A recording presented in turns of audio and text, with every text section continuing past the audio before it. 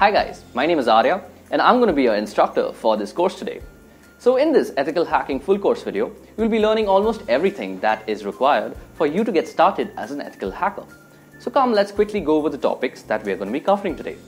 Firstly, we're going to be going through the basics of cybersecurity and cryptography, where we'll be learning the key concepts of confidentiality, integrity and availability, and how the cryptographic concepts also tie into the whole picture. Next, we'll be looking at some cyber threats. We'll be seeing how these cyber threats actually affect our computer, and then we'll also see how we can mitigate them. After which, we'll be looking into the history of ethical hacking. We'll learn how this all began in the Massachusetts Institute of Technology, and then we'll be looking into the fundamentals of networking and ethical hacking. In this, we'll be learning the various tools that are used in ethical hacking and also the network architectures that these tools are used in. After this, we'll be having a look into one of the most famous operating systems that is there, that is Kali Linux. Kali Linux is used by ethical hackers and penetration testers all around the world. We'll be learning how to install this on our local systems, we'll be learning the tools that come along with it and where we should be using them. After that, we'll be learning about penetration testing. And penetration testing is a subset of ethical hacking. So in this, we'll be learning about a tool called Metasploit, and using Metasploit, we'll be learning more about vulnerability analysis and how we can install backdoors in different computer systems and take advantages of these vulnerabilities. Now, Nmap is also another tool that we are going to be discussing in this course. We'll be learning how we can use Nmap to gather information from our networks and how we can use this information to our advantage.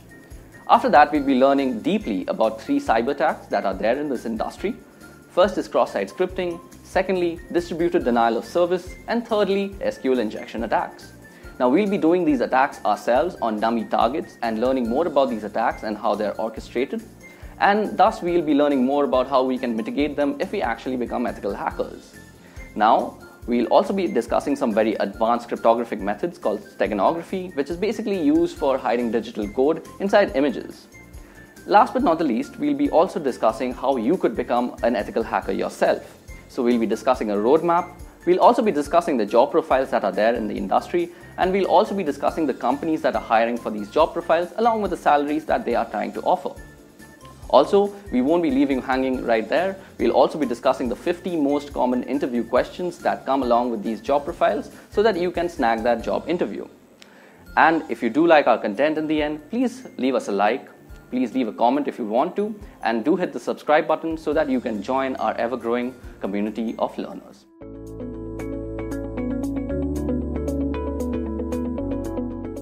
It can be rightfully said that today's generation lives on the internet, and we general users are almost ignorant as to how those random bits of ones and zeros reach securely to our computer. It's not magic, it's work and sweat that makes sure that your packets reach to you unsniffed. Today, I, Arya Paul from Edureka, I'm here to tell you guys about how cybersecurity makes this all possible. Now, before we begin, let me brief you all about the topics that we're going to cover today. So basically, we're going to ask 3 questions that are important to cybersecurity. Firstly, we're going to see why cybersecurity is needed. Next, we're going to see what exactly is cybersecurity. And in the end, I'm going to show you all through a scenario how cybersecurity can save a whole organization from organized cybercrime. Okay, so let's get started. Now, as I just said, we are living in a digital era. Whether it be booking a hotel room, ordering some dinner, or even booking a cab, we are constantly using the internet and inherently constantly generating data. This data is generally stored on the cloud, which is basically a huge data server or data center that you can access online. Also, we use an array of devices to access this data. Now, for a hacker, it's a golden age. With so many access points, public IP addresses, and constant traffic and tons of data to exploit, black hat hackers are having one hell of a time exploiting vulnerabilities and creating malicious software for the same. Above that, cyber attacks are evolving by the day. Hackers are becoming smarter and more creative with their malwares, and how they bypass virus scans and firewalls still baffle many people. Let's go through some of the most common types of cyber attacks now. So as you guys can see, I've listed out 8 cyber attacks that have plagued us since the beginning of the internet. Let's go through them briefly. So first on the list, we have general malwares. Malware is an all-encompassing term for a variety of cyber threats, including trojans, viruses, and worms. Malware is simply defined as code with malicious intent that typically steals data or destroys something on the computer. Next on the list, we have phishing, often posing as a request for data from a trusted third party Phishing attacks are sent via email and ask users to click on a link and enter their personal data. Phishing emails have gotten much more sophisticated in recent years, making it difficult for some people to discern a legitimate request for information from a false one. Phishing emails often fall into the same category as spam, but are more harmful than just a simple ad. Next on the list, we have password attacks. A password attack is exactly what it sounds like: a third party trying to gain access to your system by cracking a user's password. Next up is DDoS, which stands for Distributed Denial of Service. A DOS attack focuses on disrupting the service of a network. Attackers send high volumes of data or traffic through the network that is making a lot of connection requests, until the network becomes overloaded and can no longer function. Next up, we have man-in-the-middle attacks. By impersonating the endpoint in an online information exchange, that is the connection from your smartphone to a website, the MITM attacks can obtain information from the end users and entity he or she is communicating with. For example, if you're banking online, the man in the middle would communicate with you by impersonating your bank and communicate with the bank by impersonating you. The man in the middle would then receive all the information transferred between both parties, which could include sensitive data such as bank accounts and personal information. Next up, we have drive-by downloads. Through malware on a legitimate website, a program is downloaded to a user's system just by visiting the site. It doesn't require any type of action by the user to download it actually. Next up, we have maladvertising, which is a way to compromise your computer with malicious code that is downloaded to your system when you click on an affected ad. Lastly, we have rogue softwares, which are basically malwares that are masquerading as legitimate and necessary security software that will keep your system safe. So as you guys can see now, the internet sure isn't a safe place as we might think it is. This not only applies for us as individuals, but also large organizations. There have been multiple cyber breaches in the past that has compromised the privacy and confidentiality of our data. If we head over to this site called Information is Beautiful, we can see all the major cyber breaches that have been committed. So as you guys can see, even big companies like eBay, AOL, Evernote, Adobe have actually gone through major cyber breaches, even though they have a lot of security measures taken to protect the data that they contain. So it's not only that small individuals are targeted by hackers and other people, but even bigger organizations are constantly being targeted by these guys. So after looking at all sorts of cyber attacks possible, the breaches of the past, and the sheer amount of data available, we must be thinking that there must be some sort of mechanism and protocol to actually protect us from all these sorts of cyber attacks. And indeed, there is a way, and this is called cybersecurity. In a computing context, security comprises of cybersecurity and physical security. Both are used by enterprises to protect against unauthorized access to data centers and other computerized systems. Information security, which is designed to maintain the confidentiality, integrity, and availability of data, is a subset of cybersecurity. The use of cybersecurity can help prevent against cyber attacks, data breaches, identity theft, and can aid in risk management. So when an organization has a strong sense of network security and an effective incident response plan, it is better able to prevent and mitigate these attacks. For example, end-user protection defends information and guards against loss of theft, while also scanning computers for malicious code. Now, when talking about cybersecurity, there are three main activities that we are trying to protect ourselves against, and they are unauthorized modification, unauthorized deletion, and unauthorized access. These three terms are very synonymous to the very commonly known CIA triad, which stands for confidentiality, integrity, and availability. The CIA triad is also commonly referred to as the three pillars of security, and most security policies of bigger organizations and even smaller companies are based on these three principles. So let's go through them one by one. So first on the list, we have confidentiality. Confidentiality is roughly equivalent to privacy. Measures undertaken to ensure confidentiality are designed to prevent sensitive information from reaching the wrong people, while making sure that the right people can in fact get it. Access must be restricted to those authorized to view the data in question.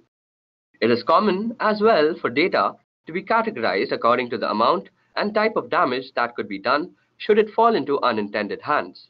More or less, stringent measures can then be implemented across to those categories. Sometimes safeguarding data confidentiality may involve special training for those privy to such documents. Such training would typically include security risks that could threaten this information. Training can help familiarize authorized people with risk factors and how to guard against them. Further aspects of training can include strong password and password-related best practices and information about social engineering methods to prevent them from bending data handling rules with good intention and potentially disastrous results. Next on the list, we have integrity. Integrity involves maintaining the consistency, accuracy, and trustworthiness of data over its entire life cycle. Data must not be changed in transit, and steps must be taken to ensure that data cannot be altered by unauthorized people, for example, in a breach of confidentiality. These measures include file permissions and user access controls. Version control may be used to prevent erroneous changes or accidental deletion by authorized users becoming a problem. In addition, some means must be in place to detect any changes in data that might occur as a result of non-human caused events, such as electromagnetic pulses or server crash. Some data might include checksums, even cryptographic checksums for verification of integrity. Backup or redundancies must be available to restore the affected data to its correct state. Last but not the least is availability. Availability is best ensured by rigorous maintaining of all hardware, performing hardware repairs immediately when needed, and maintaining a correctly functional operating system environment that is free of software conflicts. It's also important to keep current with all necessary system upgrades. Providing adequate communication bandwidth and preventing the occurrences of bottlenecks are equally important. Redundancy, failover, and even high availability clusters can mitigate serious consequences when hardware issues do occur. Fast and adaptive disaster recovery is essential for the worst-case scenarios. That capacity is reliant on the existence of a comprehensive disaster recovery plan. Safeguards against data loss or interruption in connection must include unpredictable events such as natural disasters and fire. To prevent data loss from such occurrences, a backup copy must be stored in a geographically isolated location, perhaps even in a fireproof water-safe place. Extra security equipments or software such as firewalls and proxy servers can guard us against downtimes and unreachable data due to malicious actions such as denial of service attacks and network intrusions. So now that we have seen what we are actually trying to implement when trying to protect ourselves on the internet, we should also know the ways that we actually protect ourselves when we are attacked by cyber organizations. So the first step to actually mitigate any type of cyber attack is to identify the malware or the cyber threat that is being currently going on in your organization. Next, we have to actually analyze and evaluate all the affected parties and the file systems that have been compromised. And in the end, we have to patch the whole treatment so that our organization can come back to its original running state without any cyber breaches. So how is it exactly done? This is mostly done by actually calculating three factors. The first factor is vulnerability, the second factor is threat, and the third is risk. So let me tell you about the three of them a little bit. So first on the list of actual calculations, we have vulnerability. So a vulnerability refers to a known weakness of an asset that can be exploited by one or more attackers. In other words, it is a known issue that allows an attack to be successful. For example, when a team member resigns and you forget to disable their access to external accounts, change logins, or remove their names from the company credit cards, this leaves your business open to both unintentional and intentional threats. However, most vulnerabilities are exploited by automated attackers and not a human typing on the other side of the network. Next, testing for vulnerabilities is critical to ensuring the continued security of your systems by identifying weak points and developing a strategy to respond quickly. Here are some questions that you ask when determining your security vulnerabilities. So you have questions like, is your data backed up and stored in a secure offsite location? Is your data stored in the cloud? If yes, how exactly is it being protected from cloud vulnerabilities? What kind of security do you have to determine who can access, modify, or delete information from within your organization? Next, you could ask questions like, what kind of antivirus protection is in use? What are the license currents? Are the license current? And is it running as often as needed? Also, do you have a data recovery plan in the event of vulnerability being exploited? So these are the normal questions that one asks when actually checking their vulnerability. Next up is threat. A threat refers to a new or newly discovered incident with potential to do harm to a system or your overall organization. There are three main types of threat: natural threats like floods or tornadoes, unintentional threats such as employee mistakenly accessing the wrong information, and intentional threats. There are many examples of intentional threats including spyware, malware, adware companies, or the actions of disgruntled employees. In addition, worms and viruses are categorized as threats because they could potentially cause harm to your organization through exposure to an automated attack, as opposed to one perpetrated by human beings.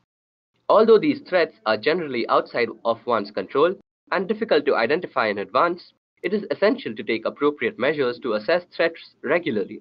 Here are some ways to do so. Ensure that your team members are staying informed of current trends in cybersecurity so they can quickly identify new threats.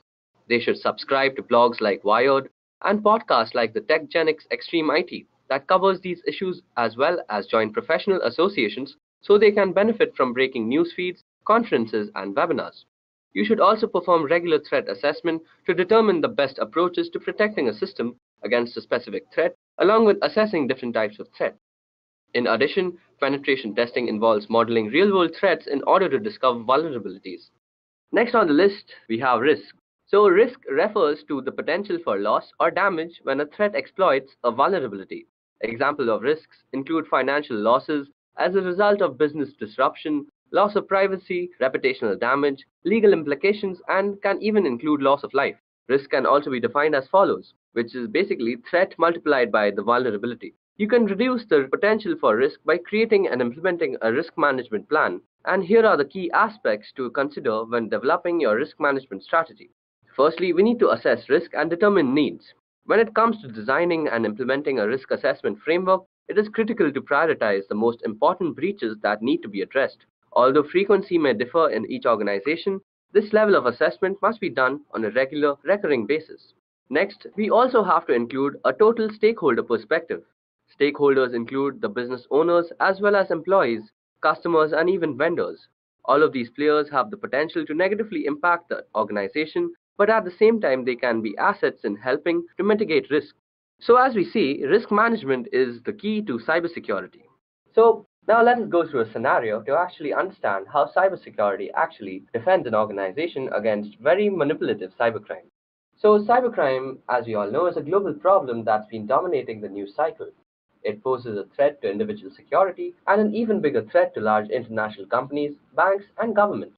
Today's organized cybercrime far outshadows lone hackers of the past, and now large organized crime rings function like startups and often employ highly trained developers who are constantly innovating new online attacks. Most companies have preventative security software to stop these types of attacks, but no matter how secure we are, cybercrime is going to happen.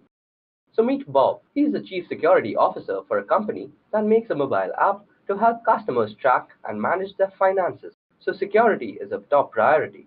So Bob's company has an activity response platform in place that automates the entire cybersecurity process. The ARP software integrates all the security and IT software needed to keep a large company like Bob's secured into a single dashboard and acts as a hub for the people, processes, and technology needed to respond to and contain cyber attacks. Let's see how this platform works in the case of a security breach. While Bob is out on a business trip, irregular activity occurs on his account as a user behavior analytics engine that monitors account activity, recognizes suspicious behavior involving late-night logins and unusual amounts of data being downloaded. This piece of software is the first signal that something is wrong. An alert is sent to the next piece of software in the chain, which is the security information and event management system. Now, the ARP can orchestrate a chain of events that ultimately prevents the company from encountering a serious security disaster. The ARP connects to a user directory software that Bob's company uses, which immediately recognizes the user accounts belong to an executive who is out on a business trip and then proceeds to lock his account. The ARP sends the incident IP address to a threat intelligence software which identifies the address as a suspected malware server.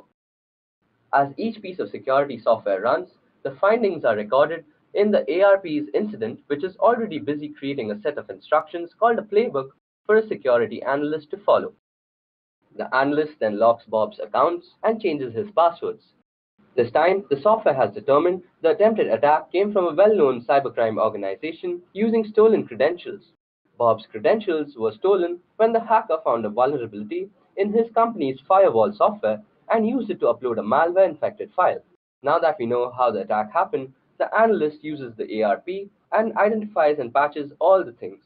The ARP uses information from Endpoint Tool to determine which machines need to be patched, recommends how to patch them, and then allows the analyst to push the patches to all the computers and mobile devices instantly. Meanwhile, Bob has to alert the legal departments of the breach, and the ARP instantly notifies the correct person of the situation and the status of the incident after the attack is contained. And Bob's account is secured. The analyst then communicates which data may have been stolen or compromised during the incident. He identifies which geographies, jurisdictions, and regulatory agencies cover the users and information affected by the attack. Then the ARP creates a series of tasks so the organization can notify the affected parties and follow all relevant compliances and liability procedures.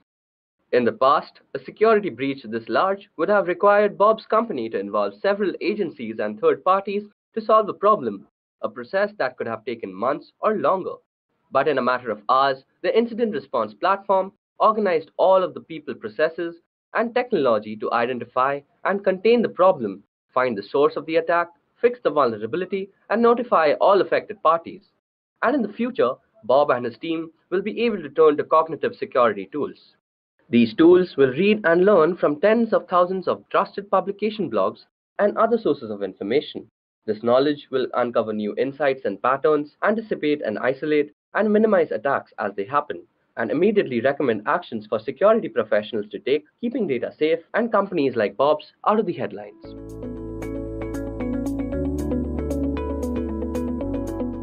Cryptography is essentially important because it allows you to securely protect data that you don't want anyone else to have access to.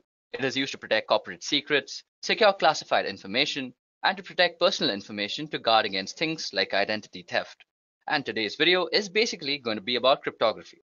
Now, before we actually jump into the session, let me give you guys a brief on the topics that we're going to cover today. So first of all, we're going to cover what is cryptography through the help of a very simplistic scenario. Then we are going to go through the classifications of cryptography and how the different classificative algorithm works. In the end, I'm going to show you guys a nifty demo on how a popular algorithm called RSA actually works. So let's get started. Now I'm going to take the help of an example or a scenario to actually explain what is cryptography. Alright, so let's say we have a person and let's call him Andy. Now suppose Andy sends a message to his friend Sam who is on the other side of the world. Now obviously, he wants this message to be private and nobody else should have access to the message. Now he uses a public forum, for example the internet, for sending this message. The goal is to actually secure this communication, and of course we have to be secure against someone. Now let's say there is a smart guy called Eve who has secretly got access to your communication channel.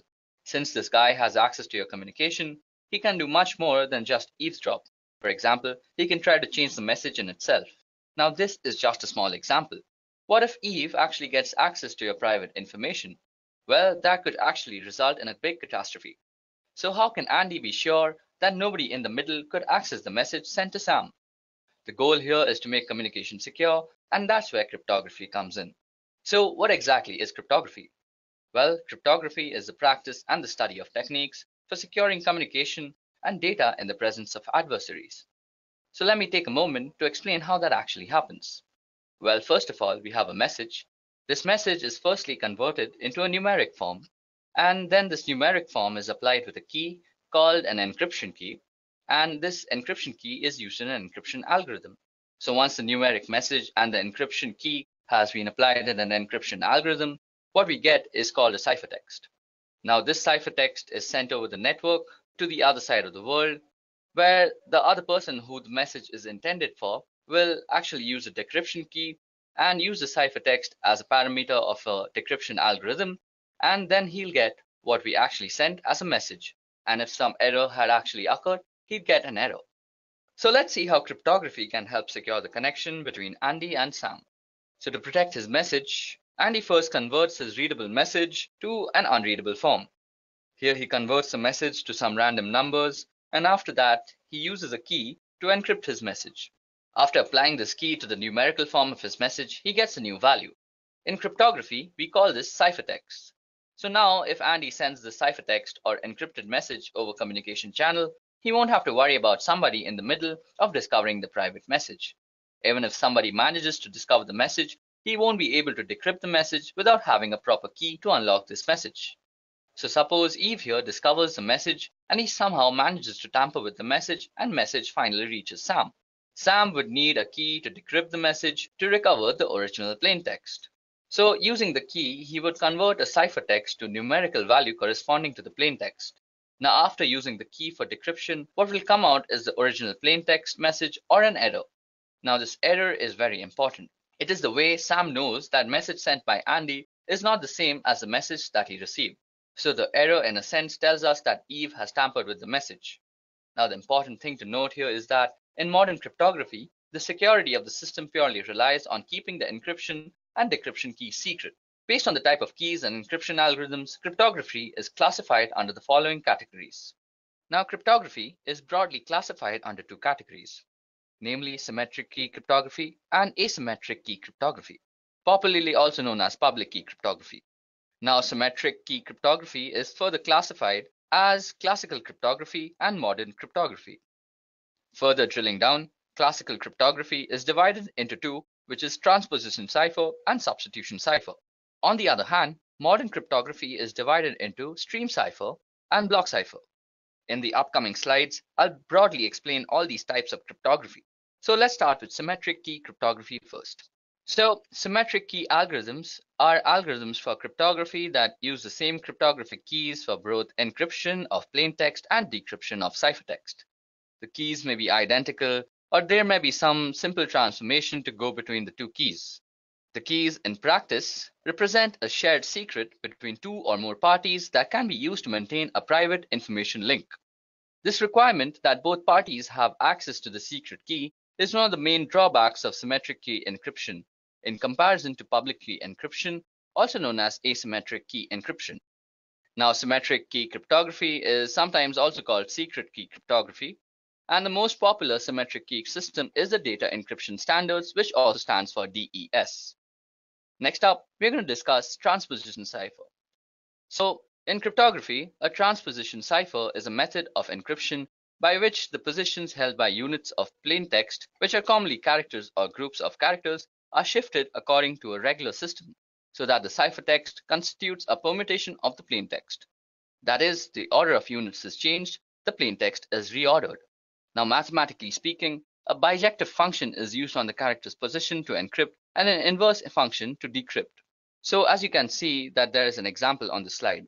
So on the plaintext side, we have a message which says, "Meet me after the party." Now this has been carefully arranged in the encryption matrix, which has been divided into 6 rows and the columns. So next we have a key, which is basically 421635, and then we rearrange by looking at the plaintext matrix, and then we get the ciphertext, which basically is some unreadable gibberish at this moment. So that's how this whole algorithm works. On the other hand, when the ciphertext is being converted into the plaintext, the plaintext matrix is going to be referred, and it can be done very easily. Moving on, we are going to discuss substitution cipher. So substitution of single letters separately, simple substitution can be demonstrated by writing out the alphabets in some order to represent the substitution. This is termed as substitution alphabet. The cipher alphabet may be shifted or reversed, creating the Caesar and Abstash cipher respectively, or scrambled in a more complex fashion, in which case it is called a mixed alphabet or deranged alphabet. Traditionally, mixed alphabets may be created by first writing out keyword, removing repeated letters in it, then writing all the remaining letters in the alphabet in the usual order. Now consider this example shown on the slide. Using the system we just discussed, the keyword zebras gives us the following alphabets from the plaintext alphabet, which is A to Z. So the ciphertext alphabet is basically zebras, then followed by all the alphabets we have missed out in the zebra word. So as you guys can see, it's zebras followed by S, C, D, F, G, H, and so on. Now suppose we were to actually encrypt a message using this code. So as you guys can see on the screen, I've shown you an example, which is a message, "Flee at once, we are discovered," is being actually encrypted using this code. So if you guys can see out here, the F letter actually corresponds to S, and then the L letter actually corresponds to I out here. Then we actually get the ciphertext, which is SIAAZQ, using the code and the process that I just discussed. Now traditionally, the ciphertext is written out in blocks of fixed length, omitting punctuations and spaces. This is done to help avoid transmission errors to disguise the word boundaries from the plaintext. Now these blocks are called groups, and sometimes a group count, that is the number of groups, is given as an additional check. Now, 5-letter groups are traditional. As you guys can see that we have also divided our ciphertext into groups of 5, and this dates back to when messages were actually used to be transmitted by telegraph.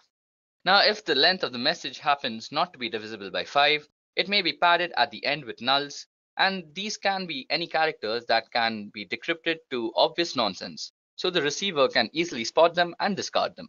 Next on our list is stream cipher. So a stream cipher is a method of encrypting text to produce ciphertext in which a cryptographic key and algorithm are applied to each binary digit in a data stream 1 bit at a time. This method is not much used in modern cryptography. The main alternative method is block cipher, in which a key and algorithm are applied to block of data rather than individual bits in a stream. Okay, so now that we've spoken about block cipher, let's go and actually explain what block cipher does. A block cipher is an encryption method that applies a deterministic algorithm to the symmetric key to encrypt a block of text rather than encrypting 1 bit at a time as in stream ciphers. For example, a common block cipher, AES, encrypts 128-bit blocks with a key of predetermined length that is either 128, 192, or 256 bits in length. Now, block ciphers are pseudo-random permutation families that operate on the fixed size of block of bits. These PRPs are functions that cannot be differentiated from completely random permutation and thus are considered reliable until proven to be unreliable by some source. Okay, so now it's time that we discuss some asymmetric cryptography. So, asymmetric cryptography, also known as public key cryptography, is any cryptographic system that uses pair of keys, which is a public key which may be disseminated widely, and private keys which are known only to the owner. This accomplishes two functions: authentication, where the public key verifies that a holder of the paired private key sent the message, and encryption, where only the paired private key holder can decrypt the message encrypted with the public key. In a public key encryption system, any person can encrypt a message using the receiver's public key. That encrypted message can only be decrypted with the receiver's private key. So to be practical, the generation of public and private key pair must be computationally economical. The strength of a public key cryptographic system relies on computational efforts required to find the private key from its paired public key. So effective security only requires keeping the private key private, and the public key can be openly distributed without compromising security. Okay, so now that I've actually shown you guys how cryptography actually works and how the different classifications are actually applied, let's go and do something interesting. So you guys are actually watching this video on YouTube right now. So if you guys actually go and click on the secure part besides the URL, you can actually go and view the digital certificates that are actually used out here. So click on certificates and you'll see the details in the details tab. Now, as you guys can see, the signature algorithm that is used for actually securing YouTube is being SHA-256 with RSA.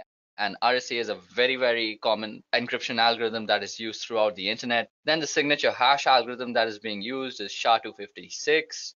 And the issuer is Google Internet Authority. And you can get a lot of information about sites and all their authority key identifiers, their certificate policies, the key usage, and a lot of things about security just from this small little button out here. Also, let me show you a little how public key encryption actually works. So on the site, which is basically cobwebs.cs.uga.edu, you can actually demo out public key encryption. So suppose we had to send a message. First, we would need to generate keys. So as you can see, I just clicked generate keys and it got me two keys, which is one is the public key, which I will distribute throughout the network, and one the private key, which I will actually keep secret to myself. Now I want to send a message saying, "Hi there. When is the exam tomorrow?" So now we are going to encrypt it using the public key because that's exactly what's distributed. So now as you can see, we have got our ciphertext. So this huge thing right out here is ciphertext, and it absolutely makes no sense whatsoever. Now suppose we were to actually then decrypt the message. We would use the private key that goes along with our account, and we would decode the message. And as you guys can see, voila, we have, "Hi there, when is the exam tomorrow?" So we have actually sent a message on the internet in a very secure fashion. Above that, there's also RSA that needs some explaining because I had promised that too. Now, RSA is a very, very commonly used algorithm that is used throughout the internet, and you just saw it being used by YouTube. So it has to be common. So RSA has a very unique way of applying this algorithm. There are many actual parameters that you actually need to study. Okay, so now we're actually going to discuss RSA, which is a very popular algorithm that is used throughout the internet. And you also saw that it's being used by YouTube right now. So this crypto system is one of the initial system. It remains the most employed crypto system even today. And the system was invented by three scholars, which is Ron Rivest, Adi Shamir, and Len Adelman. Hence the name RSA. And we will see the two aspects of the RSA crypto system. Firstly, generation of key pair, and secondly, encryption-decryption algorithms. So each person or a party who desires to participate in communication using encryption needs to generate a pair of keys, namely public key and private key. So the process followed in the generation of keys is as follows. First, we have to actually calculate n. Now n is actually given by multiplying p and q, as you guys can see out here. So p and q are supposed to be very large prime numbers. So out here p will be 35, but for some very strong encryption, we are going to choose very large prime numbers. Then we actually have to calculate phi. Now phi, as you can see, the formula goes is p minus 1 into q minus 1. And this helps us determine for the encryption algorithm. Now then we have to actually calculate E. Now E must be greater than 1 and less than phi, which is p minus 1 into q minus 1. And there must be no common factors for E and phi except for 1. So in other words, they must be co-prime to each other. Now to form the public key, the pair of numbers n and E form the RSA public key system. This is actually made public and is distributed throughout the network. Interestingly though, n is a part of the public key, and the difficulty in factorizing a large prime number ensures that the attacker cannot find in finite time the two primes, that is p and q, that is used to obtain n. This actually ensures the strength of RSA. Now, in the generation of the private key d is calculated from p, q, and e. For given n and e, there is a unique number d. Now, the number d is the inverse of e modulo phi.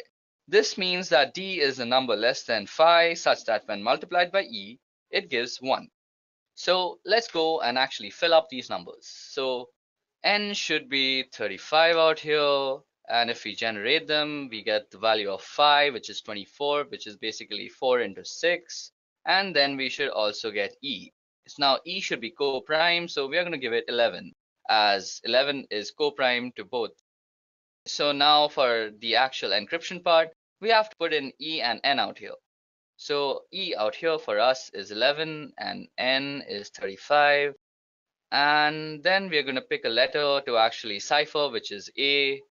And then we're going to encode it as a number.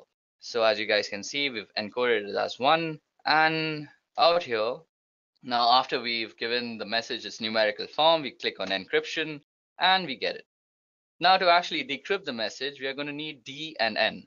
Now D for us was 5 and N was 35. So 5 and 35. And then we're going to take encrypted message from above and we're going to decrypt this message. So after you decrypt it, we have the numerical form of the plain text, and to then decode the message, just click here, decode message, and as you guys can see, we have decoded a message using RSA. So guys, that's how RSA works. I explained all the factors that we actually use in RSA, from N to 5 to E to D, and I hope you understood a part of it. If y'all are still more interested, y'all can actually research a lot on RSA. It's a very in-depth cryptographic system. D and N. Now D for us was 5 and N was 35. So 5 and 35. And then we're going to take encrypted message from above and we're going to decrypt this message. So after you decrypt it, we have the numerical form of the plain text, and to then decode the message, just click here, decode message, and as you guys can see, we have decoded a message using RSA. So guys, that's how RSA works. I explained all the factors that we actually use in RSA, from N to 5 to E to D, and I hope you understood a part of it. If y'all are still more interested, y'all can actually research a lot on RSA. It's a very in-depth cryptographic system.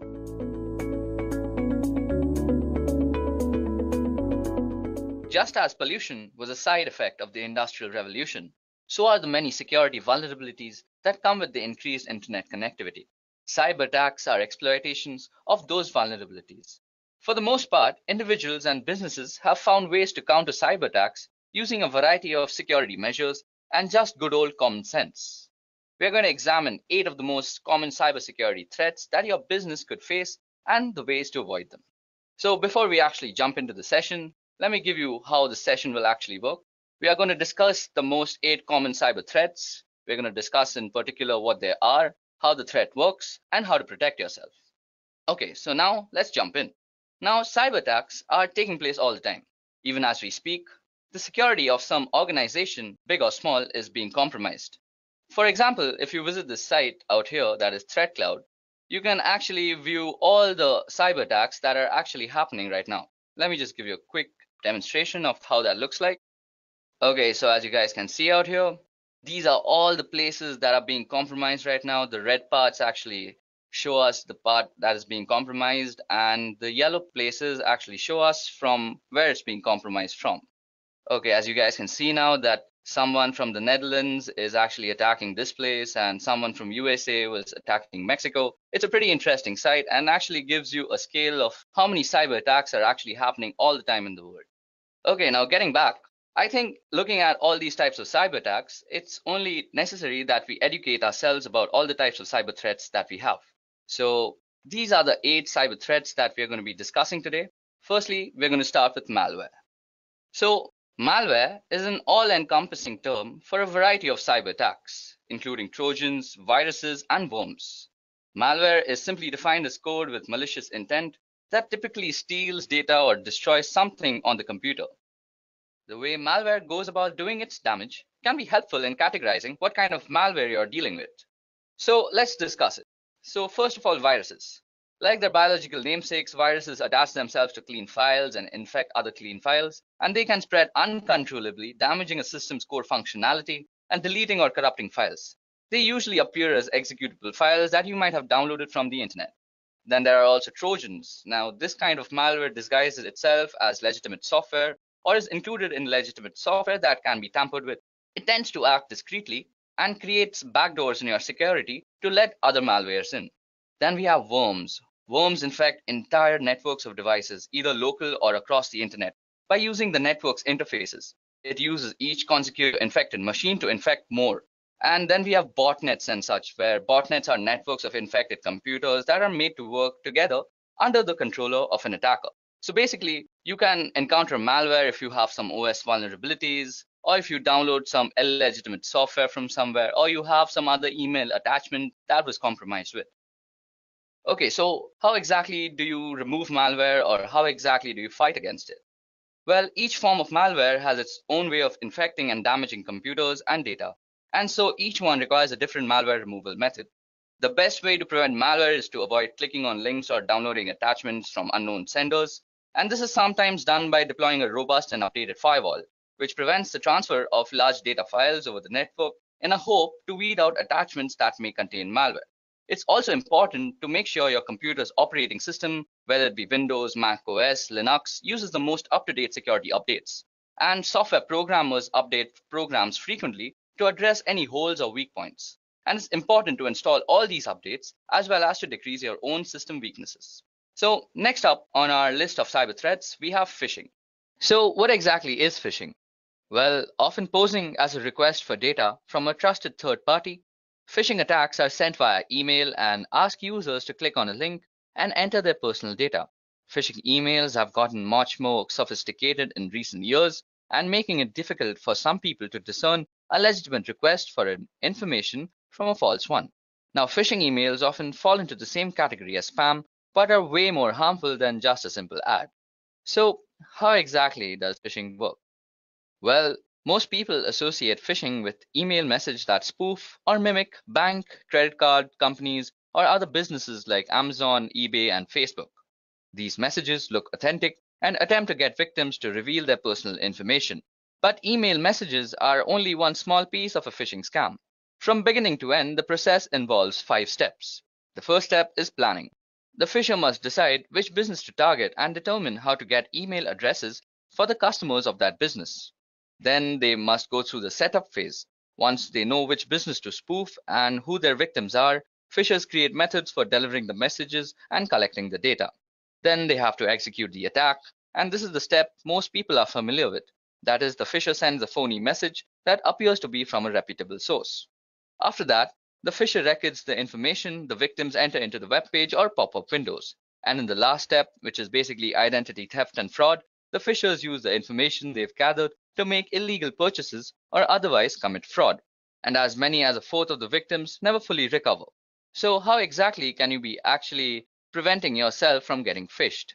Well, the only thing that you can do is being aware of how phishing emails actually work. So first of all, a phishing email has some very specific properties.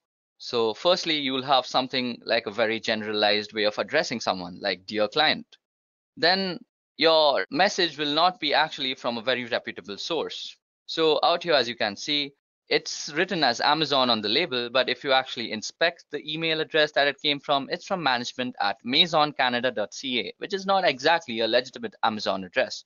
Third, you can actually hover over the redirect links and see where they actually redirect you to. Now, this redirects me to www.fakeamazon.com, as you can see out here. So basically, you know this is actually a phishing email, and you should actually report this email to your administrators or anybody else that you think is supposed to be concerned with this. Also, let me give you guys a quick demonstration on how phishing actually works from the perspective of an attacker. So first of all, I have actually created a phishing website for harvesting Facebook credentials. I simply just took the source code of the Facebook login page and pasted it, and then made a backend code in PHP which makes a log file of all the Facebook passwords that get actually entered onto the phishing page. Now, I've also sent myself an email as to make sure this looks legitimate, but this is only for spreading awareness, so please don't use this method for actually harvesting credentials. That's actually a very illegal thing to do. So let's get started. First of all, you'll go to your email and see that you'll get some email saying your Facebook credentials have been compromised. So when you open it, it looks pretty legit. Well, I haven't made it look all that legit. It should look legit, but the point out here is to actually make you aware of how this works. So as you guys can see, it says, "Dear client, we have strong reasons to believe that your credentials may have been compromised and might have been used by someone else. We have locked your Facebook account. Please click here to unlock. Sincerely, Facebook Associate Team." So if we actually click here, we are actually redirected to a nice looking Facebook page, which is exactly how Facebook looks like when you're logging in.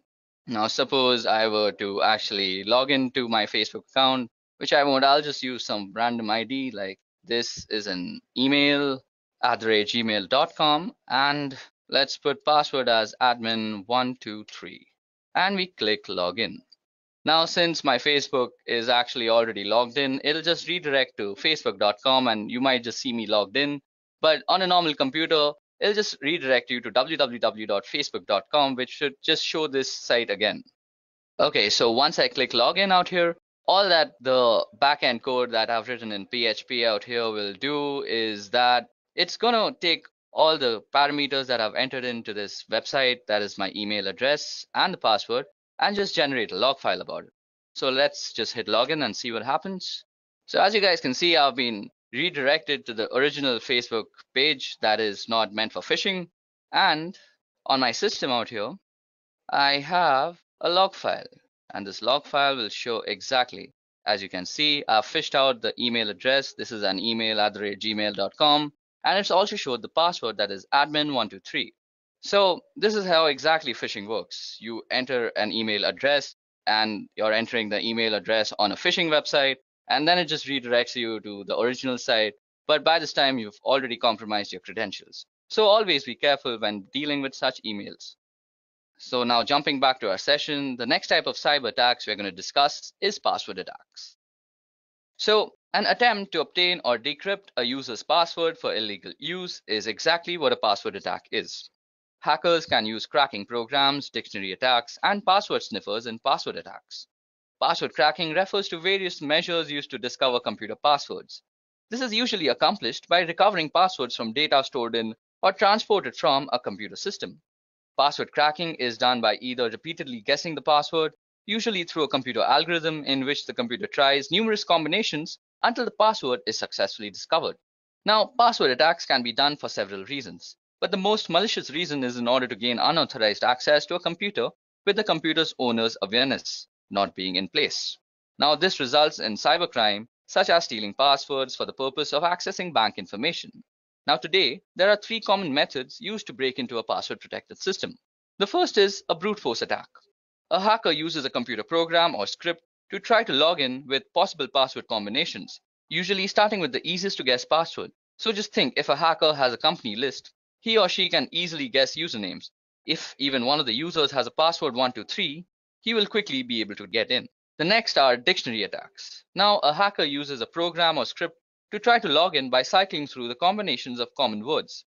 In contrast with brute force attacks where a large proportion key space is searched systematically, a dictionary attack tries only those possibilities which are most likely to succeed, typically derived from a list of words, for example, a dictionary. Generally, dictionary attacks succeed because most people have a tendency to choose passwords which are short or such as single words found in the dictionaries or simple, easy predicted variations on words such as appending a digit or so. Now, the last kind of password attacks are used by keylogger attacks. A hacker uses a program to track all of the user's keystrokes. So at the end of the day, everything the user has typed, including the login IDs and passwords, have been recorded.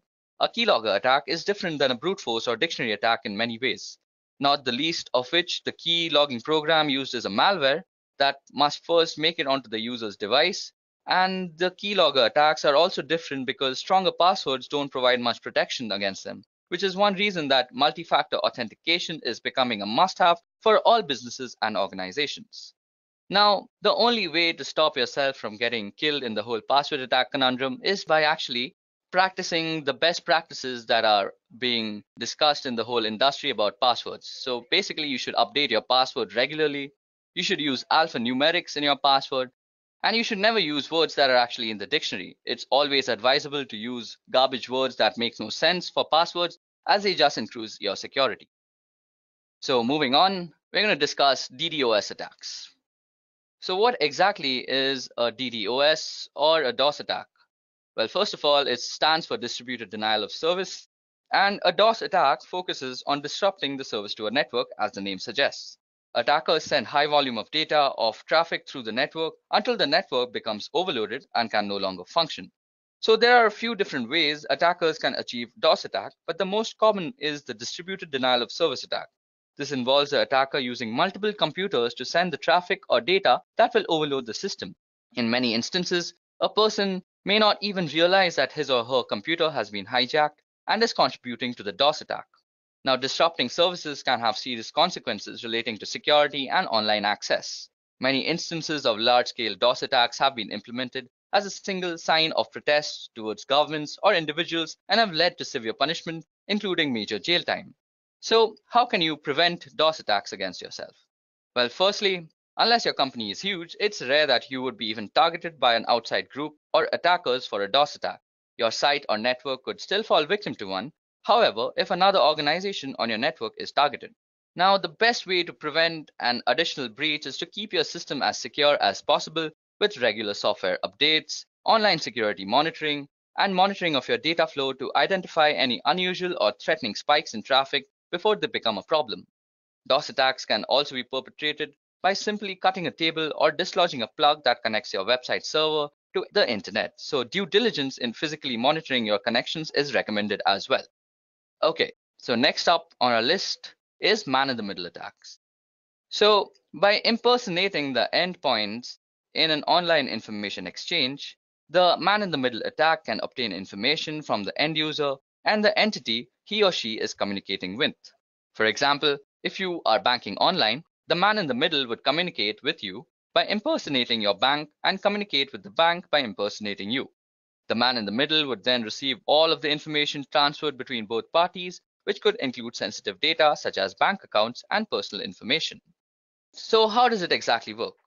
Normally, an MITM gains access through a non-encrypted wireless access point, which is basically one that doesn't use WAP, WPA, or any of the other security measures. Then they would have to access all of the information being transferred between both parties by actually spoofing something called address resolution protocol. That is the protocol that is used when you are actually connecting to your gateway from your computer. So how can you exactly prevent MITM attacks from happening against you? So firstly, you have to use an encrypted WAP, that is an encrypted wireless access point. Next, you should always check the security of your connection, because when somebody is actually trying to compromise your security, he will try to actually strip down the HTTPS or HSTS that is being injected in the website, which is basically the security protocols. So if something like this HTTPS is not appearing in your website, you're on an insecure website where your credentials or your information can be compromised.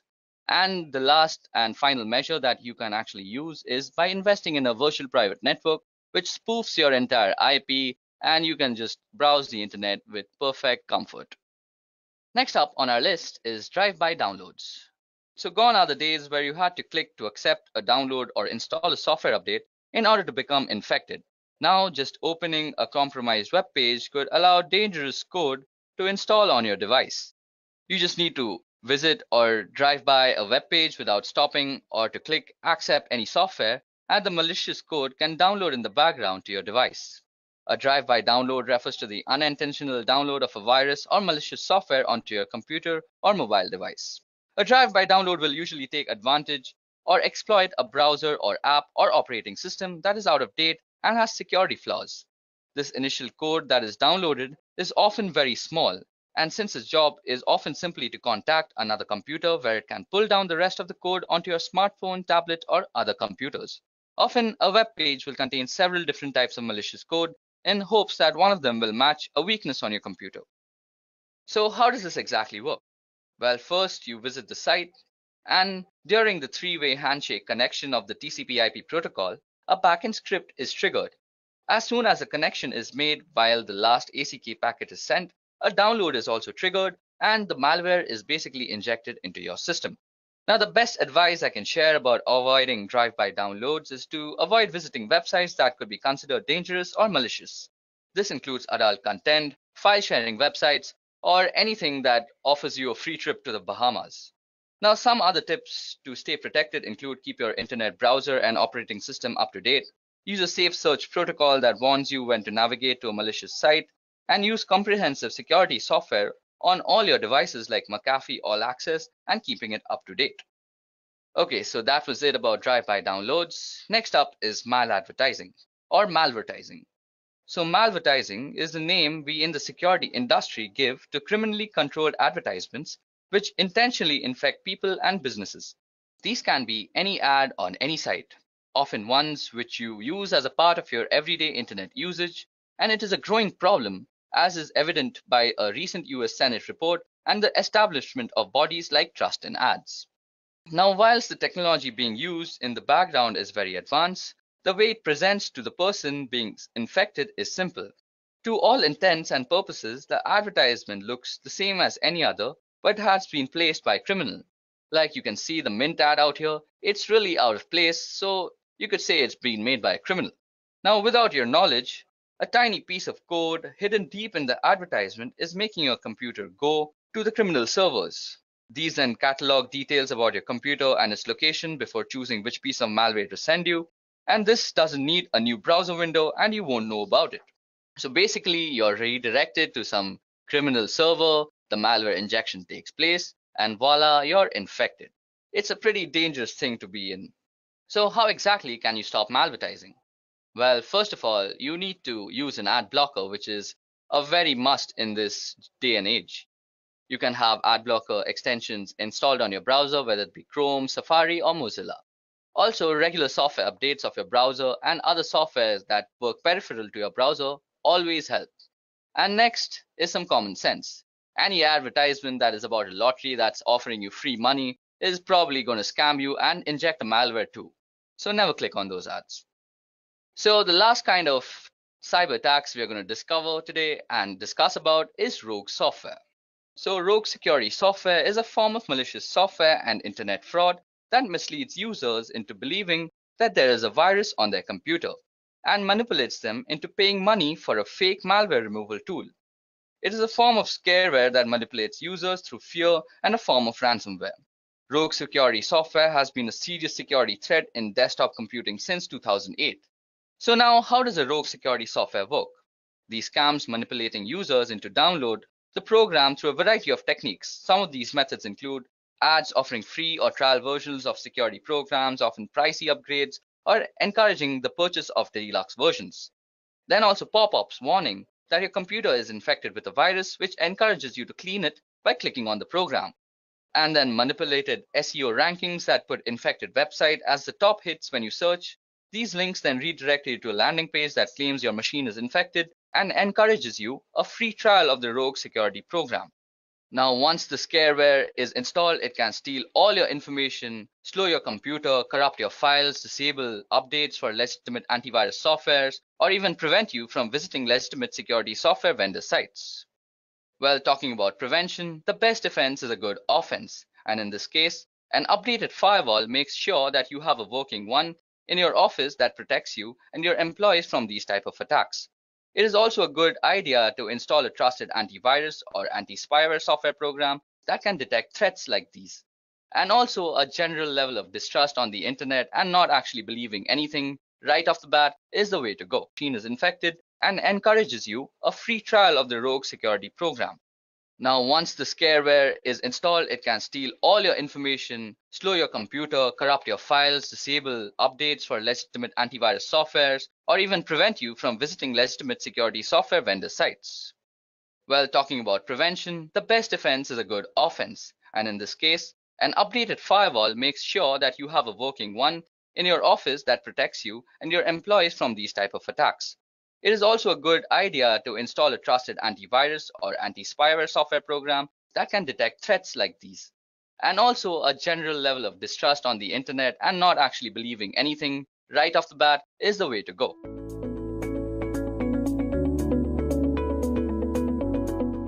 The keyword of this video is ethical hacking course, but in reality, it's just an expansive video on the fundamentals of ethical hacking. There is no such thing as an ethical hacking course, to be honest, because no course can teach you a discipline like ethical hacking. All the best that you can do in creating content for ethical hacking is that you can tell people about the fundamentals that are followed in this discipline. Okay, now before we start, let me just give you a general idea of the topics that I intend to cover throughout this video. Okay, now to be honest, we're going to cover a pretty broad range of material. We are firstly going to be going over footprinting and reconnaissance, where you get an idea of what's involved in the ethical hacking engagement that you're working on and information about the target that you're engaged with. Then we're going to talk about networking fundamentals, and here we're going to get our hands dirty with packets and the understanding of TCP/IP at a deeper level, and also understanding how the different protocols work and why they work that way. Now, we are also going to be talking about cryptography, where we talk about different cryptographic ciphers. We're going to deal with web encryption to SSL and TLS. We are also going to talk about certificates and the creation of certificates and how they actually operate. We will also talk about public key cryptography, and we are also scanning and enumeration, so Nmap, and dealing with Windows servers and using SNMP and LDAP and all that sort of stuff. Then we're going to be talking about penetration, where we deal with different ways of getting into systems and also go over using Metasploit, which is an exploit framework. And we're going to talk about how to use Metasploit, and you actually get into systems and make use of the exploits that they have. Then we're going to talk about malwares, viruses, and worms and rootkits, and all of that sort of stuff. We're going to take a look at the different pieces of malware and how you would pull that apart in order to understand what it's doing and potentially make use of that malware during an ethical hacking engagement. Then we're going to talk about different types of denial of service attacks or DOS attacks, and the difference between a denial of service attack and a distributed denial of service attack.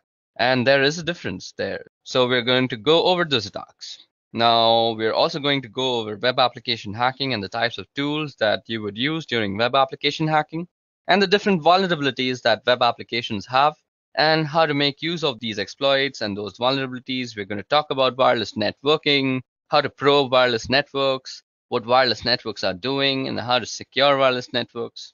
We're also going to talk a little bit about detection evasion, and to be honest with you, detection evasion kind of comes up in a lot of different areas through the many of the topics that we're also going to talk about: programming attacks, and how to protect oneself against programming attacks. Okay, so that was the number of topics that we are actually going to cover through this video. Now, the approach that I'm going to be taking in the series of videos is whenever possible, we're going to be going to use a hands-on approach. So we're going to show you the actual tools I'm going to make use of and the tools to do some sort of demonstration and how they actually work. I am a big believer in getting your hands dirty as the best way to learn anything. So as we go through the series of videos, I strongly encourage you to get access to the tools that I'm going to be demonstrating wherever possible and dig in and get your hands dirty along with me. And there are places where we're going to be going over some theoretical material, and I'm not a big fan of PowerPoint slides, but sometimes they're a necessary evil in order to convey certain types of information. So wherever possible, I'm going to minimize their use, but you will run across places where they're just a necessity. And we're going to have to go through some slides where in order to get some particular points across, they are primarily of a theoretical nature. So that's the approach that we'll be taking through this video, and I hope you have fun as you go along the way. Okay, so let's begin. Now the first topic that we're going to tackle is, what is hacking? Okay, so let us take a trip to the early days of hacking to start with. Now, the Internet Engineering Task Force is responsible for maintaining documentation about protocols and various specifications and processes and procedures regarding anything on the Internet. They have a series of documents called the Request for Comments, or the RFCs. And according to RFC 1389, it says, a hacker is a person who delights in having an intimate understanding of the internal workings of a system, computers, and computer networks in particular. While the expression hackers may go back a long time and have many different connotations or definitions, as far as computers go, some of the earliest hackers were members of the Tech Model Railroad Club at the Massachusetts Institute of Technology. And what those people did and the various things that they did and were involved in are detailed in Stephen Levy's book called Hackers for Our Purposes. Now, for our purposes, we'll be talking about other types of hackers. Although the spirit of what we do goes back to those early days, now the definition of hacking or hackers has changed, particularly in the 1980s, and in part as a result of a couple of people, namely Robert T. Morris, who was a Cornell graduate, who unleashed a piece of software that was called a worm on what was an early version of the internet worm, went on to cause a lot of damage and create a lot of downtime on systems across the country and across the world. Now, the Morris worm did end up resulting in something good, however. That is, the Computer Emergency Response Team at Carnegie Mellon was created primarily in response to the Morris worm. Now, there's also Kevin Mitnick, who is another well-known hacker who was responsible for various acts of computer crime over a couple of decades. He was the first convicted in 1988. So the definition of hacker or hacking moved from something benign to something far more sinister in popular culture. Now, we see hacking or hackers in all sorts of popular culture. We've seen them in hacker movies called War Games, also the movie Hackers. Of course, you also see it in the Matrix movies, where you can see, if you look really closely, that they are using a tool called Nmap, which we will get into the use of in great detail later on as we go on. Now, also the movie Sneakers and the movie Swordfish. And on television, in addition to other places, you can see the agents at NCIS regularly doing things like cracking complex cryptography in just a matter of seconds or minutes. So, what is hacking really? Well, hacking is about a deep understanding of something particularly with relation to computers and computing. It's also about exploring and the joy of learning new things and understanding them very clearly, and being able to manipulate those things in ways that maybe other people haven't before. It's also about digging into problems to find out solutions in creative and interesting ways, and sometimes finding problems where there weren't problems previously. And that's a little bit about what is hacking.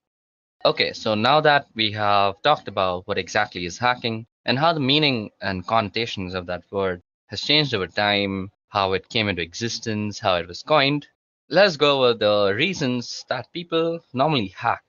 Now, you may want to hack just for fun. As discussed previously, hacking is a tradition that goes back several decades at MIT, even preceding the computer-related definition of hacking. Now, MIT has a long and storied history of hacking, and sometimes of a computer related nature, which in this case happens to be true, and sometimes of a non computer related nature instance. Now, here you can see that MIT's homepage has been hacked, or you might even say defaced, to indicate that Disney is buying MIT. This was an April Fool's Day prank in 1998, and again, this is just the kind of hacking that you would do for fun rather. Now, sometimes you might want to hack just to prove a political point, or any point for that matter. In this case, again, Bill Gates had donated some money to the MIT, which allowed them to have a new building. And he was coming to MIT to visit and give a talk about Microsoft Windows and its systems. And as you can see, the Windows systems that were installed in the entryway at the building were hacked to be running Linux instead. And you can see here that Tux the Penguin is saying, "Welcome to the William H. Gates building." Again, that's some students who decided that they wanted to make a point about Linux and Microsoft and Windows to Bill Gates, and they thought hacking was the best way to go about it. Sometimes you hack just for the challenge. Here's an example again at MIT, where some students turned the facade of a building into a Tetris game board. Now, this was a reasonably difficult hack, and the students went after it just for the challenge of completing it. And it just so they could have some pride of ownership and to be able to say that they were able to pull this off. You know, the things that teenagers do to show off to other teenagers, it just increases with increase in scale. Now, in spite of its difficulties and its challenges and all the obstacles and planning that had to go into it, they were able to pull it off, and now they have those bragging rights. So that was one of them, and one of the instances where somebody would hack just for the challenge and for the fun in it. Now, sometimes you want to hack to prevent theft, and this is where we get more specifically into computer-related hackings. You see a lot of articles and stories in the news over the last few years about cybercrime, and here's an example of data theft compromised. And a fewer than 1.5 million cards for global payments. So there are some attackers who got into this company, Global Payment, and they were able to pull out about 1.5 million credit card numbers during the intrusion there. So what you may want to do is you may want to learn how to hack in order to find these holes in your systems or applications or employer systems, so that you can fix these holes and prevent these compromises from happening because of the reputational hit that your company takes whenever things like these happen. You have the risk of completely running out of business.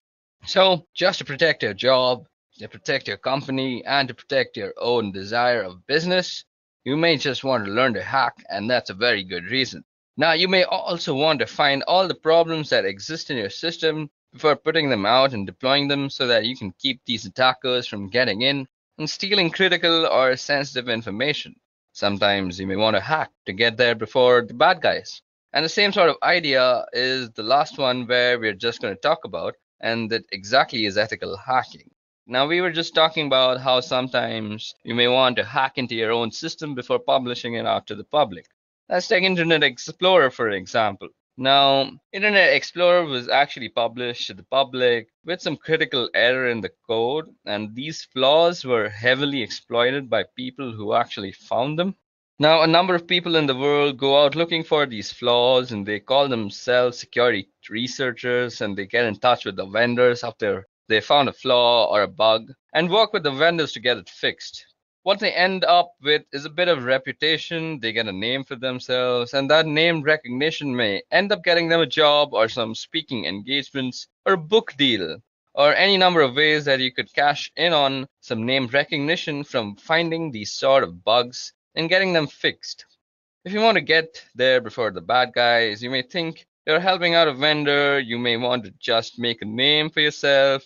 You want to find these sort of bugs before the bad guys do, because the thing about the bad guys finding them is they don't announce them and they don't get them fixed, and that makes everybody a little less secure. Finally, you may want to protect yourself from hacked computer companies and fight cybercriminals. And this is a new headline from June 18, 2012. And we're starting to see these sort of news headlines show up as companies are starting to retaliate against attackers in order to retaliate against attackers. Now, in order to retaliate against attackers, you need to be able to have the same sort of skills and techniques and knowledge and experience that those attackers have. And where your company may want you to learn to hack, or the company may want to bring in people who are skilled at these sort of activities so that they can attack the attackers, and hopefully you end up with more steely exterior and you get a reputation for not being a company that people wanted to go after. Those are several reasons, and there we go. I gave you around a bunch of reasons as to why you may want to hack: for fun, to prove a point, protect yourself, to protect the company, to not run out of business, and along with another bunch of reasons. Okay, so now that we have talked about why you would want to hack, let's move on to the types of hackers that exist. Now, we're going to be talking about the different types of hacking, and the first type of hacking that I want to discuss is ethical hacking and ethical hackers, which is really what we're going to be talking about through the rest of these lessons. Now, an ethical hacker is somebody who thinks like a black hat hacker, or thinks like somebody who's intent on breaking into your systems, but follows a moral compass that's more in line with probably the majority of the population. So, their intent isn't to do bad things. Their intent is to look for bad things and get them fixed so that bad things don't happen. Ethical hackers aren't out to destroy anything, and they're not out to break anything unless it's deemed to be acceptable as a part of the engagement, and also necessary in order to demonstrate a particular vulnerability to the organization that they're working with. So, that's an ethical hacker, and there's a certification that's available from the EC Council. It's a certified ethical hacker, and if you find certifications valuable and this sort of thing is what you want to do, pursuing a certified ethical hacker may be something you might want to look into. Now, let's talk about black hat hackers. There's plenty of cases of black hat hackers through years, and let's talk about a guy in particular called Kevin Mitnick. This guy right here is a particularly good example, probably because he was a black hat hacker for a lot of his years. His goal was to cause mischief, to steal where necessary, and just to be engaged in the lifestyle of being a hacker and doing whatever was necessary to continue doing whatever he was doing. It crossed moral boundaries or ethical boundaries. And so Kevin Mitnick here was involved for well over a decade in computer crime and was finally picked up by the FBI, and he was charged and prosecuted, and he was eventually convicted of some of the activities that he was involved with.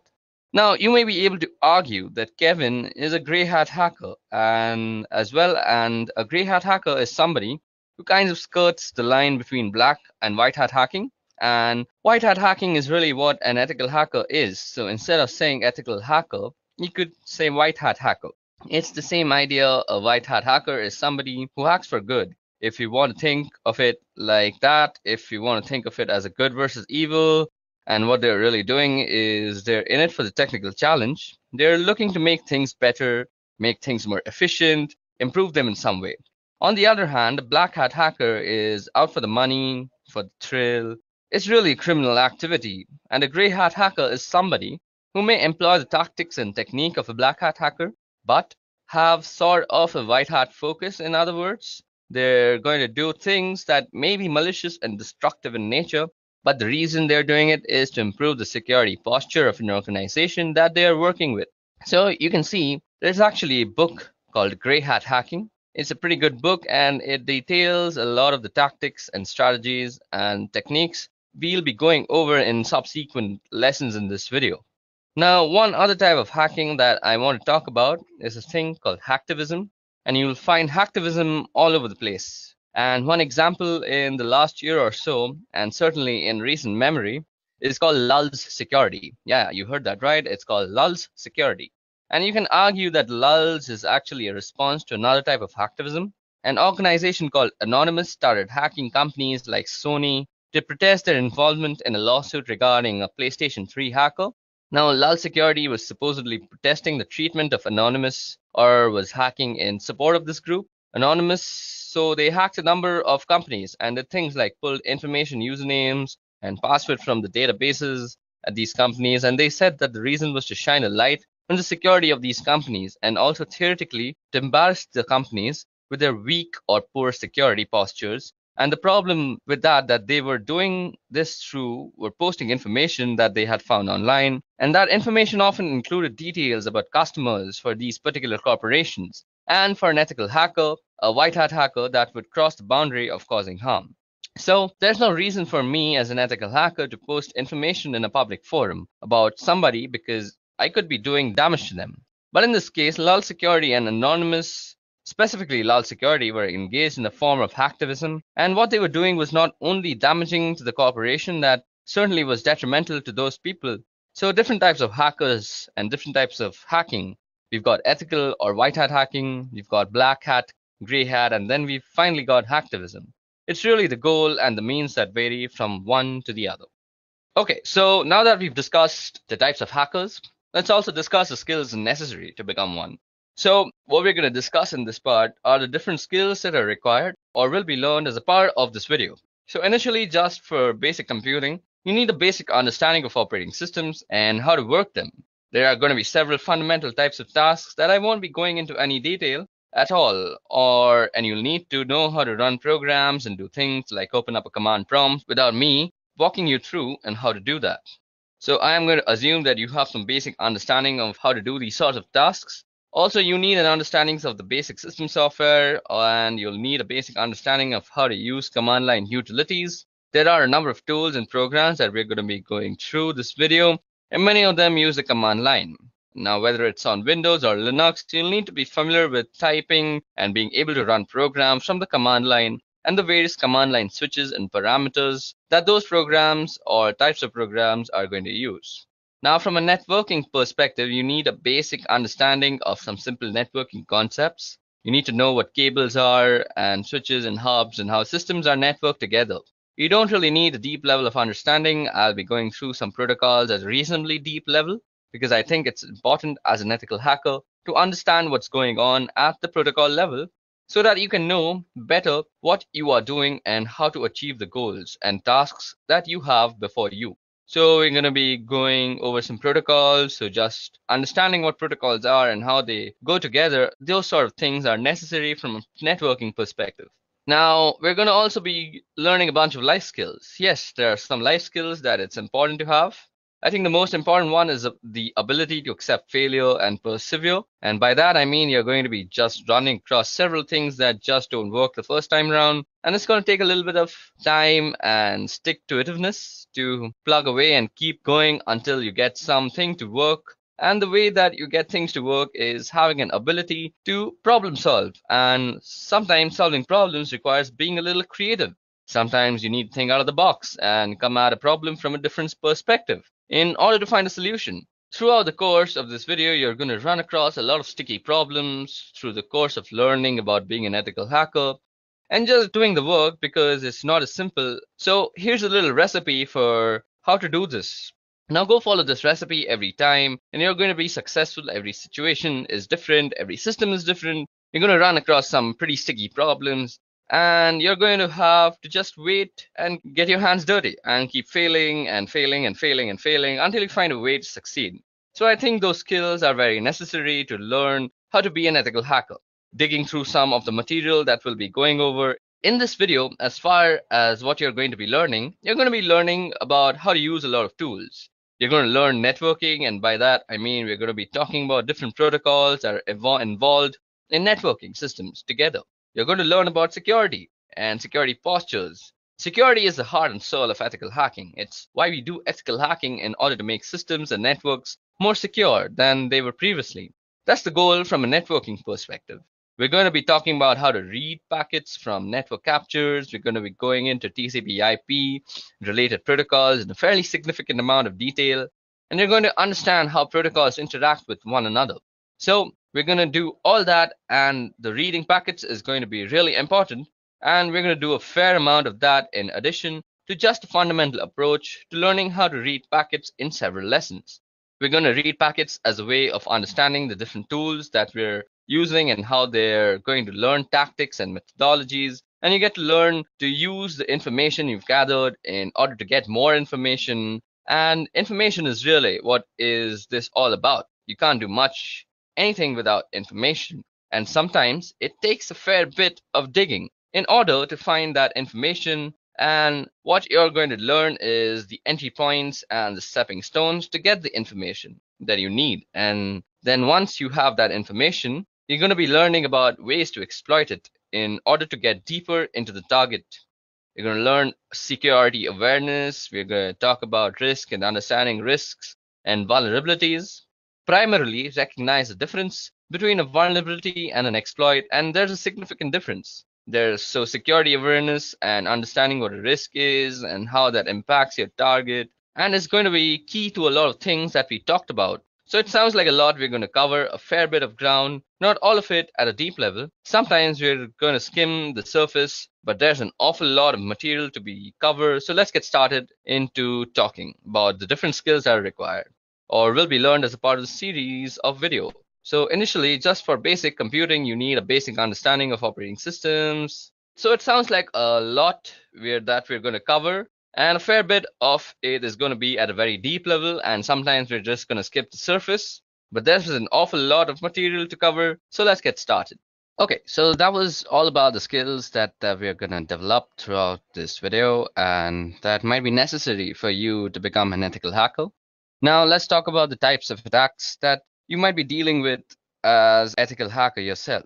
So now we're going to be talking about the types of attacks. Now, one type of attack that you'll find common, particularly in cases of hacktivism, for example, or cases where people are trying to make a particular point or just be a general pain, is this idea of defacing. Now, defacing goes back for quite a while. It's the idea of sort of digital graffiti, where you've left your mark or your imprint behind so that everybody knows you were there. Primarily a website thing, and it's really just making alterations to something that used to be pretty common a long time ago. Now, it's very particular for businesses or people or just organizations in general to have their homepages be replaced by this other thing that was along the lines of, hey, I was here and I took over your web page. We also have a pretty common one, or certainly has been common over the years, and it's a pretty good path towards quality exploits and high-profile vulnerabilities, and that's buffer overflow. Now, a buffer overflow is a result of the way programs are stored in memory. When programs are running, they make use of a chunk of memory called a stack. And it's just like a stack of plates. When you put a bunch of plates down, when you pull a plate off, you're going to pull the top plate. You're not going to pull the oldest plate, you're going to pull the one that was on the top. So the same thing with the stack here. We're accessing memory, and this has to do with the way functions are called in memory. When you call a function, a chunk of memory gets thrown on top of the stack, and that's the chunk of memory that gets accessed. And you've got a piece of data in memory within that stack, and that's called a buffer. And when too much data is sent and tried to put into the buffer, it can overflow. Now, the bounds of the configured area for that particular buffer, it can overflow the bounds of the configured area for that particular buffer. Now, the way stacks are put together, we end up with a part of the stack where the return address from the function is stored. So when you overflow the buffer, you have the ability to potentially override that return. At which point you can control the flow of execution of programs, and if you can control the flow of execution of the program, you can insert code into that memory that could be executed, and that's where we get buffer overflow. That turns into exploits that creates the ability to get like a command shell or some other useful thing from the system where the buffer overflow is running. So that's a buffer overflow in short. Sometimes we also have format string attacks, and sometimes these can be precursors to buffer overflow formats. Now, format strings come about because the C programming language makes use of these format strings that determines how data is going to be input or output. So you have a string of characters that define whether the subsequent input or output is going to be an integer, or whether it's going to be a character, or whether it's going to be a string or a floating point, that sort of thing. So you have a format string that defines the input or the output. Now, if a programmer leaves off the format string and just gets lazy and provides only the variable that's going to be output, for example, you have the ability to provide that format string. If you provide that format string, what then happens is the program starts picking the next piece of data off the stack and displays them, because that way we can start looking at data that's on the stack of the running program just by providing a format string. And if I can look at the data, I may be able to find information like a return address or some other useful piece of information. There is also a possibility of being able to inject data into the stack. I may be able to find some information like a return address or some other useful piece of information. There is also a possibility of being able to inject data into the stack. I may be able to find some information like a return address or some other useful piece of information. There is also a possibility of being able to inject data into the stack using this particular type of attack. Now, moving on to our next type of attack is a denial of service. A denial of service This is a pretty common one, and you'll hear about this a lot. This is not to be confused though with the one that I'll be talking about after this, and that is a distributed denial of service. So this one that you see is a denial of service attack. And a denial of service is any attack or action that prevents a service from being available to its legitimate or authorized users. So you hear about a ping flood or a SYN flood, that is basically a SYN packet being sent to your machine constantly, or a Smurf attack. And the Smurf attack has to do something with ICMP echo requests and responses using broadcast addresses. That one's been pretty well shut down over the last several years. You can also get a denial of service simply from a malformed packet or a piece of data, where a piece of data is malformed and sent into a program. Now, if the program doesn't handle it correctly, if it crashes, suddenly you're not able to use that program anymore. So therefore, you are denied the service of the program and thus the denial of service. Now, as I said, a denial of service is not to be confused with a distributed denial of service. And I know it's pretty trendy, particularly in the media, to call it any denial of service a DDoS or any denial of service a DDoS. Now, it's important to note that any denial of service is not a DDoS. A DDoS, or as you might know, a distributed denial of service, is a very specific thing. A distributed denial of service is a coordinated denial of service making use of several hosts in several locations. So, if you think about a botnet as an example, a botnet could be used to trigger a distributed denial of service, where I've got a lot of bots that I'm controlling from a remote location, and I'm using all these bots to do something like sending a lot of data to a particular server. When I've got a lot of systems sending even small amounts of data, all of that data can overwhelm the server that I'm sending it to. So the idea behind a distributed denial of service attack is to overwhelm resources on a particular server in order to cause that server not to be able to respond. Now, the first known DDoS attack used a tool called Stockholm-Rot, which is German for barbed wire. Now, Stockholm-Rot came out of some work that a guy by the name of Mixter was doing in 1999. He wrote a proof of concept piece of code called TFN, which was the Tribe Flood Network. Let me just show that for you. So you can see on the Wikipedia page that the Tribe Flood Network, or TFN, is a set of computer programs that is used to conduct various DDoS attacks such as ICMP floods, SYN floods, UDP floods, and Smurf attacks. Now, I know many people don't really consider Wikipedia a really good source of any sort of knowledge, but it's a good place to start off. So if you want to read about all these types of attacks like ICMP floods and what exactly is a SYN flood, you can always do that from Wikipedia. It's not that bad a place. Of course, you shouldn't use Wikipedia as your final Rosetta Stone. Moving on. So this program called OldRod, which was used to attack servers like eBay and Yahoo back in February of 2000. So that attack in February of 2000 was really the first known distributed denial of service attack, which is not to say that there weren't denial of service attacks previously. So to that, there were certainly plenty of them, but they were not distributed. Now, this means there weren't a lot of systems used to coordinate and create a denial of service condition, and therefore we get the distributed denial of service attack. So that's a handful of type of attacks and some pretty common attacks that you're going to see as an ethical hacker when you become an ethical hacker, or if you're trying to become an ethical hacker, you should always know about these types of attacks. Okay, so in this lesson, we're going to be talking about penetration testing and some of the details around how it works and logistics and specifically things like scope. So what exactly is penetration testing? So, well, not surprisingly, it's testing to see if you can penetrate something, which means you're going to check to see whether you can break into a particular thing, whether it's a server or in applications, depending on the type of engagement you've got. You may have the ability to try to break in physically to a location, but primarily what you're going to be doing with penetration testing is you're going to be trying to break into systems and networks and applications, and that's the kind of what it's all about. And this may actually involve social engineering attacks. So it may require you to make a phone call to somebody and get them to give you their username and password, or some other type of social engineering attack, where maybe you send a URL via a crafted email. Sometimes it's just strictly a technical approach where you're running scans and you're running Metasploit and you're gaining access. That way, or maybe some other type of technical application sort of connection. Sometimes it's physical access that you need. So in order to get access to a particular system, if you can get physical access, then maybe you can get in. So that's what exactly penetration testing is. It's checking whether you can get into a system, whether it be physically or on a network. So what are the goals of penetration testing? The goals would be to assess weakness in an organization's security postures. You want to figure out what they're vulnerable so that they can go and fix these problems. You want to help them understand their risk positions better and what they can or may be able to do to mitigate those risks. And ultimately, you want to be able to access systems in a particular way to find weaknesses. So those are really sort of the goals of penetration testing. Now, from a results standpoint, when you're done your testing, what you are going to do, well, you're probably going to generate a report.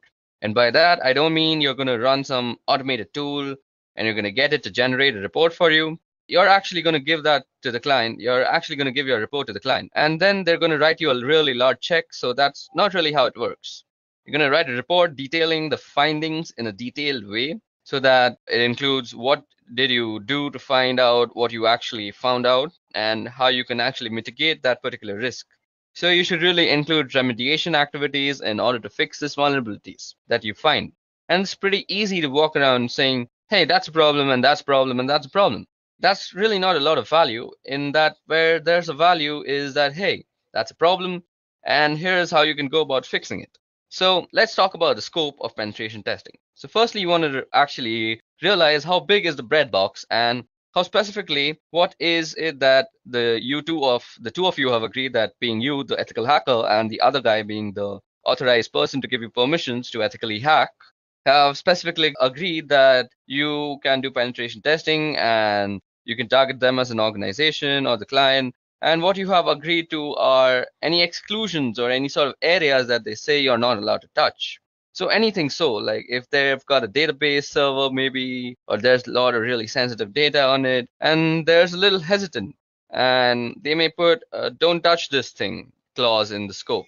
So there are a lot of different reasons why they may exclude areas from the scope. And if they exclude them, then trust their reason and listen to them. What they have to say in terms of this is what we want you to accomplish. So along those lines, you really need to get a sign off from the target organization. Now, we've talked about this before, and this is certainly all about the ethics and trust, and it's also about legality, because if you do something that you don't have permissions to do, you could be prosecuted for that. So definitely get the scope very clear in writing and with signatures attached to it as to what you can and what you can't do, and always get approval from the right people, and make sure you get somebody who has the right level of permissions and is the right level of management so that they can sign off on its understanding and accept the risk that is associated with a penetration test.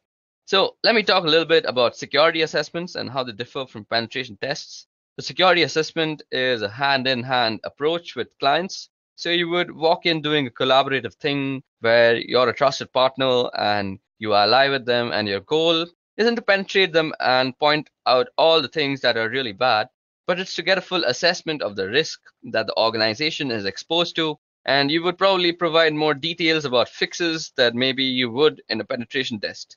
Now, what we're going to do is we're going to walk in and make sure that the policies and procedures they have in place are really what they need for the organization and the risk appetite that they've got. And we're going to make sure that the policies and procedures have controls that can tell us whether they are being actually adhered to or not. So the procedures and policies are being followed. A security assessment is probably a little bit more comprehensive than a penetration test, and you would look at more factors to assess the security postures of the organization in their overall risk. And you would tailor the output based on their risk appetite and what they're most interested in. And that's not to say that I'm going to tell them what they want to hear, but if there's something that they know and I know that they're just not going to do, I'm not going to be making a big deal out of it because they're already aware of it. And I'll make a note of it in the report just for a completeness sake. But I'm not going to go out in a lot of detail, so it's really kind of a hand-in-hand collaborative approach, where again, you're not just saying that they want us to say we're providing some real security and risk guidance towards their activities and other things. So it may provide an unrealistic view, so you've got a week, let's say, to do this penetration test against your target. Now you're going to have to go in, you're going to have to get set up, you're also going to have to start doing a bunch of scans and make sure that you're gathering information and screenshots and data for your reports. You're going to have to do all sorts of activities. Also, during the course of that week, you're going to be engaged in probably beginning to write your report and getting a sense of what is going to say and what's going to be in it. If you don't actually get any major penetration during the course of that week, the organization may feel like they're quote unquote secure. That's one of the reasons why penetration testing, while really sexy and show, is nice and all, but if an organization walks out of it believing that in a week you didn't manage to get the keys of the kingdom, then they must be secure. That's really misguided view, because a dedicated, skilled, and motivated attacker isn't going to just take a week or some portion of that week. If they're after something, they're going to dedicate themselves to it and really go after it. So just because you didn't find a penetration in some subset of a week doesn't mean that they're secure and invulnerable to attacks. It just means that during the course of that particular week and other circumstances that were in place, you didn't get a penetration that was really significant or major. That's all it means. It doesn't mean anything beyond that. And if an organization walks away feeling like they're secure, they're going to end up not fixing the real vulnerabilities that may be in place that could expose them to significant risks. So that's penetration testing, its scopes, its goals, and how it differs to security assessments. Now it's time to go over footprinting. So what is footprinting? Well, footprinting is getting an idea of the entire scope of your target. That means not just the scope that you were given, which may be an address block or it may be a domain name, that even may be a set of address blocks. Now what you want to do is you want to figure out all the information that's associated with that in great detail as you can possibly get. So you want a list of domain names. As you're going to go through this, you probably want some sort of database or Excel spreadsheet or something to keep track of all the information, because you're going to have a lot of it at the end. You want to be able to find the information quickly, so having some sort of either notepad going with your notes, or as I said, a spreadsheet or a database. So if you can get organized in that way, you want to keep all those sorts of things down. So in this case, I want to do some sort of search on, suppose, let's say edureca.co. Now I need network blocks. So far we found out that just made up IP addresses, because I'm just putting information down. But I need network blocks. So you may have one IP address that you can find externally, or you're going to want a whole range of internal blocks, and you can do a little bit of digging if you aren't provided those. You want specific IP addresses for critical systems, web servers, email servers, databases, if you can find any of these things of those sorts. And you want system architectures. And what kind of stuff are they running? Are they running Intel? Are they running Windows? Are they running some Unix systems? What are they running? What kind of access control list they have? These are going to be hard to get, but you may be able to guess them. And you can guess these by doing port scans. So what sort of responses you get back from the port scans with the filters, and or what you don't get back will tell you about if there's an IDS around, or you want to do a system enumeration, or you can get access to a system somehow. You want to know usernames, group names, so on. So the basic idea of footprinting is gathering information. Now, if you can get access to systems somehow, you want to know usernames, group names. So you want system banners, routine tables, SNMP information if you can get it, DNS host names if you can get those. Now, this is for both internal and external on the side. If you're doing an internal penetration test or ethical hacking engagement, you want to know the networking protocols that are there. Are they using TCP/IP, or are they using some UDP, or are they on IPX or SPX?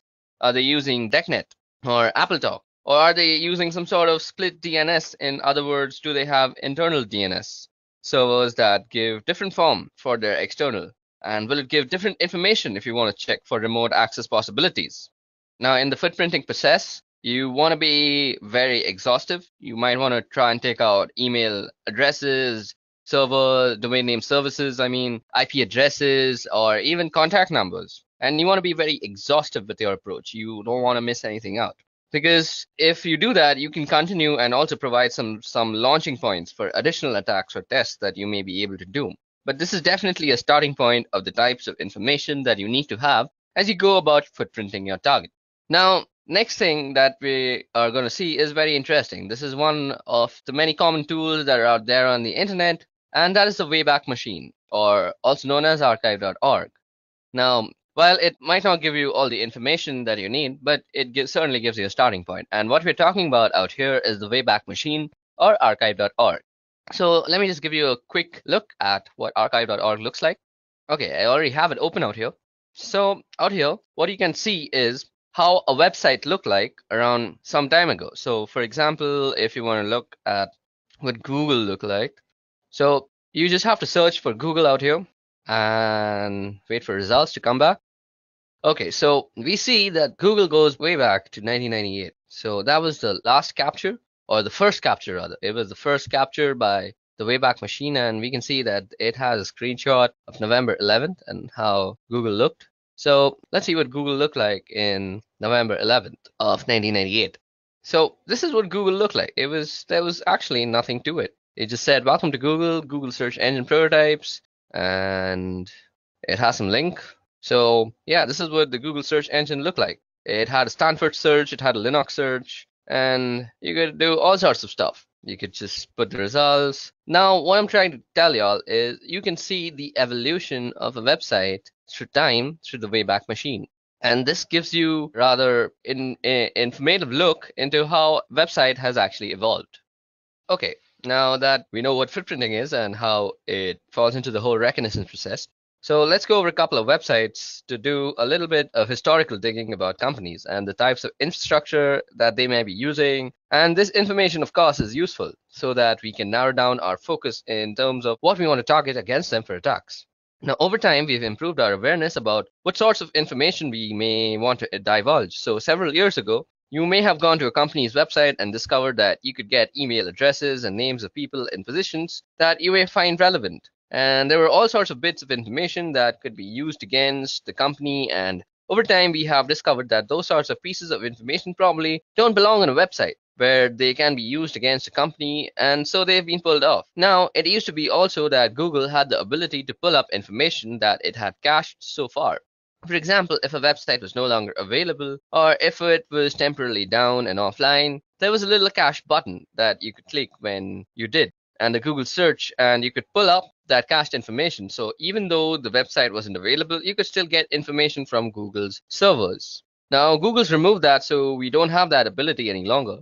However, there is an internet archive that we can use. So this thing is called the Wayback Machine, and I have it open out here. So it's archive.org/web. So archive.org is a website that gives us information about other websites and how they looked like in years ago. And by so, I'm going to go to the Wayback Machine, which you can see is at the archive.org, and I'm going to go and try and search for edureka.co. So now we're going to take a historical look at edureka.co's website. And you can see we've got some years and they've got information going back up to 2013. So let's look at what this website looked like when it was just 2013. Okay, there don't seem to be any snapshots out here. I wonder what's going on. Okay, so let's go to 2014. And the first snapshot seems to be on the September 12th of 2014. Actually, it's on May 17th too. So let's see what that looked like. Okay, so this is what Edureka looked like back in 2013, or rather 2014, September 12th, 2014 to be actually exact. Now, you can see that we have some live classes and all these pictures are there, and they've got this weird picture of this guy out here. I don't know why that was a thing back in 2014. Now we can browse more advanced screenshots, or rather the screenshots that were taken later on, and see how this company has evolved with its infrastructure and the way it actually lays out its content. Okay, so it still hasn't evolved, but I can go a couple of years ahead and see what this has actually evolved into. So if I were to go to December 2016, so this is what it looked like in 2016, and we can see that they've added this weird box out here about browsing courses. They have added a search bar that kind of looks weird, but it's mostly because my internet is slow and it's not loading all the elements. They've also changed how they've actually laid out the courses. We can also see a change in the prices, I guess. So yeah, this tells us about how it evolves as a complete website. Now, this other website that I want to talk about is called Netcraft. Now, Netcraft does internet research, including the types of web servers that companies run. And they have a web server surveys. You can see here as we scroll that Apache Web Services has 64.3% of the internet market, of course, and that's followed by Microsoft with 13%. Interesting information, maybe useful information, but even more useful than that is looking at what different companies run for their websites. And you can see here. Okay, so let's try and search for edureka.co out here. So let's just put in the website URL, and that Netcraft generate the site report.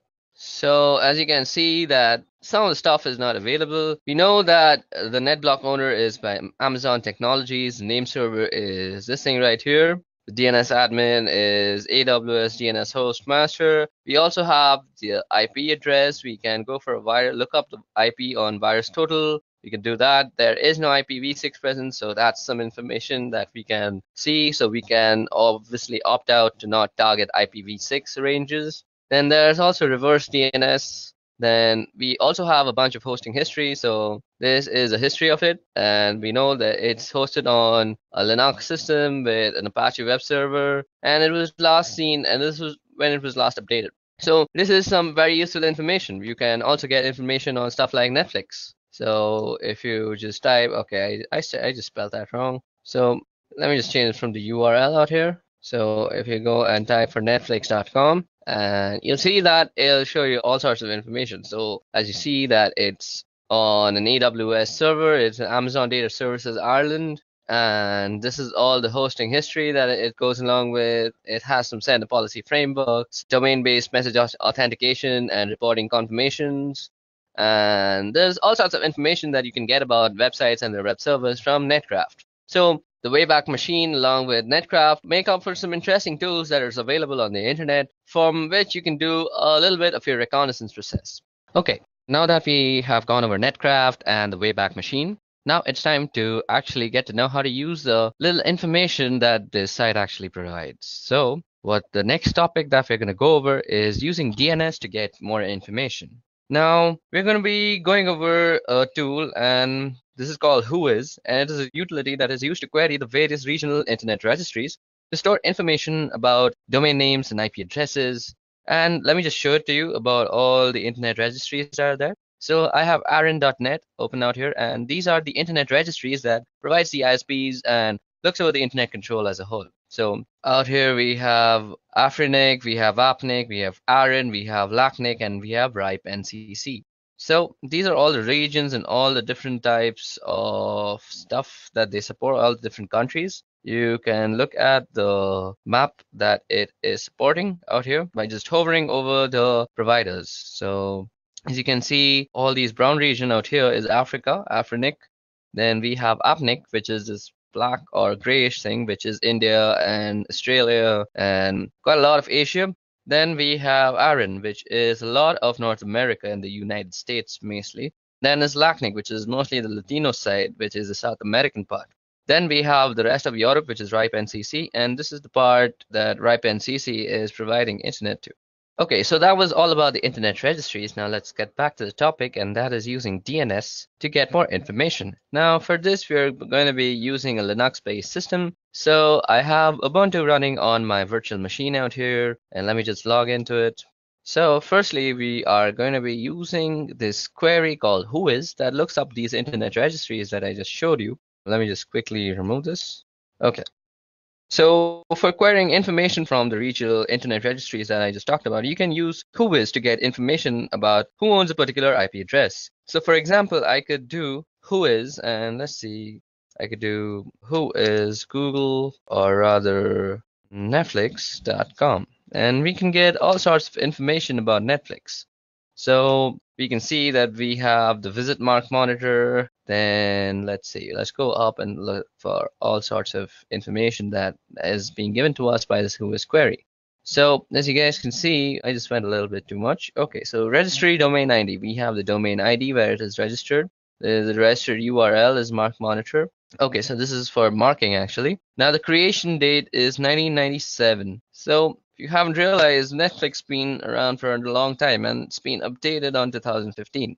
And the registry expiry date, as we see, is 2019. So it's going to actually go off this year. Then this is all useful information. So we can see all sorts of domain status, the name server, the URL, the DNSSEC that it says unsigned. This is very useful information that is being provided by a very simple query. Now, if you want to know who owns a particular IP address, so let's see. Did we get back the IP address out there? we should have got back the IP address, but it's kind of lost on me. So to get back the IP address also for a domain name service that you know, so you could use this command called dig. So you dig netflix.com. Now, as you guys can see, that it has returned a bunch of multiple IP addresses. These are all the IP addresses that Netflix is. So I could do something like if I was trying to check out who owns a certain IP address, and for example, I have got one of these IP addresses, but let's just assume I don't know that it actually belongs to Netflix. So I can go who is 54.77.108.2, and it'll give me some information. So as you guys can see, it is giving us a bunch of information as to who this is and how it is happening. So we see that it is from Aaron.net, and so we can very smartly assume that it's from the North American part. Now, we can also see that it's in Seattle, so our guess was completely right. So it also gives us a range. So this is something very useful. So if you see, we now have the range of the IPs that might be being used by this guy. So we indeed have 54, and it says it goes up to the 54. There's also 34. Now let's check that out and see what information we get. So who is, and let's check it out. What was the IP that we were just seeing? It's 34.249.125.167. So 34.249.165. I don't know. Let's see. You can also put in a random IP address. It doesn't really matter, and it'll give you the information. So let's see. Is this in some IP address? Even this seems to be an Aaron IP address, and it's also based in Seattle.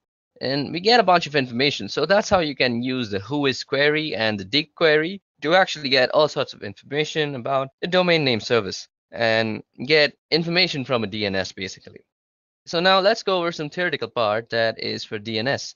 So using DNS to get information. So firstly, what is a domain name service and why do we need it? So a domain name service is a name given to an IP address so that it's easy to remember. Of course, it's easy to remember names and mnemonics rather than a bunch of random weird numbers. Now, this was mainly so that we can map names to IP addresses and we can get a bunch of information from the hostname resolution. So that's the purpose of IP addresses. Now, we will also be looking at how to find network ranges. Okay, now before we get on to actually moving on to how to find out the network ranges, let me just show you how you can also use whois. So whois, suppose you want to know the domains with the word foo in it. So you could go whois foo. And this will give you a whole bunch of things about how foo exists and all the sorts of foos that there is on the internet.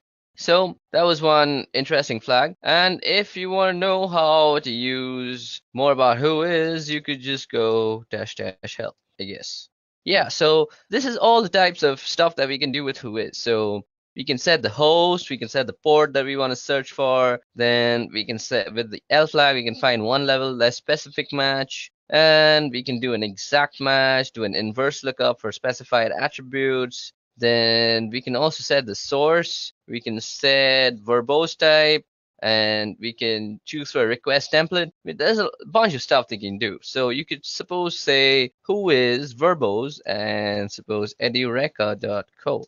And it'll give you a verbose version of this is a RIPE database query service. The objects are in RPSL format. The RIPE database is subject to. So, okay, let's try something else like whois netflix.com.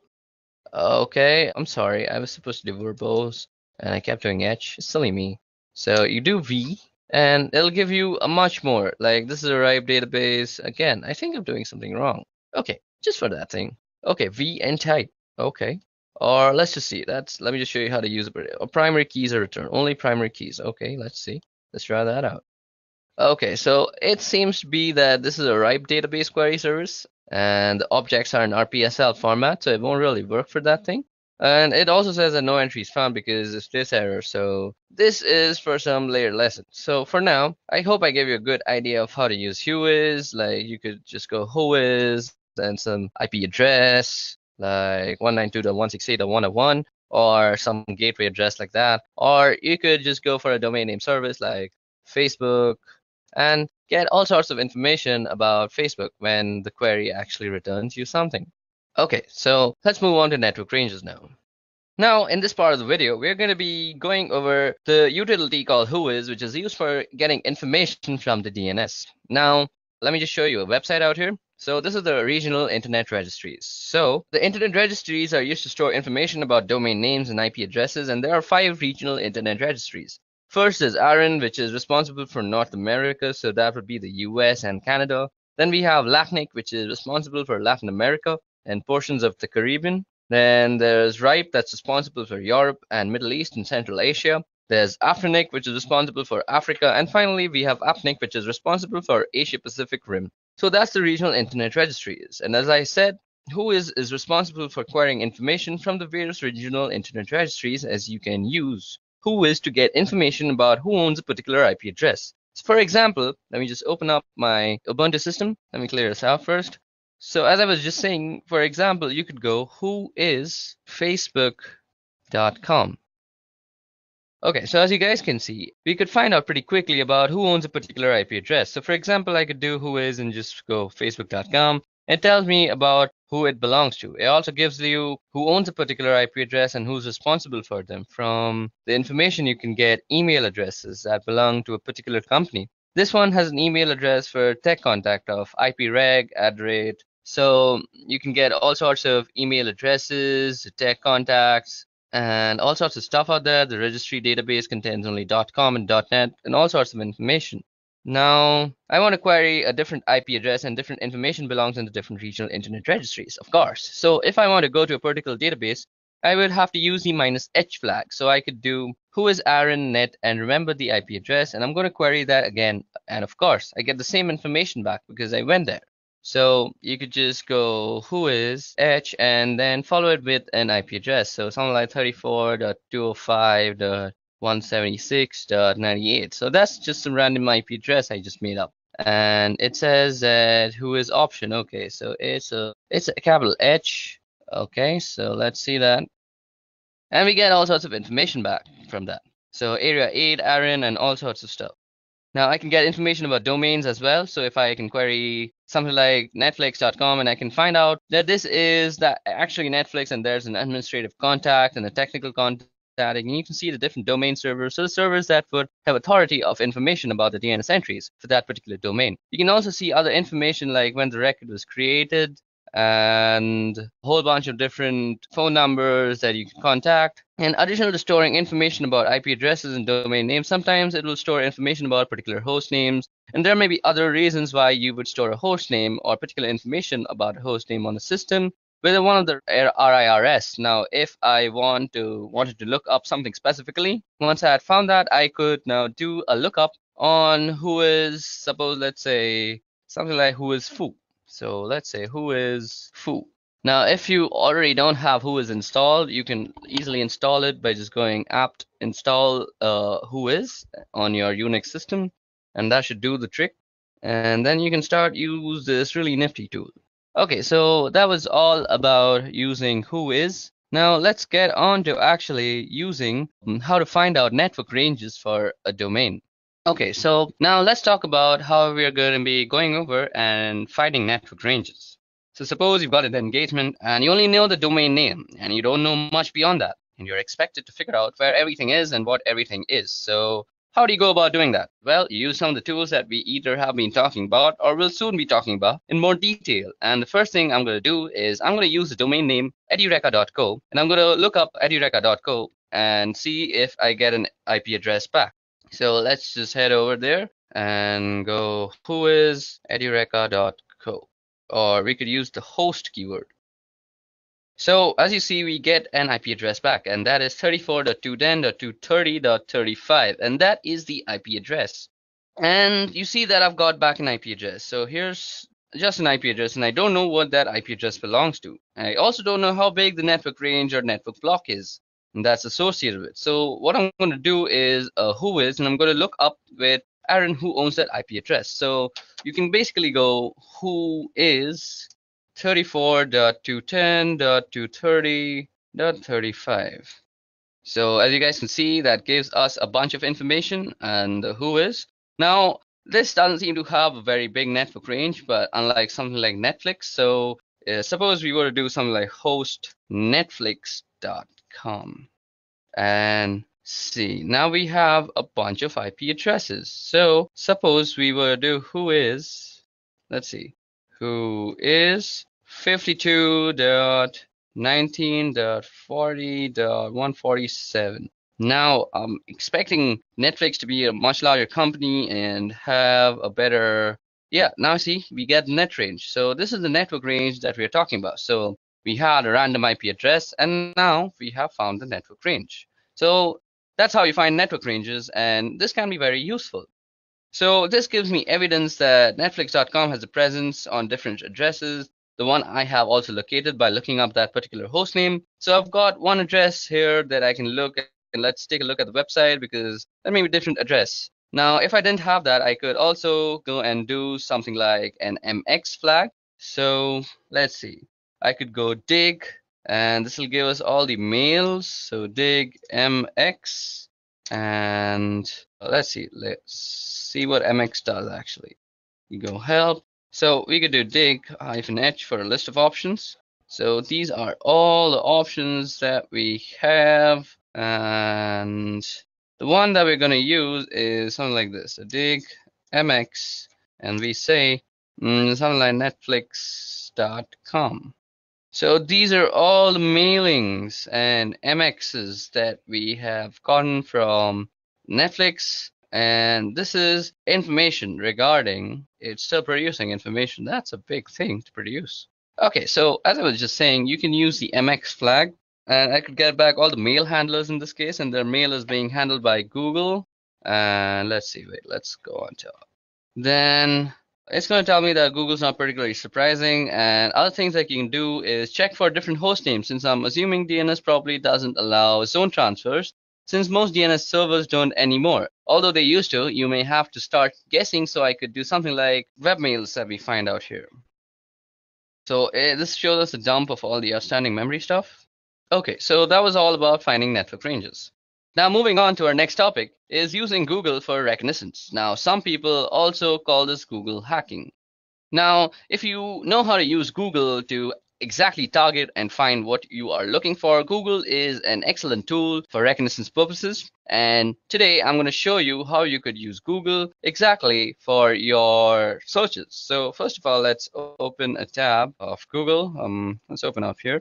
So let's go to google.com. Okay, so now we're going to be talking about how we can use Google to actually gain some information or some targeted information. So this is in general called Google hacking. Now when I say Google hacking, I'm not meaning by breaking into Google to steal information. I'm talking about making use of specific keywords that Google uses to get the most out of the queries that you submit. So for example, a pretty basic one is the use of quotations.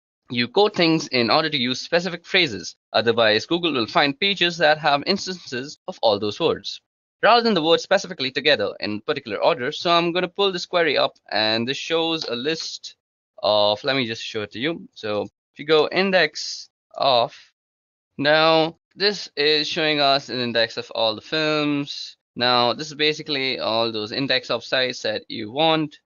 So as you guys can see, this shows us an index of all sorts of films that are there. Now you can use the index of, and you see that we have also an index of downloads or something like that, hyphen.com/download. And it is an index of all sorts of stuff. Now you can go into some folder and check them out. G. Jones, G. Worthy, G. Perico. I don't know what these are, but some sort of stuff. And this is how you can use Google. Now let me just show you some more tricks. So you can use this. So suppose you're using Google to find for something like a presentation. So you could use something like file type PPTX, and it'll search for every type of file there that is PPT. Okay, let's try some other site, .ppt. So config. Okay, so this brings up all the types of files that have some configs in them. So this is some gaming configuration, as we see. This is some digital configuration of Liverpool. Now you could also use something like this thing in URL, and you could use something like root, and this will give you all the things with root in their URL. So kingroot.n, digital trends, and how to root Android. So that's in the root. And suppose you want to say something like all in file type or Suppose you want some extension. So .ppt, .pptx, does that work? Let's search for JavaScript files. Okay, I think it's JS. Okay, that doesn't seem to work either. This shows us all the things with JS in it. No, it's just external JS. I'm doing this wrong. So you could use file type. So let's see, file type, and we go, see, doc. So these are all the documents that you could find with the file type thing. And you could also do JS, I guess. Yep, this will give you all the JavaScript files that are there. So this is how you can use Google to actually narrow down your searches. So suppose you want a particular set of keyword and we want to make sure we get the passwords file from Google. Okay, so now let's go into more details about the various things you can find using Google hacking techniques. Now, while Google hacking techniques are really useful for just general searching in Google, they're also useful for penetration testers or ethical hackers. You can narrow down information that you get from Google. You get a specific list of systems that may be vulnerable. So we can do things like look for error pages that do in the title error. So I'm going to get a whole bunch of information. So suppose like we go in title and we say error. So as that we get all sorts of stuff, and we can do the minus Google part. So if you do a minus Google, it'll not show you the stuff that's from Google. So we get various documentation pages about different vendors and the errors that they support. So here's one doc about Oracle, about Java error. But you know something more specific, we may be able to get errors about all sorts of other stuff. So this is how you could use the Google hacking technique to your own advantage if you're a penetration tester. Now, let's also show you something called the Google Hacking Database. Now, this is very useful for an ethical hacker. Now, the Google Hacking Database was created several years ago by a guy called Johnny Long, who put this Google Hacking Database together to begin to compile a list of searches that would bring up interesting information. Now, Johnny has written a couple of books on Google hacking, so we're at the Google Hacking Database website here, and you can see them talk about Google Docs and all sorts of stuff. Now, you can see that we can do all sorts of searches like in URL, SAP, BC, BSP. This brings up some portal pages. Now, out here you can bring up some password, APS password in URL. Now, this will give you all sorts of stuff on Google. So suppose you go in URL, so like APS password. Now you can get all sorts of stuff like which have passwords in their URL. So maybe you can just guess a password from there too.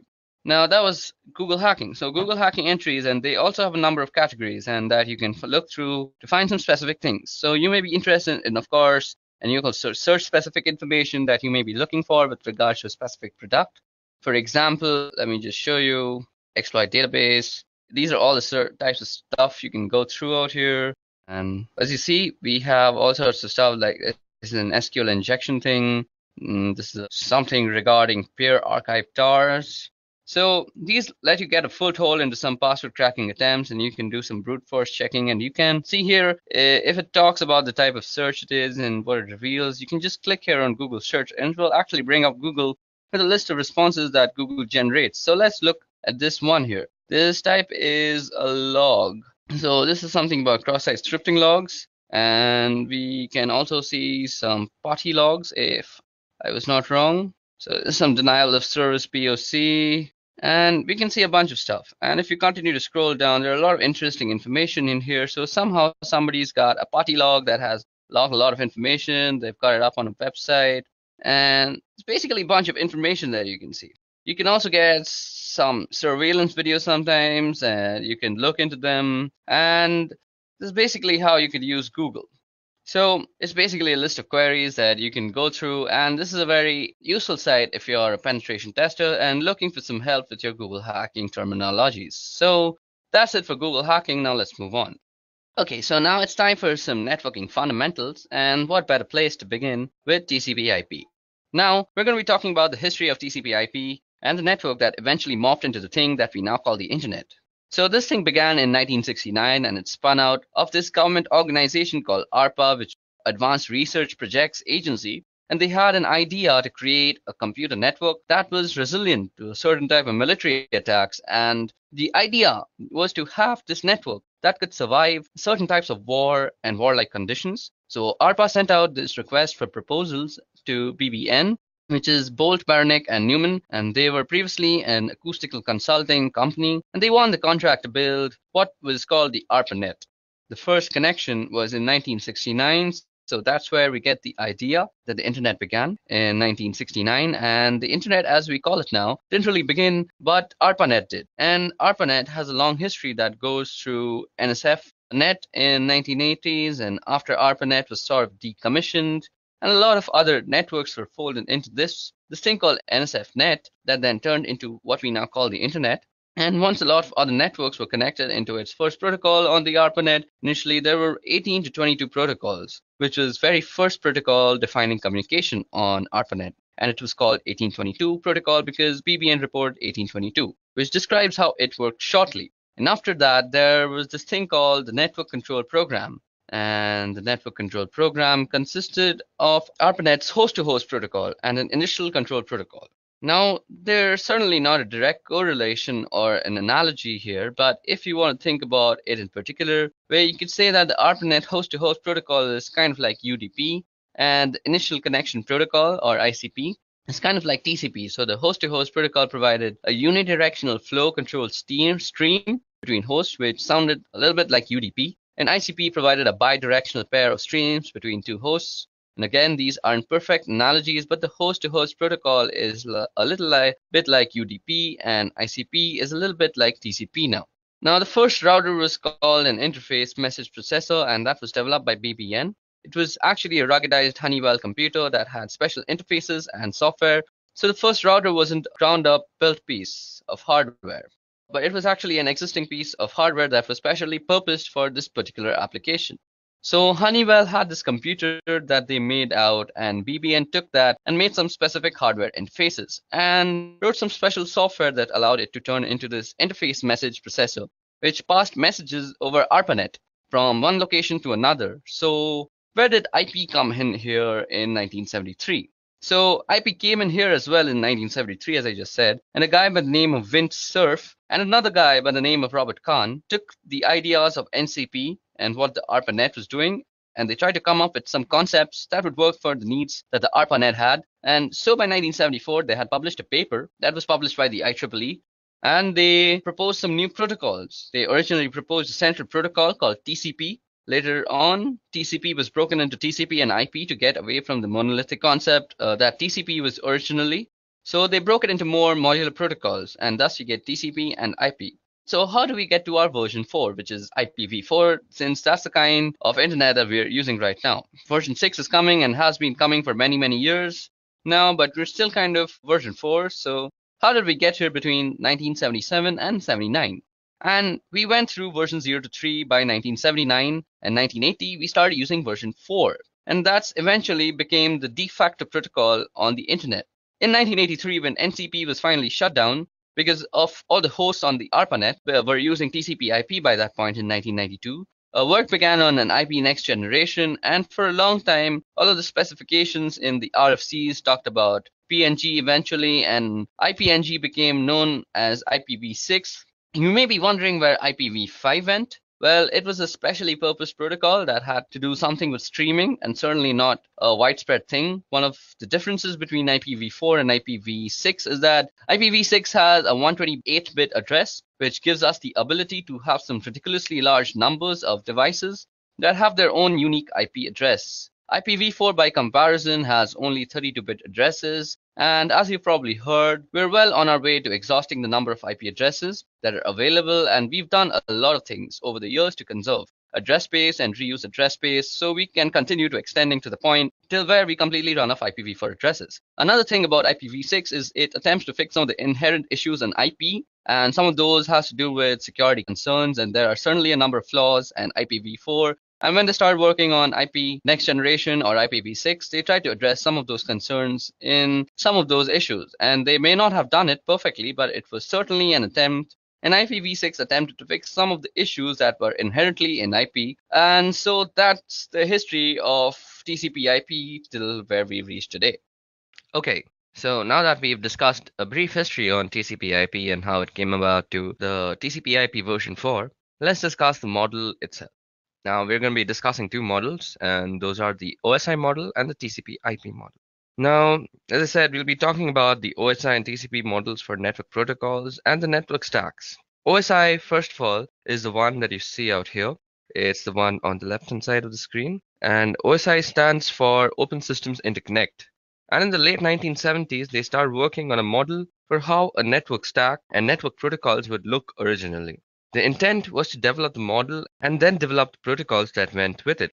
But what ended up happening was after they developed the models, TCP/IP started really taking off. And the TCP/IP model was what went along with it and matched better what was going on with TCP/IP, which became the predominant protocol, and as a result, the OSI protocols never actually got developed. However, we still use the OSI model for a teaching tool, as well as a way of describing what's going on within the network stack. And in networked applications, you'll often hear people talking about different layers, like that's a layer 2 problem, or we're under a layer 3 space. Now, continuing through these lessons, I'll refer occasionally to the different layers, and when I do that, I'm referring to the OSI model. So let's take a look at the OSI model. Starting from the bottom, we have the physical layer, which is where all the physical stuff lives. The wires and cables and network interfaces and hubs, repeaters, switches, and all that sort of stuff.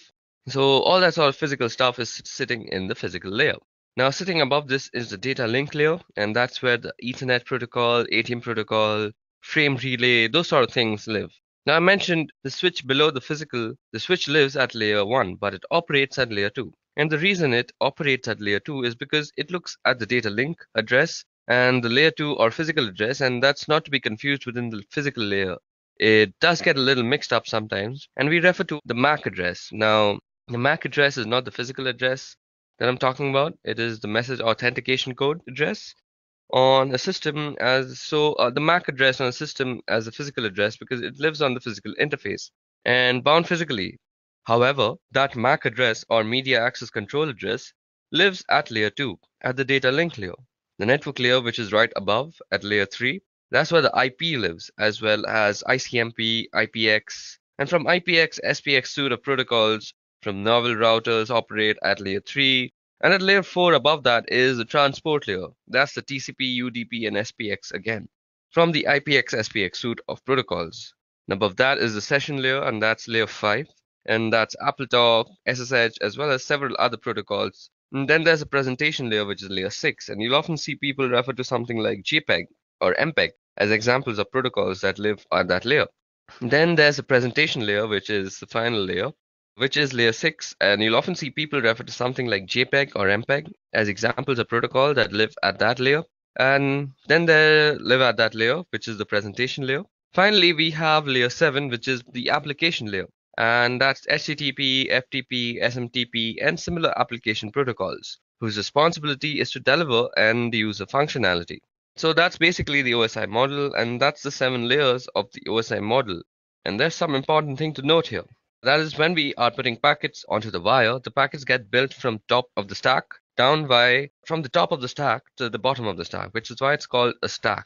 Each layer sits on top of the other, and the application layer is responsible for beginning the process, and then that follows through the presentation session and transport layer and down through the network data link until we finally drop it on the wire at the physical layer. When it's received from the network, it goes from the bottom up and we receive it on the physical and it gets handled by the data link and then the network and till the application layer. So basically when a packet is coming in, it comes in from the application, goes out from the physical, and then when it's going out also, it goes from the physical through the data link, then the network, transport session, presentation and application, and finally to the target system. Now what we're dealing with is an encapsulation process. So at every layer on the way down the different layers, add bits of information to the datagram or the packet. So that's when it gets to the other side. Each layer knows where its demarcation point is. While it may seem obvious, each layer talks to the same layer on the other side. So when we drop a packet out onto the wire, the physical layer talks to the physical layer, and in other words, the electrical bits that get transmitted by the network interface on the first system are received on the second system. On the second system, the layer 2 headers that were put by the first system get removed and handled as necessary. Same thing at the network layer. It's the network layer that puts the IP header, and it's the network layer that removes the IP header and determines what to do from there, and so on again. While it may seem obvious, it's an important distinction to recognize that each layer talks to each layer. While it may seem obvious, it's an important distinction to recognize that each layer talks to each layer. And when you're building a packet, you go down through the stack. And when you're receiving, you come up through the stack. And again, it's called a stack because you keep pushing things on top of the packet and they get popped off the other side. So that was detailed and brief working on how the OSI model is set up and how the OSI model works. Now let's move on to the TCP IP model, which is on the right hand side. And you'll notice that there's a really big difference here. That being that there are only 4 layers in the TCP IP model as compared with the 7 layers of the OSI model. Now we have the network access layer, the internet layer, the transport layer, and the application layer, and the functionality. Now we have the access layer, the internet layer, the transport layer, and the application layer. The functionality that the stack provides is the same, and in other words, you're not going to get less functionality out of the TCP IP model. It's just that they've changed where different functionality resides and where the demarcation point between the different layers are. So there are only 4 layers in the TCP IP model, which means there are a couple of layers that have taken in functions from some of the OSI models, and we can get into that right here. The difference between the models at the network access layer in the TCP IP model that consists of the physical and the data link layer from the OSI model. So on the right here, you see the network access layer that takes into the account the physical and the data link layers from the OSI model. On the left-hand side, similarly, the application layer from the TCP IP model encompasses all the session presentation and the application layer of the OSI model. So on the right, the very top box, the application layer, encompasses the session presentation and application layer. And on the left-hand side, that of course leaves the transport layer to be the same. And in the OSI model, they call it the network layer. And in the TCP IP model, it's called the internet layer. Same sort of thing, that's where the IP lives. And even though it's called the internet layer as compared to the network layer, it's the same sort of functionality. So those are the really big differences between OSI and TCP IP model. Anytime I refer to layers through the course of this video, that I'm going to be referring to the OSI model, and in part because it makes it easier to differentiate the different functionality. If I were to say layer 1 function in the TCP IP model, you would necessarily know if I was talking about a physical thing or a data link thing. Since there's more granularity in the OSI model, it's better to talk about the functionality in terms of the layers in the OSI model, and that's the predominant model, the OSI model and the TCP IP model for network stacks, network protocols, and applications. Okay, so now that we've discussed the TCP IP model, let's go over another important protocol, and that is UDP. So what you see out here on your screen right now is Wireshark, and we'll be going over the uses of Wireshark and what it's useful for in the upcoming lessons. But for now, let me just show you a UDP packet. Okay, so before we get into the analysis of the packet while it's still filtering, let me just tell you a little bit about UDP.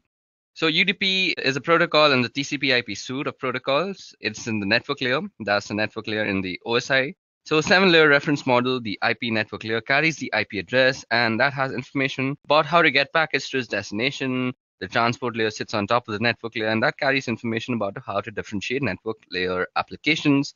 And that information about how those network application gets differentiated is in the form of ports. So the transport layer has ports, and the network layer has, in this case, an IP address. And UDP is a transport layer protocol. And UDP stands for User Datagram Protocol, and it's often called connectionless or sometimes unreliable.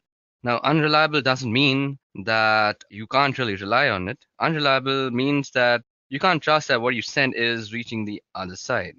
So what means actually that there's nothing in the protocol that says it's going to guarantee that the datagram that you send or the packet that you send is going to get where you want to send it. So the protocol has no sort of safety feature like that. So you shouldn't use this protocol, that is UDP, if you want some sort of safety net.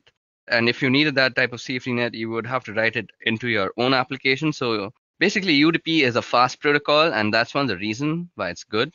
It's also one of the reasons why it's unreliable, because in order to get that speed, you don't have all of the error checking and validation that messages are getting there. So because it's fast, it's good for things like games and for real-time voice and video, anything where speed is important, and you would use UDP. So right here, I have a packet capture. So I'm using Wireshark to capture some packets, and let's check out a UDP packet. So out here you see that there are some frames that says it's 167 bytes on wire, 167 bytes have been captured, but we're not really interested in the frame part. We're interested in the user datagram protocol part. So out here you can see that the source port is 1853 and the destination port is 52081. Now it has a length and it has a checksum and stuff. So as you guys see out here, well, we don't really see a bunch of information. What you only see is the source port and the destination port, the length, and there's also a checksum. So UDP doesn't come with an awful lot of headers because it doesn't need any of the things that you see in the other packet headers. The only thing it needs is to tell you how to get the application on the receiving host, and that's where the destination port comes in. And once the message gets to the destination needs to know how to communicate back to the originator, and that would be through the source port or a return message. So a return message would convert the source port to a destination port and send back to that port in order to communicate with the originator. So we have a source port and destination port, and the length is a minimal amount of checking, and to make sure that if the packet that you received is different from the length that's specified in the UDP header, then there may have been something wrong. So you may want to discard the message to check for more messages. So the checksum also makes sure that nothing in the middle was tampered with, although if there's some sort of man-in-the-middle attack or something like that, a checksum is pretty easy to manufacture after you've altered the packet. So you can see here in the message that there's a number of UDP packets. Some of them just say UDP. The one I look at happens to be from some Skype application, I guess. So talking to Skype servers, and we've already got the DNS. Now DNS also needs some fast response times because you don't want to spend a lot of time looking up information about servers that you're going to before, because just to go to them. So DNS servers throw out their queries onto the wire using UDP hopping to get fast sponsors. They don't want to spend a lot of time setting up connections and during all the negotiating that comes with a protocol like TCP, for example. So here you see that the DNS is using UDP, and what we've got here is another UDP packet with port destination and all sorts of stuff. So you can see it out here. So you can see the checksum, it's unverified checksum status. So you can check out all sorts of stuff using Wireshark. So that was about UDP, or the user datagram protocol. Okay, so now that we're done with the user datagram protocol, let's talk about addressing modes. So addressing modes is how you address a packet to your different destinations. So there are three kinds of addressing modes. The first kind of addressing mode is unicast. This is a pretty simple one to understand. So there is one destination and one source, and the source sends the packet to the destination. And it depends on the protocol that you're using to actually address. So if it's something like TCP/IP, you're probably using a bidirectional stream. So the blue computer can talk to the red computer, and the red computer can talk back to the blue computer. But you can also use a UDP stream, which is like one directional stream. So I'm not sure if I'm using the correct word. So it's a stream that's in one direction. I guess I'm driving home the point here. So if it's a UDP, only blue is talking, and when blue stops talking, then red can talk. But if it's TCP/IP, blue and red can talk simultaneously at the same time.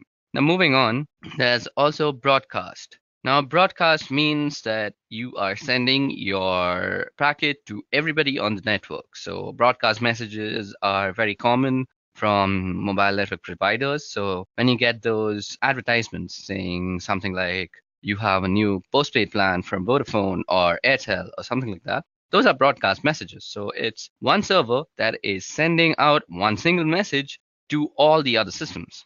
Now there's also multicast. Now multicast is like broadcast but selective. Now multicast is used for actually casting your screen to multiple people. So something like screen share, when you're doing it with multiple people, is multicast, because you have the option to not show a particular computer what you are actually sharing. So those are the three modes of addressing: unicast, broadcast, and multicast. Okay, now moving on. Let's look into the tool that we just used to understand UDP, that is Wireshark. So what exactly is Wireshark? So this utility called Wireshark is a packet capture utility, meaning that it grabs data that's either going out or coming in of a specific network. And there are a number of reasons why this may be useful or important. One of the reasons why it's really important is what's going on in the network is always accurate. In other words, you can't mess around with things once they're on the network, or you can't lie about something that's actually on the network as compared with applications in their logs, which can be misleading or inaccurate, or if an attacker gets into an application, they may be able to alter the logging. Now, several other behaviors that make it difficult to see what's really going on. And the network, you can really see what's going on once it hits the wire. It's on the wire, and you can't change that fact. Now, once it hits the wire, so we're going to do here is a quick packet capture. So let me just open up Wireshark for you guys. So as you guys can see, I have already Wireshark open for us. Let me just remove this UDP filter that was there. So Wireshark is recapturing. So let us go over the stuff that you can see on the screen. Some important features of Wireshark so that we can use it later. So what I'm doing here is a quick packet capture, and I'm going to show some of the important features of Wireshark so that we can use it later on. Now, when we're starting to do some more significant work, I select the interface that I'm using primarily, which is my Wi-Fi, and I'm going to go over here and we'll bring up a Google page so that we can see what's happening on the network. So let me just quickly open up a Google page. As you guys can see, it's capturing a bunch of data that's going around here. Now let me just open up a Google page and that's going to send up some data. Let's go back. So it's grabbing a whole bunch of stuff off the network. I'm just going to stop that.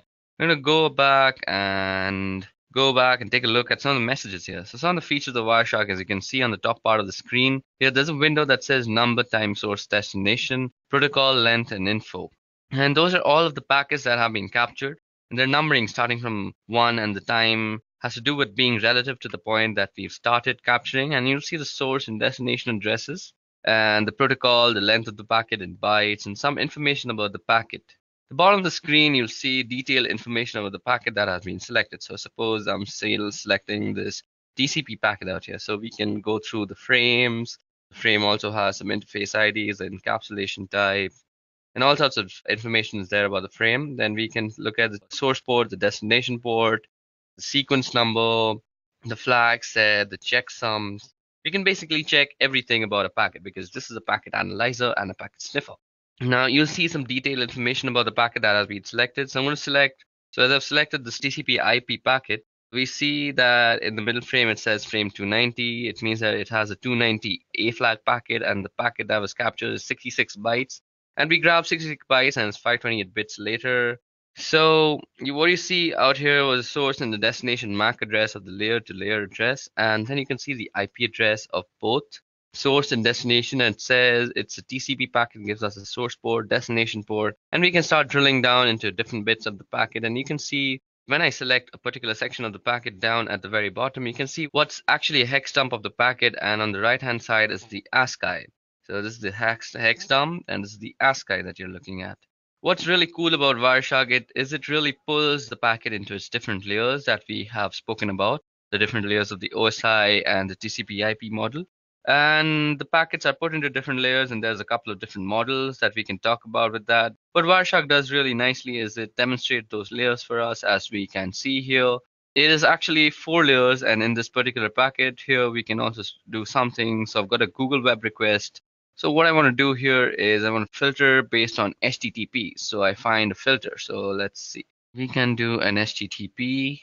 And what I see here is it gets text input and it's going to get an image. So that's a PNG image. And this is a request to get the icon that's going to be displayed in the address bar. So you also see something called ARP out here, which I'll be talking about very soon. So let just the filtering be done. Now in the web browser, it's a favicon.ico that I can do here. I can select, analyze, and follow TCP streams. You can see all the requests related to this particular request, and it breaks them down very nicely. So you can see we've sent some requests to Spotify because I've been using Spotify to actually listen to some music. Then you can see all sorts of stuff like this was something to some not found place. So let's just take the Spotify one, and you can see that we get a bunch of information from the Spotify thing at least. You can see the destination, the source, it's an Intel Core machine. So the first part of the MAC address, the first few digits lets you tell if it's what is the vendor ID. So Intel has its own vendor ID. So F496 probably tells us that that's an Intel Core. So Wireshark does this very neat little thing that it also tells us from the MAC address what type of machine you're sending your packets to from the MAC address itself. So it's coming from a Sophos 4C and going to an Intel Core, and the type is IPv4.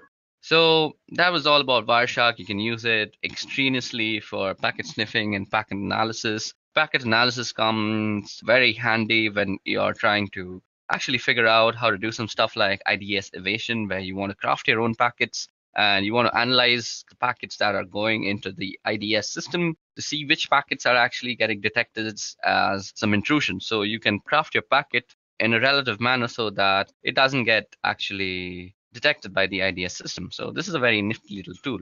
We'll be talking about how you can craft your own packets just in a little while, but for now, let's move ahead.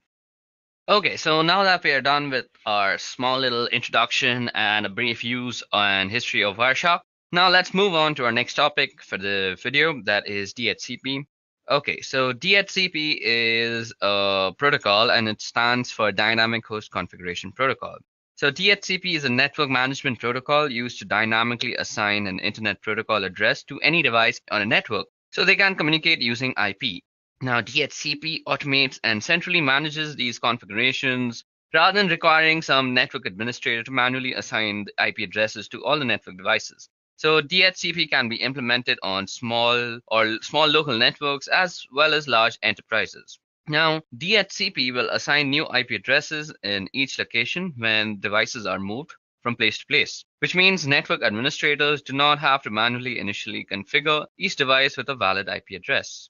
So if a device with a new IP address is moved to a new location of the network, it doesn't need any sort of reconfiguration. So versions of DHCP are available for use in the Internet Protocol version 4 and Internet Protocol version 6. Now, as you see on your screen is a very simplistic diagram on how DHCP works. So let me just run you down. DHCP runs at the application layer of the TCP IP protocol stack to dynamically assign IP addresses to DHCP clients and to allocate TCP IP configuration information to DHCP clients. This includes subnet mask information, default gateways, IP addresses, domain name systems, and addresses. So DHCP is a client-server protocol in which servers manage a pool of unique IP addresses, as well as information about client configuration parameters, and assign addresses out of those address pools. Now, DHCP-enabled clients send a request to the DHCP server whenever they connect to a network.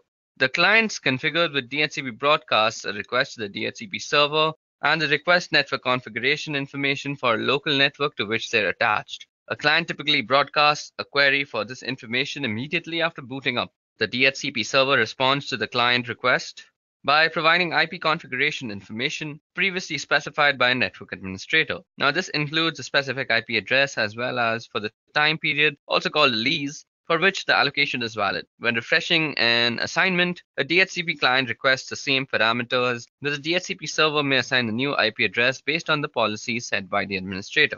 Now, a DHCP server manages a record of all the IP addresses it allocates to networks, nodes. If a node is reallocated in the network, the server identifies it using its media access control address, now which prevents accidental configuring multiple devices with the same IP address. Now, DHCP is not a routable protocol, nor is it a secure one. DHCP is limited to a specific local area network, which means a single DHCP server per LAN is adequate. Now, larger networks may have a wide area network containing multiple individual locations depending on the connections between these points and the number of clients in each location.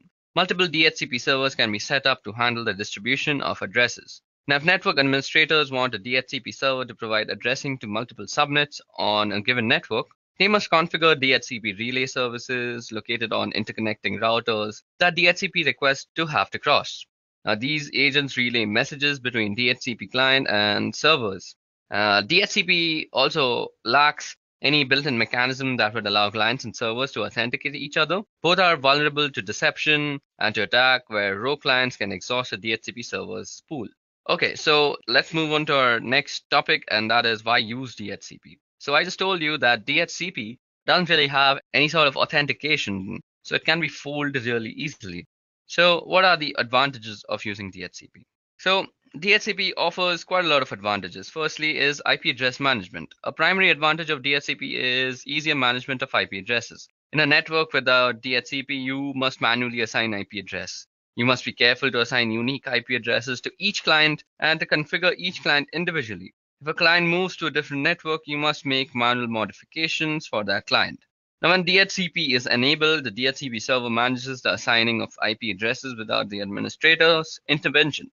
Clients can move to other subnets without manual reconfiguration because they obtain from a DHCP server, new client information appropriate for the new network. Now, apart from that, you can say that DHCP also provides a centralized network client configuration. It has support for boot TP clients. It supports the local clients and remote clients. It supports network booting. And also, it has a support for a large network, and not only for short, like small scale networks, but for larger networks as well. So that way, you see DHCP has a wide array of advantages, even though it doesn't really have some authentication. So because of these advantages, DHCP finds widespread use in a lot of organizations. Okay, so that winds up DHCP for us. So let us go into the history of cryptography now.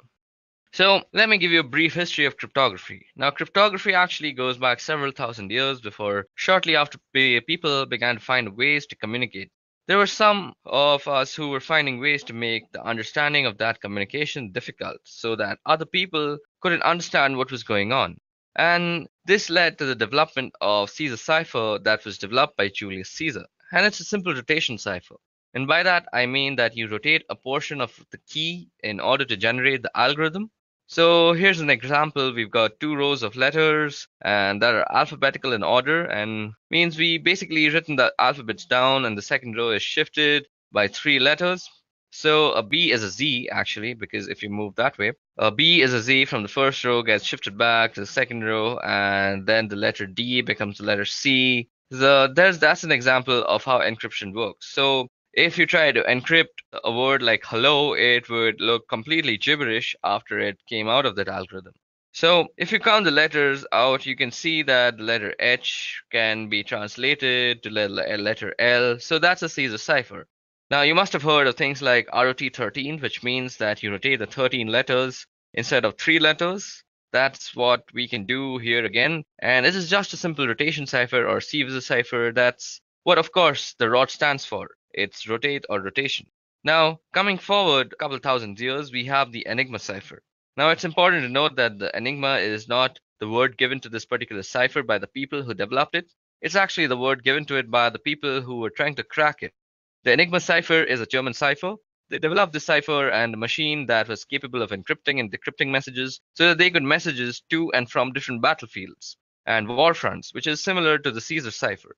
Caesar used it to communicate with his battlefield generals, and the same thing with the Germans. You've got to get messages from headquarters down to where the people are actually fighting, and you don't want it to get intercepted in between by the enemy. So therefore you use encryption. And lots of energy was spent by the Allies, in particular the British, trying to decrypt the messages. One of the first instances that we are aware of where a machine was used to do the actual encryption, and we're going to come ahead a few decades now into the 1970s, where it was felt that there was a need for a digital encryption standard. Now, the National Institute of Standards and Technology is responsible for that sort of thing, so they put out a proposal for this digital encryption standard. And an encryption algorithm, what ended up happening was IBM came up with this encryption algorithm that was based on the Lucifer cipher. That was one their people had been working on a couple of years previously in 1974. And they put this proposal together based on the Lucifer cipher, and in 1977 that proposal for an encryption algorithm was the one that was chosen to be the digital encryption standard, and so that came to be known as DES over time. And it became apparent that there was a problem with DES, and that was it only had a 56-bit key size, and while in the 1970s that was considered adequate to defend against brute forcing and breaking of code, by 1990s it was no longer considered adequate, and there was a need for something more, and it took time to develop.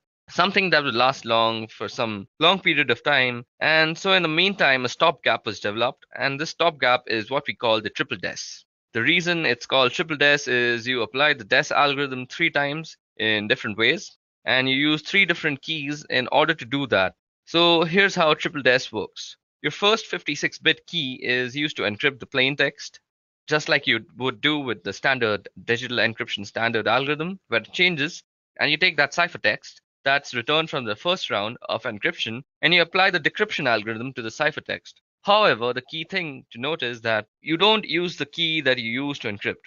You don't use the first key to decrypt it, because otherwise you'll get the plain text back. So what you do is you use a second key with the decryption algorithm against the ciphertext from the first round. So now you've got some ciphertext that has been encrypted with one key and decrypted with the second key, and we take the ciphertext from that and we apply a third key. using the encryption portion of the algorithm to that cipher, encryption portion of the algorithm to that ciphertext to receive a whole new set of ciphertext, obviously.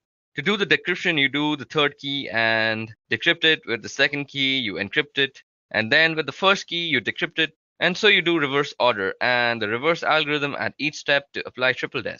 So we get an effective key size of about 168 bits, but it's still only 56 bits at a time. Now I said triple des was only a stopgap. What we were really looking for was the advanced encryption standard once again. And NIST requested proposals so that they could replace the digital encryption standard in 2001. After several thousands of looking for algorithms and looking them over, getting them evaluated and getting them looked into, NIST selected an algorithm and it was put together by a couple of mathematicians. The algorithm was called Reindoll, and that became the Advanced Encryption Standard, or AES. It's one of the most advantages of AES is it supports multiple key lengths.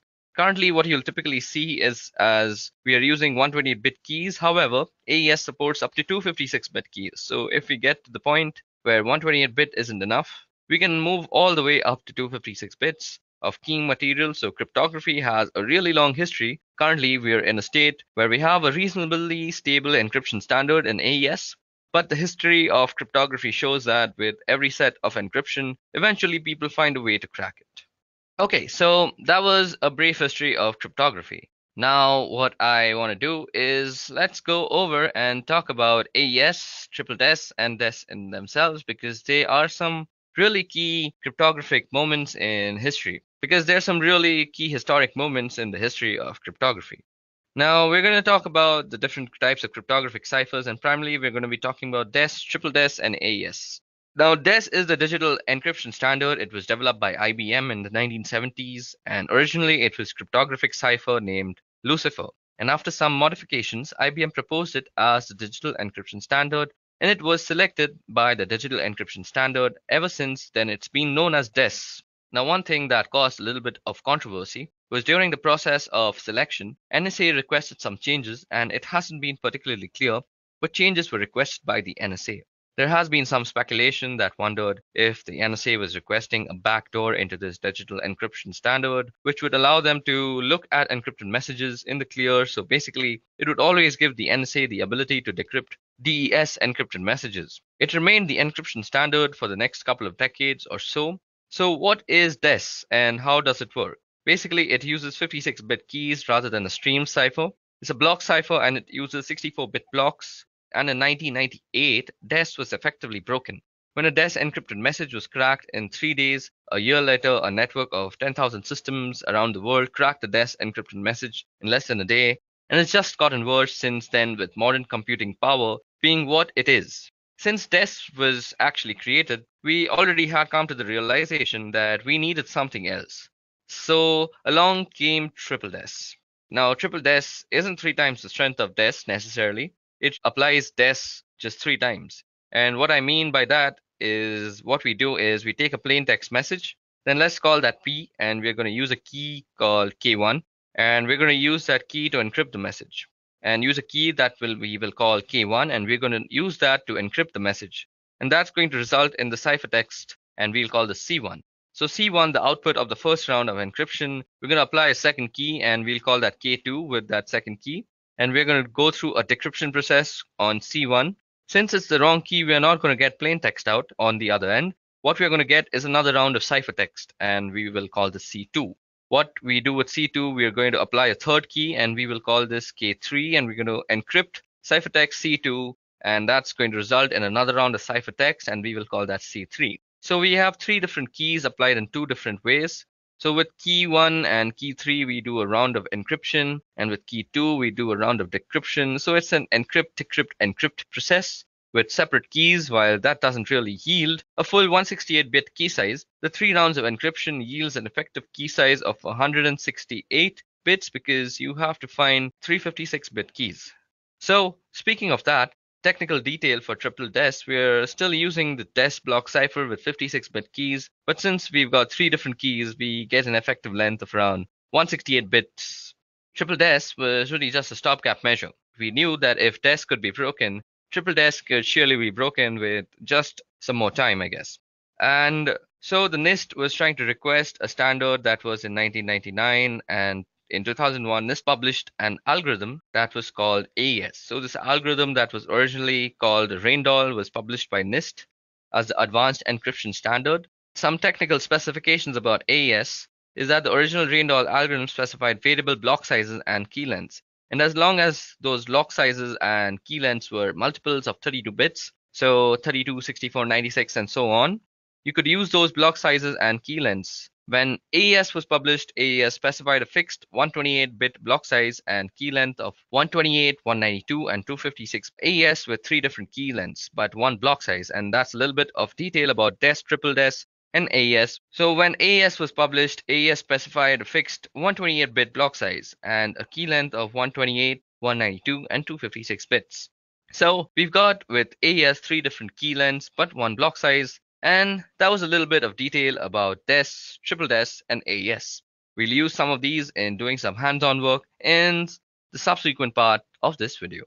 Okay, so now that I've given you a brief history of how we have reached the encryption standards that we are following today, that is the Advanced Encryption Standard, let's go ahead and talk a little bit more about DES, triple DES, and AES. So DES is a digital encryption standard. It was developed by IBM in the 1970s, and originally it was a cryptographic cipher named Lucifer.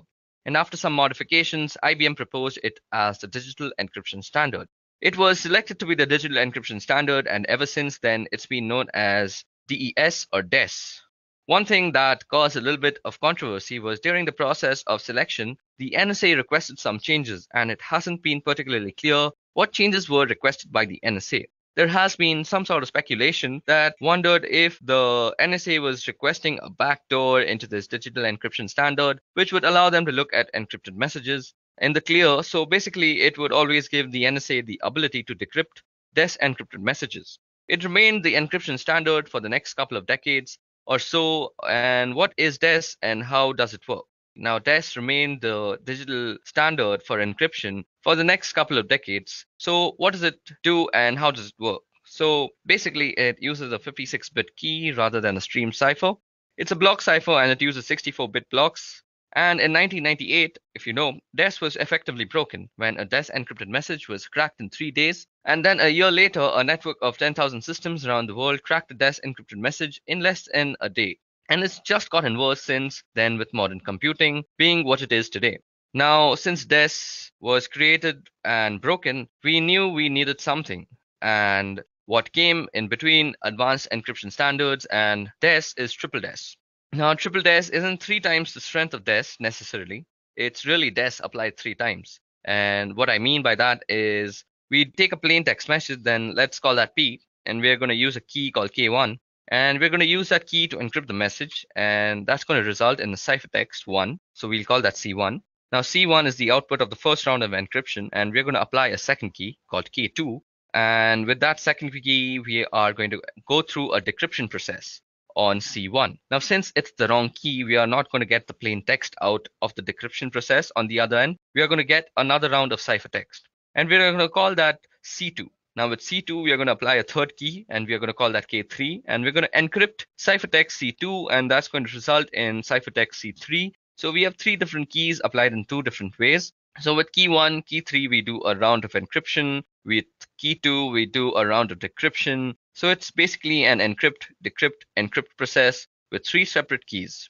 But what it does really is it doesn't really yield a 168-bit key size, because in effectiveness, it's basically 56-bit keys that are being used thrice, whether it be 3 different keys. So in effectiveness, you could say that it's a 168-bit key, but it is not the same strength, because people realize that triple DES can be easily broken, because if DES is broken, you can do the same thing with 3 different ways with whatever key that you use. So it just takes longer time to decrypt if you don't know the key, and if you are just using a brute force attack, you know that triple DES can be broken if DES can be broken.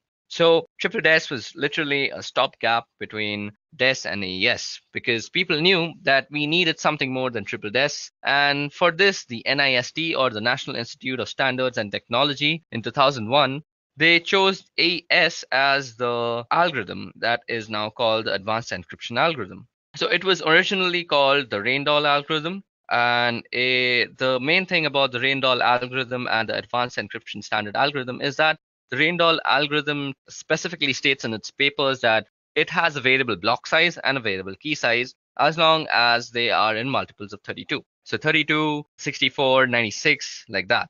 But what AES does differently is that it gives you one block size, that is 128 bits, and gives you three different key sizes, that is 128, 192, and 256. So with AES, three different key lengths, but one block size. Okay, so that was a little bit more information on AES, DES, and triple DES. And we are going to be using this information in some subsequent lessons. Okay, now moving on. Okay, so now that we've discussed the different history of cryptography and the more important cryptographic algorithms, let's discuss the different types of cryptography. Now, the first type of cryptography I'm going to talk about is symmetric cryptography. And by symmetric cryptography, I mean that the key is the same for encrypting or decrypting. So I use the same key whether I am encrypting the data or decrypting the data. One of the things about symmetric key cryptography is that they use a shorter key length than for asymmetric cryptography, which I'll get into a couple of minutes. It's also faster than asymmetric, and you can use algorithms like DES or AES, as those are both symmetric key cryptography algorithms, and you can use a utility like AES script. Let me just demonstrate how symmetric key cryptography works. So for this, we can use a tool called AES script. So in AES script is actually available for Linux and Windows and Mac, all the systems.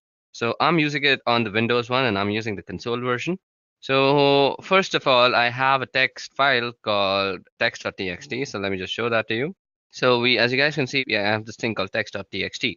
Now to do text.txt, let me just show what text.txt contains. So as you guys can see, it has a sentence called "The quick brown fox jumped over the lazy dog." So that's the sentence that has all the alphabets in the English language, rather. So now we are going to try and encrypt it. So we can use something like AES or DES because both of them are symmetric key ciphers, symmetric key algorithms, rather. So we are using AES in this case. So what we're going to do is say AES script. We're going to encrypt it, and we're going to use the password of, let's say, Pokemon. So we're going to call it Pokemon, and we're going to do text.txt.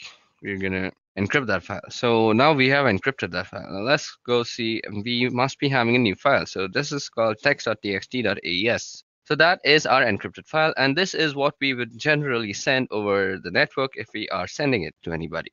So let's assume the person who's received it also knows our encryption algorithm. I mean, encryption algorithm and the key that goes along with it. So let's try to decrypt it now. Now, before I decrypt it, let me just show you what an encrypted message looks like. So this is what the ciphertext looks like. Type text.txt.aes. So yeah, as you guys can see, the Windows console can't really read everything. But if I were to go here, if I were to just go into the file and just edit with Notepad++, you'll see that it's a bunch of crap. You really can't make out anything. What is being made here, we can't really decipher much. So that's the point of using encryption. Now, if you were to decrypt it, all we have to do is AES script. We're trying to decrypt. We're trying to give the password is going to be, what was the password? Pokemon. Okay, so, and we're going to try and decrypt text.txt.aes. Let's dir that again. Okay, so that just decrypts our message for us. So this is how you would use AES script for encryption and decryption. So that just decrypts it, and that's how you would use symmetric key encryption to encrypt a file for this example. Symmetric key uses either a stream cipher or a block cipher, and the differences between stream or block ciphers is that block takes a block of bits at a time, and it's a fixed length. So for example, 64 bits, if I were to use a block cipher with 64 bits, I would need to take in 64 bits before I could start encrypting. Now, if I didn't have 64 bits to encrypt, I would have to fill it with padding in order to get up to 64 bits a stream cipher. On the other hand, it will encrypt a bit at a time, so it doesn't matter how many bits you've got. You don't need to have some multiple of the block length in order to encrypt without padding. And another type of cryptography is asymmetric. Now, asymmetric, as you would expect, uses two different keys, and that's where we have public key and private key. Asymmetric key cryptography uses a longer key length, and it also has more computation, and the encryption process is slower with a symmetric key encryption. And the encryption process is slower than with the symmetric key encryption. One of the uses for symmetric key is for signing documents or emails, for example, where I would have the private key sign something and the public key would be used to verify a signature. And another reason for using asymmetric key encryption is to ensure that you got it from who actually sent it. Since you've got two keys, you always know who the other end of the equation is. Where with symmetric key, since it's just one key, if you can intercept the key, you can decrypt and also encrypt messages. And so if somebody can figure out the key, you can break into a communication stream using symmetric key encryption. So asymmetric gives you the advantage of ensuring that the other end is who the other end says, and they are, since they're the only ones who should have the private key. And in this particular instance, in practice, however, hybrid encryption models tend to be used, and that's where you would use asymmetric encryption to encrypt asymmetric session keys. So basically, you encrypt the message that you are sending using symmetric key encryption. And then when you're exchanging the key with somebody else, you use asymmetric key encryption. So this is going to be a slower process. You probably won't want to use it for smaller files in order to do that. Fortunately, the file example that I have is a smaller one. So I'm going to try and generate a key right now. So for this, we have to head over to our Ubuntu system. So let's see. Let me show you how public key encryption actually works. And we are going to first create a key. So let me just clear this out for you. So first of all, let's create a file and let's call that text.txt. Now, if you see, we are going to edit text.txt to have some file. So have some text in it. So there seems to be a warning with the GTK. I'll just use echo instead. So now let's see if that is in our file. Okay, so let me just show you how asymmetric key encryption or public key cryptography works. So first of all, we need a text file. So let me see. Do we have a text file? So there seems to be a text.txt. So let's see what this text.txt says. So it says that this is a random text file. Now, what we want to do is we want to create a public key first. So I'm going to use OpenSSL for doing this. So we go OpenSSL and we are going to use it with RSA. So we're trying to generate a key. So gen RSA, and we're going to use des3 to use this, and we're going to output it into a file called private.key. So we are also going to be using a 4096 bit. So this is going to be our private key. So this will create a private key using RSA algorithm. So let it work its way out. So first of all, it's asking me for a passphrase now. So since you can protect your keys with a passphrase, so I'm just going to use my name. Okay, so now we see if we ls, and we have a private.key, I guess. Yep. So we have this private.key. Now we're using this private key, we are going to generate a public key. So for this, I'm again going to be using OpenSSL. And OpenSSL is a Unix based, so you will need a Unix system. So you go RSA-UTL, that's RSA utility, and what we want to do is encrypt, and we want the public key in key, and we want to use the public key that we just generated. I'm sorry, guys. So we are going to be using RSA. So first of all, we need to generate a public key. So for that, we use the private key. So we will give the private key as an argument after the in flag. So private.key, and we are trying to get out a public key. So pub out, and we're going to call it public.key. Okay, so there seems to be, okay, I messed it up a little. I forgot to give the output. So you go out, and then you use public.key. So it's asking me for a passphrase, and now it's writing the RSA key, and since the password was correct, we have a public key too. So if you see, now we have a public key and a private key. So we are going to encrypt our file using the public key. So we go OpenSSL, and we go RSA-UTL, and we go encrypt, and we can do pub in. So we are going to use the public key, and we want to put the text.txt as the file to be encrypted. So text.txt, and what we want to output is an encrypted file. So encrypted.txt. Okay, I called it OpenSSL. I need to go and edit that out now. Yeah, so that makes it a correct command. And now we have an encrypted file. So let's see. ls and yep, encrypted.txt. So if we just cut that out, so we see it's a bunch of garbage and we really can't read it unless we decrypt it. So for decrypting the key, all we have to do is again use OpenSSL. Let's clear this out first.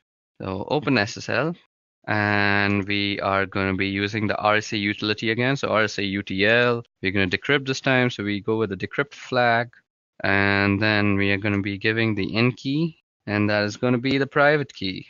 And what we want to decrypt is encrypted.txt, and what we want to output it is as, let's say, plaintext.txt. So it's going to ask me for my passphrase, which is my name, and I've entered the passphrase, and now we have a plaintext.txt. Now, if we are to go in ls, we see that we have a plaintext.txt out here, just replied info.txt. Now let me just cat that out. So plaintext.txt. So this is a random text file. And if we go up, we see that it was a bunch of garbage, and before that, it was a random text file. Now, you can also run this command called diff plaintext.txt text.txt. So this will give you a difference in the text strings. So it's 0, so it gives you, that's the difference. So both the files are the same, and that's how public key cryptography works and how symmetric key cryptography works. Okay, now moving ahead of cryptography, let's talk about certificates.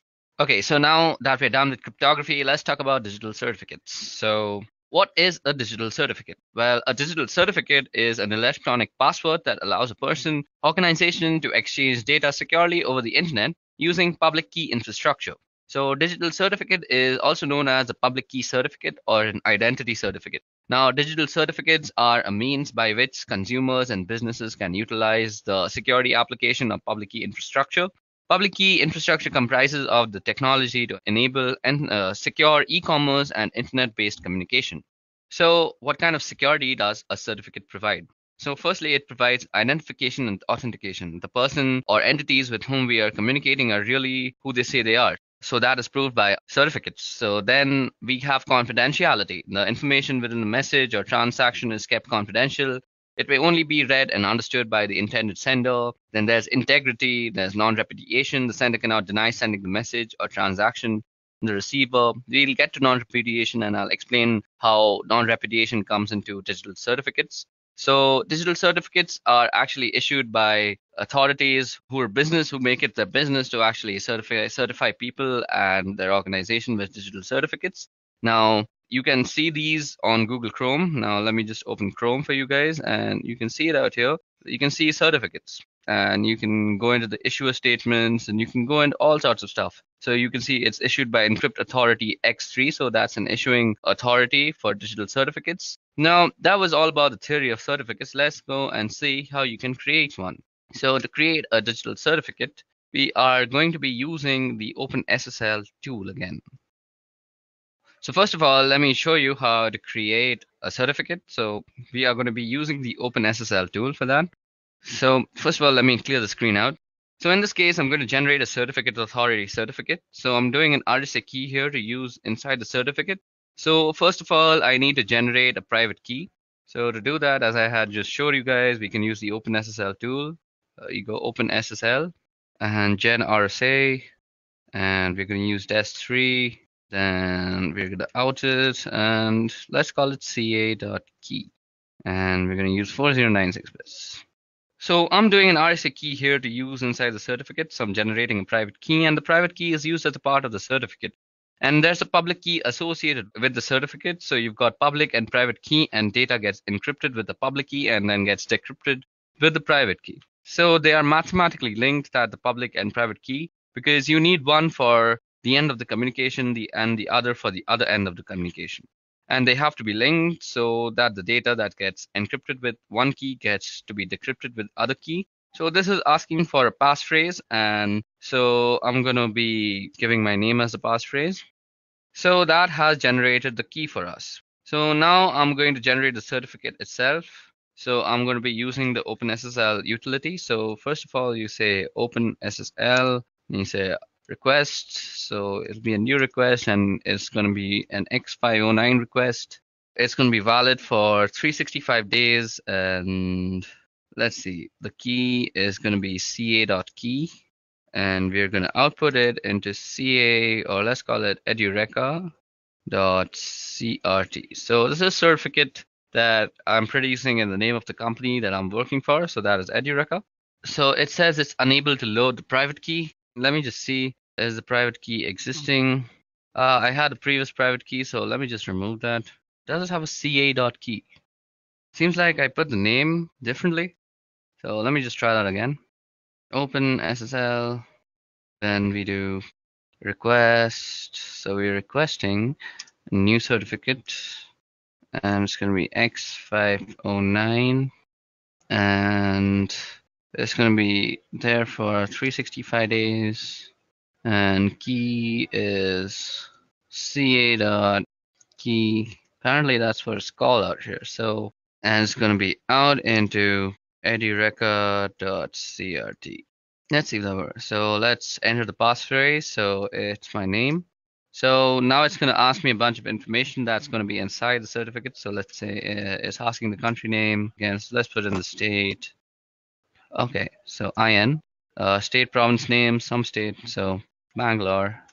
Locality, let's say Whitefield. Organization name is Edureka. Unit name, Brain Force. Common name, let's leave that out. Email address, let's leave that out too. And we have our certificate. So if you go and list out your files, you'll see that there is a certificate called edureka.crt out here, which is highlighted. Okay, so now if you want to view this file, you could always use the OpenSSL. You could always use the OpenSSL utility. So you say you want to read an X059 request and you want it in text, and what you want to see is edureka.crt. Okay, so that is the certificate. So you see that it has all the signature, it has signature algorithm, it has all the information about the certificate, and it says signature issuer is CIN in state Bangalore, in location Whitefield, Edureka Brainforce, validity. It has all sorts of information. So that was all about digital certificates, who issues digital certificates, where are they useful. So this is basically non-repudiation. So nobody can say with this certificate that if this certificate is included in some sort of a website, and that website tends to be suppose malicious and there's a complaint. Now the website can't go to a court of law and say they didn't know about this because the certificate that was included had their private key, and the private key was only supposed to be known to the company. So that is non-repudiation. You just can't deny that you didn't do it. Okay, so that was all about certificates. Now moving on. Okay, so moving on, we are going to be talking about cryptographic hashing. Now, while the word cryptographic is in the term cryptographic hashing, and it does lead you to believe that there is encryption involved, there is no encryption involved in a cryptographic hash. There is a significant difference between hashing and any sort of encryption, and that is primarily that encryption is a two-way process. When I encrypt a piece of data or a file or anything else, what I'm doing is putting it into a state where I expect it to be able to get it back out again. In other words, when I encrypt a file, I expect it to be able to decrypt the file and get the original contents. Hashing is a one-way function on the other hand. Once I've hashed a piece of data or a file, there is no expectation and ability to get the original piece of data back. Hashing generates a fixed length value, and different types of hashing will generate different length values. For example, MD5 will generate a different length value than SHA-1, and they're both hashing algorithms, but they generate different length values.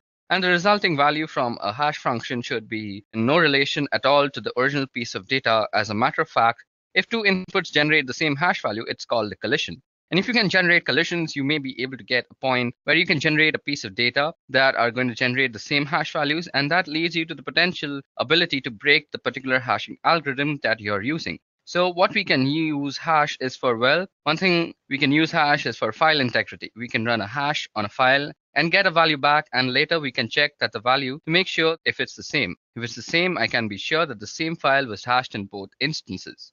So let me just show you an example of what I just said, that if we hash a file, we'll get the same hash every time. So remember the certificate that we just created. Let me just log in again. So we are going to hash this certificate and it will create a certain hash. And we are going to see that every time we hash it, we are getting the same hash. So we can use this command called MD5 sum and we can do edureka.crt.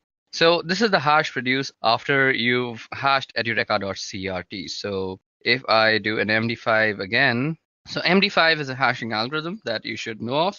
So edureka.crt and it will produce very similar hash. Let's see if SHA-1 works like this. So SHA-1 edureka.crt. Okay, SHA-1 is the SHA from the SHA-utils package. Okay, so I've proved my point that with MD5, which is a cryptographic hashing algorithm, we are getting the same hash back. So if you are able to produce the same hash, that means you have broken the algorithm in itself. So if you run MD5 on Linux, you can get a version of MD5 and MD5 summation program on Windows and Mac OS, where with the utility MD5, which does the same thing. So I just showed you the file and I hashed it. And another reason we use hashing is we are storing passwords. So passwords are stored after hashing. We hash the passwords, and the reason for hashing passwords is so you're not storing the password in clear text, which would be easily seen even if you got it protected with permissions. If I hash the password every time I hash that password, I'm going to get the same value back from the same algorithm. So what I do is store the hash in some sort of password database. Since it's a one-way function, you can't get the password back directly from the hash. Now, what you can do with most password cracking programs, do some variation of this, and you just generate hashes against a list of words until you get a hash value that matches the one in the password. Once you get the hash that matches the one in the password, you know what password is there and here. And we come back to the idea of collisions. If I can take two different strings of characters and get the same values back,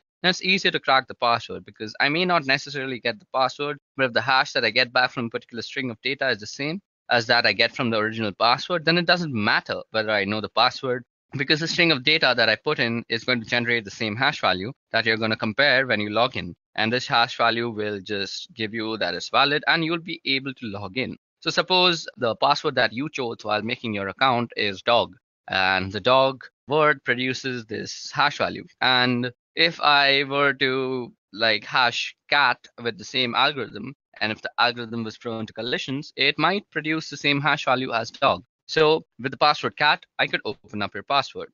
I could open up your account. So that was all about hashing and hashing algorithms. Let's move on now. Okay, so in this part of the video, we're going to go over SSL and TLS. Now, SSL and TLS are ways of doing encryption, and they were developed in order to do encryption between websites, web servers, and clients or browsers. SSL was originally developed by a company called Netscape. And if you don't remember, Netscape eventually spun off their source code and became Mozilla Project, where we get Firefox from. So back in 1995, Netscape released a version 2 of SSL, and there was a version 1, but nothing was ever done with it. So we got to version 2 of SSL, and that was used for encryption of web transmission between the server and the browser to do a whole number of flaws between the server and the browser. Now, SSL version 2 had a whole number of flaws, and SSL 2 has the type of flaws that can lead to decryption of messages without actually having the correct keys and not being the right endpoints. And so Netscape released SSL version 3 in 1996. And so we get SSL 3.0, which is better than 2.0, but it still had some issues. And so in 1999, we ended up with TLS. Now, SSL is secure socket layer and TLS is transport layer security. They both accomplish the same sort of thing, and they're designed for primarily doing encryption between web server and web browsers because we want to be able to encrypt the type of traffic. So let me show you what kind of traffic looks like. So first of all, let me open Wireshark. And out here, I already have a TLS scan ready for you guys that you can see we have all sorts of TLS data. So you can see that here's my source and it's 1.32 and destination is 7612.4059.46, doing a client key exchange and the change cipher spec and an encrypted handshake message. And then we start getting application data. So there are some other steps involved here, and you're not seeing all of it with this particular Wireshark capture because, again, we get fragmented packets, and at some point it starts getting encrypted. And you can't see it anyways because Wireshark, without having the key, can't decrypt those messages. But what ends up happening is the client sends a hello, and the server responds with a hello, and they end up exchanging information as a part of that. Now, including version numbers supported, and you get random number, and the client's going to send out a number of cipher suits that may want to support an order, and it can support the server, and it's going to pick from those suite of ciphers. Now, then we start doing the key exchange and then do the change cipher spec and from the client and server, and eventually the server just sends a finished message. And at the point we've got this encrypted communication going on, but there's this handshake that goes on between the two systems. And there's a number of different types of handshakes depending on the type of endpoints that you've got. But that's the type of communication that goes on between servers and the client one. Important thing about using SSL and TLS is, as I mentioned, some of the earlier versions had vulnerabilities in them, and you want to make sure that the servers aren't actually running those. So you want to run some scans to figure out the type of calls and ciphers that different systems use. So for this, we can use something called SSL scan. So this is available for Unix. I'm not really sure if there is something that is similar for Windows or Mac, but on a Unix-based system that is Linux, we can use SSL scan. So let me just show you how to use that. Clear this part out. So what we can do is run SSL scan again, suppose www.edureka.co. So I'm going to do an SSL scan here against the website, and you can see it's going out and probing all the different types of ciphers that we know on this system. Start with SSL v3 and are going to TLS version 1. And we could force SSL scan to try to do an SSL v2. If I scroll back up, here I get the surface ciphers, which is SSL version 3. It's using RSA. And it's using RSA for the asymmetric. Now, in order to do the key exchange, and once we get the session key up, we're going to use AES 256, and then we're going to use the secure hash algorithm to do the message authentication, or the MAC. It sometimes calls the HMAC for the hashed message authentication code. And what it does is simply hashes the MAC address that you would check one side against the other to make sure that the message hasn't been fiddled with in transmission. You can see here all the different types of cipher suites that are available. Here's TLS running RC4 at 40 bits using MD5, so that would be a pretty vulnerable type of communication to use. And between the server and the client, a 40-bit cipher using RC4 is a low-strength cipher, and we would definitely recommend that clients remove those from the supported ciphers that they have on their server. All that configuration would be done at the web server as well as when you generated your key and your certificates. Normally, certificates would be handled by a certificate authority. Now, you can also self-sign certificates and have those installed in your web server in order to do communications with your clients. The challenge with that is browsers today warn when they see a certificate against a certificate authority that is entrusted of it, and it doesn't have any certificate authority at all. So you'll get a warning in your browser indicating there may be a problem with your certificate. If your clients are savvy enough, and if the users are savvy enough, you may be able to make use of these self-signed certificates and save yourself some money. But generally, it's not recommended simply because clients are starting to get these bad certificates. And when they run across one that's really a problem, a real rogue certificate, they're going to ignore the certificate message in their browser and just go to these sites that could have malicious purposes in mind and may end up compromising the clients or your customers or users. So that's SSL and TLS and how they work and negotiate between servers and endpoints. Okay, so now that we've talked about TLS and SSL, let's talk about disk encryption. Now, disk encryption is actually something that was not really difficult to do, but sort of out of the reach of normal desktop computers for a really long time. Although there have long been ways to do encryption of files, and to a lesser degree, maybe entire disks. As we get faster processors, certainly encrypting the entire disks and being able to encrypt and decrypt on the fly without affecting performance is something that certainly comes within reach. And it's a feature that shows up in most modern operating systems to one degree or another. Now, these days, we're going to look at a couple of ways here of doing disk encryption. I'm going to tell you about one of them first, and it's not the one I can show. I can't really show the other one either. So with Microsoft, their Windows system have this program called BitLocker. Now, BitLocker requires either Windows Ultimate or Windows Enterprise. I don't happen to have either version, so I can't really show it to you, but I can tell you that BitLocker has ability to do entire disk encryption, and they use AES for the encryption cipher. And the thing about BitLocker is that they use a feature that comes with most modern systems, particularly laptops. They'll have a chip in them that's called the Trusted Platform Module, or TPM. The TPM chip is what it does is it stores the keys that allows the operating system to be able to access the disk through this encryption and decryption process. And they use a pretty strong encryption cipher, which is AES, but you have to have one of the couple of different versions of Windows in order to be able to use BitLocker. And it's one of those things you would normally run in an enterprise, and so that's why they included it on its enterprise version. Now, on the macOS side, they have this thing called FileVault, and you'll see in the system preferences on the security and privacy, if you go to FileVault, you can turn on FileVault. Now, if you have the little button that there says turn on FileVault, then You can turn on the file vault and it would ask you about setting up keys, and it works similar to Windows BitLocker. Now, PGP happens to have the ability to do disk encryption, and you can see that in the case of this, you burn the system. They've got a package called GDE Crypt, which is a GUI that allows you to map and mount a created encrypted volume. So I could run GDE Crypt, and it would help me set up the process of encrypting the volumes that I've got on my system. Now, disk encryption is a really good idea because when you are working with clients, the data is normally very sensitive. So, as I mentioned, you can always use things like BitLocker and Windows Vault or other such softwares for disk encryption. So, what I mentioned before is now not only possible, it's very much a reality with current operating systems. Now, let's talk about scanning. Now, scanning refers to the use of computer networks to gather information regarding computer systems. And network scanning is mainly used for security assessment, system maintenance, and also for performing attacks by hackers. Now, the purpose of network scanning is as follows. It allows you to recognize available UDP and TCP network services running on a targeted host. It allows you to recognize filtering systems between the users and the targeted hosts. It allows you to determine the operating systems in use by assessing the IP responses. Then it also allows you to evaluate the target host TCP sequence numbers and predictability to determine the sequence prediction attacks and the TCP spoofing. Now, network scanning consists of network port scanning as well as vulnerability scanning. Network port scanning refers to the method of sending data packets via the network to a computer system specified service port.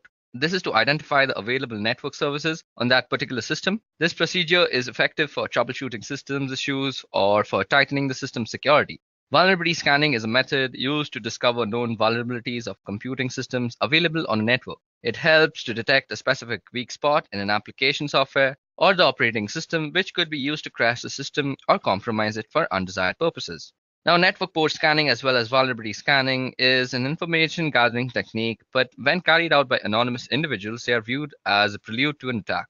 Network scanning processes like port scans and ping swipes and return details about which IP address map to active live host and the type of service they provide. Another network scanning method known as inverse mapping gathers details about IP addresses that do not map to live hosts, which helps an attacker to focus on feasible addresses.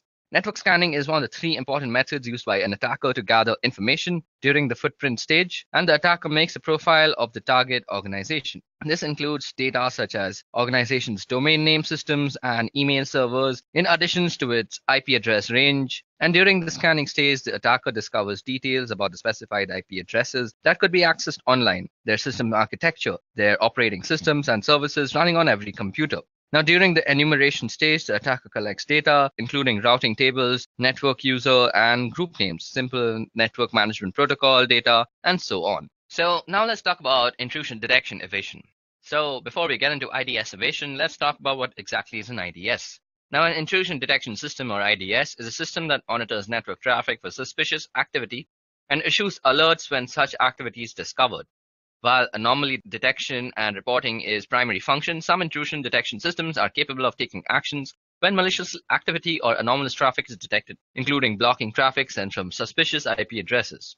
Although intrusion detection systems monitor network for potentially malicious activity, they are also prone to false alarms or false positives. Consequently, organizations need to fine-tune their IDS product when they first install them. That means properly configuring their intrusion detection system to recognize what normal traffic on their network looks like compared to potentially malicious activity.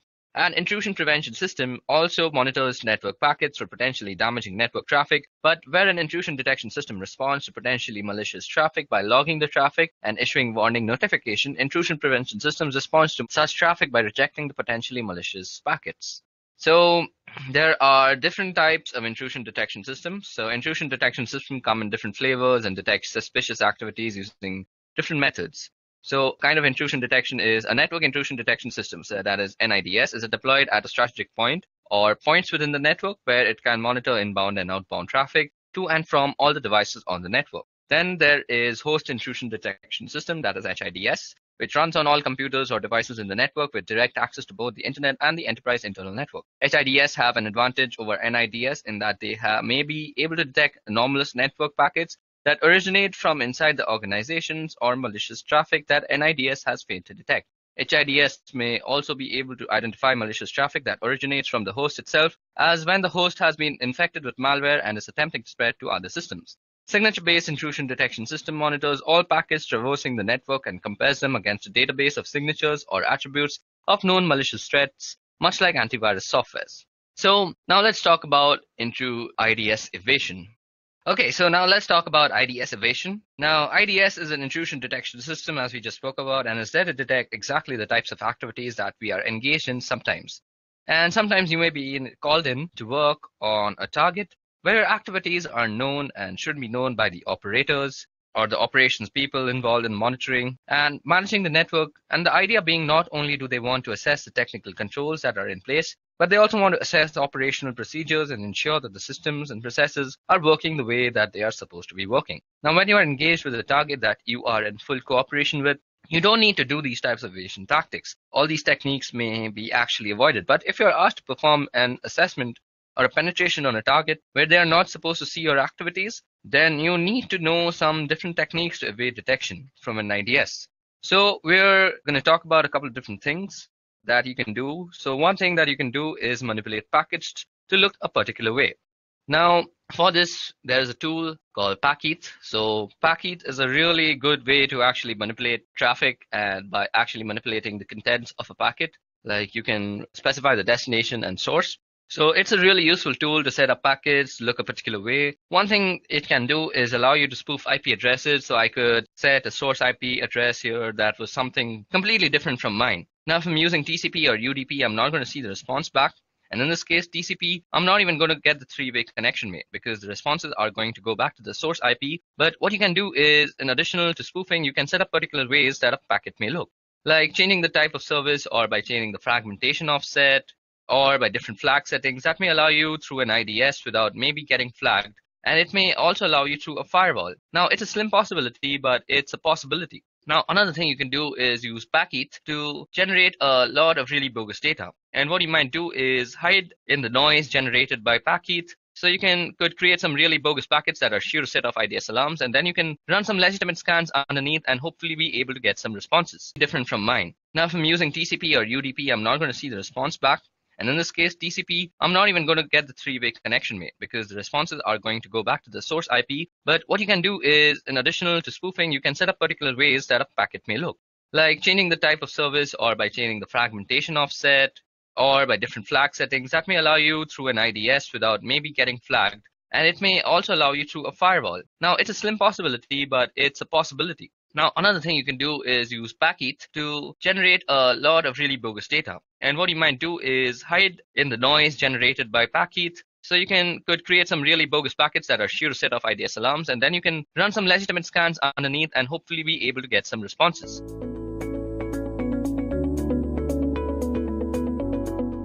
Kali Linux is the industry's leading Linux distribution in penetration testing and ethical hacking. It offers tons and tons of hacking and penetration tools and different kinds of softwares by default. It is widely recognized in all parts of the world, even among Windows users who may not even know what Linux is.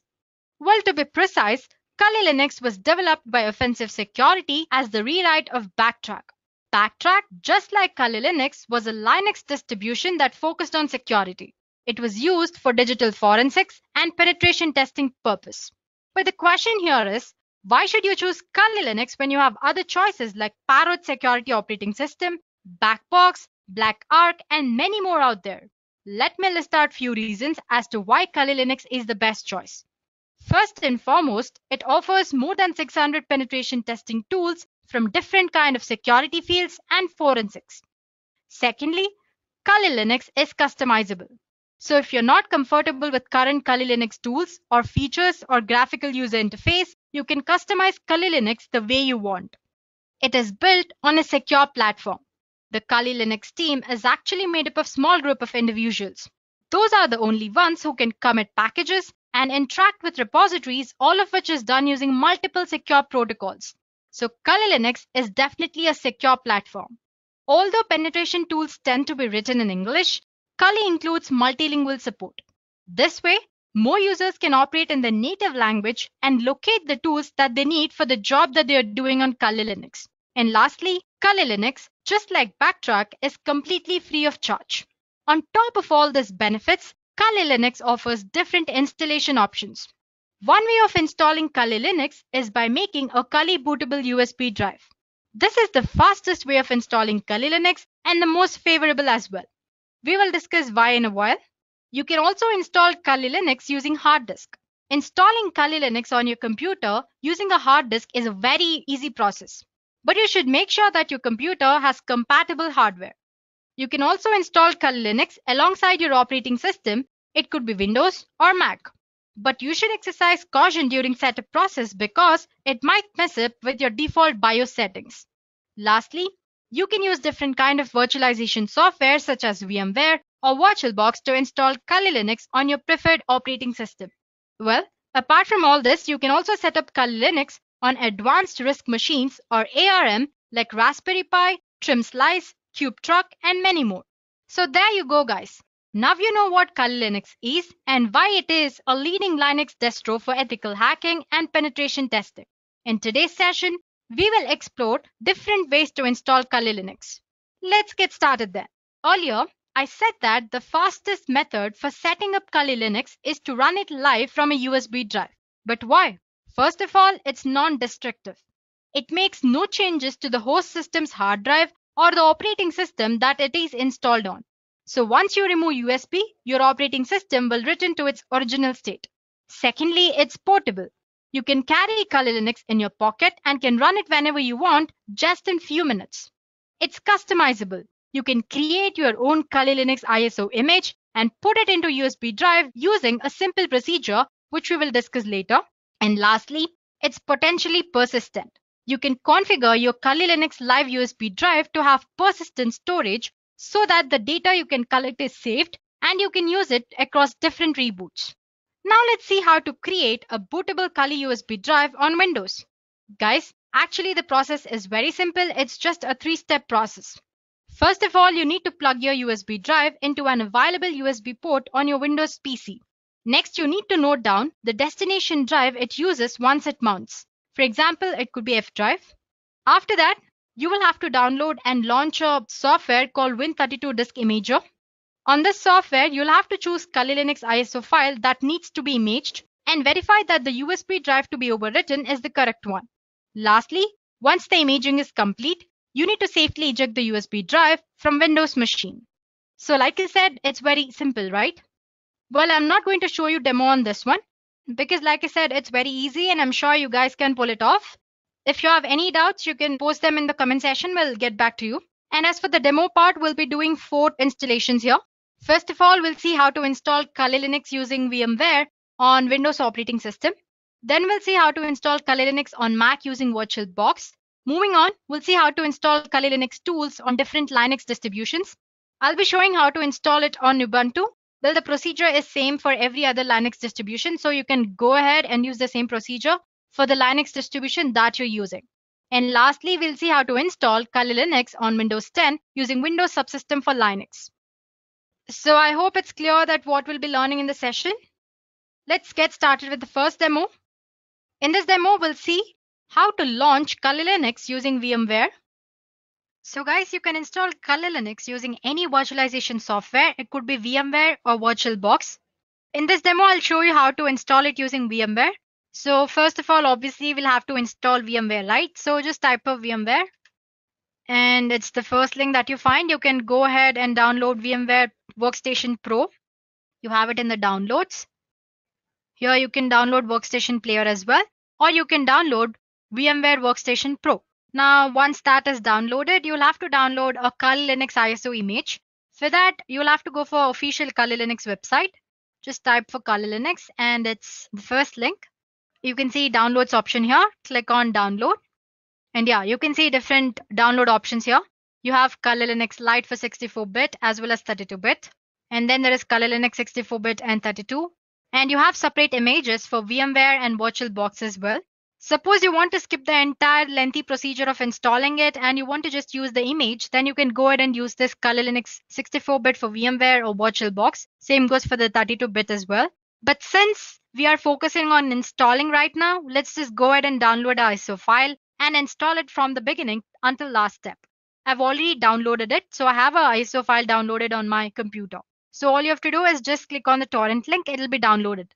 Let's open VMware then. So as you can see, I have VMware Workstation Pro installed here. So I already have about two virtual machines installed on my VMware Workstation. As you can see on the home page, 3 different options. It says create a new virtual machine or open a virtual machine and connect to remote server.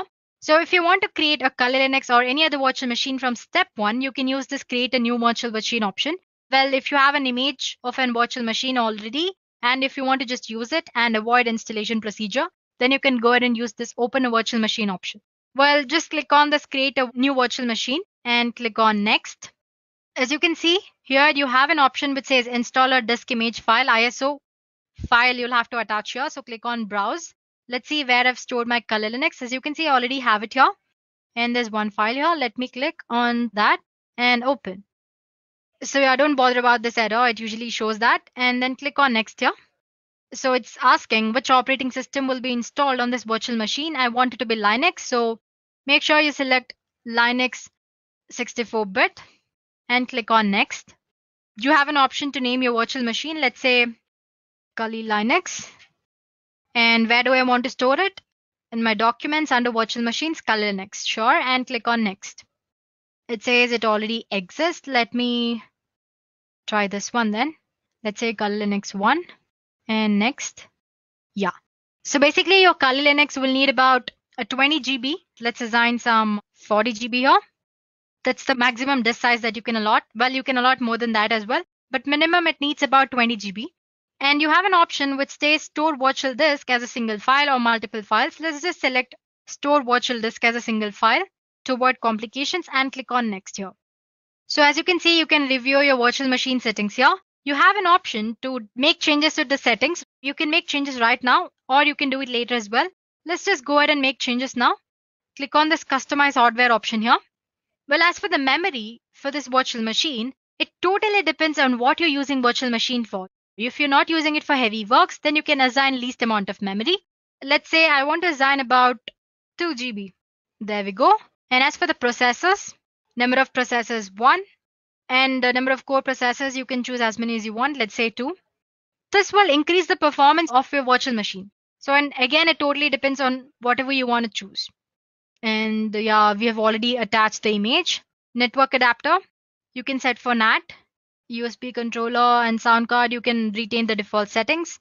And as for the display, click on accelerated 3D graphics since Kali Linux has a graphical user interface. And it says 768 MB is the recommended amount of memory that you can use for graphics. So let's go ahead and select that and click on close. Well, you can actually make all the settings after installing Kali Linux as well. No problem there. Once you've done that, click on finish here. As you can see, my Kali Linux image is ready for installation. You have 2 options to power up. As you can see, you have this option here. You can click on that to power on this virtual machine, or you can go ahead and click on this. Let me click on this. So once you click on that, you should be greeted with this Kali boot screen. As you can see, there are a lot of options here. We did discuss live option earlier, right? So if you don't want any trace of Kali Linux on your operating system, you can go ahead and use live option here. You have live USB persistence mode and live USB encrypted persistence as well. Suppose you want to store some data and save it for a later reboots, you can use live persistent option here. And most of the time people get confused with this install and graphical install. Just don't go ahead and click on install option. Do it only if you're well versed with command line interface. So basically that install option is for command line interface. So you'll be greeted with Kali Linux command line interface. Since if you're using Kali Linux for the first time, go ahead with graphical install. Select the graphical install and click enter. So as you can see, it will start mounting storage devices. Whole installation process might take about 10 minutes. So it's prompting you to select a language. So select your preferred language, then your country location. Let's say English and click on enter. And it's asking you for the country location. Just give United States and enter. And I want the keyboard to be configured with American English. You can choose any native language. Like I said earlier, it supports multilingual or it supports multiple languages. So go ahead and choose it. But it might complicate the way you use Kali Linux later. So you can always go ahead and stick ahead with English only. Well, it doesn't matter. So as you can see, it's configuring the network. So it'll detect the ISO file and load installation component and then prompt you to enter a host name for your system. Well, in this installation, let's just enter Kali and click on enter. You can give the name you want. And next it's asking you for the domain name. Suppose you have set of virtual machines, and if you want to give all of them a domain name, you can assign a domain name as well, but it's optional. Let's not give any domain name here and click on enter. The next thing it does is it'll prompt you for the password that you'll have to enter every time you launch your Kali Linux. So just give some password of your choice and click on continue. The best thing about Kali Linux is you can set up date and time as well. You can make it later as well, but you can choose it here. So just click on Eastern or whichever choice you like and click on enter. So the installer will now probe your disk and offers you 4 different choices. As you can see, it says guided use entire disk. Guided use entire disk and set up LVM, which is logical volume manager. Same thing, which is encrypted, and manual. So if you're an expert, if you've already used this Kali Linux before, you can go ahead and select any of these 3 options from the bottom. That's LVM or manual or encrypted LVM. Otherwise, you can always go ahead and choose guided use entire disk option here if you're a beginner and click on enter. So this is the disk partition where all the data will be stored and click on continue. It's asking if you want to store all files in one partition or if you want to make partitions. So depending on your needs, you can go ahead and choose to keep all your files in single partition, which is default, or you have separate partition for one or more of the top level directories. Let's just choose the first option and click on enter. So once you've done that, you'll have one last chance to review your disk configuration. Once you're sure that you've given correct details, click on enter here. It's asking if the changes that you make to Kali Linux should be written to the disk or not. So say yes. So it will start partition and install the virtual machine. It took a while, but as you can see, installation is almost done. It's asking me to configure the package manager. Well, if you select no in this session, you will not be able to install packages from Kali repositories later. And click on continue. So suppose if you want to install other repositories or updates later on, you can always go and click on yes. Otherwise you can go for no as well. Now it's going to configure the package manager. It'll install package manager and configure it. Then it'll install grub bootloader. And it's asking if you want to install grub bootloader to master boot record. Definitely yes. So select yes and click on continue. So it's asking to select the device manually. You can click this, select the device. So yeah guys, we're done here. So you can finally click on continue option to reboot your new Kali installation. So as you can see, the entire process took about 10 to 11 minutes. So yeah, let's go ahead and click on continue here. It's going to finish the installation. So guys, as you can see, the installation process from the step where we selected the language till the last step is same. It's just the medium on which you're installing is different. For example, right now we used VMware. Later on, I'll show you how to use VirtualBox. But once your Kali Linux image is ready to boot, the rest of the installation process is similar to this. So it's finished installing. It's loading the image. So if you have done everything right during the installation process and according to your needs, you'll land up in this page. Username. So we've given it this Kali, right? Kali and password. As you can see, it's showing an error. It says that didn't work. Please try again. This is mostly because first time when you log in, you should use word root as your default username. But later on, once you've already logged in, you can change the username according to your need. So root and password, you can use the same password which you set during installation process. So as you can see, login is successful. And here I go. My Kali Linux is up and running. So I can start using Kali Linux according to my needs. So once you've done that, you can go ahead and install VMware tools so that you can maximize it, full screen and all that stuff. You can also go ahead and change the date and time settings. As you can see here, you can go for the settings option here and do the settings. And you can start using Kali Linux for hacking and penetration testing purposes. So it's as easy as that, guys. So please go ahead and try installing it. Well, if you find any errors during installation process, let us know in the comment section. We'll get back to you as soon as possible. Now let's move on to our second demo. Now we'll see how to launch Kali Linux on Mac operating system using VirtualBox. In the previous demo, we used VMware, and now we'll be using VirtualBox. But actually, I'm not using any Mac system here, operating system. But I'll show you how to install using VirtualBox. The procedure is very similar. So all you have to do is on your Mac operating system, go ahead and click for VirtualBox download. So this is the VirtualBox official page. You can go ahead and click on downloads here. As you can see, you have different options here. It says Windows for Windows operating system, OS X host, Linux, and Solar host. Since if you're using Windows, then go ahead and select Windows host. But as for Mac, you'll have to select this. It's mostly a .exe file. Once you've done that, you can install VirtualBox. It's just click on next, next, next, and it'll work out and provide settings according to your need.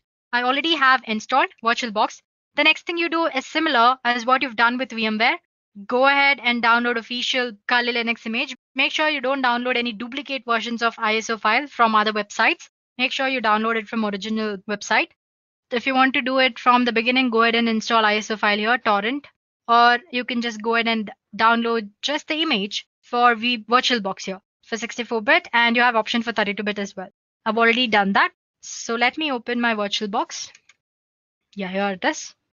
The procedure for VMware and VirtualBox is almost same, just slight difference. Let me maximize the screen for you guys. As you can see, I already have a virtual machine launched up here. I haven't powered it up yet. Anyway, I'll show you how to install new one. Just click on new option here. This is your VirtualBox homepage, guys. So click on new here and just give a name. We've already given Kali Linux earlier, right, for the virtual machine. So let's give it some other name. Let's say capital KL Linux, and choose the type of operating system, that's Linux. And here 64-bit, minus 64-bit. According to your operating system needs, you can go ahead and choose 32-bit as well. Click on next. And again, like I said earlier, depending on what you're doing on Kali Linux operating system or virtual machine, you go ahead and assign the memory. Since I'm just showing you how to install, I'm not assigning much memory here. So let's just retain the default 1024 MB, that's 1 GB, and click on next.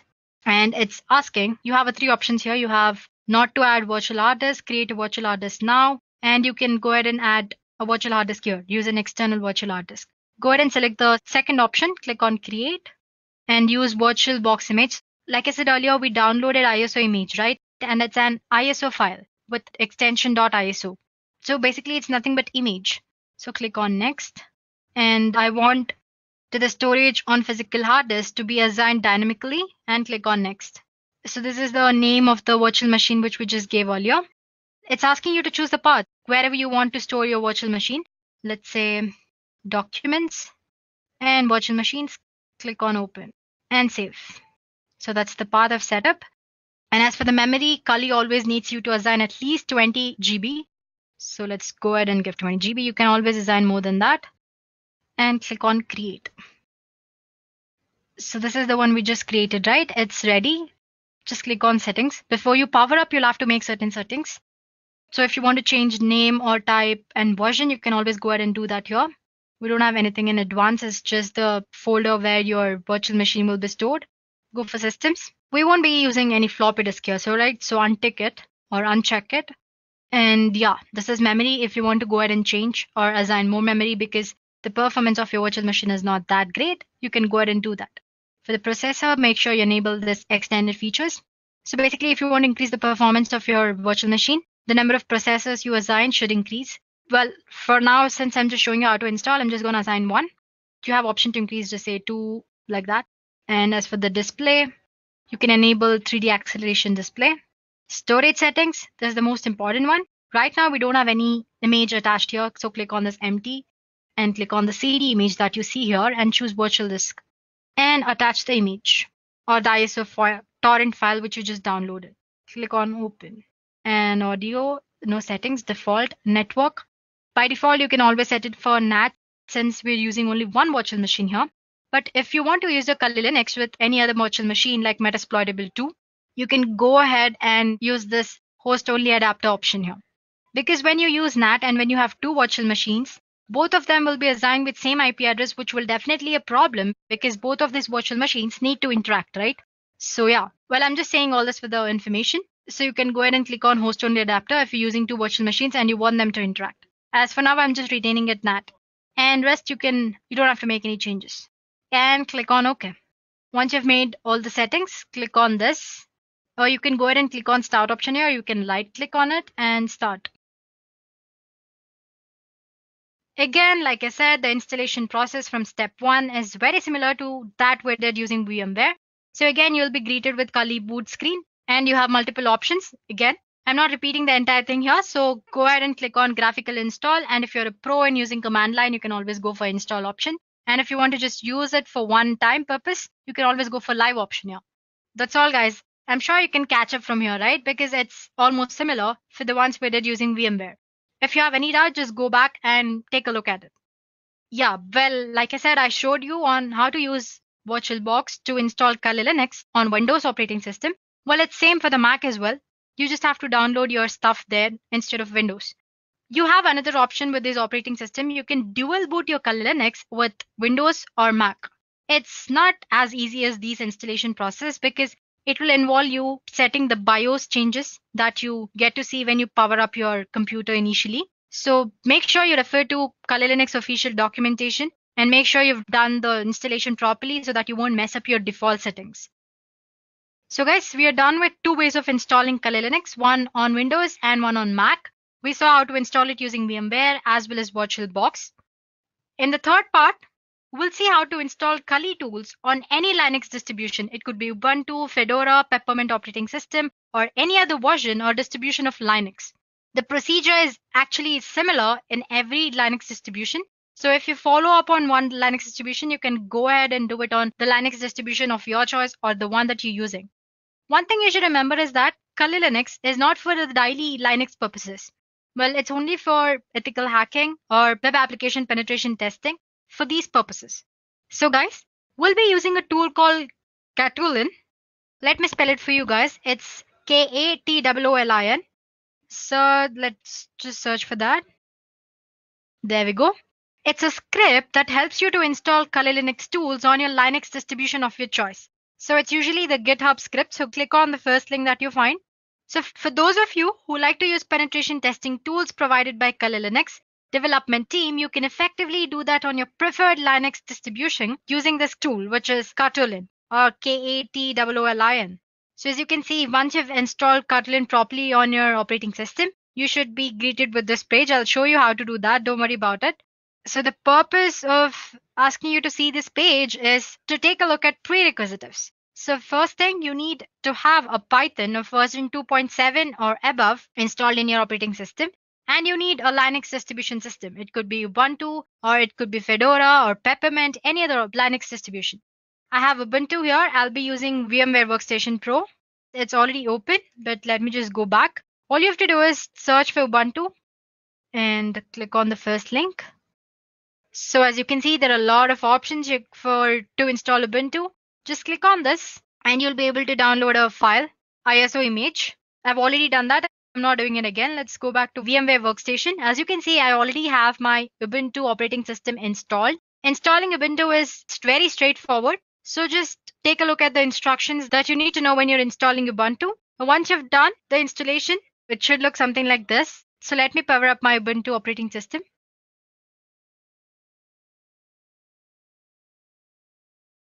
So as you can see, once you install, you'll land up on this page and it's asking for the password. You set up this username and password during the installation process, so don't worry about it. Click on enter.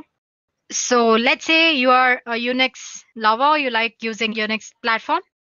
But right now you want to use certain tools for performing application penetration testing and ethical hacking. You just don't need all the tools, you need few tools. In that case, instead of installing Kali Linux on your operating system, installing only certain Kali Linux tools will be the best option, right? For that, like I said earlier, we'll be using Katoolin. I have a set of 4 or 5 commands that you need to use to install Katoolin. First of all, you need to have Git on your operating system. Let me check if I have it or not. Anyway, I have these 5 or 4 set of commands which we'll be using. I'm going to attach them in the description below. So if you want, you can use them. As you can see, install Git, first command. It says unable to use it because I have to log in as a root user. So let me it's asking for the password. Yeah, now I'm a root user. So let me try the command again. That's apt-get install Git. Yeah, installing Git. It's just going to take a few minutes. While this is happening, let's go ahead and explore Katoolin tool. Let me go for Firefox here. Let's search for Katoolin. So it's the first link, guys, like I said earlier. So let me scroll down. As we saw, this should be the home page, and we did take a look at the requirements. So let's just go back and see if it's done. It's still happening. So one thing guys, make sure you have a Python of version 2.7 or above, otherwise the entire thing won't work at all. Yeah guys, it's done.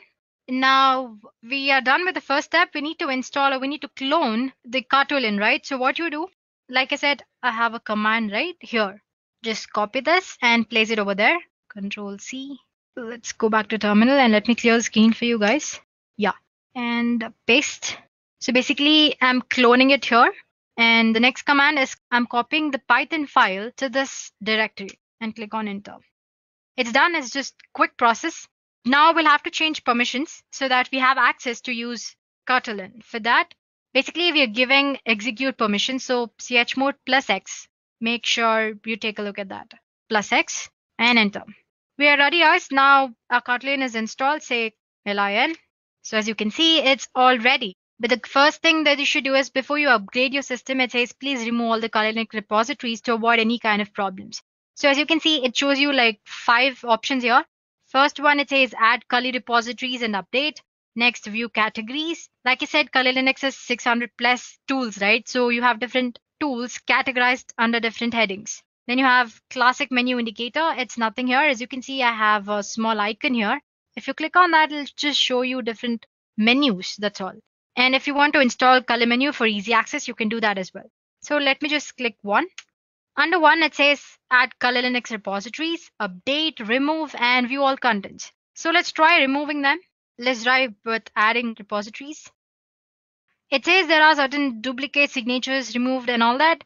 So let's just try to remove like they suggested earlier. They've been deleted. Now one. So if you guys want to go ahead and update the repositories, already existing ones, you can go ahead and do that. I'm not doing it now because it's going to take a while. So if you want to go back, just click back. It's as easy as that. Now let's say I want to view categories and install one tool of it. As you can see, there are like huge number of categories here. So I have web application penetration tools here. I have password attacks. I have exploitation tools. Well, if you are interested, there's an introduction video of what is Kali Linux by Edureka in the cybersecurity playlist. So go ahead and take a look at that. We have explained like about 5 to 6 popular tools in Kali Linux. Anyway, getting back to today's session, let me just say 4. As you can see, it lists all the web application tools. So if I want to install all tools, there's an option that's 0. But let's just say I want to install a tool called SQL Map. I'm sure you might have heard SQL Map. If not, it's okay. It's a tool which you use for checking out vulnerabilities that are present in application database system. So anyway, it asks insert the number of the tool that you want to install. Let's say 27. So as you can see, it's installing. So it's as easy as that, guys. So once you're done installing, I'll get back to you. Any tool, I just showed you how to install SQL Map, which is there in web application tools. You can go ahead and do that for other different types of tools as well. Suppose you want to install all the tools, you can go for 0, as in click on 0 option. So there you go, guys. I just showed you how to install one tool. So you can go ahead and do that for any kind of tool under any category. So if you just want to go back, click back and go for other types of tools. Let's say 8. There you can see. So whatever different type of exploitation tools you want, you can go ahead and install them. Let me just click back and the back. Sometimes when you try to install all the tools, you might get an error saying that the file doesn't exist or repository doesn't exist. All you have to do is go for first option here. As you can see here, you have option 2, which is update. So update your repositories. Make sure the Kali Linux mirror, which is present for the updation, is the right one. Once you've done that, you won't get any errors. All the tools will be installed properly. So suppose you want to get back from these cartoolen, easy, just press Ctrl C. And yeah, as you can see, it says goodbye. So that's as easy as it is to use Kali Linux tools on any kind of Linux distribution. While I've showed you on Ubuntu, the procedure is same on any other Linux distribution, guys. So there we go, guys. We're done with 3 things. First, we did on Windows using VMware, then on Mac using VirtualBox. And third, I showed you how to install Kali Linux tools on any kind of Linux distribution. And finally, there's one last demo. Here we'll see how to install Kali Linux on Windows operating system using Windows Subsystem for Linux feature. So let me get back to my operating system. We won't be needing VMware Workstation anymore. So guys, we'll be using a feature called Windows Subsystem for Linux, which is by default present in all the current versions of Windows 10. This is actually for those who prefer using Kali Linux command line interface. So make sure to listen to me properly. Or use this option only if you're a pro in using command line interface or if you have any experience using command line interface. Otherwise, just go ahead and use VMware or VirtualBox and install Kali Linux graphical user interface option. So yeah, this Windows subsystem for Linux allows you to run Linux distributions as subsystem on your Windows operating system. This feature is really a new feature. It exists only in Windows 10. So you need to use latest version of Windows 10 to perform this demo or use this option. And in addition to that, we also have other prerequisites, especially we need to have Git installed, or you can go ahead and zip the file, which is Windows Subsystem for Linux files normally, but having Git is also a nice thing. Secondly, you need to have Python of version 3 or above. Make sure you've installed Python and set up the path. To check if your Python is installed properly or not, just say cmd, go for your command prompt, and just type for Python version.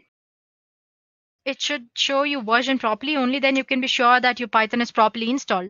As you can see, for me, it's showing 3.6.7, which is definitely above 3, and it's properly installed and the path is set. The first thing you need to do is enable WSL or Windows Subsystem for Linux. Just go for the control panel and there click on Programs and turn Windows features on or off. Make sure not to touch any other features. It might mess up your operating system. So scroll down, it's usually at the bottom.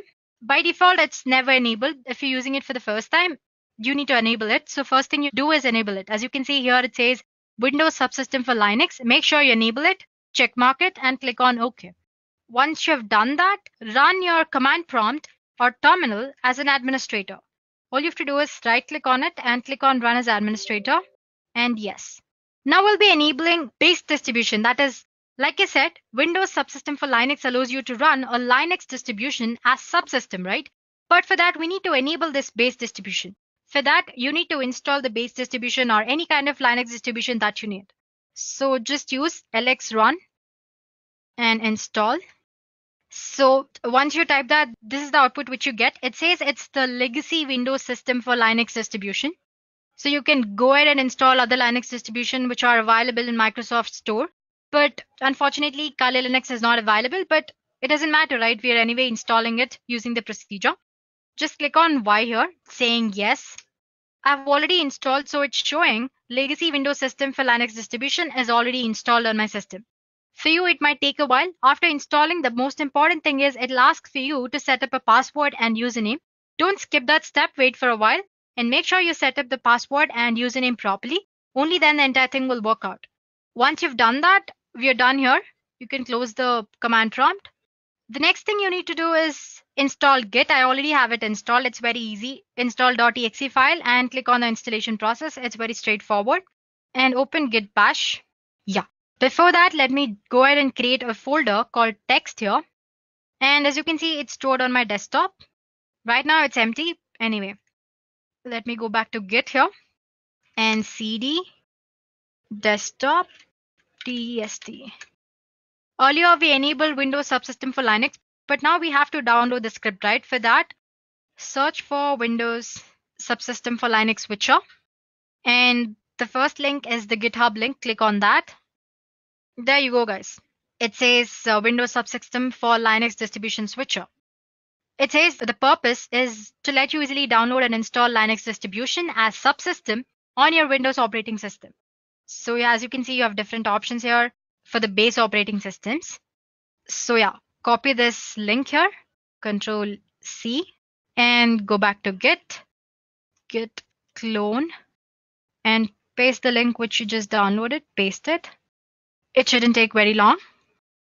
It's done, guys. So now if you check your test folder, Windows Subsystem for Linux will be downloaded properly. Let's just go back and check that. Here is our test folder. As you can see, Windows Subsystem for Linux is already there. Now open your command prompt, cd, let's go for the text file. And if you search for the directories under that, you can see WSL here. Now let's go for that as well. You can just press tab, directories under that. So as you can see, the two things, the most important things is this get prebuild.py and install py. This get prebuild.py will fetch Kali Linux Docker files, and install.py will install Kali Linux for you. I already have it installed, but I'll just show you how to do it. So go back to the browser and type Dockerfile. Click on the second link. I just wanted you to copy the command easily so that you won't make mistakes. This is the one which you'll have to copy to fetch the Kali Linux Docker file. So you can just copy this part and go for command prompt. Let me maximize this for you. Here you can say, so if you remember, I said Python is must. So make sure you've installed it properly and set up the path Python get pre-built. Let me just prebuild.py and copy it. As you can see, it's installing. It's going to take probably like 2 minutes.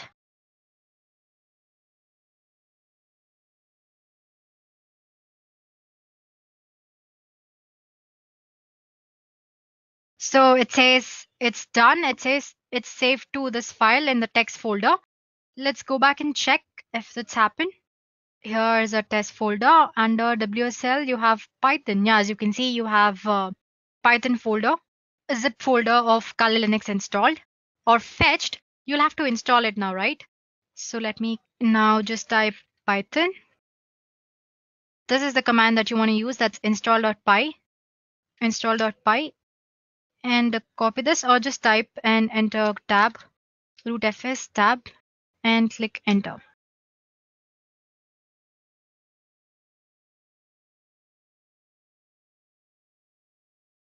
So as you can see, it took a while, but it did install, right?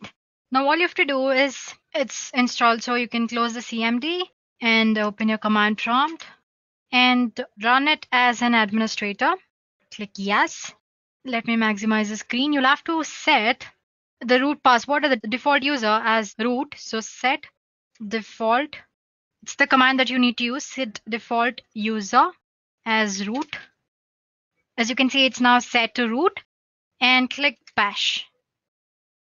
Done, guys. Right now we are running on Kali operating system on command line interface. If you want to make sure if you're actually running on Kali, just type cat etc and issue. It shows that Kali Linux rolling. So as you can see, we have successfully installed Kali Linux command line interface or how to use command line interface on Windows using Windows subsystem for Linux. And I'm telling it to you again, just use it if you know how to use command line interface very properly. Otherwise, it might be a little overwhelming for beginners. Default. It's the command that you need to use. Set default user as root. As you can see, it's now set to root and click bash. Done, guys. Right now we are running on Kali operating system on command line interface. If you want to make sure if you're actually running on Kali, just type cat etc and issue. It shows that Kali Linux rolling. So as you can see, we have successfully installed Kali Linux command line interface or how to use command line interface on Windows using Windows subsystem for Linux. And I'm telling it to you again, just use it if you know how to use command line interface very properly. Otherwise, it might be a little overwhelming for beginners.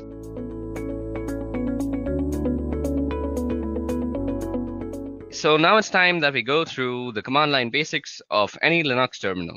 Now the Linux terminal is a very powerful tool. It allows you to move around the whole operating system through the files and folders. It allows you to create files, change their permissions, change how they behave, and a bunch of other things. You can do filtering, you can grab stuff, the specific stuff from a specific file, and there's a bunch of interesting things that you can do. And as an ethical hacker, you will be working with a Linux distribution most of the time, whether it may be Kali Linux or some other thing like Parrot OS. But you will be working on Linux most of the time because it's a powerful tool for networking analysis and scanning and all sorts of stuff that you want to do as an ethical hacker. So the first essential step is to actually know how to use the tool that is available to you. And that is out here, which is the terminal. Now, as I'm running this on a virtual machine, you might find it that my execution times are much slower. And that is because I have a very, very slow laptop because my virtual machine is actually eating up a lot of my RAM. And I have a bunch of other processes that are also rendering. I do this on my free time. So let's go ahead and go through the commands that we are going to actually go through. Now, let me actually make a list of commands that I want to teach you guys. So let me see if LeafPad is available. Firstly, LeafPad is basically a text editor. So the first command that we are going to start off with is cd. Now, cd stands for change directory. Now, at this moment, we are in the root directory, as you guys can see. We can print the current working directory with this thing called pwd, and that is a current working directory. As you see, it's called root.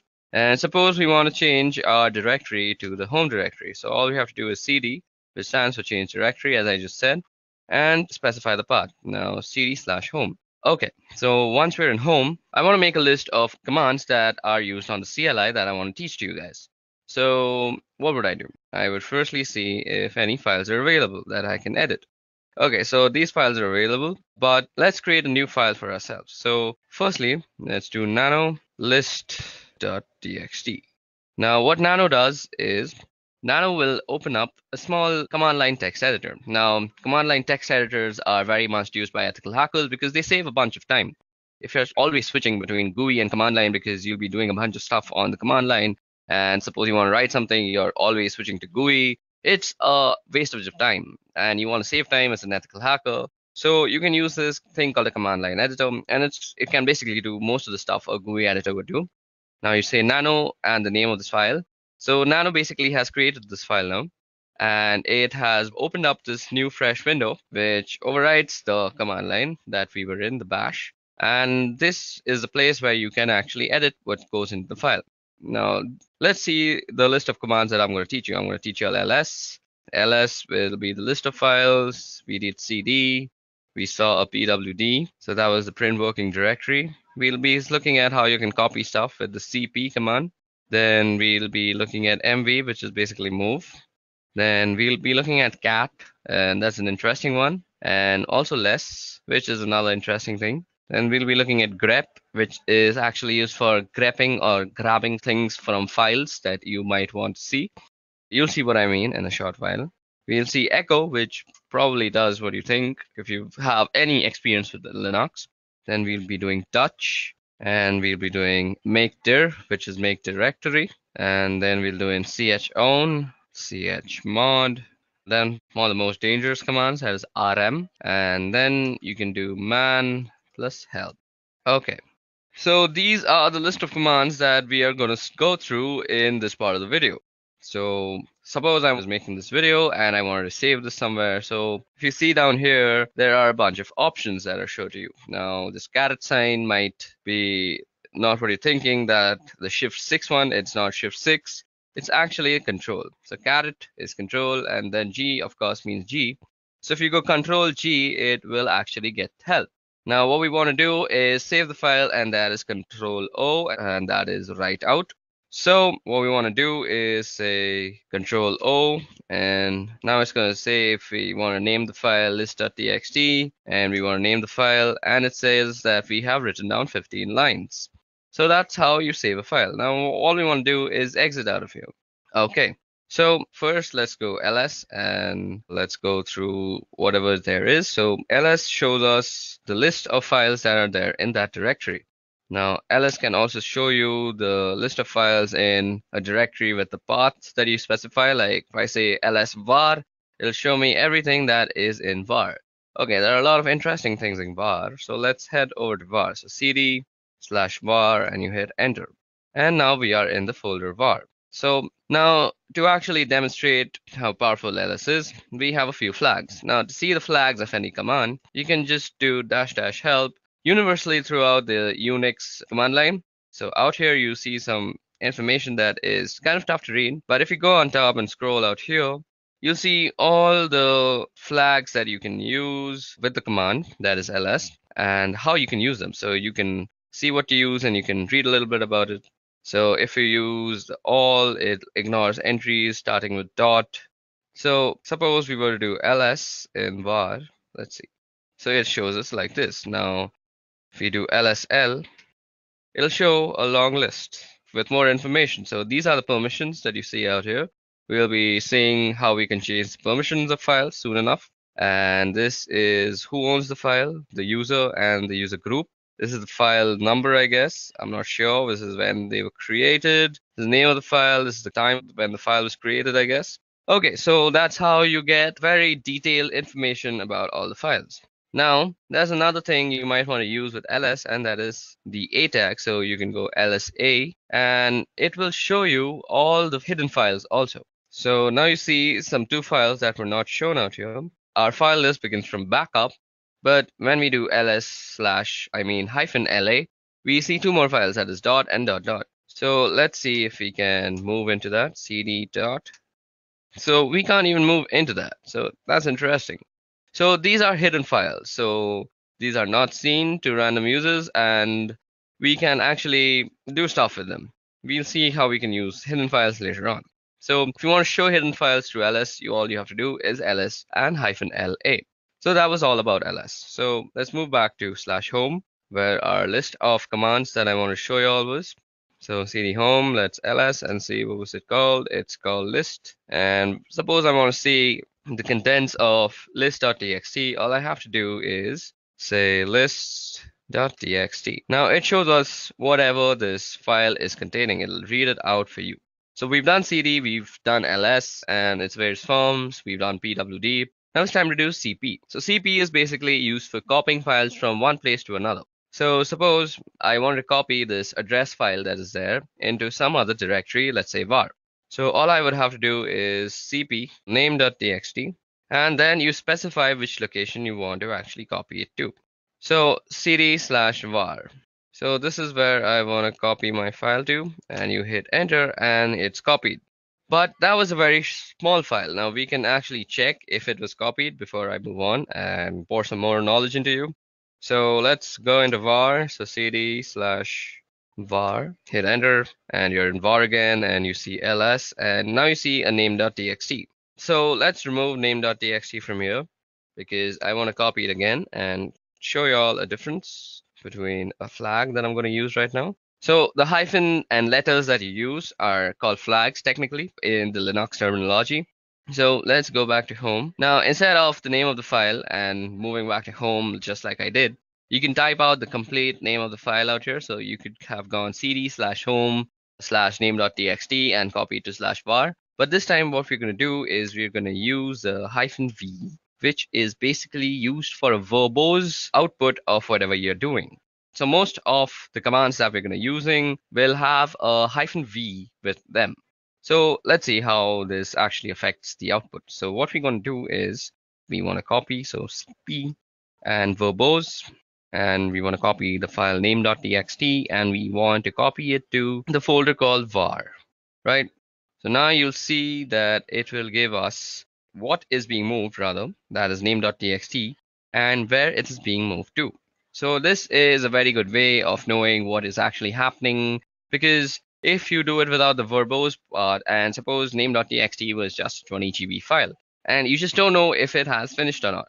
So if it's a 20 GB file, it'll continuously update you on where what is being copied. So basically, all you have to do is type -v if you want to know where your file is being copied and the exact path. Okay, so that was about how you can copy files from here and there. Now, what was the next command that we want to see? So cat. So let me just go and see the next command that is there. So list.txt. So after cat, I want to show less. Okay, so we've done cp. We also have to do mv. Now, as you guys can see, that cp is basically a copy. Copy is, as you would expect, it leaves a copy of the file that in the original directory while also maintaining a copy in the directory that you specified. But if you want to move the file completely, all you would have to do is use the command mv. So mv is for moving the file. Now let's see what all goes with mv. So you can type help, and as I said, you get the verbose option and you get suffixes. You can force things to happen. So suppose you don't have the permission, do not prompt before overwriting. So it'll give you a prompt and you can completely overlook the prompt with the F thing. So let me just show you how that looks like. We'll be doing a verbose and we will be copying the address.txt file. And okay, so every time I've been actually typing, so you can do address.txt by just pressing tab and it'll autocomplete. So address.txt to /var. Now it'll show you that it is actually renamed address.txt to var address.txt. Now, if you go and do ls out here, you will see that address.txt is not actually here, but if we were to move to var, so cd/var. Okay, I've also been typing out commands that I've been previously using, and you can simply toggle through all the commands that you've used by the up and down keys. So ls, mv, mvv help, cat list. I did cd home, and now I have to go through all this just to prove a point. So cd var, we want to change there. Now we're in the variable folder, and we also want to see what we have out here. So address should be out here, and ls. And as you guys can see, address.txt is the first file that has come up. And it is basically the same file, and I can prove that to you by just catting the file, and there's address.txt. And you see that is some random address for some random person. Okay, now let's quickly clear out our file, our window. You can do that with the Control L, or you can just type out clear. Now what we want to do is move back to home. So yeah, cd home. Okay, so now that we're back in home again, let's cat out our next file. So list.txt, and after move, I wanted to go through cat. Now cat, as you guys can see, is printing out the contents of a file, and there's also less, which does something very similar to cat. So let's see what it does. So if you go less and do list.txt, you actually see the contents of the file in a completely new window, which overlays on the previous window. And this is a very neat way to actually see the contents of a file, which is through less if you want to keep your main command line interface not so cluttered, which cat clutters it completely. So if you want to get out of this place, this less place, and all you have to do is press Q, and Q gets you back. And as you see, nothing was printed out on our main interface. So this is a very cool way to actually keep your command line interface neat and tidy when you're doing work. Okay, so grep. So grep is used for actually filtering out stuff from a file. So suppose we want to see whether a command has some verbose option to it or not. So now I know that mv has a verbose command, but suppose I didn't know that. So mv -- help, then you use the pipe sign. So what the pipe sign means is you have to take this command, the first command, and then you pipeline it through the second command. And you want to see grep -v if that exists. Okay, so let's see grep verbose. Yep, so a verbose exists, and that is -v, and that's -- verbose. So explaining what is being done. So what happened out here is basically we took this first command and then we filter it, and filtering is done through the piping. So basically think about you're taking some information and pipelining it through something else, which funnels it out of this command, which is grep. So you can use mv/help in conjunction with a bunch of other commands, just not grep. And I'll leave the creativity up to you. So grep is basically used for getting what you want from a file, and grep is used very, very much throughout this course of this video, through this Kali Linux tutorial that you're going to be watching. So that is a very easy way to see if you have a particular option, or let me do something else also. So cd/var. Now we're in the var folder, and let's ls. We actually have name.txt. Now let's also go into backup. So cd b and tab, and that brings us the backup folder, and we're now in the backup folder. Let's do an ls out here. Okay, so we have a bunch of files. Okay, we have some password.back.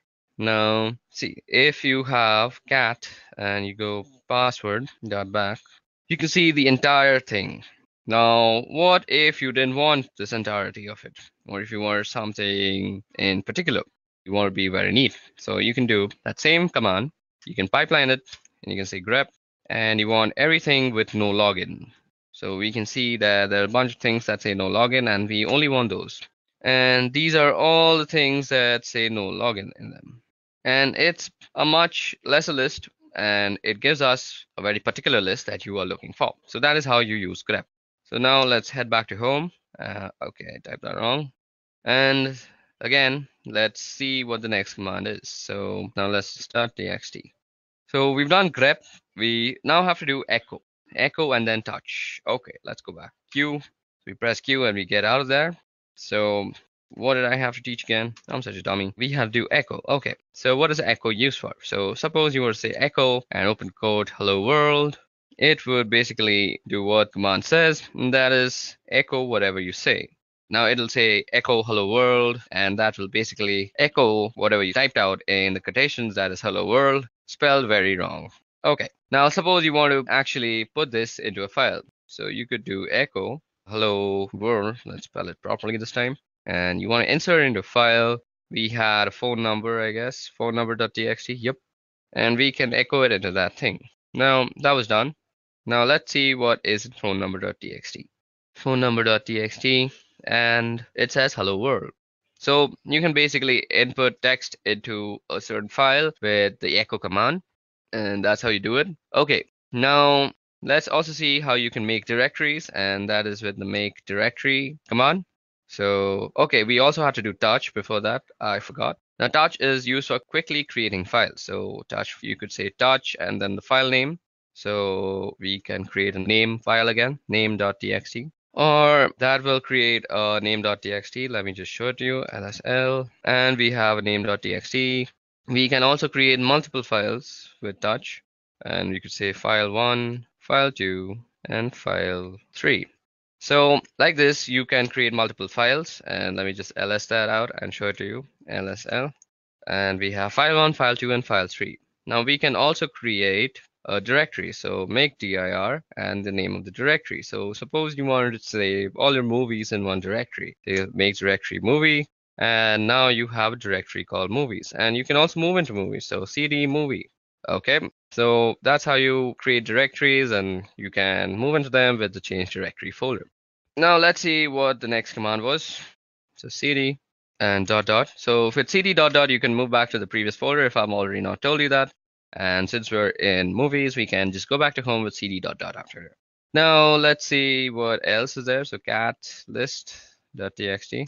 And okay, now chown chmod. Now chown will be a little tough to show because we don't have any sort of other user out here. The root user is the only user that we have on this VirtualBox that is set up. But if you want to change the ownership of a file, let's say, so you can see the ownership of a file through the lsl command, and you see that root and root. So this is the owner name and this is the owner group, and they're mostly the same thing. So our next command that we're going to actually see is called chown. So let's see how chown is actually used. Chown is used for changing the ownership of a file. So I actually don't remember how to use chown. So if you actually don't remember or you're getting stuck somewhere, just use the help function. So if a command line argument is symbolic, so let me just go through this once. So this is how you use it, owner and then colon group. Okay, and then the file name. So you go chown, and then you want to say the name of the owner and the group you want it to belong to, that is root and root, and then you specify the name of the file. So suppose I want to change file 1. Now it already belongs to root and root, so it doesn't really matter because I don't have any other username to actually change the ownership to. So this is how you would normally change ownership. So let me just show you where you can see the ownership, and that is ls-l. And out here, the root and root you see on file 1 is basically this is the owner and this is the owner group. They're normally the same thing and the same name, but if you had some different owner like a guest, you could change it by actually using the chown method, the command. Methods are different things. I always get confused because of the programming. Okay, now the next command that is left is called chmod. To actually show you how chmod works, let me show you an interesting file. So suppose, let me just do this once. Okay, now echo. What we want to echo is, let's echo hello world. And let's put that in quotation, and we want to put this in test. Now, once we've done that, let's ls, and we see that we have a test file out here. And we want to move test to test.sh. So test.sh is the executable file that is used in bash scripting. So we move test to test.sh, and the way you actually execute bash files on your command line is with the dot and the slash. So you say dot slash, and if I press T and I press tab, you see that there is no options that's coming up. That is because test.sh is not an executable file. So test.sh don't have the executable permission. So let me just show that to you. ls, and you see test.sh. It doesn't have the executable. Now you see movie, it is executable. I don't know why, it is a directory, so it is an executable. You can move into it. So it's blue in color. So the way you actually can make this an executable is by changing its permissions. So the way you do that is chmod, and basically you change it to an executable. So plus X, that is making an executable. If you do plus R, it'll make it readable. And if you do plus W, it'll make it writable also. So if you do plus X and do test.sh, and now you go and do lsl, you'll see that test.sh has become green because it is an executable file now. And now if you do dot slash and you press T, you get test.sh if I press tab. So now it is an executable file, and if I execute it, it presses out hello world onto my screen. So that's how you can use the chmod, or which is basically the change of permissions of files. And we'll be changing permissions of files throughout the course of this video. It'll be very useful for us, and you'll see as we go along with this video. Okay, so the next thing that I want to show you all, only two are left, and I remember those now, and it is RM. And RM is used for actually removing files. So you should be very careful while using RM or any sort of removing command on a Linux system, because once you remove something, it is very difficult to get it back, and it's almost near impossible. It's not like Windows, where it's basically just disappeared in front of your eyes, but it's still there in the memory, cluttering it all up. That's why Linux always trumps Windows. That's one of the reasons. I'll make a video on that later on. But for now, let's focus on RM. Now, we can remove file 1. So let's see. So file 1 is going to be removed. So if we ls now, you see file 1 doesn't exist. But let me show you. RM, and if I do movie, it'll say cannot remove movie is a directory. But if you go into the help menu, I bet there will be a option that you can just forcefully remove it. So RM force will just remove. So RM/R, and you can do movie, and it'll recursively remove everything. And if you go here and do LSL, you'll see that there is no movie directory anymore, and that is how you can remove movies. Now, that prompt that you see out there is actually a safety measure, because once you remove a directory and it's not retrievable, that's a very sad scenario, and you don't want to get yourself in such a scenario in whatsoever possibility.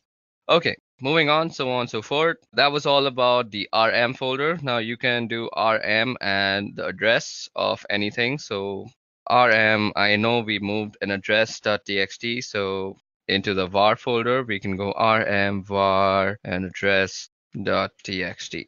And that will remove address.txt from the folder of var. Let me just show you that worked. So cd var and ls, and you see that there is no address.txt out here. Okay, another way to get help for any command that you want is man, and suppose you want to see about rm. It'll show everything about RM that is there to show to you. It'll show you how to use it. It'll give you a description, synopsis, the name, remove files or directories. It's a very useful way. So out here you see this is the manual page. So that is what it means, man. And you can press line 1 or H, or you can press Q to quit. So that's very much helpful.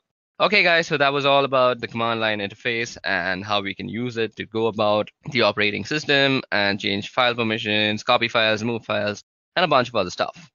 Now it's time to get on with the interesting stuff, and that is, firstly, we're going to be learning how you can actually stay anonymous with proxy chains.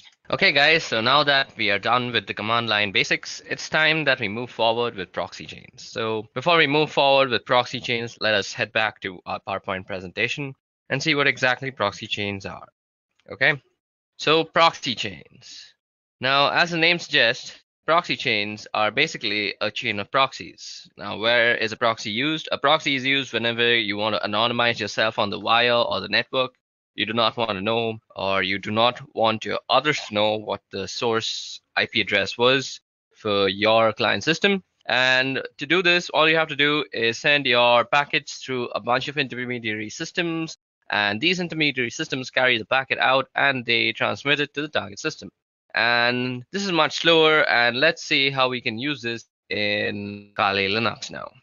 In combination with Tor, in order to anonymize traffic, not only on web browsing traffic, but rather instead on all networks related traffic generated by pretty much all your applications. But you can also change this in the settings. Now, what we're going to do is we're going to open up the proxy chain configuration file, and we're going to understand all its options that are available. So to do that, all you have to do is say nano. You go into the etc folder, and then you go for the proxy chain.conf. And what you see out here is the nano editor, and we had spoken about the nano editor when we were discussing the CLI part. I hope you haven't skipped that. Now, what you see out here is a bunch of instructions and options. So let me just zoom in into this command line interface, and now you can read everything much well. So what proxy chains is, well, it gives you the ability rather to route your traffic through a series of proxy servers and stay anonymous in such a fashion by hiding behind them or by having them forward your requests, so it looks that on the other side that your requests are coming from them as opposed to you. Now, surprisingly enough, there are a large amount of these proxy servers out there that you can use, but they're not very stable. They go up and down and they're not very fast. So for specific targets, they can be useful, but not for brute forcing and not for any sort of computing attack. So suppose you're doing something to a certain target. If you're trying to log in or you're already logged in, you can definitely do it through proxy chains. And it will be reasonably fast and reasonably stable as well. But if you're doing some sort of mass scanning or you're brute forcing a password or something of a kind of a proxy chain with a list of proxies selected from the internet, especially the free proxies, it's not going to work. I mean, it's going to work out eventually in a technical sense, but it will consume more time than you can spare. And by that, I mean it can be a very, very long time. It can take about months or two to do a simple scan. So that's not an option. And there are other ways of doing that. But for the time being, I just want you to know how you can use proxy chains and how you can configure it. And actually, because it's really useful and I use it fairly often, and a lot of people do, and it's a fantastic piece of software. So first off, we have the types of proxies. So you see HTTP, SOCKS 4, and SOCKS 5. Now, there are fundamental differences between these protocols, and you always want to find yourself a SOCKS 5 proxy as that's the best possible one, and that has the ability to anonymize all sorts of traffic. HTTP, well, as the name it says, it's for HTTP traffic, and SOCKS 4 is very similar to SOCKS 5, but it does not support IPv6 protocol and it does not support UDP protocol. So this can be SOCKS 4 and it can be rather problematic, and you always want to make sure that you're using SOCKS 5 wherever and however. Anyway, down below you have these other options, which we will go over. So basically, how you enable these options is that you don't need to type some complex lines of code or anything of any kind. Basically, all you have to do is just delete the hash out here. Let me just show you. So suppose we wanted to actually activate dynamic chains option. So all we have to do is delete the hash. But let's put in the hash right now. So after you delete the hash, all you have to do is save the file and the option is enabled. This hash presents a commented outline, meaning that the system reading this will ignore if there is a hash, and if there isn't a hash, it will take it into consideration and interpret it accordingly. Anyway, what we have here are statements which allow us to specify how we want our traffic to be routed. So first off, we have dynamic chain. Now, dynamic chain is a sum and is an option which you will find people using the most.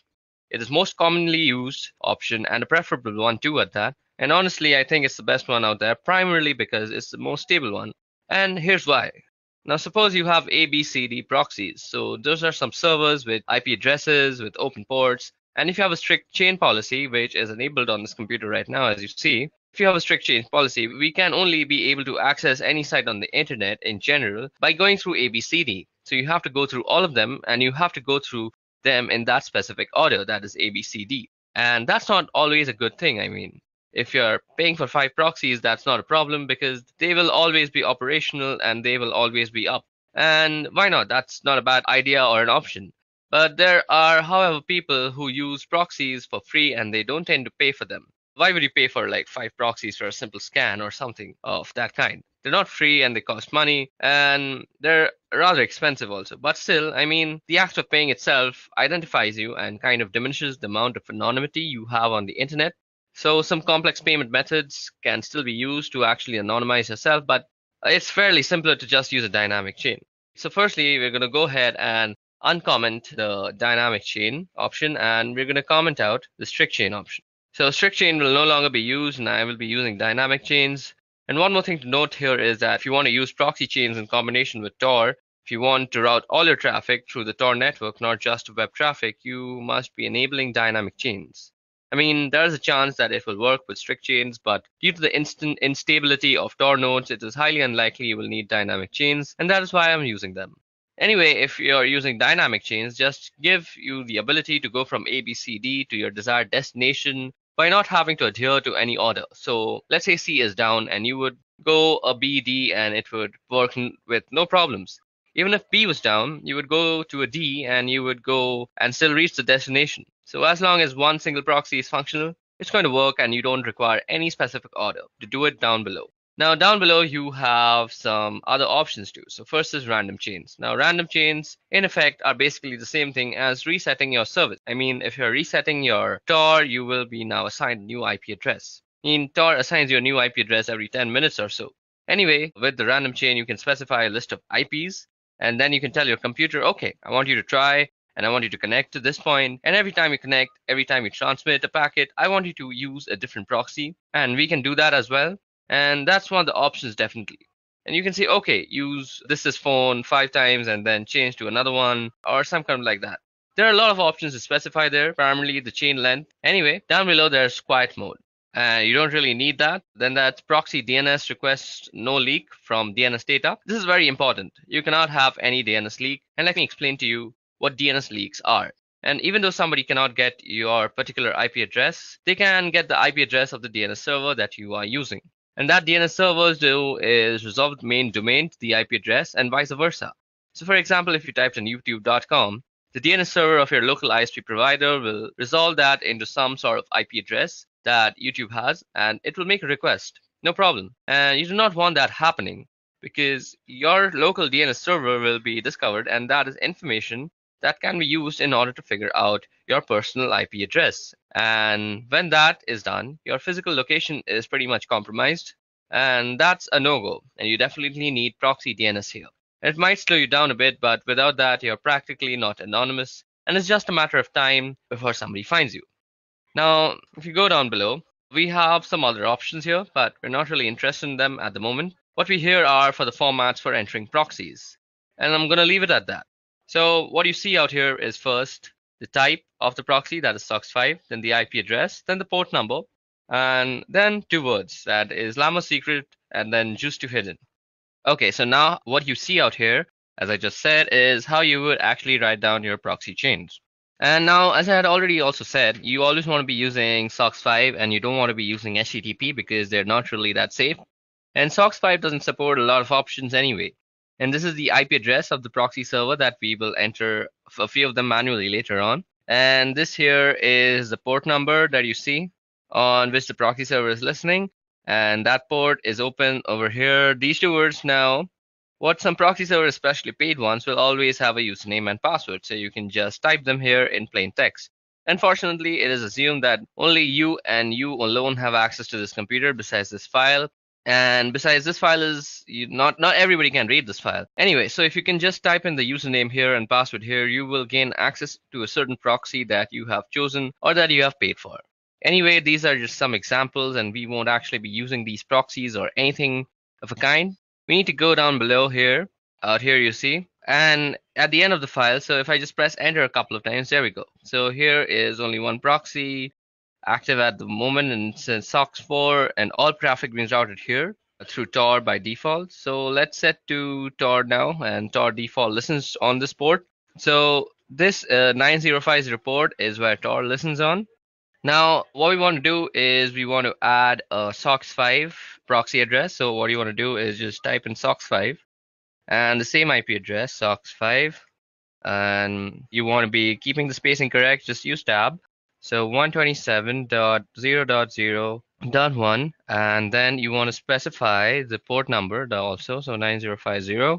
So what you see out here, the 127.0.0.1, this is the loopback address of your computer. So this is for inter-device communication, and if you ping this address, if you're pinging yourself basically, and usually people ping this address in order to make sure that the IP protocol is set up correctly, even though they don't have internet connectivity. So let's just type in 1.27.0.0.1 and the same port number and 9050.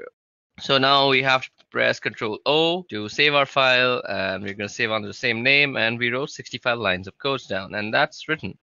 And now you have to press Control X and you exit out. So let's press Control L and clear out our screen. Now we just edited our proxy chains configuration in a very neat environment. So to go ahead and type in our service door status, so we want to check the status of our Tor service. So service Tor status. So Tor service could not be found. So do we have the Tor service installed? Okay, so Tor service is not installed. Just give me a little moment. I'll quickly install it. Okay, so now that we have set up our proxy chains configuration file and we have put in a SOC5 proxy chain, giving it the torch service.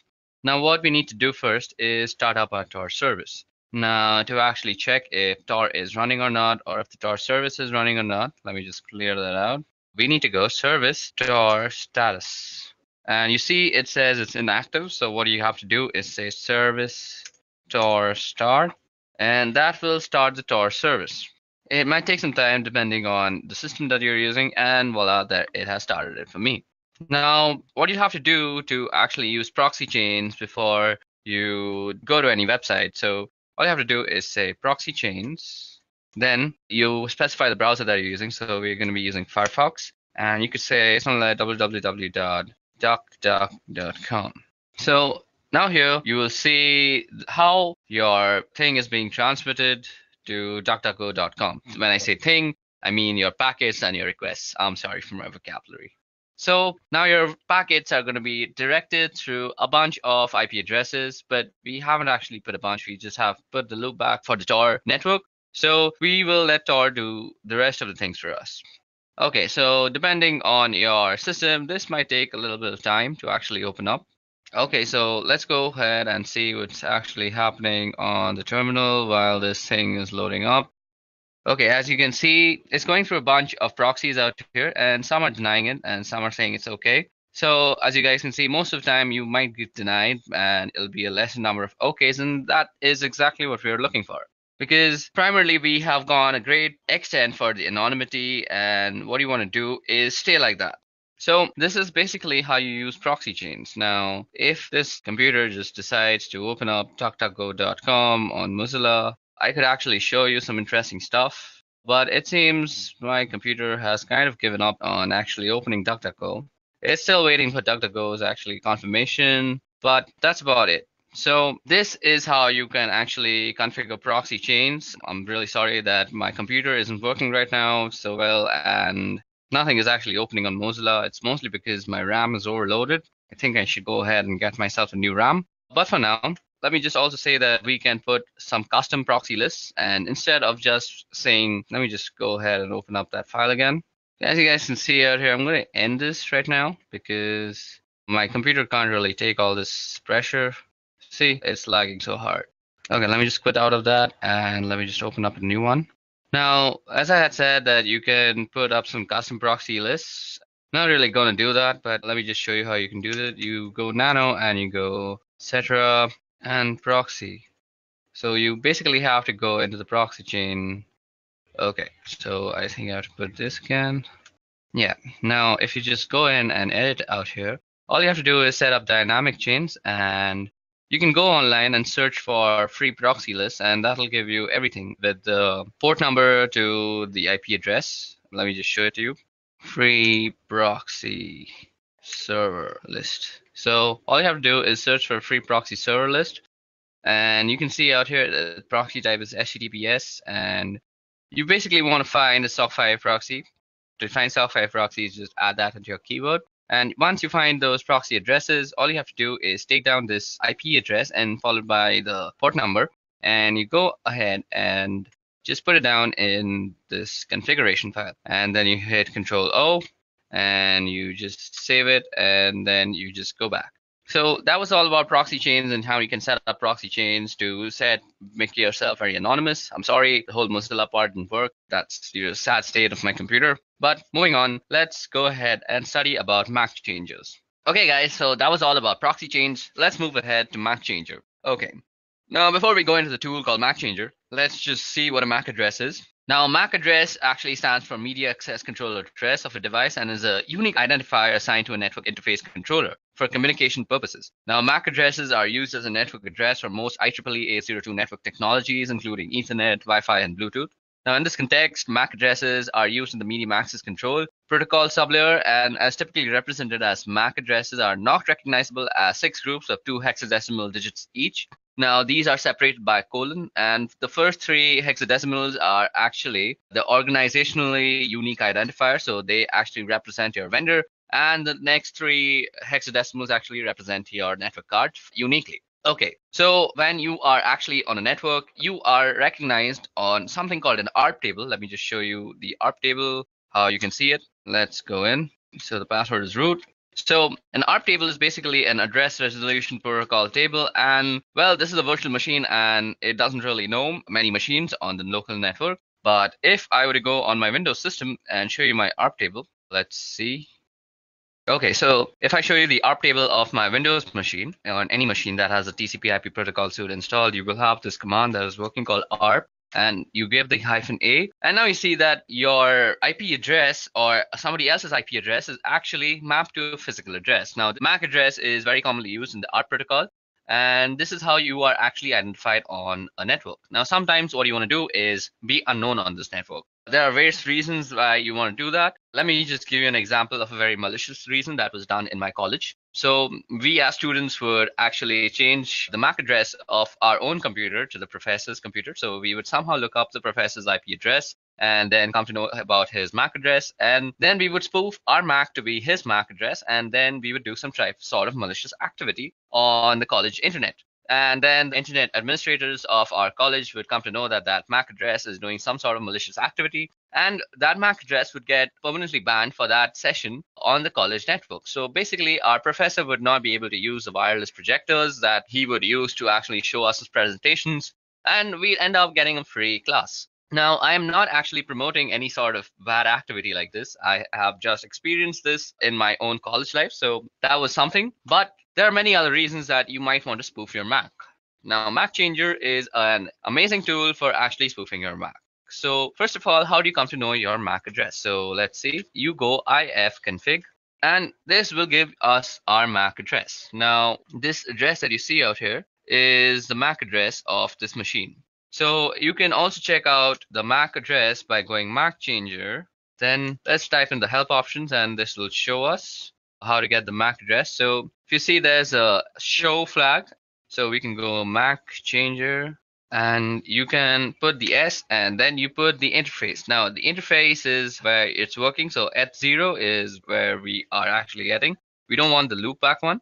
So eth0, and this will give us the MAC address. So our current MAC address is 080027. Let's see if that was the same one shown. Where is that MAC address? Okay, so ether 080027. So I'm sorry, this was the MAC address. I selected the wrong thing. What I was showing you is the IPv6 address, and you can see that's very, very long. So this is our MAC address. Now, what you might want to do to change your MAC address, well, let's see. With V, we can get the version. With S, you can show. We can do the E. And as I said, if you remember that the first 3 bits is about the vendors, so you can also get the vendor list by going -L. So you go -L, and this will give you a list of MAC addresses and which vendor they belong to. So sometimes if you know the vendors that are actually being used on the network of your college, for example, and you want to just stay anonymous and not raise any flags of suspicion, so you could hide yourself as a Cisco router. So suppose your college was using all sorts of Cisco routers, and you decided that today I'm going to spoof myself as a Cisco router and I'm going to screw around with the network. So it would not raise any flags before you actually decided to do some malicious activity. In some deeper inspection of your MAC address, people would actually realize that you are actually spoofing the address. And after some investigation, they would indeed take some time to actually reach to you and how you spoofed it. But the point of changing your MAC is not raising any flags. And that is exactly what you should try to do. So MacChanger is also very useful for getting the list of all the MAC addresses and their vendor IDs. Now let me just clear the screen out quickly. So we go clear, and let's bring back the help. So we go MacChanger and --help. Now what we want to do is give ourselves a random MAC address. Now MacChanger, so that is done with the R flag, and we want to do it on eth0. So once you run that, you will be given a new MAC address. So our new MAC address is f6c649. Now you can verify that by running ifconfig. Now we could just do ifconfig, and you see our new MAC address is on ether. So we could also do something like this, ifconfig, and you could grep ether. So that is telling you the MAC address, and this is completely new. Also, you could show it through the MacChanger tool itself. Okay, so we need to give it the ETH0. I forgot that. Now you see that this is our current MAC address and this is our permanent MAC address, and they two are completely different. Sometimes you also might want to actually change your MAC when your laptop is or your system is booting up, because you might want to stay anonymous all the time. Who knows? And sometimes you might think, I'll actually change it when I want to change it. But let's face it, we are forgetful as human beings, and we tend to forget things that we are supposed to do. So what else is better than to actually automate the whole process yourself and forget about remembering all these stupid nitty-gritty stuff? So you can tell Linux or Kali Linux to actually change your MAC address on boot up is use this tool called crontab. Now crontab is actually used for scheduling tasks on Linux. So let me show you how to do that. Firstly, let's clear our screen and go crontab and go help. Now you see it's a pretty small menu. So first we start with the U flag, which user this file is going to work for. Then we got the E flag, which is for editing crontab users, the users crontab list. And you can see the list of users crontab. And let's see, so do we have any crontab lists? So there is no crontab at this moment, so we can set up one for ourselves by going to the E. Then there's the R, which is delete users crontab. And I want to tell you all, be very careful when deleting anything of that sort, because once you delete something from Linux, as I've already said, that it is very, very difficult to actually retrieve it back. You might get fragmented pieces of what you had actually deleted, and that will only leave you with sadness and devastation. Now, what you want to do is go through crontab and press E, and this will bring us to select an editor. To change, later run select editor. So we'll do it with nano. So what you have out here is the README file of crontab, and if you read this entire thing, you will get how to use crontab completely. But if you have any sort of doubts, even after reading it, you can leave them down in the comment section below. Now, what you want to do is actually set up a crontab so that you can change your MAC address whenever you reboot your computer. So all you have to do is say at reboot, what you want to run is MAC changer. And if you remember, we want a random MAC address and we want it on ETH0. So that's done. Now all you have to do is save this thing. So you go Control O, and that will write it out to crontab. And you press enter and you have written down one line. Now you go Control X and you have exited out. So now let's us clear the screens by pressing Control L and enter. And let's go ahead and get our MAC address. So if we go ahead and run that, our MAC address is set to F6, C6, 49. So just remember the first few letters, F6, C6, and 49. Now let me just reboot my computer, and you will see after I reboot and run ifconfig again with grep ethop, we will see a different MAC address. Now, rebooting might take some time because I'm actually using a virtual machine, but till now it's given problems with the Firefox, but let's hope this won't take much time. Okay, so now that our computer has booted up and we have actually opened up our terminal, let's go in and type ifconfig and let's get in our ether, that is the MAC address. So if you remember the MAC address, now you see that it has completely changed. And that's how you can spoof your MAC address on a local network. And this will basically help you in staying anonymous on our protocols and anything that actually maps your IP address to the MAC address. Okay, so that was all about MAC changers. I'll meet you in the next section now. So in this section, we'll be talking about wireless encryption protocol cracking. So that is basically Wi-Fi cracking. Now, Wi-Fi in today's day and age uses pins or passwords to normally encrypt their data usage. Basically, if you want to access the wireless access point, you need a password or a pin to actually gain authorization. Now, this authorization is done using a four-way handshake, which we will try to capture using a tool called AirCrackNG. And then we will try to crack into the password using a wordless generator called Crunch. Now you can use AirCrackNG to crack WPA and WPA2. There's also another protocol called WEP or WEP, and that is not normally used these days. If you find anybody using that, you should always advise them to actually upgrade to WPA or WPA2, because WEP is actually very easily cracked in these days, and people are generally punished for using WEP by hackers all around the world. Okay, so now you can actually go ahead and go into a terminal and type ifconfig to actually look at your network card name. As you guys can see out here, it's called WLO1. So the first step that we need to do to actually go into the process of Wi-Fi cracking is set up our network access card or our access point into monitor mode. So as you guys can see out here, after typing ifconfig, it shows me that my Wi-Fi access card is WLO1 interface. Now, our process of cracking passwords is pretty simple. What we want to do is actually monitor for all sorts of access points that are nearby to us. Once we have chosen the access point that we want to actually penetrate into and find the password, what we want to do is run an arrow dump scan on it, and then we will try and de-authenticate any device that is connected to that access point. Now, one assumption out here is that the password is saved in that device and it will automatically try to re-authenticate itself with the access point. And we want to catch and log this re-authentication process, which will actually have a four-way handshake between your device and the access point. So this is basically the procedure we are going to follow. Now, another thing that you need to know before actually using this process to gain any access to any Wi-Fi is that you need to know a little bit about what the password is. Maybe it could be the length, or it could be something like a specific character at a specific place. Maybe you know a series of characters. So you just can't really guess the password out of thin air. That is not how cracking works, unless you have some unlimited potential of processing power. In that case, you can very well brute force it and just find the password. But if you're not somebody who has unlimited processing power and you're trying to use AirCrack-NG, you need to know a little bit about the password.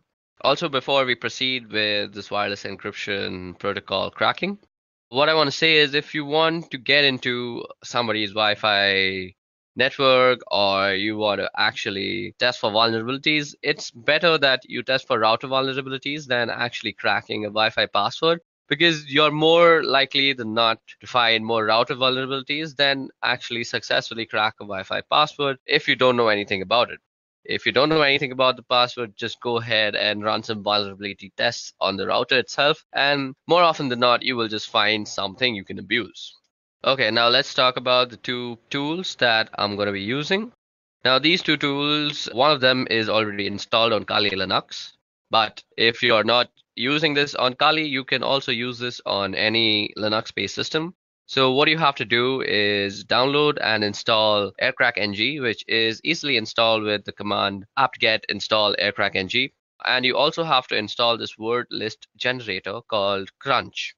Now, Crunch is easily downloadable by just Googling the name, and the first link will be a SourceForge link, and all you have to do is go inside that and install it. And once you figured out how to install Crunch, you can make sure that it's installed.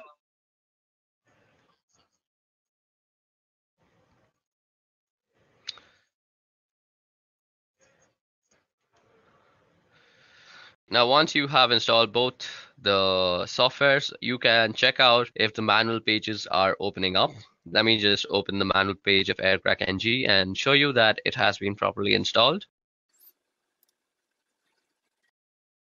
Now, as you guys can see, the manual page of AirCrack-NG opened up, and the manual page of Crunch is also opening up.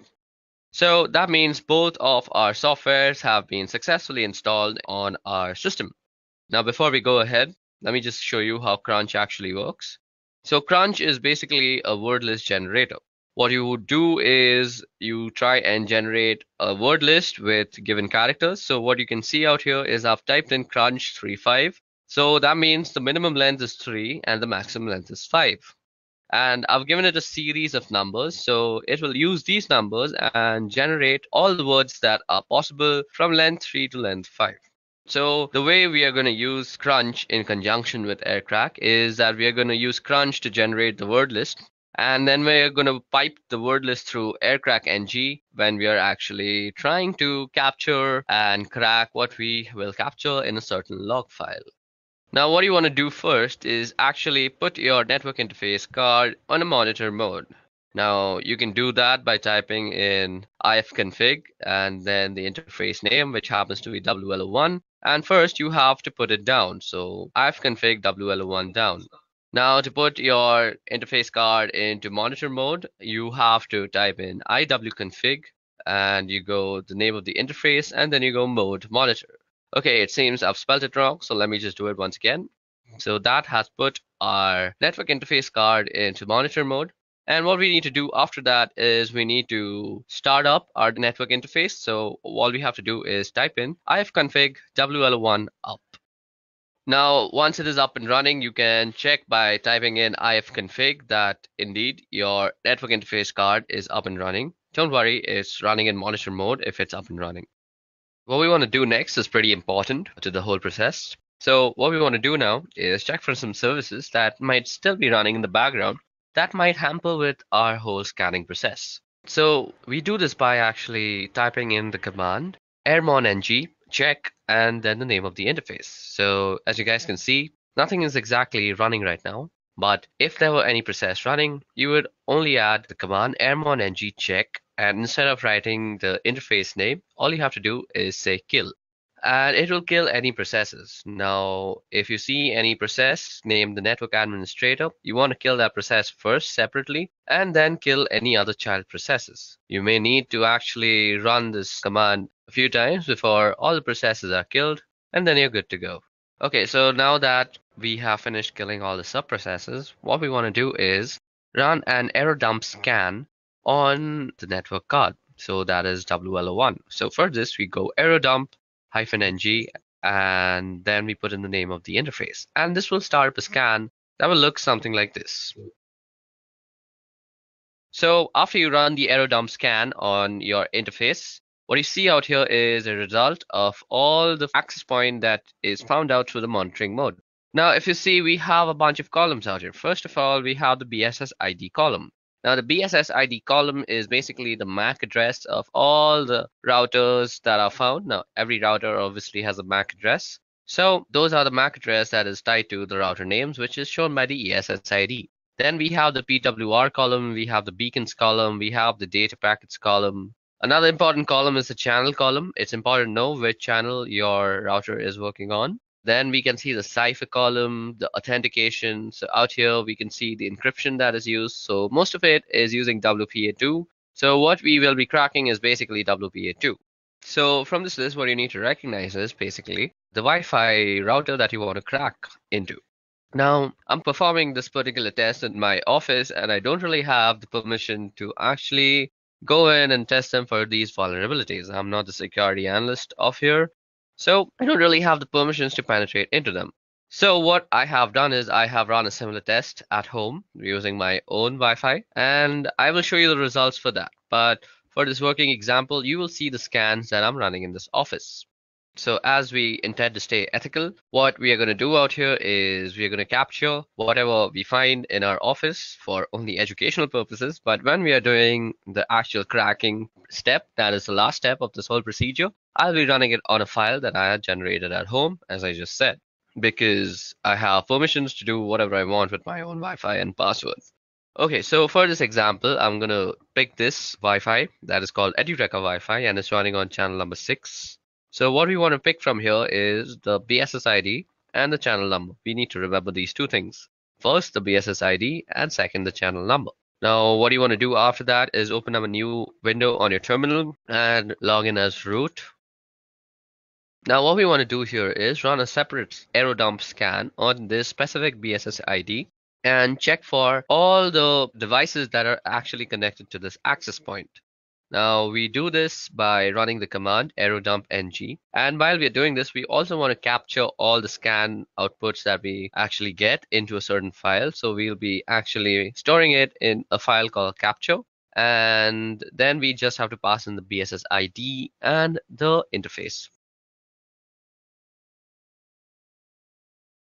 We also have to specify the channel. So let's see what the channel is one. So the channel is channel 6. So that's what we want to do. And we specify the channel with the -C flag.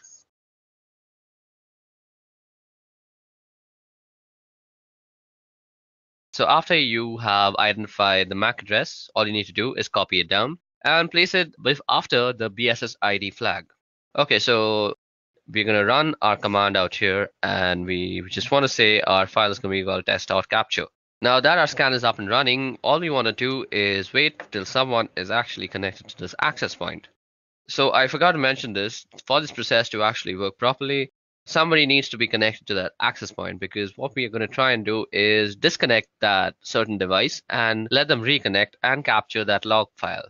Okay, so it seems like nobody is actually connecting to it. So at this time, all I'm going to do is go back to our error-dump scan that we had run on our network interface and look for some other MAC address or other access point to actually penetrate into. And let's see if something has actually connected to that. Okay, so, oh, voila. Now what you see out here is that somebody has actually connected to this access point, and his MAC address can be seen under the stations tab. Now, what we want to do is run a deauthentication broadcast message on that station and deauthenticate that guy. Now, to actually run the deauthentication process, all you have to do is go ahead and open up a new terminal window again and let the scan be running in the background. Don't close any scan at this moment. Okay, so the information that we need to remember is the BSS ID, or rather the MAC ID of the station. Now, you also want your monitoring to be running on the same channel, so that your deauthentication message is being already broadcast on the same channel. So we can do that easily by going airmon ng and saying WLO1, and you can say start on the specified channel. So what we want to be doing is running this on channel 6. Then we want to go and use the third suite of tools, that is Air Replay. Now, Air Replay is used for broadcasting deauthentication messages and all sorts of stuff. Now, you can see all this in the help menu also, and you can do that by typing in --help.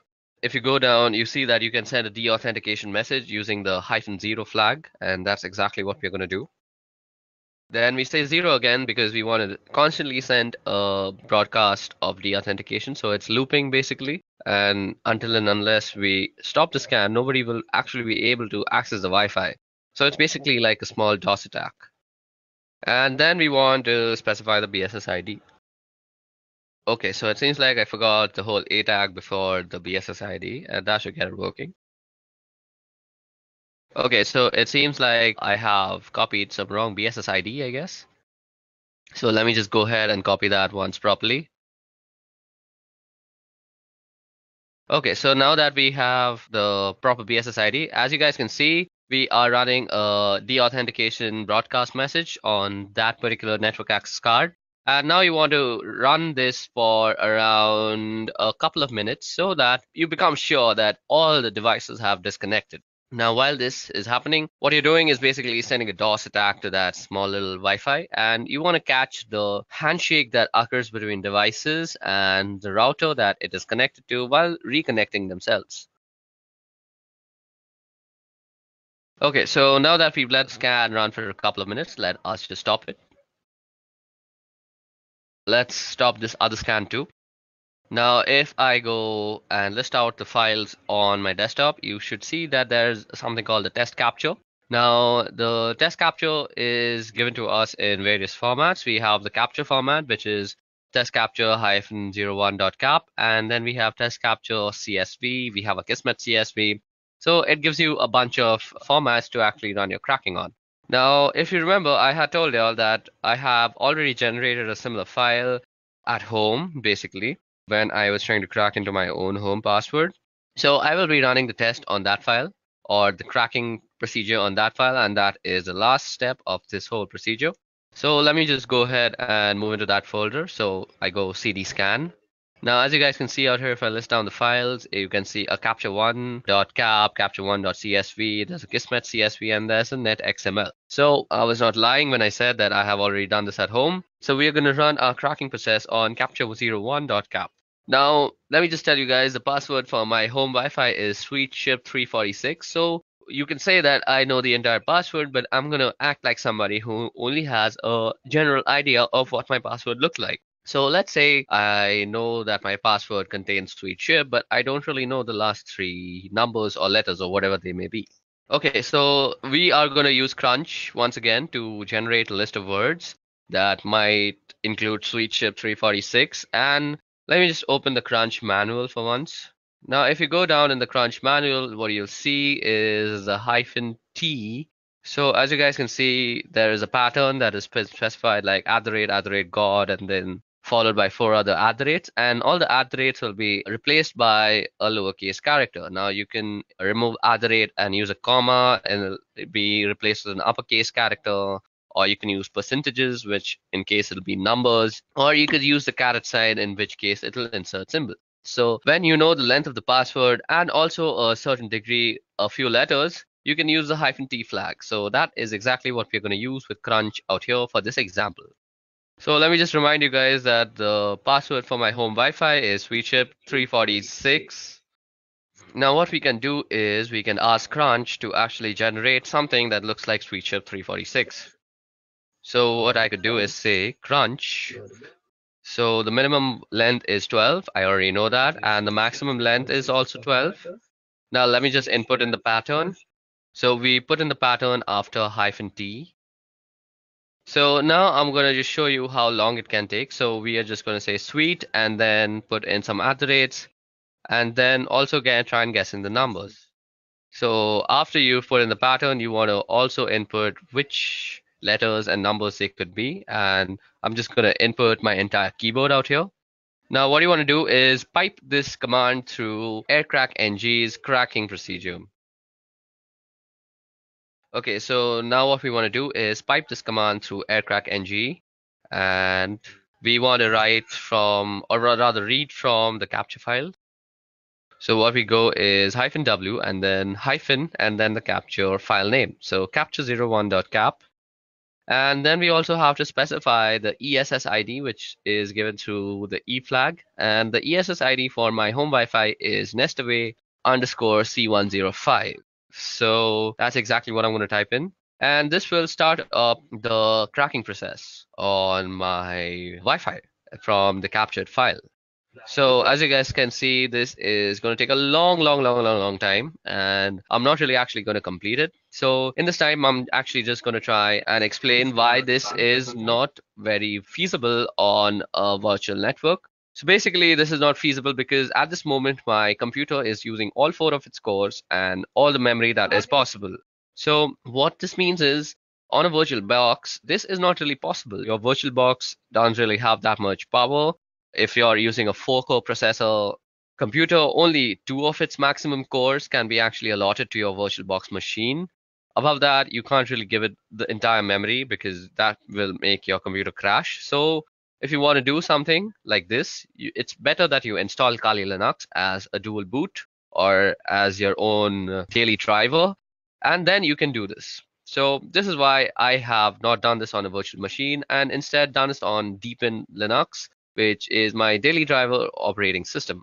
Now, as you guys can see, it is constantly trying to actually guess the password by actually going through all the permutations and combinations. That is basically, it's taking in all the words generated from crunch, piping it into the current command, that is the aircrackng command, and it's comparing everything. So what I'm going to do is I'm actually going to end this because this will take a very long time. And what we're going to do is we're going to actually try and shorten the command of the amount of guessing that we're trying to do. So let me just try and do that. So as you guys can see out here, I have reduced the number of alphabets that might be actually tested. But even in this case, this will take a humongous amount of time. And let me just show that to you. So as you guys can see, the test is running, and there's not really much you can do. You can just let this run, go out for a cup of coffee, and then come back. And you might still see that running. It really depends on what the password is and how much time it takes to crack it. And how much processing power you have directly affects how much time this will take. So let me just show you guys that this is taking a bunch of time.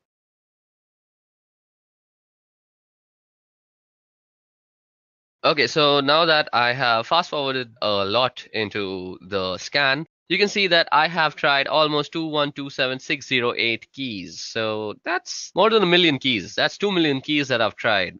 So, and it still hasn't reached sweetchip346. So what we're going to do is, just to show you for demonstration purposes that this procedure actually works, let me just shorten our guessing even more.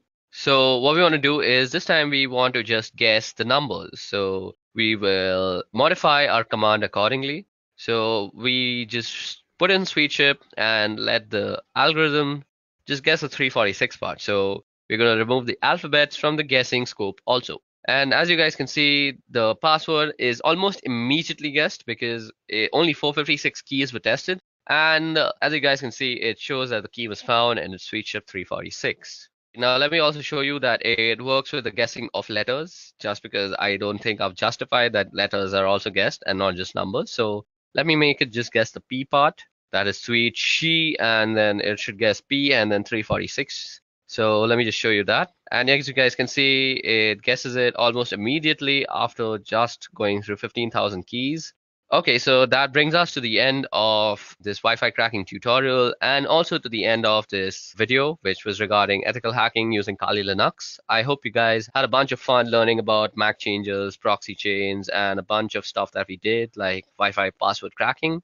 I hope you practice these procedures and methodologies that I've taught you only for your own educational purposes and not use it to harm anybody or do anything harmful with it, because let me just tell you very seriously that you can be prosecuted by the law. So let's end this video on a good note by saying please practice this for only educational purposes. Let me just show you that. And as you guys can see, it guesses it almost immediately after just going through 15,000 keys. Okay, so that brings us to the end of this Wi-Fi cracking tutorial and also to the end of this video, which was regarding ethical hacking using Kali Linux. I hope you guys had a bunch of fun learning about MAC changes, proxy chains, and a bunch of stuff that we did, like Wi-Fi password cracking.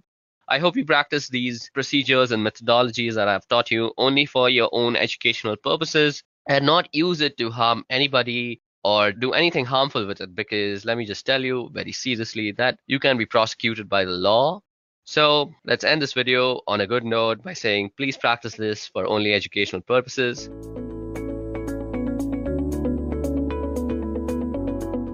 If you are a hacker, pen tester, security researcher, or just another person who pings Google in front of friends to look cool, then it's likely that you must have already known about some Linux distros which are particularly made for them. Today, we are going to explore one such Linux distro, Parrot Security OS, one of the leading Linux distribution in penetration testing and ethical hacking.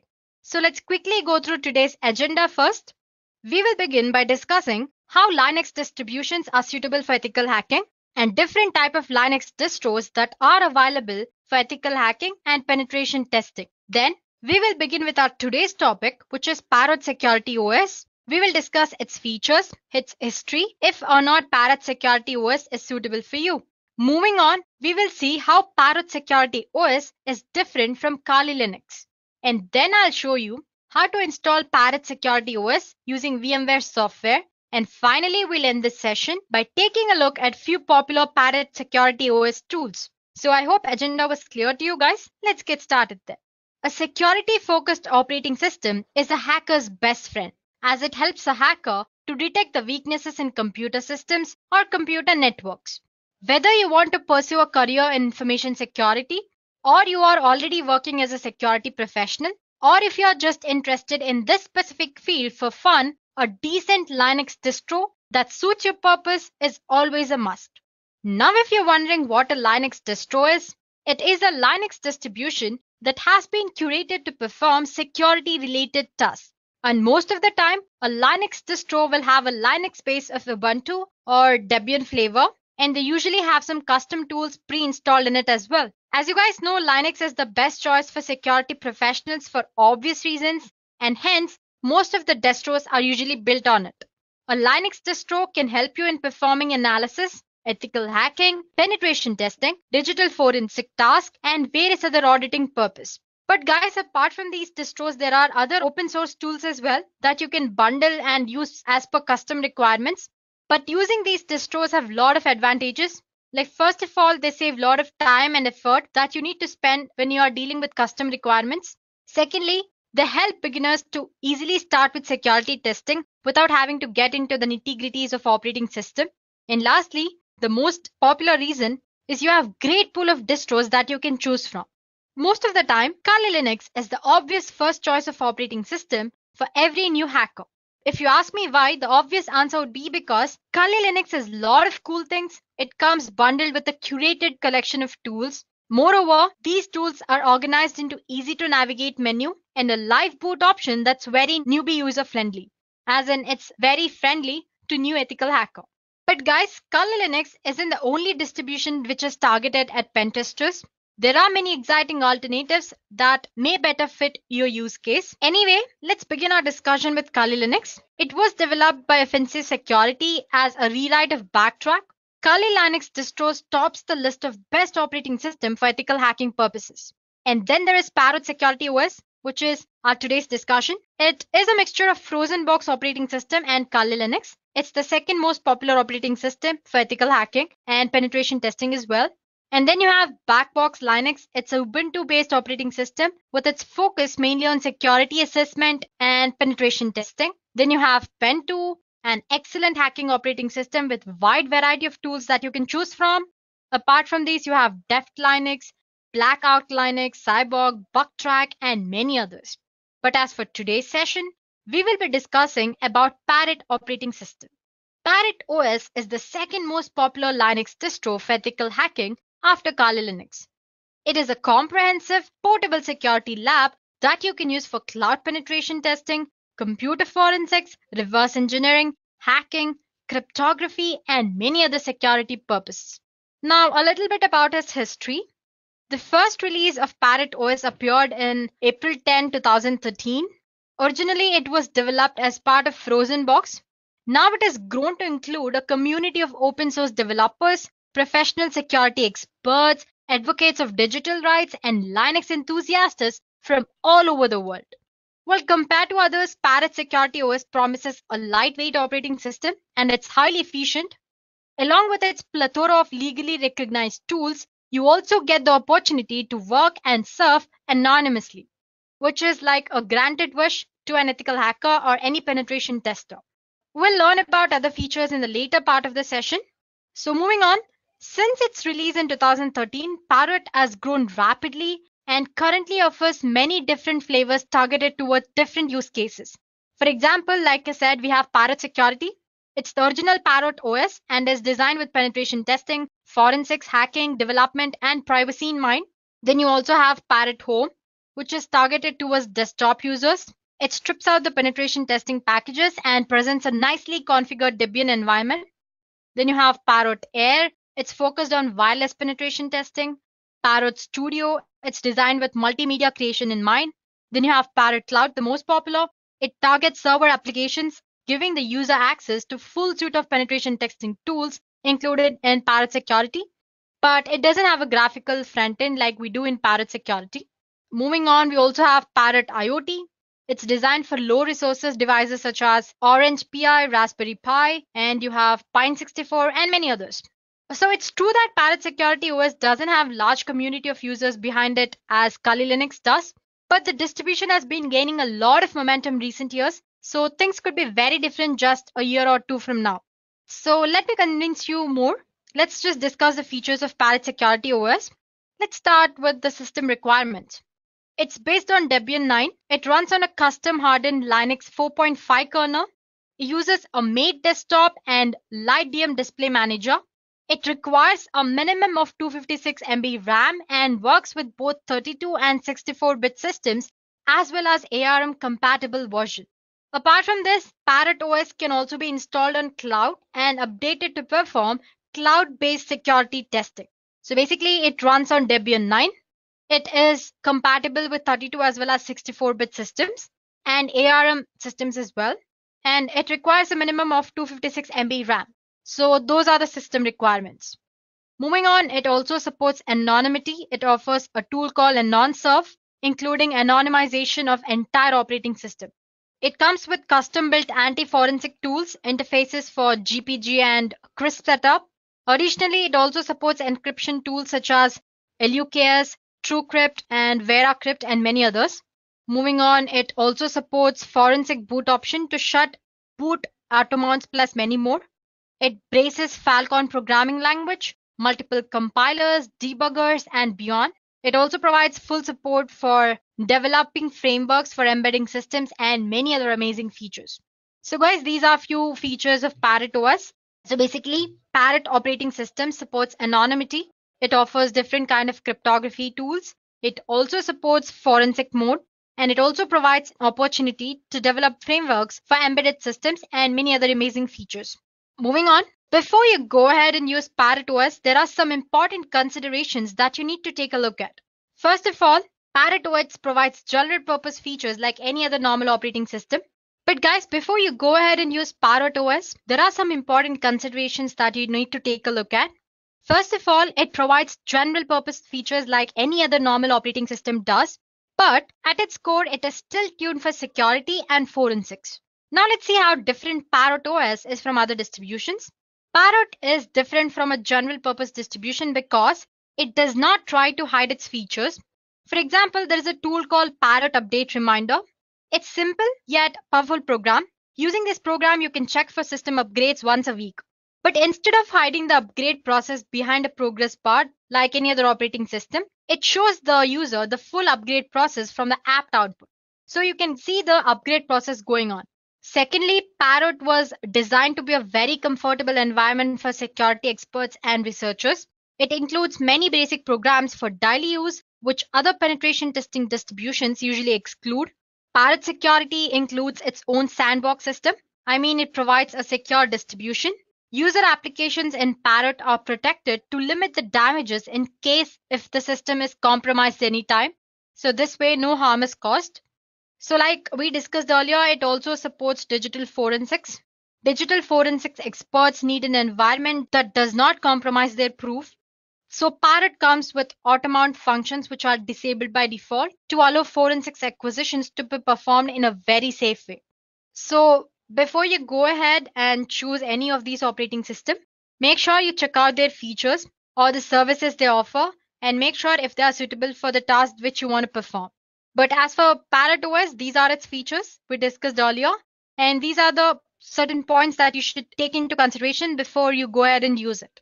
Now, if you're wondering who the Parrot Security is made for, well, it's made for security experts, digital forensics experts, engineering and IT students, researchers. You have journalists and activists as well in the list, and you have the newbie hackers, police officers, and special security institutions. So basically, if you ask me, it's suitable for a student or the entry-level security experts as well. So first, I'll show you how to install Parrot Security OS on VMware. So basically, when it comes to installation, you have two options. You can install Parrot Security OS alongside your operating system using dual boot option, or you can install it using any of these virtualization software like VirtualBox or VMware. As for today's session, I'll show you how to install it using VMware. So let's get started with our installation. So guys, just search for the Parrot Security OS and it's most probably the first link that you find on the net. This is Parrot Security OS official website. As you can see, there's a little bit about its history, its features. It says it's based on Debian. It's designed for security development and privacy in mind. It also includes a laboratory for security and digital forensics experts. Along with that, it also focuses if you want to develop your own software and all that. And its project goals mostly are security, privacy, and development. This is the part which you should consider important development, unlike other operating systems. Its features, it's secure, lightweight when compared to Kali Linux or any other operating systems, and it's a free source. So go ahead and explore it. So as for the download options, you can go for Security Edition here. In the download menu here, you can see other options as well. It says Home Edition, Security, and other builds. We discussed few of the flavors of Parrot OS earlier. We discussed Parrot Home, Parrot Air, Parrot Studio, and many others. Anyway, today we're concerned with Parrot Security. 4.5.1 is the current version that's running. So you have two options here to download. First of all, take a look at the size. It's 3.7 GB and 5.9 GB. So make sure whichever you want, you're downloading it depending on your operating system requirements. And as you can see, this is a LivePlet installer ISO. This is a virtual appliance. You can choose any of these. If download is taking a little longer than you've expected, maybe you can go for Mirrors or a torrent. So I've already installed it. I'm not doing it. I have both ISO file as well as this OVA format installed as well. Next thing we need to do is install VMware. So VMware Workstation Pro. So you have a download option here. You can go ahead and download it.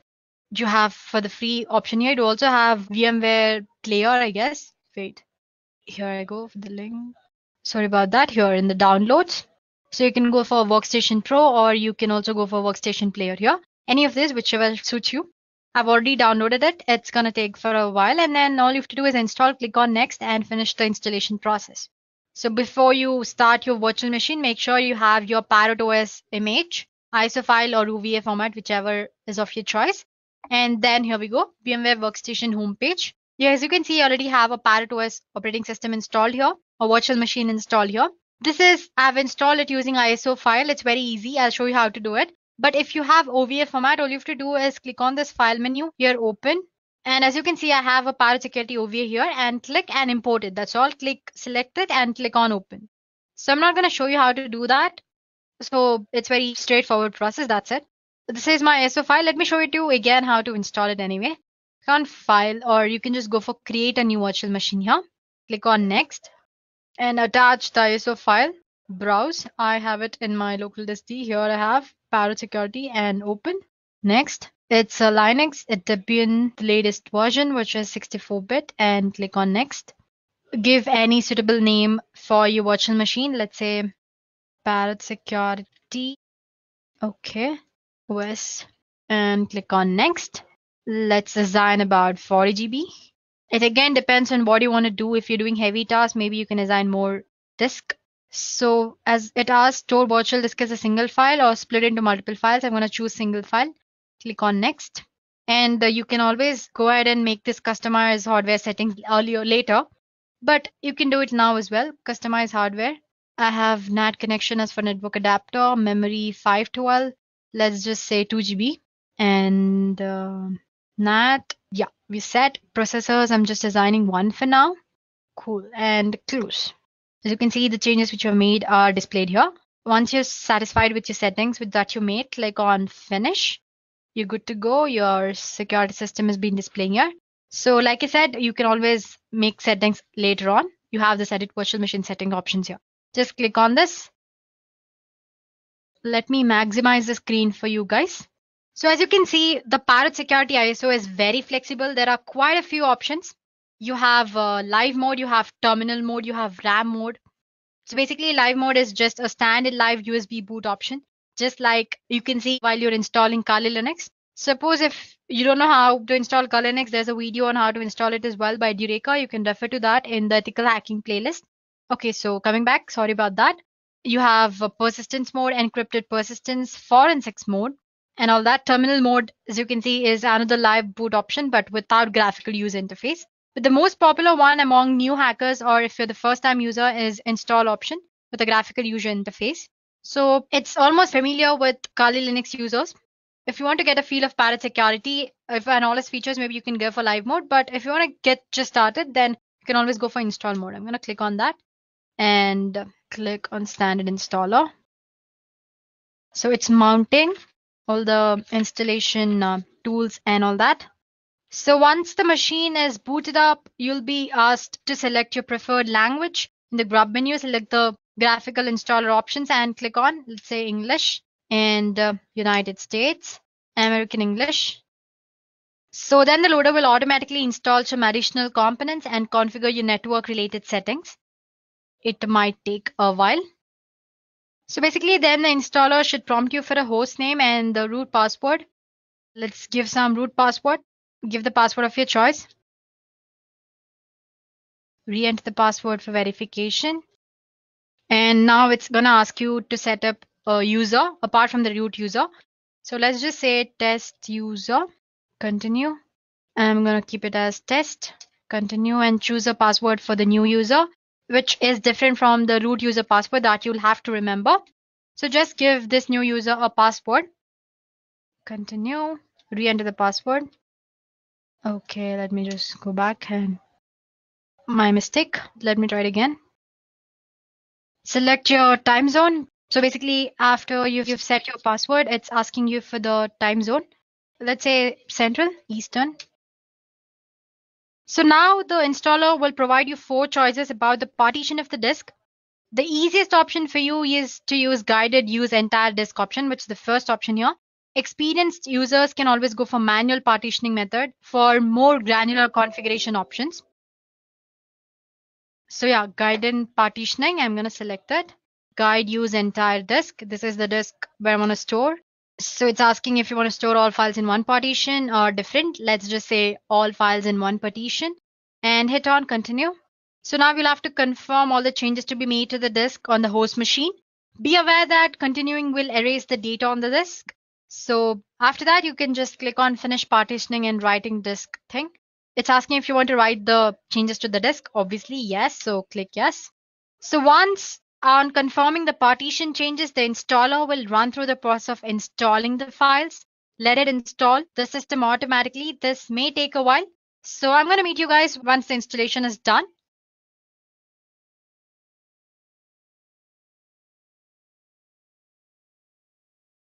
So once the installation is done, it'll ask you if you want to install the Grub bootloader on your hard disk. Just say yes and click on enter device manually. Oh, sorry, just click the device which is already there. Go back. The installation process is now almost complete. So guys, the installation is done. Once the installation is done, you can see the machine boots you into Mate desktop environment. As in, if you've chosen the install option, you'll be presented with a LightDM login screen. So basically, you'll have to enter the password and the which you set up for the test user earlier, not the root password. Please do remember that. I'm sure you remember setting up a password for the user, right? That password. And login. So here we go. So guys, here we are. As you can see, the machine boots you into the Mate desktop environment.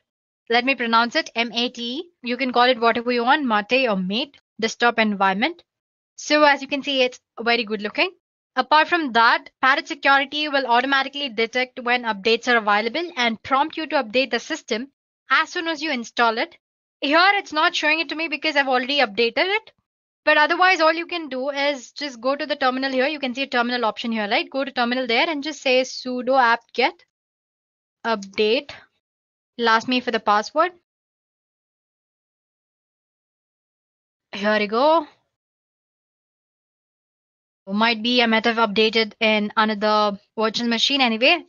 I installed the other one as well. Maybe it's in that. Anyway, it'll update for you. So let me just minimize this. While it's updating, let's go ahead and do other things. Oh, it's almost done, I guess. Yeah, as you can see, it's almost updated. And it says 116 packages more can be upgraded. And if I want, I'll have to run update list. If I want to see which of those packets are, I have to just list out those using apt command here. I'm not showing you to you guys. So anyway, when you're making use of it, make sure your system always stays updated. Okay, let's go back to exploring Parrot OS. So as you can see, system is laid out in a very straightforward manner with a collection of tools that you might be familiar with if you've used Kali Linux before. The menu system is almost similar to Kali Linux and it's very easy to navigate. The real difference is that Parrot Security is meant to be used as a daily driver, as in your regular operating system, to do the other things as well.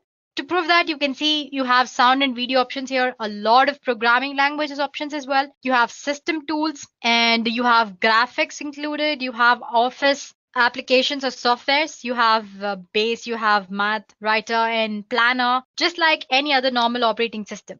So while you can use Kali Linux as a desktop workstation, it is really a penetration testing distribution first. I'm talking about Kali Linux. So with Kali, you need to build the system towards being a daily use system. As in, you start using Kali Linux, you need to modify or you need to customize it in such a way that you make it more plausible or easy for you to use for the daily purposes. But that's not the case with Parrot Security OS. Its interface and everything is so good, it almost appears like a normal operating system, and it is like a very normal operating system. So you have your penetration testings, which are there. And along with that, you have your day-to-day applications are also there in this. Now talking about the system requirements, the default Parrot Security install uses about 313 MB of RAM. So as you can see here, you can see this quite little bar. It's like a task manager, which you can find it in your Windows. You can click on that. It'll show you all the progress that's going on. First of all, it says the Parrot GNU Linux system and the release and the kernel, all the information about your ISO file. And you have Mate desktop environment here. And the hardware, which is this, and the processor it's based on, available space and all that. When you click on the processes, it shows all the processes which are currently running, sleeping, just like your task manager and your Windows operating system. So yeah, like I said, it requires about 313 MB of RAM, approximately around that. But of course, this is only system-related process running. When compared to Kali Linux, it's very lightweight. Kali Linux install requires about 604 MB of RAM, and that too only with system-related process running. So like I said, it's a very lightweight system. So yeah, the bar is a task manager. It lists all the processes that are running and all that. You obviously have a terminal, which I showed earlier. The cool thing with terminal is that it goes with their interface. Other than that, it's pretty much like any other normal terminal. And then there is appearance of the interface, My first reaction when I saw it was wow, amazing, right? When compared to the plain Kali Linux. So yeah, you get to use cool collection of wallpapers as well. You have change desktop background here. You have fonts, interface, and see you have quite a lot of collection of wallpapers. And you can go ahead and add your customs as well. That's all about the interface. And like I said, it's like any other normal operating system. So it comes with a lot of programming languages and a bunch of text editors. You also have IDs as well. It uses Pluma as your default text editor. So that's it when talking about the normal operating system. Now, talking about the performance, almost all of us know that Kali Linux is a bit laggy. And when you run it on a low end system, sometimes it's like a nightmare when you have brute force attack going on in the background or you're doing something else. It's gonna, what do you say, stuck or it's very slow. But in Parrot OS, it's very lightweight and doesn't lag much. As you can see, it's smooth. Now, talking about hardware requirements, pretty much both Kali Linux and your Parrot require high-end hardware, but Parrot needs low specification hardware as compared to Kali. So, if I have to conclude in one word, Parrot is a good-looking distro. It's very lightweight. It's resource friendly, and if you want to know how much resources it's consuming and all that, you can always go ahead, click on the little bar which is available there, click on the resources. You can see the CPU history, memory, network history, file systems, and all that. So basically, it's a good looking distro, lightweight, resource friendly. All these features apart, Parrot Security OS has pretty good collection of features as well, which we discussed earlier. It comes like with hell lot of tools, but if you see the sections, there are a lot of other things which are not in Kali Linux. So the most pointed tool here is that in Kali Linux, suppose if you want to say private when you're doing hacking or any other stuff, you'll have to install AnonSurf, Tor, and then enable them or proxy chain. You also have option of proxy chains to stay yourself anonymous on the system while you're doing hacking or pen testing or anything. But with Parrot OS, you already have AnonSurf pre-installed. All you have to do is click on that start button. So let me show you how to stay anonymous. So this is one of the best feature in Parrot Security OS. It has proxy chains as well as AnonSurf to make yourself anonymous. So you can go for this AnonSurf and click on Anon Start here. Before that, you can check your IP of your system. So it says 106.51.73. Just remember it. You don't have to note it down anywhere. 106.51.73. Now, if I go and enable this, first of all, it'll ask you for the administration password. Give that. Okay. So basically, once you enter the password, it'll ask you if you want the AnonSurf to kill the dangerous process, which that can be de-anonymize your clear cache files or modify your IP table rules and all that. It'll ask you if you want to do that. Just say yes. So basically, as soon as you click on S, as you can see the notifications here, the tool will attempt to kill dangerous processes that can de-anonymize you anytime. It'll clear your cache files. It'll modify your IP tables, modify your resolve config file, disable your IPv6, and only allow you the outbound traffic through Tor. As you can see, it says Tor is running, started it for you. Imagine doing all this stuff by yourself if you don't have AnonSurf, like in Kali Linux. This would be quite a bit of effort manually, but with the script already present here, it's just a click away. So Parrot Security also includes a similar script for I2P as well. Apart from that, once you've enabled, you can also check, like I said, your IP address now.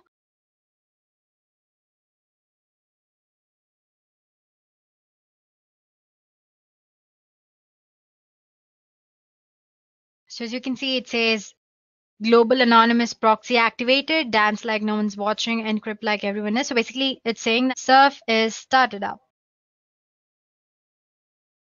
As you can see, my IP address has been changed. It was something of 160 something, but right now it's 182. So AnonSurf has made me anonymous. Now I can do whatever you want in an anonymous mode. So that's all I wanted to show you here. Now back to Firefox. It has quite a documentation part. Well, it's still in the creation stage here. As you can see, documentation. It's not all that well prepared or created yet. So if you have any minor doubts, you can go ahead and refer to the documentation part here. So yeah, here you go. Okay, then let's go back to the distro. One thing that you can point out about Parrot OS is that it has a lot of cryptography tools, such as it has Zulu script, Zulu mount, a graphical utility that will help you mount your encrypted volumes. Then there is something called CryptKeeper, It's another graphical utility that allows you to manage encrypted folders and much more. These utilities makes confidentiality easily accessible even with the minimal experience. I mean, if you do not have any idea about cryptography, you can easily start learning here. That's what I meant. So it just doesn't stop with cryptography or a non-surf. You have a lot of other tools which you might not find in Kali Linux. So let me show you guys that Parrot. As you can see, you have a lot of tools. You have most used tools, which is Armitage. You have Wireshark, ZenMap, OWASP, and all that. Then you have wireless testing tools. Give me a second. Yeah, post exploitation. This set of tools, mostly you can't find them in the Kali Linux. You have OS backdoor tools, web backdoor tools. You have Webco, Weavly, and all that. And you have something called Social Engineering Kit. If I'm right, it should be in the exploitation tools. Where's exploitation here? You can see a social engineering toolkit. Just click on that. Password. So it has started up all that. So if I just click one, you have a lot of options. The update set configuration, you have social engineering attacks. So you have different type of attacks here. You have PowerShell attack vectors. You have mass mailer attack. You have phishing attack vectors and all that. So basically you can click on that and enable all the attacks. I'm not going to show you in this demo how to do it. This is just the basic introductory video about Parrot OS. So let me just close the terminal.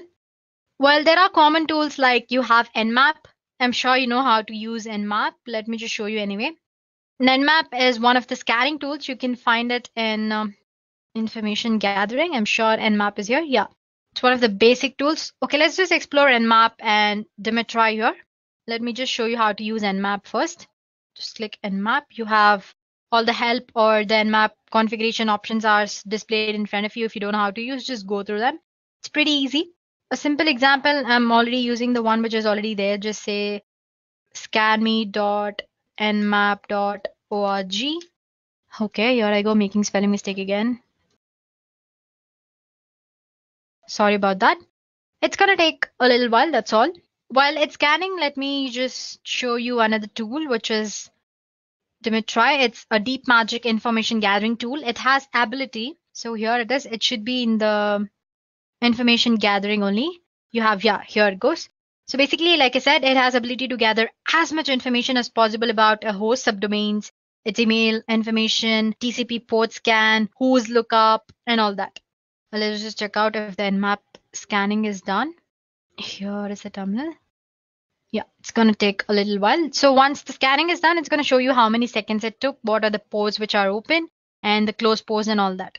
Now about Dimitri, you can enable it from your terminal, but you can also do it from here, information gathering, and click on Dimitri. Password. So let's say, here we go. So let me maximize. All you have to do is you have a lot of options here.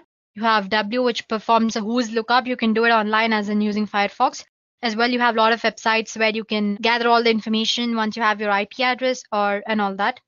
And you have retrieve ncraft.com information on a host, perform search for possible subdomains, email address, and all that. So basically, you can give all these options in one go. Let's say try -o option says the output to your host.txt or to the file specified by -o. So I just press click 0. Let me just give sudo. Let me just check if I have given any file here. I do have a file called test.txt. Okay. So like I said, in the -o option, it'll save your output to the .txt file or to the file specified by -o option. So basically just specify the file name where you want to store all the scan info and the website where you want to, website of whose information you want to scan. So let's say www.pinterest.co. Here you go. It started a scanning. Let me just scroll up. The host name and the host IP address it's showing. Once you have IP address, as you know, you can gather almost all the information. It's also showing the places where it's originated, it's created, lost, modified.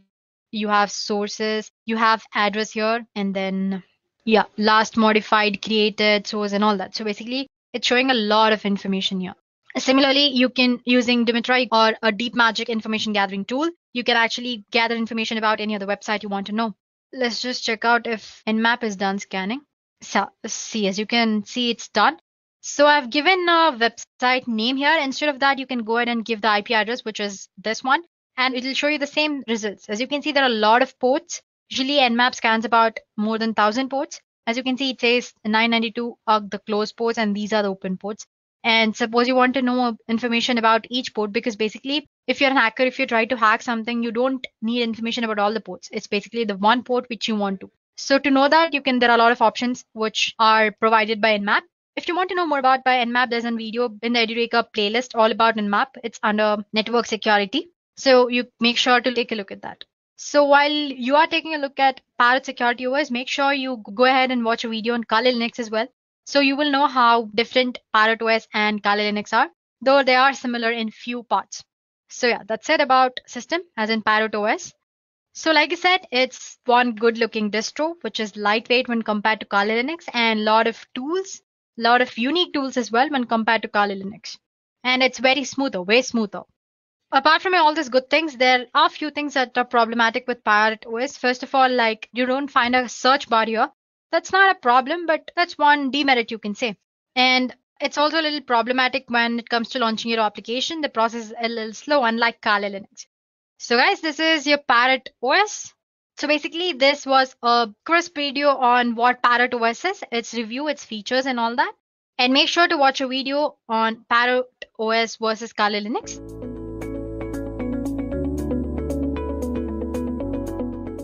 So, Linux has been known for its various distributions that cater to various needs. One of the most famous distributions is Kali Linux. That is a penetration testing oriented distribution which was built to bring about much needed corrections in its previous iteration known as Backtrack OS. Now, since the release of Kali Linux, it has gone under various iterations in the form of updates, while other penetration testing and security related distributions were also being developed all around the world. So in this session we will compare Kali to one such distribution that has come under the spotlight, and that is Parrot OS. So today in this video I will first be giving you guys a brief introduction to what exactly is Kali Linux, and then I will also give a brief introduction to what Parrot OS is. Then we will be comparing Kali versus Parrot according to various parameters. So let's move ahead. Now let me give you guys a brief introduction to what Kali Linux is. So Kali Linux is a penetration testing and security focused operating system. As the name suggests, Kali has a Linux kernel at its core. Above that, the creators of Kali, Matti Aharoni and Devon Kearns, also added the latest injection packages to help pen testers save some time.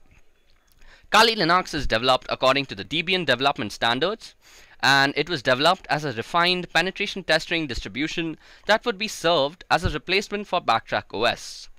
Currently, the development of Kali is being handled by Offensive Security, which is the organization that provides prestigious certifications like OSCP, OSCE and OSWP.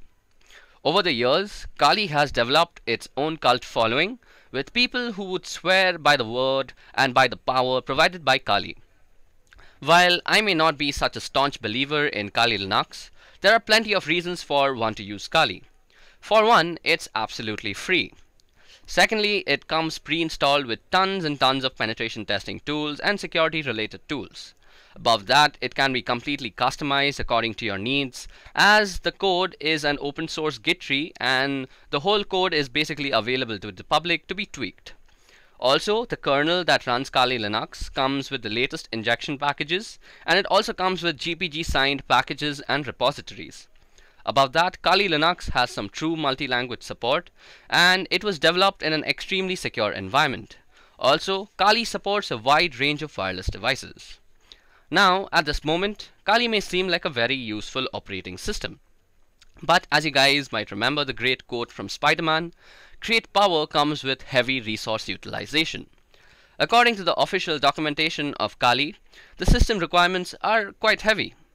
On the low end, Kali Linux needs a basic of at least 128 MB of RAM and a 2 GB hard disk space to set up a simple SSH server that will not even have the GUI of the desktop. On the higher end, if you opt to install the default GNOME desktop and the Kali Linux full meta package, you should really aim for at least around 2 gigs of RAM and around 20 GB of free hard disk space. Now, besides the RAM and hard disk requirement, your computer needs to have CPU supported by at least one of the following architectures, them being AMD 64, i386, and ARML and ARMHF, and also ARM 64. Now, even though the official documentation says 2 GB of RAM is enough, I have personally faced numerous lag and stutter issues when running Kali on a virtual machine with 6 GB of allocated RAM, which in my opinion is a definite bummer. Now, let's take a moment to discuss about Parrot OS. So Parrot, much like Kali, is also a Debian-based distribution of Linux. When I say Debian-based, it means that the code repositories adhere to the Debian development standards. Parrot OS 2 comes with its own arsenal of penetration testing and security-related tools. Most of these tools are also available on Kali. Now, Parrot was first released in 2013 and was developed by a team of security experts, Linux enthusiasts, open source developers, and advocates of digital rights. The team was headed by Lorenzo Falletra, and Parrot is designed in a very unique way. While the operating system has everything that is needed for a security expert, it doesn't present itself to be a daunting learning experience for beginners who want to set foot into the world of ethical hacking and vulnerability analysis. Parrot OS can be very well used as a daily driver, as it provides all of the necessary tools to complete day-to-day tasks. So, who exactly is Parrot OS made for? Well, first of all, it is made for security experts and digital forensic experts. It can be also used by engineers and IT students who are enthusiastic about ethical hacking. Then Parrot OS can be also used by researchers, journalists, and hacktivists. And last but not the least, Parrot OS is also meant for police officers and special security institutions. Okay, so now let's take a moment to actually discuss the system requirements that one might need to run Parrot OS. So the system requirements for Parrot is much more forgiving than Kali Linux. On the CPU side, you need an x86 architecture with at least 700 MHz of frequency. And architecture-wise, you need i386, AMD 64, or AMD 486, which is basically the legacy x86 architecture, or ARML and ARMHF, which are basically IoT devices like Raspberry Pi. On the side of RAM, you need at least 256 MB on an i386 architecture, 320 MB on an AMD 64 architecture, and as a general documentation, 512 MB of RAM is generally recommended by the ParrotSec OS people. On the GPU side, Parrot OS is very surprising as it needs no graphic acceleration. That means you can run this without a graphic card. On the side of hard disk space, Parrot OS needs at least 16 GB of free hard disk space for its full installation. That is 4 gigabytes left, 4 gigabytes lesser than Kali Linux. And for booting options, both Kali Linux and Parrot OS have the legacy BIOS preferred. Now, comparing two operating systems when it comes to Parrot OS and Kali Linux, that are both operating systems meant for similar purposes, that is penetration testing in this case, it becomes really tough. Most of the factors in such cases boil down to a matter of personal taste rather than an objective comparison. Now, before we move ahead with the comparison, let me list out a few similarities that you might have noticed between the two operating systems.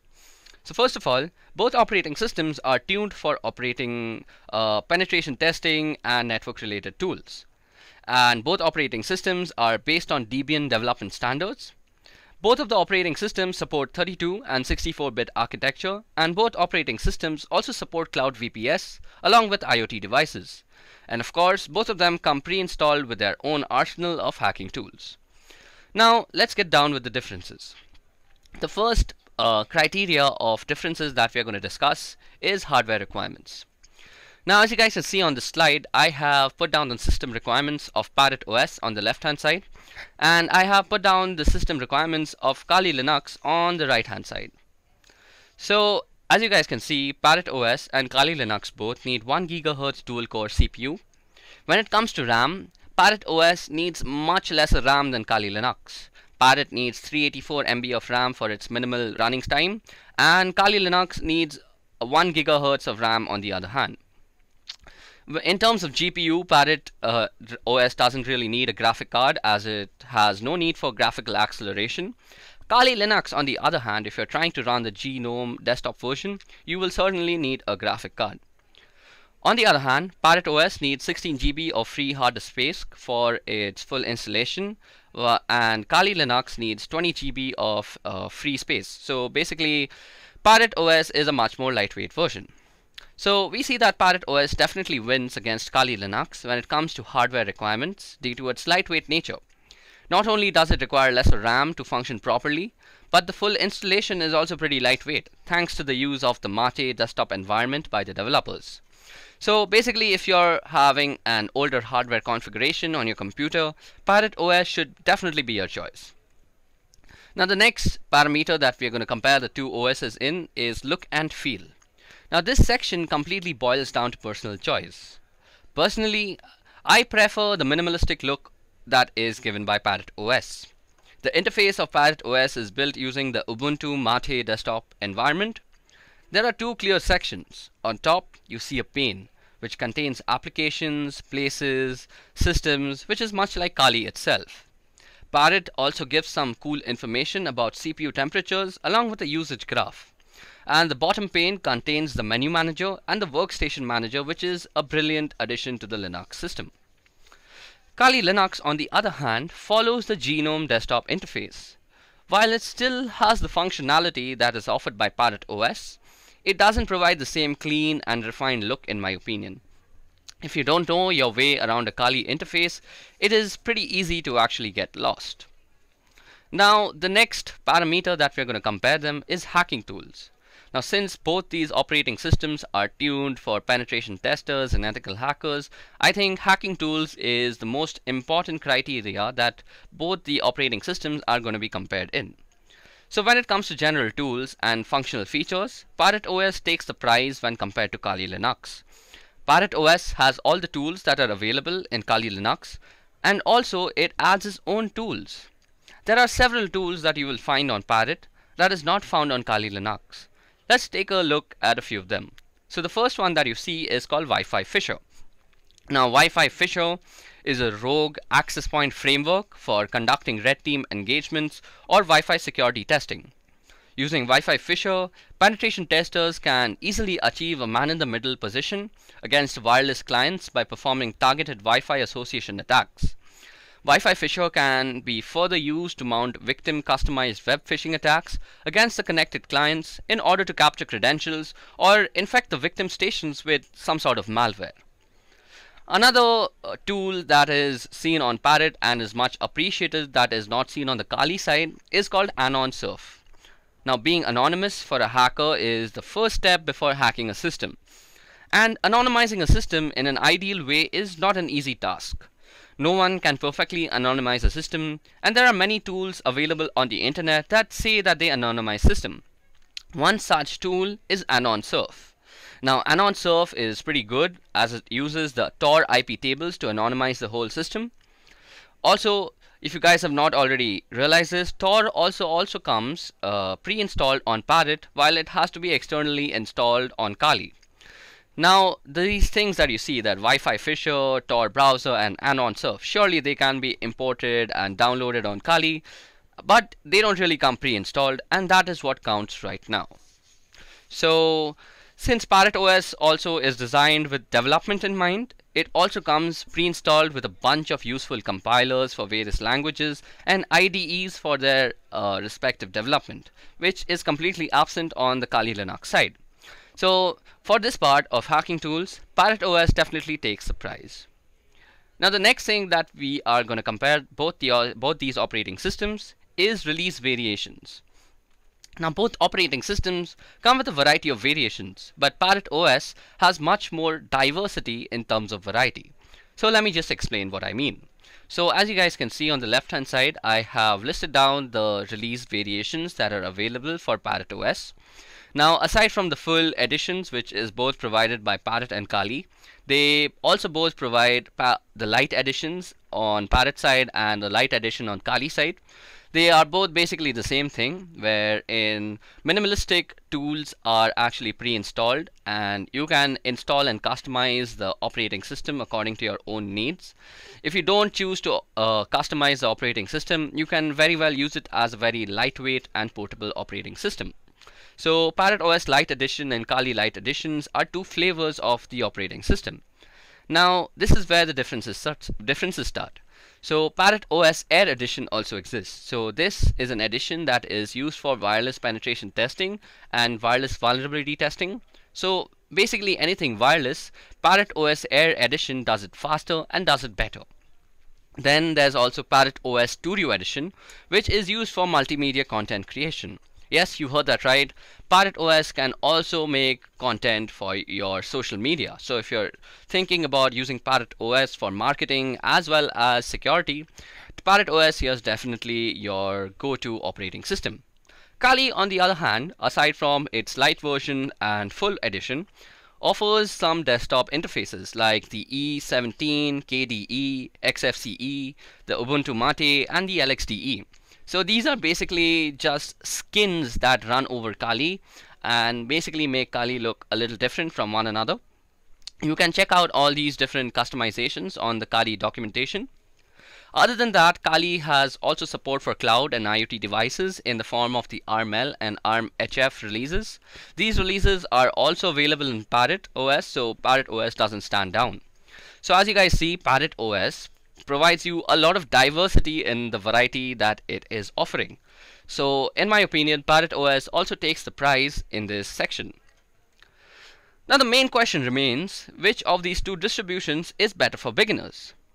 Well, it is to be duly noted that both these distributions are not exactly meant for beginners. If you want to learn about Linux as an operating system, you're better off using something like Ubuntu or Deepin. This also doesn't mean that you cannot learn the basics on Parrot or Kali.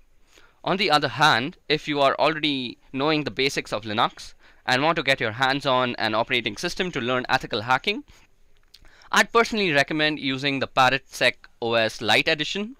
This is because the Lite version comes with the bare minimum of networking tools.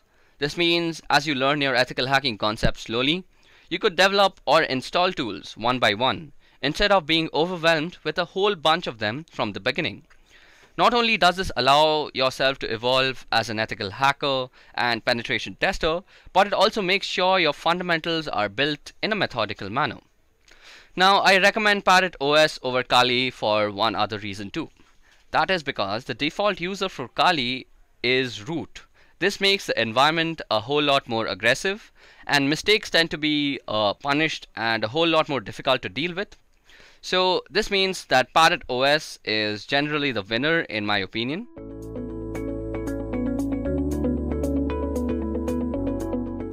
When you get hired as a penetration tester or a security analyst, one of your main roles is vulnerability assessment. So what exactly is vulnerability assessment? Well, a vulnerability assessment is the process of defining, identifying, classifying, and prioritizing vulnerabilities in a computer system, application, and network infrastructures, and providing organization doing the assessment with the necessary knowledge, awareness, and risk background to understand the threats to its environment and react appropriately to them. So vulnerability is a situation that can be taken advantage of by a hacker or a penetration tester for their own misuse or actually for fixing the issue. So vulnerability assessment has 3 steps. So the first step is actually identifying the assets and the vulnerabilities of the system. The second step is actually quantifying the assessment. And the third is reporting the results. Now, vulnerability assessment is only a small part, and pen testing is an extended process of vulnerability assessment. Pen testing or penetration testing includes processes like scanning, vulnerability assessment in itself, exploitation research, and reporting whatever the results are. So in the industry, one of the most widely used frameworks when penetration testing is Metasploit. So Metasploit is widely used in penetration testing, as I just said, and also used for exploitation research. So some of you might ask, what exactly is an exploit research? Well, in this world, there are tons of exploits, and the way to approach each one of them is ever so different. So what we have to do is exploit all the research that is available to us, and we have to find the best way to approach them. So suppose, for example, you have a secure shell login. So the best way to actually approach a secure shell login, until my knowledge, is that you have to get a backdoor access to this from the port numbers that you can scan via Nmap or Zenmap. Okay, so without wasting much time at looking at PowerPoint presentations, let's actually get started as to how we can use Metasploit. So Metasploit is a freely available open source framework that is widely used by pen testers, as we just discussed. So to actually install Metasploit, which is easily available on Linux and Windows, I guess. Let me just check it out. So you go on your browser and you type Metasploit downloads. Now you just visit the first link, and as you guys can see, it says it's the world's most used penetration testing tool.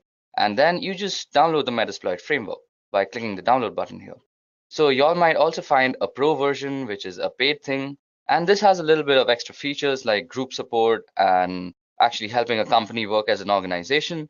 But we don't actually need that when practicing our pen testing abilities. So for that, you just go ahead and download Metasploit framework and install it on your system. Above that, there's another thing I want to make you guys aware of, and that is Metasploitable. So when actually pen testing, we need a server or a website to actually pen test things on. So normally this is a very illegal thing to do without permission. So Metasploitable has actually created a server with a lot of vulnerabilities on it, and it's called Metasploitable 2. So Metasploitable 2 is easily downloadable from this link, and it's a VirtualBox file, so you guys must have a virtual machine software on your system to actually set this thing up. I'll also go through how to actually set up Metasploitable because it has a lot of configuration and network management to go with it, so we'll get to that later. But for now, let's get started with Metasploitable.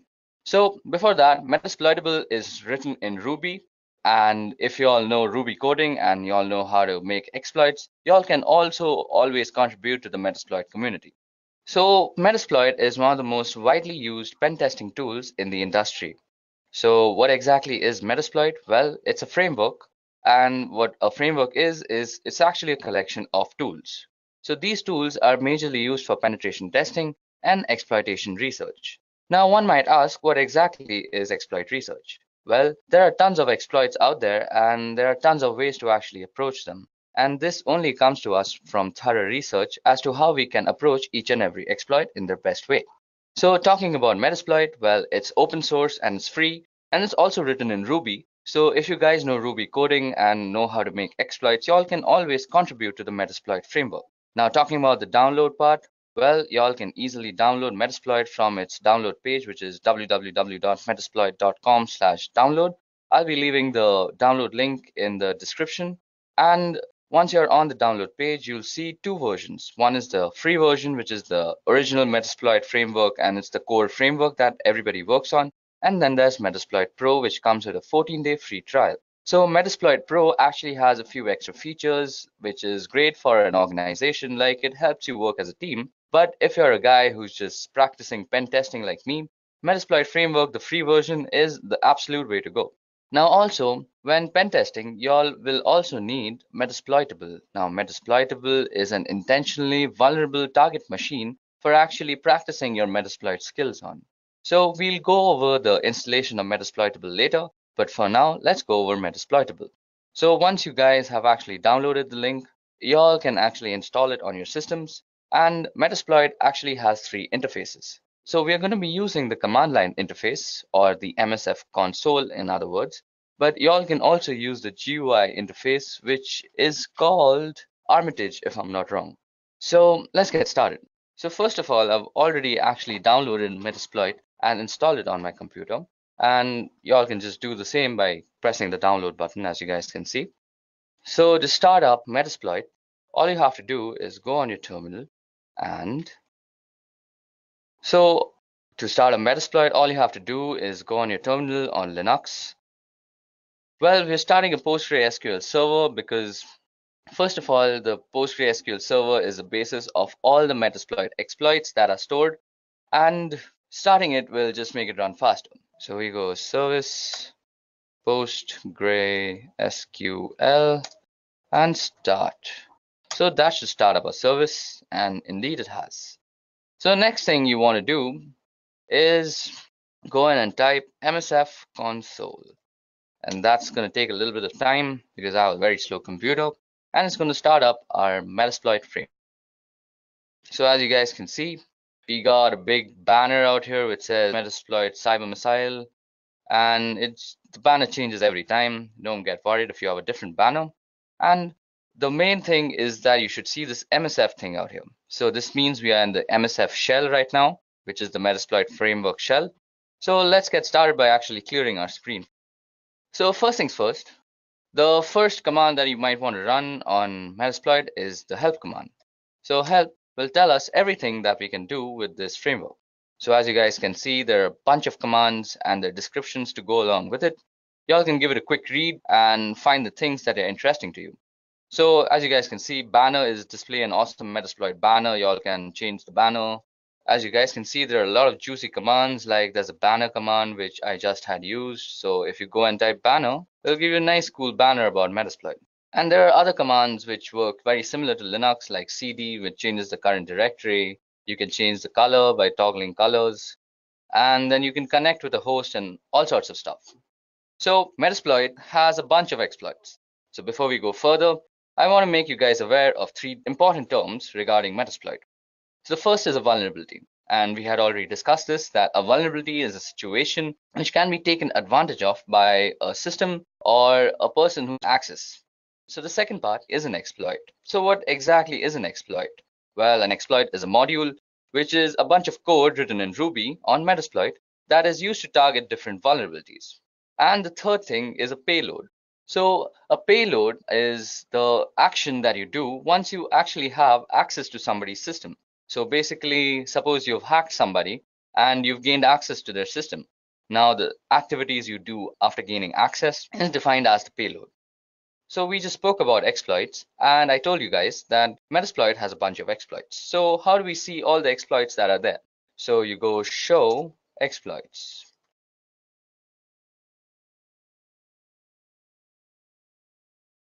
Well, as you guys can see, we've loaded up a bunch of exploits, which is basically all the exploits that Metasploit has to offer at this moment.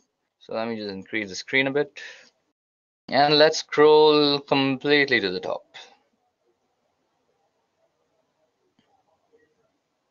Yep.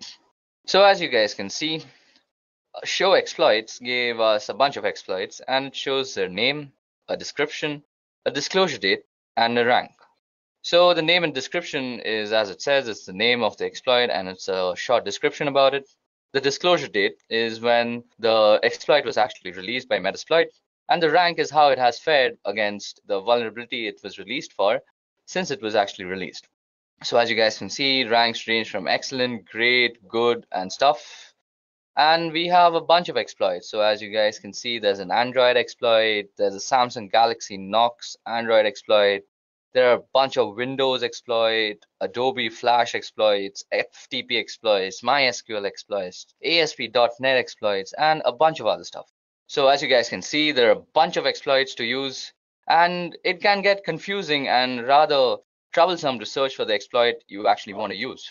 So as a pen tester, you can always go for the search keyword, which is basically, suppose you know that you have a MySQL server which has a bunch of vulnerabilities and you want to test those out. So you simply go search MySQL. Now I'll search the database for all the exploits that are related to MySQL and present them to you.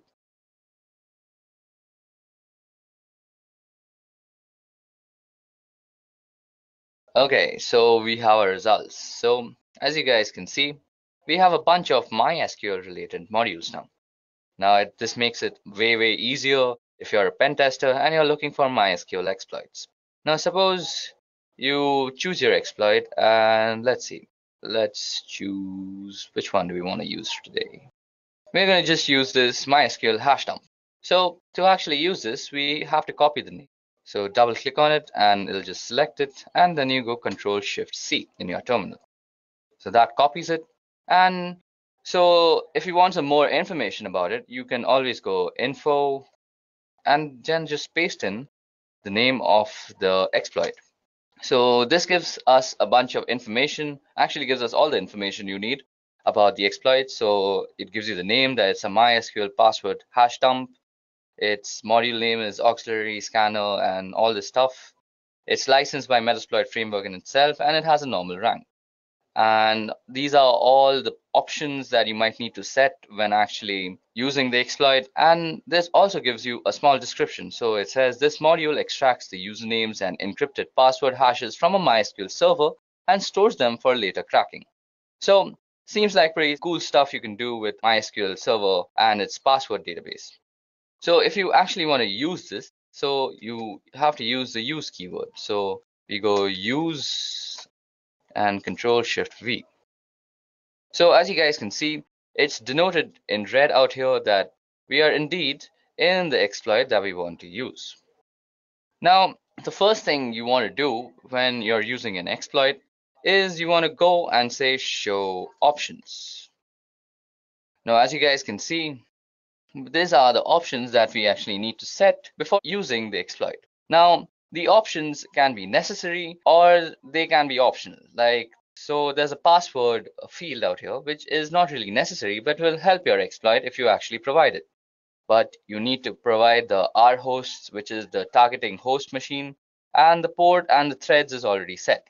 Now, suppose you want to set the rhosts, so you can just go set rhosts, and you can set it to whatever IP address you want. Like suppose you want to address 192.168.2.56, something like that. So that will set the rhosts. You can also set the number of threads. Now, threads are actually what the threads mean in parallel processing. That means how many parallel threads you're going to run so that you have faster computation. So this means you need GPU power if you have multiple threads running. So let's set threads to 30 for now. So we've set the threads to 30, and then you can go show options again and see that you have indeed actually set your options. So we've set the threads to 30 and our host has also been set. So that was all about how you can get into a module, get some information about a module, and how you can also use the module. So once you're done using the module, or once you're done setting up the options rather, you can go ahead and run the command run or even exploit. And this will start actually running the exploit on the system that you want to. Now I've put in a very arbitrary IP address, and that does not have MySQL port running, so our exploit failed. Now, once you have tested out your exploit and you want to go back to the main MSF Unix shell, just go ahead and type back. It's as simple as that. So that brings us back to the MSF command line. So let's go ahead and clear our screen now. Okay, so it's time we do something interesting. So to do that, first of all, we need to go ahead and actually download Metasploitable 2. So to download Metasploitable 2, you have to go on this link. I'll leave the link in the description. So, or rather, you can just go on your browser and type in Metasploitable 2 download. So Metasploitable, as we had earlier discussed, is a Linux-based distribution, and it's mostly meant for actually practicing your pen testing skills. So basically, it has a bunch of ports open on it. So it's basically just for your ease so that you don't go ahead and test it out on some valid website and then get thrown into jail, because that's a very illegal thing to do. So go ahead and download Metasploitable 2 and then also download Oracle VirtualBox Machine or Oracle VirtualBox. So you all can also easily download that from www.virtualbox.org. And this is because you should never run Metasploitable 2 on a system that is connected to a network. You should always use it on a virtual machine because it's protected that way so that nobody else can access it. So to actually set up Metasploitable, once you've downloaded it, you go ahead and open up your VirtualBox. So out here, you have to go into Global Tools and you create a host-only network manager. Now I've already created a host-only network manager, and then you go ahead and enable the DHCP server by pressing this out here, like enable. Then you go back and you just go new. You give it a name, like whatever you want to name it. I have already named mine Metasploitable 2, as you guys can see. So we're going to call this demo for just demonstration purposes. Choose the type to be Linux, and it's Ubuntu 64-bit. Click next, give it a gig of RAM, and you are going to use an existing virtual hard disk. So out here, you just click on this button out here, and you browse to the place where you've actually downloaded and unzipped your Metasploitable download file. Then you'll get this virtual machine disk file, which is a VMDK file. and you just go ahead and load it up. So I'm not going to do that again because that's just going to eat up my RAM, and I've already installed it out here. So that was all about the installation and the configuration. So now let's get started and let's start playing around with Metasploitable. So once you're done downloading and installing Metasploitable on your computer, all you have to do is go ahead and start it up in your VirtualBox machine. And the login ID and the password both are MSF admin.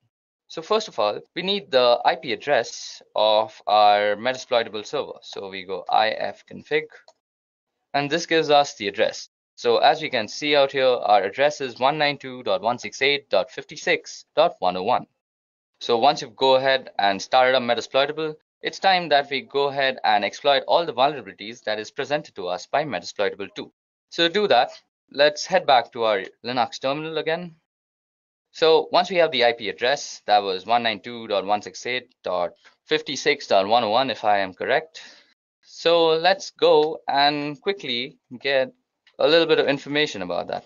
So who is 192.168.56.101? So this will give us a who is on Metasploitable 2, and it'll give us a bunch of information as to how the server is set up, where it is set up, the ports that are open, and various other things. So as you guys can see, this gave us a complete who is. So to get some more information about our Metasploitable server, we're going to be using Nmap. Now, if you guys don't know about how to use Nmap, you can go out and check my other video on the playlist. I've made a pretty good Nmap tutorial. So we go Nmap-f-s and v, which is steel version, and we give it the name or the domain name server, 92.168.56.101. So we've got a juicy result out here, and we can see that there's a bunch of stuff open. So as you guys can see, there's the FTP port open, which has a version of VSFTPD 2.3.4. There's also OpenSSH, which is 4.7 P1 Debian. There's also Telnet, which is almost miserable to have Telnet running on your computer. Then there's SMTP, there's HTTP, and there's a bunch of ports open, as you guys can just see on your screen. So it's time we actually use Metasploit like a pen tester to go ahead and test out these vulnerabilities. So let's choose these FTP things. So we have this FTP out here. So from the version number, which is given to us by the steel version flag on Nmap, we know that it's using VSFTPD 2.3.4. So we can easily search for an exploit of the same version. So as a pen tester, you would go search VSFTPD 2.3.4. So this should give us all the exploits that are available for this particular vulnerability. So as you guys can see, after a long search from the search VSFTPD, we found a vulnerability or an exploit that can take advantage of the vulnerability. So it's time we actually use this. So first of all, let's get some info about this. So info, let's copy down this thing, and then let's get some info about this. So as this module description says, this module exploits a malicious backdoor that was added to VSFTPD download archive. This backdoor was introduced in the VSFTPD 2.3.4 tar.gz archive between June 30th and Walla Walla. So we have the options of setting an R host. It has an available target. It's provided by these guys, and it's a pretty good exploit in my opinion. So let's go ahead and use it. So we go use and the name of the exploit. So it's visible to us that we've again entered the exploit module, which is Unix/FTP/VSFTPD 234 backdoor. So what we're going to do is we are going to actually gain a backdoor access to our Metasploitable system. So to actually make this more believable, so if you guys go into your Metasploitable system, so you guys can see that you're in the root directory. So you can gain some root access by going sudo su and going msf admin. So we're now a root user in the msf admin, or rather the Metasploitable console. So if we go ls, we can see the various files. And if we go /home, we're in the home directory now. And if we do ls out here, we can see that there are a bunch of stuff. So there's an FTP folder, there's a hacked folder, there's an MSF admin folder, and there's service and there's user. So that's 5 folders if you guys remember. So now what we're going to do is we're going to gain some backdoor access into this system, and we're going to create a bunch of folders in the home directory. So let's get on doing that. So to do that, we head back to our Metasploit terminal and we go show options as we had already entered our exploit. So go show options.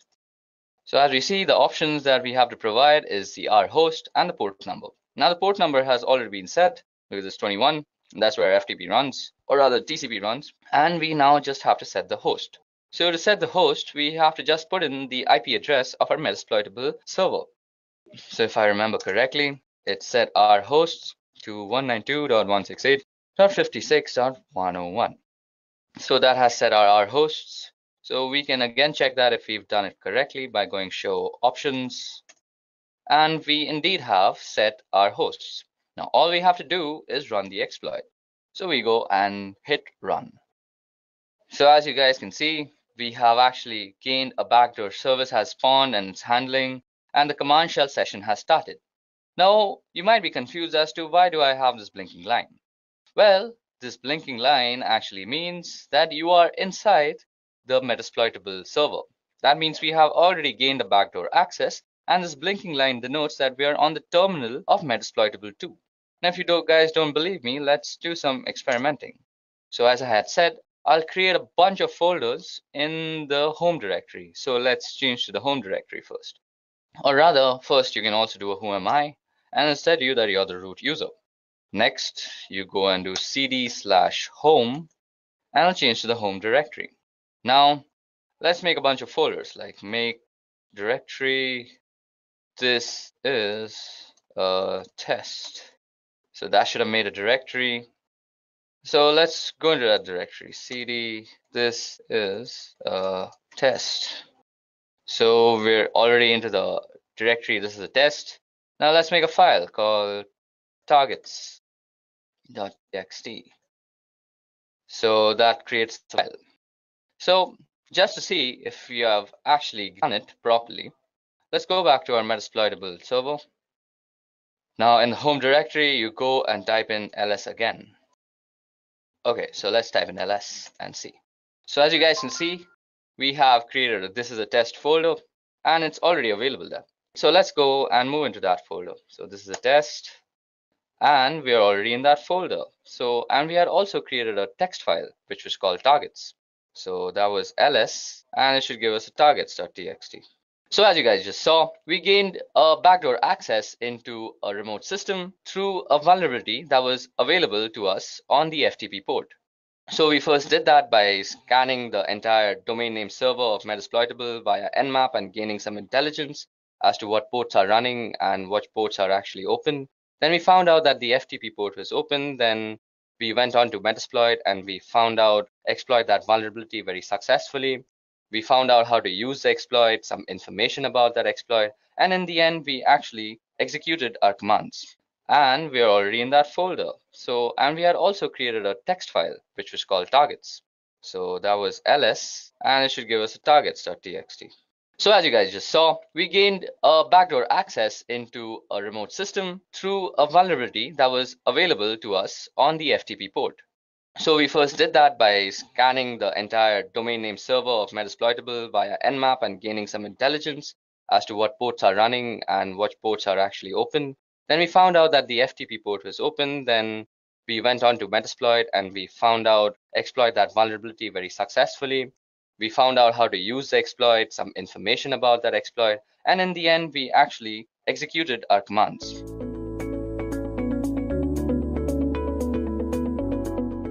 Now, you guys must be wondering what exactly is Nmap and why should I learn it? Well, Nmap is a network scanner that is widely used by ethical hackers to scan networks, as the name suggests. Now, you might wonder, why do I need a network scanner? Well, let me give you an example. So, suppose you have a Wi-Fi that has been set up in your new house, and you realize that your data is being actually consumed at a faster rate than you are using it. Now, you have suspected that it's your pesky neighbor who keeps on connecting to your Wi-Fi and eating up all your data. So to actually confirm all your doubts, what you want to do is a network scan. And Nmap is a pretty wonderful tool to do that. Now, Nmap runs on Linux, Mac OS and Windows, and I'm mostly going to be running this on Linux because that's what I do most of my penetration testing and network testing on. So let's go ahead and get on with the installation of Nmap on your computer. So what you do is go apt-get install Nmap. Now for this you have to be logged in as root. If you're not logged in as root, just add sudo before this whole command and it will install it. Now I already have Nmap installed, so I'm not really going to install it again and again. So let's just go ahead and just do a few scans on our website, that is www.edureka.co, and we are going to see what we get back as results. So first of all, let me just show you how you can scan a certain domain name service or certain DNS. So Nmap, we are going to use a flag all the time. Now let me just tell you what are flags. So if you just go into Nmap and type --help, this will give you all the flags and options that are available to actually use on Nmap. So if you are actually stuck and you can't remember stuff, just go in and type nmap --help and it will give you all the stuff. Now network scans generally take a long time, so I'm going to be using the fast mode most of the time. So for fast mode, all you have to do is type in edureka.co and sit and wait for this scan to get over. Now when the scan gets over, you will see a bunch of information, and let me just wait till that information pops up and then we'll talk about the information together. Okay, so as you guys can see, our scan has been completed. It took 13.71 seconds to actually do the scan. Now as you guys can see, it shows us the ports, the states and the services. Now the ports is basically the port number which our service, that is also bind to, is working on. So we can see that SSH service is working on port number 22, SMTP on 25, HTTP on 80, RPC bind on 111 and HTTPS on 443. So that is how you can use Nmap to scan a certain website. Now if you see, Nmap has also given us the public IP of the DNS, because what Nmap does is it looks up the DNS and then translates it to an IP that is recognized to that DNS server. So Nmap also returns the public IP. So what we can do also is Nmap -f and 34.210.230 and .35. Okay, so as you guys can see that our command also works when we put in the IP address and it produces the same results. Now we can also scan for multiple hosts. Now suppose you are on a network and you want to scan for multiple hosts. Now you don't really want to run different commands for that. Now what you can do is just go in and type nmap and a bunch of IP addresses like 192.168.1.1 and 192.168.1.2 and 192.168.1.3. And what this will do is it will run an Nmap scan on these three different IP addresses, and you did this in just one command. So that's a way that you can do this. Now you can also know about how much of your scan is left by just pressing the up button. So that will tell you and give you a constant update on how your scan is going. Like mine is 32.4% done and 34.7 now, and also show you kind of the time remaining. Okay, so till this port scan is going on, let me just tell you about the states. Now states can be of two types: open, closed and unavailable. Sometimes you'll see that it is unavailable, and that's because some sort of firewall or something is running out there. States can also be closed. In that case, mostly Nmap will not return you any result unless you're explicitly finding something of the closed state. So that was a little trivia on states and how they work. Let's see how much our scan is done. So our scan is done 81% and it takes around another 20 seconds. It should be done soon. Now this scan could be significantly made faster with just the F tag, but I really want to give you all a good look into how this works. 97, 98, 99. Okay, so as you guys can see, this is our result. It gives us a bunch of ports and services. Now, as I just said, this thing can be also closed and also unavailable.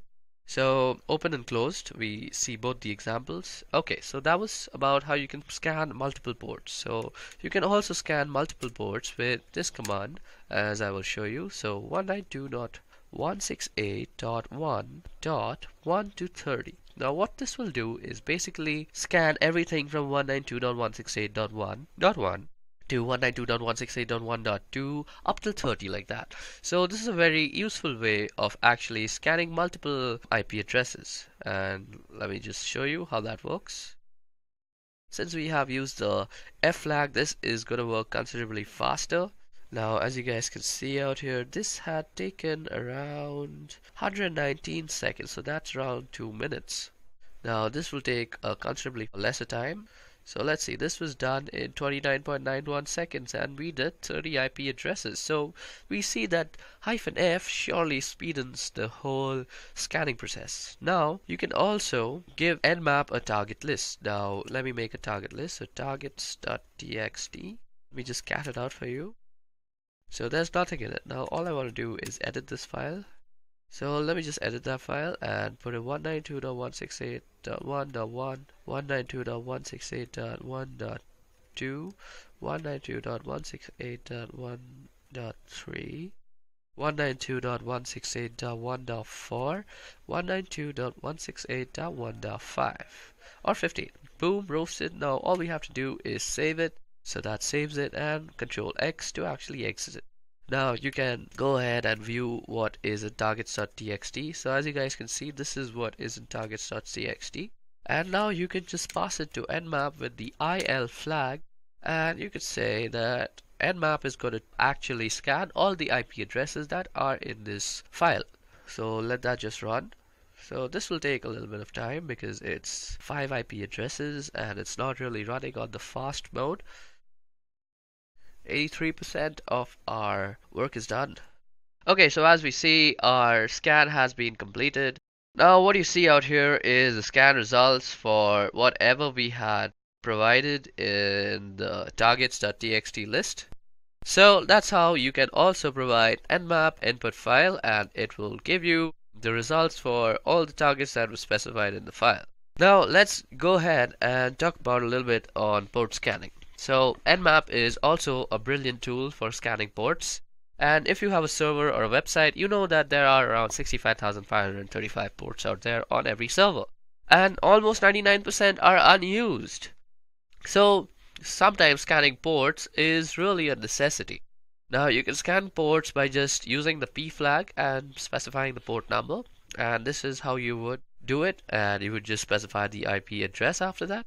So I'm going to use www.edureka.go, and what you can also do is this will scan only the port number 20, but you can also scan from port number 20 to 25. You can also put in commas and tell Nmap you also want to scan all these other port. 80 is HTTP and 443 is HTTPS. So you can surely do that. So let me just go ahead and run this. Okay, so that gives us an information on the ports that is there. Now something about ports also, you suppose you know you want to scan for some HTTP ports, so you can just say Nmap, and with the -p you can just say that I want to scan the HTTP port on www.edureka.go. So that will just go ahead and do that, and as you guys can see, that gave us a result. And you can also add in stuff like MySQL, FTP, and stuff like that. So let me just see and show you how that runs. Okay, HTTP is not a port, HTTP. Okay, so as you guys can see, these are the ports that are running, and it gave us according to the name. Now if you want to scan all the ports, you can use -p and then the IP address at www.edureka.go.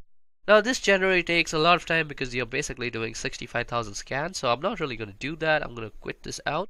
Another thing that I wanted to show you all that generally takes a lot of time to actually execute is called something like an aggressive scan. So as you guys can see out here, I have done an aggressive scan on Edureka. So to do that, all you have to do is nmap-a and then you go edureka.go.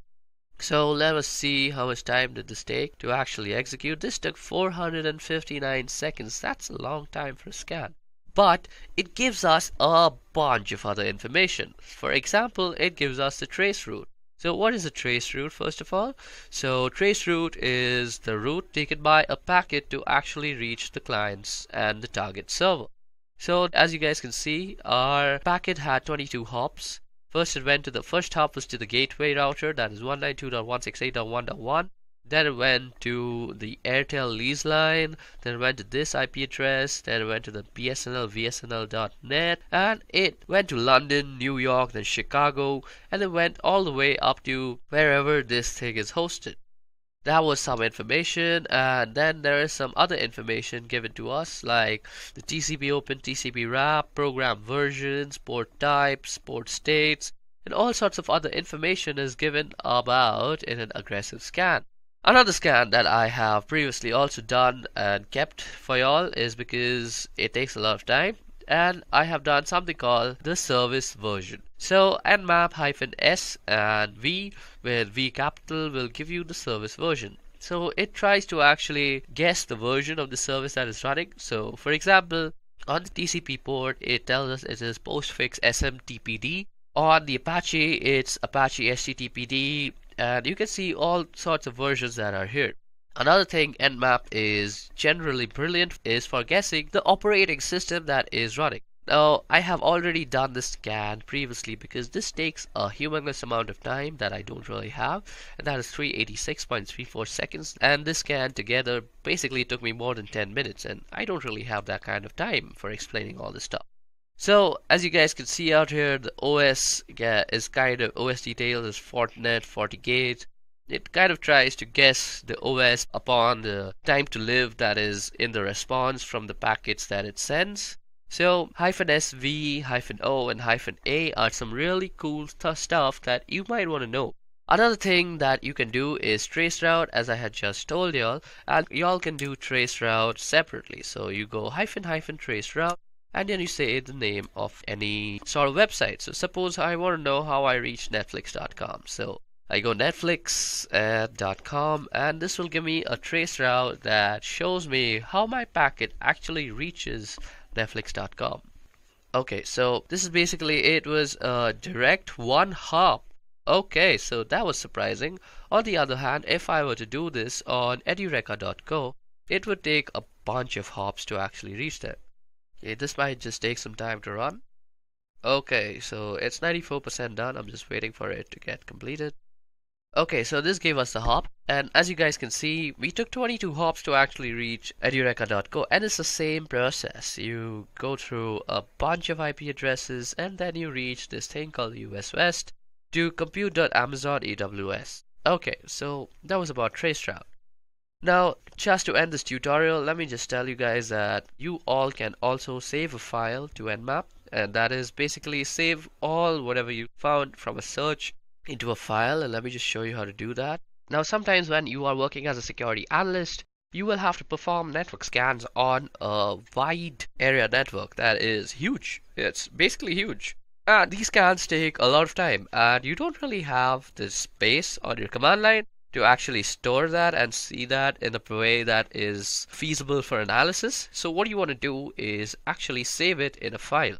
So what you can do is say nmap on, and then you can say the name of the file. We could say results.txt, and we could save this in file. So www.edureka.co. So whatever search result is going to be generated is going to be stored in this file called results.txt. Now this file need not exist from before. It will just be created by Nmap. And now you see if I do ls, we have a targets or a results.txt. Now if I just cat out that file, let me just less it actually, results.txt. And what you see out here is an Nmap scan result that is stored. Another thing that I would like to show you all before I end this Nmap tutorial is a verbose mode. So for verbose mode is basically when we were pressing up arrows to see how much of our scan is done, you can basically do that with verbose mode. So you go -F and -V for verbose, and you could say www.edureka.co. And this will basically give you a verbose mode of what is actually going on.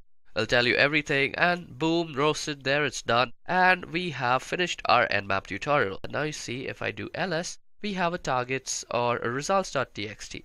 Now if I just cat out that file, let me just less it actually, results.txt. And what you see out here is an Nmap scan result that is stored. Another thing that I would like to show you all before I end this Nmap tutorial is a verbose mode. So for verbose mode is basically when we were pressing up arrows to see how much of our scan is done, you can basically do that with verbose mode. So you go -F and -V for verbose, and you could say www.edureka.co. And this will basically give you a verbose mode of what is actually going on. I'll tell you everything, and boom, roasted, there it's done. And we have finished our Nmap tutorial.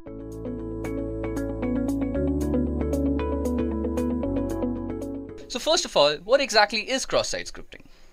Well, cross-site scripting refers to client-side code injection attacks, wherein an attacker can execute a malicious script, also commonly referred to as a malicious payload, into a legitimate website or web application. Now, XSS is amongst the most rampant of web application vulnerabilities and occurs when a web application makes use of something like an unvalidated or unencoded user input within the output that it generates. Now, by leveraging XSS, an attacker does not target a victim directly. Instead, an attacker would be exploiting a vulnerability within a website or something like a web application that the victim would visit, and essentially using the vulnerable website or the web application as a vehicle to deliver a malicious script to the victim's browser. Now, while XSS can be taken advantage of within a VirtualBox script, ActiveX, and Flash, unquestionably the most widely abused is JavaScript. This is mostly because JavaScript is the fundamental to any browsing experience. All the modern sites today have some JavaScript framework running in the background. Now, XSS can be used in a range of ways to cause serious problems. Well, the traditional uses of XSS is the ability for an attacker to steal session cookies, allowing an attacker to probably impersonate a victim, and that just doesn't stop there. So XSS has been used to wreak havoc on social websites, spread malware, website defacements, and fish for credentials, and even used in conjunction with some clever social engineering techniques to escalate to even more damaging attacks. Now, cross-site scripting can be classified into three major categories. So the first is reflected cross-site scripting. The second is stored or persistent cross-site scripting. And the third is DOM-based cross-site scripting. So out here, DOM refers to the document object model that is used while web application building. So let's take a moment to discuss the three types of cross-site scripting. So the first one we're going to be discussing is reflected cross-site scripting. Now, by far the most common type of cross-site scripting that you'll be coming across is probably reflected cross-site scripting. Here, the attacker's payload is a script and has to be part of a request which is sent to the web server and reflected back in such a way that the HTTP response includes the payload from the HTTP request. Now, using a phishing email and other social engineering techniques, the attacker lures in the victim to inadvertently make a request to the server which contains the cross-site scripting payload, and then he ends up executing the script that gets reflected and executed inside his own browser. Now, since reflected cross-site scripting isn't really a persistent kind of attack, the attacker needs to deliver this payload to each victim that he wants to serve. So a medium like a social network is very conveniently used for dissemination of these attacks. So now let's take a step-by-step look at how cross-site scripting actually works. So firstly, the attacker crafts a URL containing a malicious string and sends it to the victim. Now the poor victim is tricked by the attacker into requesting the URL from the website, which is running a website response script. And then the website includes the malicious string from the URL in the response. And then in the end, the victim's browser executes the malicious script inside the response, sending the victim's cookies to the attacker's server. Okay, so at first, reflected XSS might seem very harmless because it requires the victim himself to actually send a request containing a malicious string. Now, since nobody would be willingly attacking himself, so there seems to be no way of actually performing the attack. But as it turns out, there are at least two common ways of causing a victim to launch a reflected cross-site attack on himself. So the first way is if the user or targets a specific individual and the attacker can send a malicious URL to the victim, for example using email or for example instant messaging, and then trick him into visiting the site. Secondly, if the user targets a large group of people, the attacker then can publish the link or the malicious URL on his own website or social media, and then he'll just wait for visitors to click on it. So these two methods are similar and both can be very successful with the use of a URL shortening service like one provided by Google. So this masks the malicious string from users who might otherwise identify it. Okay, so that was all about reflected cross-site scripting. Let's move on to stored cross-site scripting now. So the most damaging type of cross-site scripting that is there today is persistent or stored cross-site scripting. In stored cross-site scripting attacks, in stored cross-site scripting attacks, the attacker is injecting a script into the database that is permanently stored on the target application. So a classic example is a malicious script inserted by an attacker in the comment field or on a blog or a forum post. So when a victim navigates to the affected web page now in a browser, the cross-site scripting payload will be served as a part of the web page, just like any legitimate comment would be. Now this means that the victim will be inadvertently ending up executing the malicious script once the page is viewed in the browser. Now let's also take a step-by-step look at how cross-site scripting in the stored version works. So the attacker uses one of the website's form to insert a malicious string into the website's database first. Now the victim unknowingly requests a page from the website, and then the website includes the malicious string from the database in the response and then sends it to the victim. Now the poor victim will be actually executing the malicious script inside the response and sending all the cookies to the attacker's server. So that's basically how stored or persistent cross-site scripting works. Now it's time for the last type of cross-site scripting, which is document object model based cross-site scripting. So DOM based cross-site scripting is an advanced type of cross-site scripting attack. So which is made possible when the web application's client-side script writer uses provided data to the document object model. So basically it means that data is subsequently read from the document object model by the web application and outputted to the browser. So if the data is incorrectly handled in this place, an attacker can very well inject a payload which will be stored as a part of the document object model and then executed when the data is read back from the DOM. Now let's see how that actually happens. So first the attacker crafts a URL containing a malicious string and sends it to the victim. Now this victim is again tricked by the attacker into actually requesting the URL from the website. This is like the primary step in actually performing cross-site scripting. Now the third step is that the website receives the request but does not include the malicious string in the response. Here's the catch of DOM-based cross-site scripting. So now the victim's browser executes the legitimate script inside the response, causing the malicious script to be inserted into the page. That is basically into the inner HTML attributes.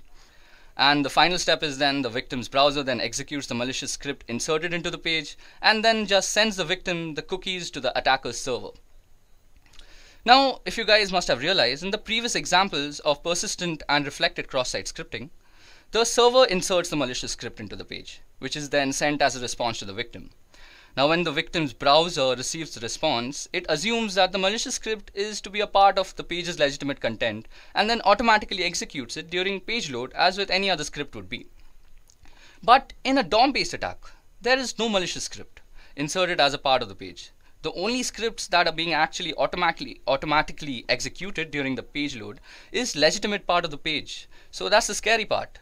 So the problem is that this legitimate script directly makes user input in order to add HTML to the page. So the malicious string is inserted into the page using inner HTML. So it's passed as HTML. So mostly people who are actually servicing or surveying any server for cross-site scripting attacks, they will not be actually checking the client side. So it's a very subtle difference, but it's very important. So in traditional cross-site scripting, the malicious JavaScript is actually executed when the page is loaded as a part of the HTML server. And in DOM-based cross-site scripting, the malicious JavaScript is executed at some point after the page has already been loaded, because the page's legitimate JavaScript treating user input is using it in an unsafe way.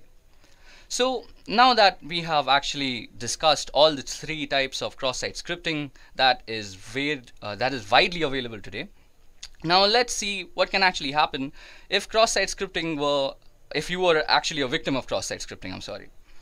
So let's see what can happen if you actually were a victim of cross-site scripting. So the consequences of what an attacker can do with the ability to execute JavaScript on a web page may not immediately stand out to you guys, but especially since browsers like Chrome run JavaScript in a very tightly controlled environment these days, and JavaScript has very limited access to users' operating systems and user files. But when considering that JavaScript has the access to the following that we're going to discuss, we can only see how creative JavaScript attackers can get.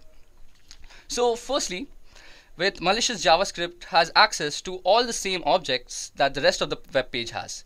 So this includes a thing called cookies. Now cookies are often used to store session tokens, and if an attacker can obtain a user's session cookie, they can impersonate that user anywhere on the internet. Secondly, JavaScript can read and make arbitrary modifications to the browser's document object model. So your page will just be incorporated with all sorts of scripts and viruses without you even knowing from the server side. Now JavaScript can be used with the XML HTTP request to send HTTP requests with arbitrary content to arbitrary destinations. And the most scary part is that JavaScript in modern browsers can leverage HTML5 APIs, such as accessing a user's geolocation, webcam, microphone, and whatnot, and even specific files from the user's file system. Now, while most of these APIs require the users to opt in, cross-site scripting in conjunction with some very clever social engineering can bring an attacker a very long way. Now the above in combination with social engineering, as I just said, allows an attacker to pull off advanced attacks including cookie theft, key logging, phishing, and identity theft too.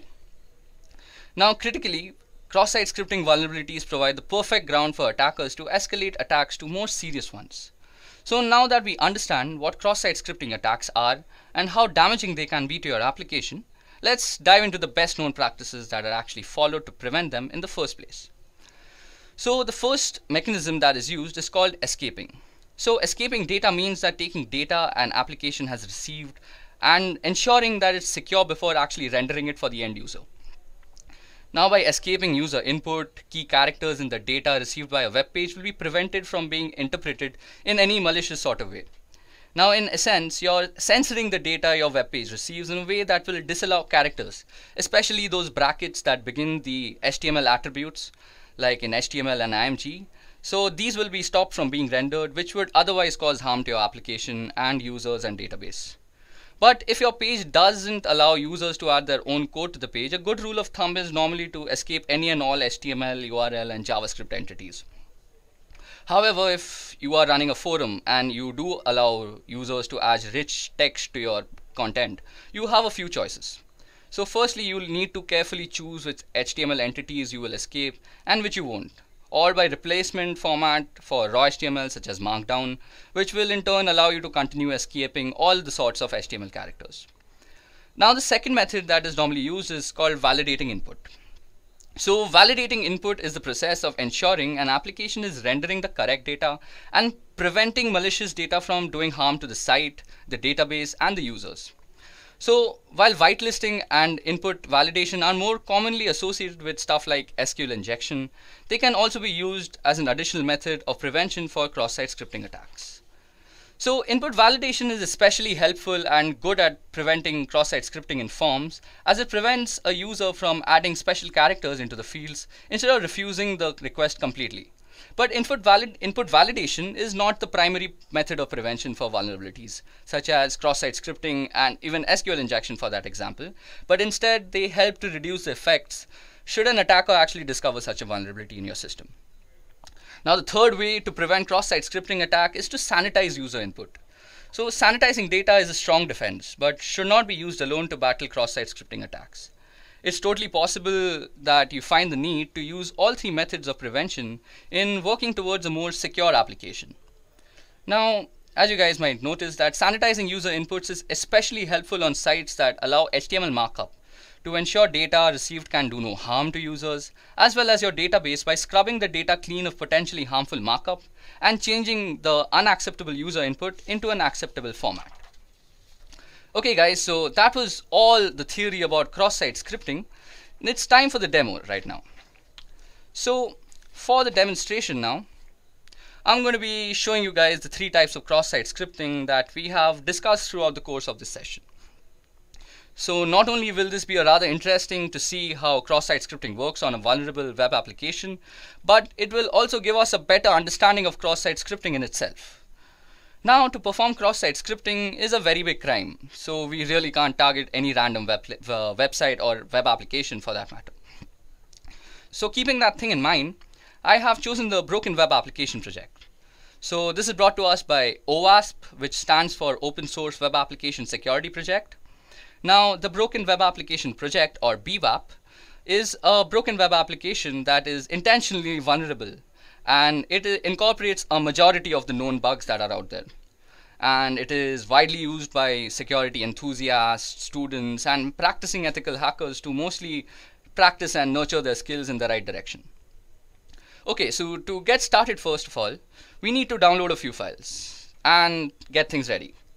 So first of all, we'll download the Broken Web Application Project, and I'll be leaving the download link in the description just in case you guys want to practice in your own free time.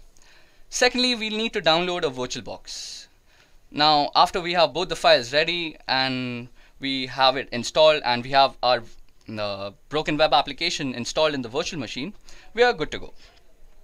Now, I've already done all that boring job and actually installed the Broken Web application. As you guys can see, I'm already running the OWASP Broken Web application on my virtual machine. And this is the OWASP virtual machine. So as you guys can see, it's based off Linux, and if we go ifconfig, it'll give us the IP address that it's running on. So as you guys can see, it's running on 192.168.146.4. So if we just head over there, yeah, I've already opened that up, we get a portal. So for this particular demonstration, I'm going to be using the Broken Web Application Project and also WebGoat.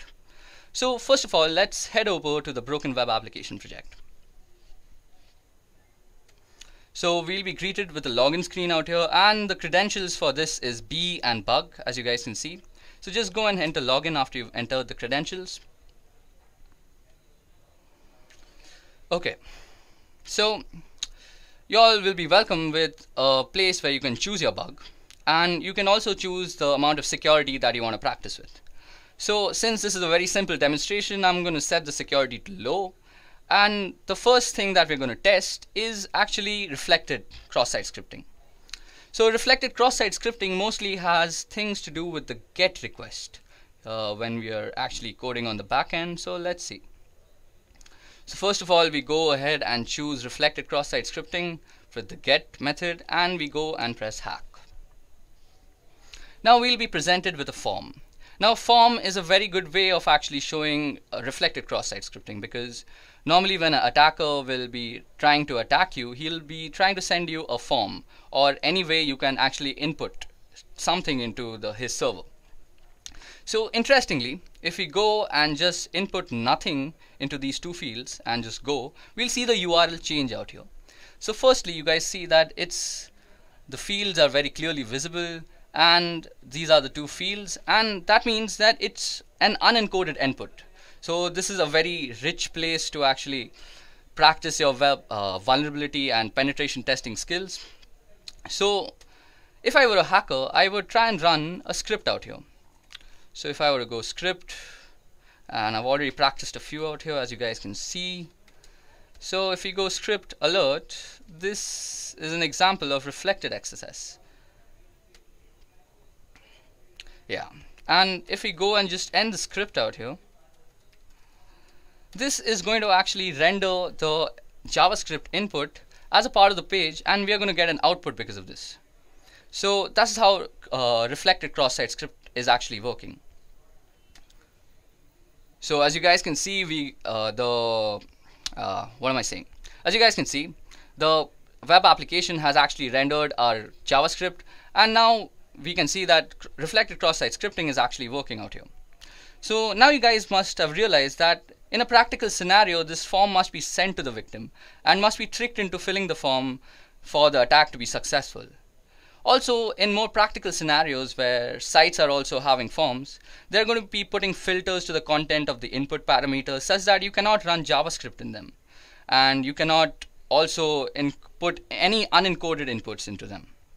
So that was all about reflected reflected cross-site scripting. So now let's move on to stored cross-site scripting, which is the most dangerous form of cross-site scripting. Okay, so as I had discussed, the comment sections are normally the best place for actual stored cross-site scripting. So as you guys can see out here, we already have a few comments that I had added for practicing. Now, in stored cross-site scripting, the attacker is normally attacking the data that is stored. So basically, we are going to inject the script into the database, into the server. So if the script has some malicious intent, and it can do a multitude of things if it has a malicious intent, we'll not get into that. So for that reason, let's first add a normal comment out here. So let's say if this was a blog, I'd say good job there, like I had said, or something like, hey man, nice work. And if you go and press submit, okay, it's showing this is an example of persistent cross-site scripting because I had already inserted a malicious script. So this is that script out here, the second input. But just for demonstration purposes, let's go and input it again. So we can also input raw data, that is unencoded input, in the form of a script. So let's go alert. And let's just print hello world.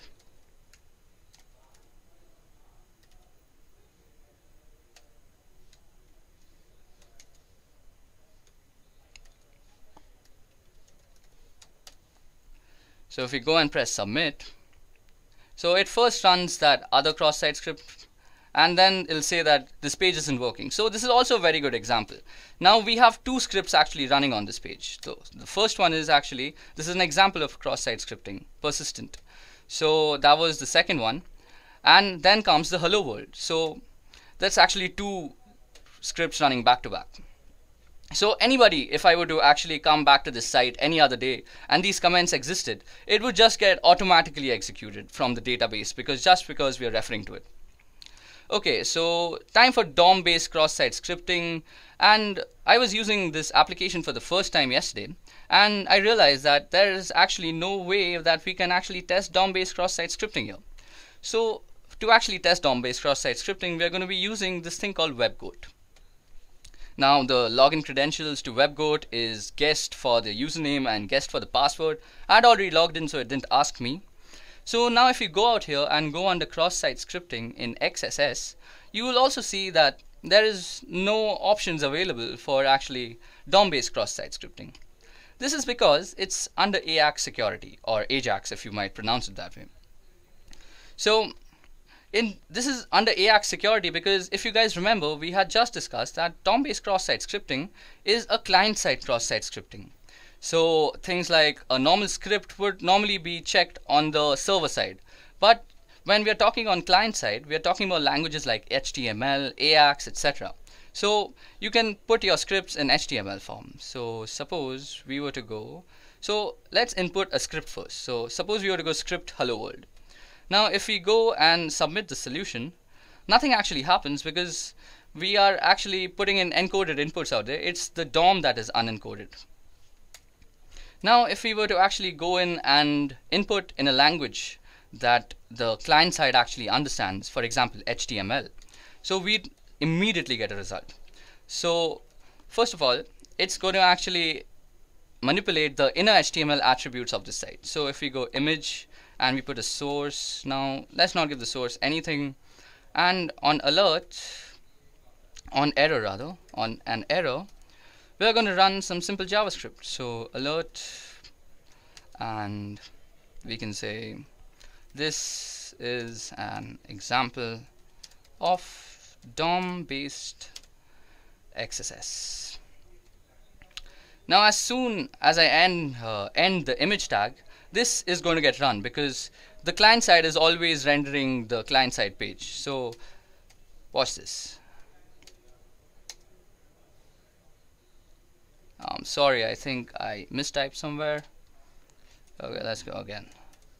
So image. Okay, let's use something I've already used. And you can see that it says hacked. And out here, we've not even pressed submit solution. So out here, you can see that as soon as we completed it, it's again saying hacked. So that means as soon as you complete the query or the client-side HTML language, so that will completely trigger the cross-site payload. Image tag, this is going to get run because the client side is always rendering the client side page. So watch this. sorry, I think I mistyped somewhere. Okay, let's go again. So image. Okay, let's use something I've already used. And you can see that it says hacked. And out here, we've not even pressed submit solution. So out here, you can see that as soon as we completed it, it's again saying hacked. So that means as soon as you complete the query or the client-side HTML language, so that will completely trigger the cross-site payload.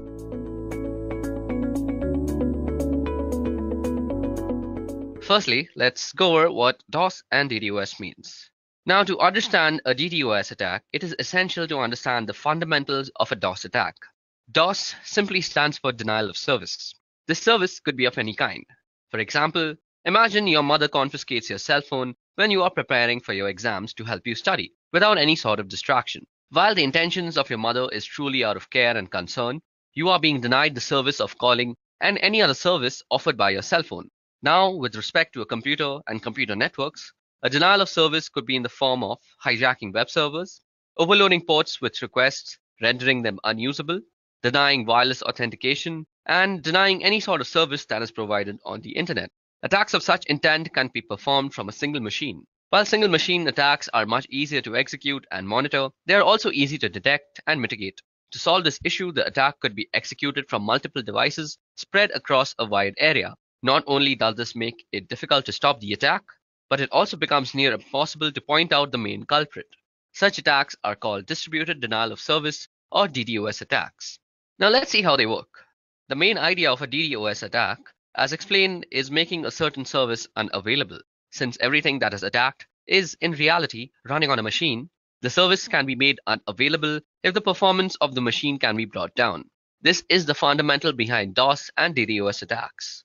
Now, some DOS attacks are executed by flooding servers with connection requests until the server is overloaded and is deemed useless. Others are executed by sending unfragmented packets to a server which they are unable to handle.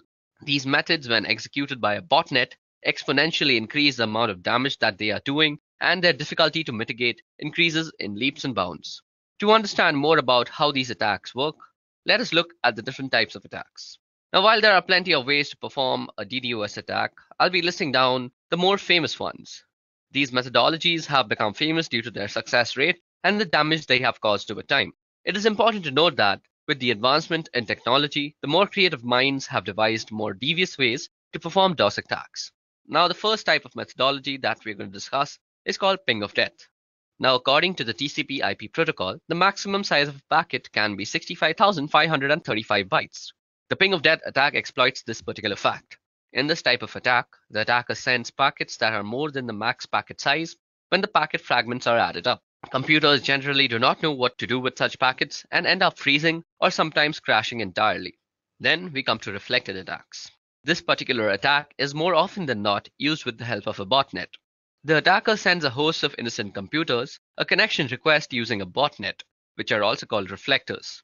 Now, this connection that comes from the botnet looks like it comes from the victim, and this is done by spoofing the source part in the packet header. This makes the host of computers send an acknowledgement to the victim computer. Since there are multiple such requests from the different computers to the same machine, this overloads the computer and crashes it.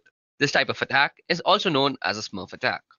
Another type of attack is called mail bomb. Now, mail bomb attacks generally attack email servers. In this type of attack, instead of packets, oversized emails filled with random garbage values are sent to the targeted email server. This generally crashes the email server due to a sudden spike in load and renders them useless until fixed. Last but not the least, we have the teardrop attack. So in this type of attack, the fragmentation offset field of a packet is abused. One of the fields in an IP header is the fragment offset field, indicating the starting position or offset of the data contained in a fragmented packet relative to the data in the original packet. If the sum of the offset and the size of one fragmented packet differs from that of the next fragmented packet, the packets overlap. Now, when this happens, a server vulnerable to teardrop attacks is unable to reassemble the packets, resulting in a denial of service condition. Okay, so that was all the theoretical portion of this video. Now it's time to actually perform our very own DDoS attack. Okay, so now that we finished the theoretical part of how DDoS actually works and what it actually is with its different types, let me just give you guys a quick demonstration on how you could apply a denial of service attack on a wireless network anywhere around you. Like this could be somewhere like Starbucks where you're sitting, or this could be a library also, or your college institution. No matter where you're sitting, this procedure will work. So the first thing we want to do is actually open up a terminal, as because we will be doing most of our work on a command line basis. Now for this particular demonstration, we will be actually using two tools. First is AirCrackNG, which is a suite of tools which contains AirCrackNG, AirmonNG, AirReplayNG, and AeroDumpNG. So these are the four tools that come along with it. And the second one that we'll be using is called MacChanger. Okay, so let me just put my terminal on maximum so you guys can see what I'm actually writing out. So first thing we want to do is actually log in as a root. So let me just do that quickly. So because we need to log in as root because most of the stuff that we're going to do right now will need administrator access. Now, the first thing we want to do is check out our wireless network card's name, and we can do that easily by typing ifconfig. Now you can see that my wireless card is called WLO1, and we get the MAC address and we also get the IPv6 address. So that's my wireless network card, and we'll be actually setting that up in monitor mode. Now, before we actually go into and start up our network card in monitor mode, let me just show you how you can install the two tools that I just spoke about, that is AirCrackNG and MacChanger. So to install AirCrackNG, you can just go apt-get install AirCrackNG, hit enter, and this should do it for you. I already have it installed, so it's not going to do much. To install MacChanger, you could just go the same command, that is apt-get install MacChanger.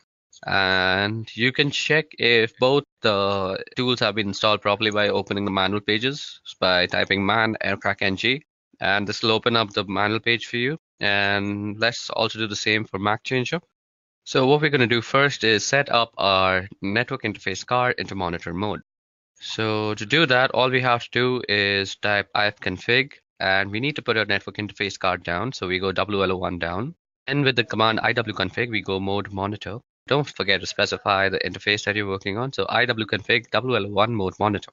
And all you have to do now is put it back up. So what we are going to type is ifconfig WLO1 up. You can check the mode.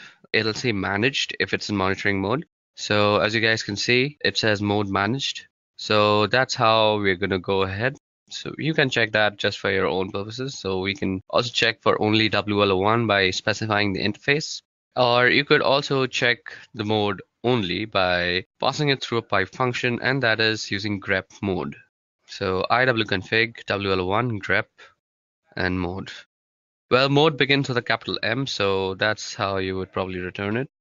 So as you guys can see, that has returned the mode for us, along with the access point and the frequency. Okay, so that was a little fun trivia on how you could fetch the mode from a certain command, that like iwconfig, by passing it through a pipe and grabbing it with mode. Grep basically means grab. Okay, so now moving on, we'll get to the more important stuff now. So firstly, we need to check for some sub-processes that might still be running and that might actually interfere with our scanning process. So to do that, what we do is airmonng check and then the name of the interface. Now, as you guys can see, I have the network manager that is running out here, and we need to kill that first, and that can be easily done by going kill with the PID. After that, you can run a general command called airmonng check and kill. So whatever it finds, it will kill it accordingly. And when it produces no results like this, that means you're ready to go, as there are no sub-processes running that might actually interfere with our scan. Now what we want to do is we want to run a dump scan on the network interface card and check out all the possible access points that are available to us. So as you guys can see, this produces a bunch of access points, and they come with their BSS IDs. They also have the power, which is the PWR, that is the power of the signal. And let me go down back again. So yeah, you can see the beacons, you can see the data, you can see the channels available. And what the BSS ID is, it's the MAC ID that is actually tied in with the ESS ID, which basically represents the name of the router. Now what we want to do from here is we want to choose which router we want to actually DOS. Now the whole process of DOSing is actually we will continuously de-authenticate all the devices that are connected to it. So for now I have chosen Edureka Wi-Fi to actually DOS out. And once I send a de-authentication broadcast, it will actually de-authenticate all the devices that are connected to it. Now, this deauthentication is done with a tool called Air Replay, which is a part of the AirCrack NG suite of tools. Now, let us just see how we can use Air Replay by opening up the help command.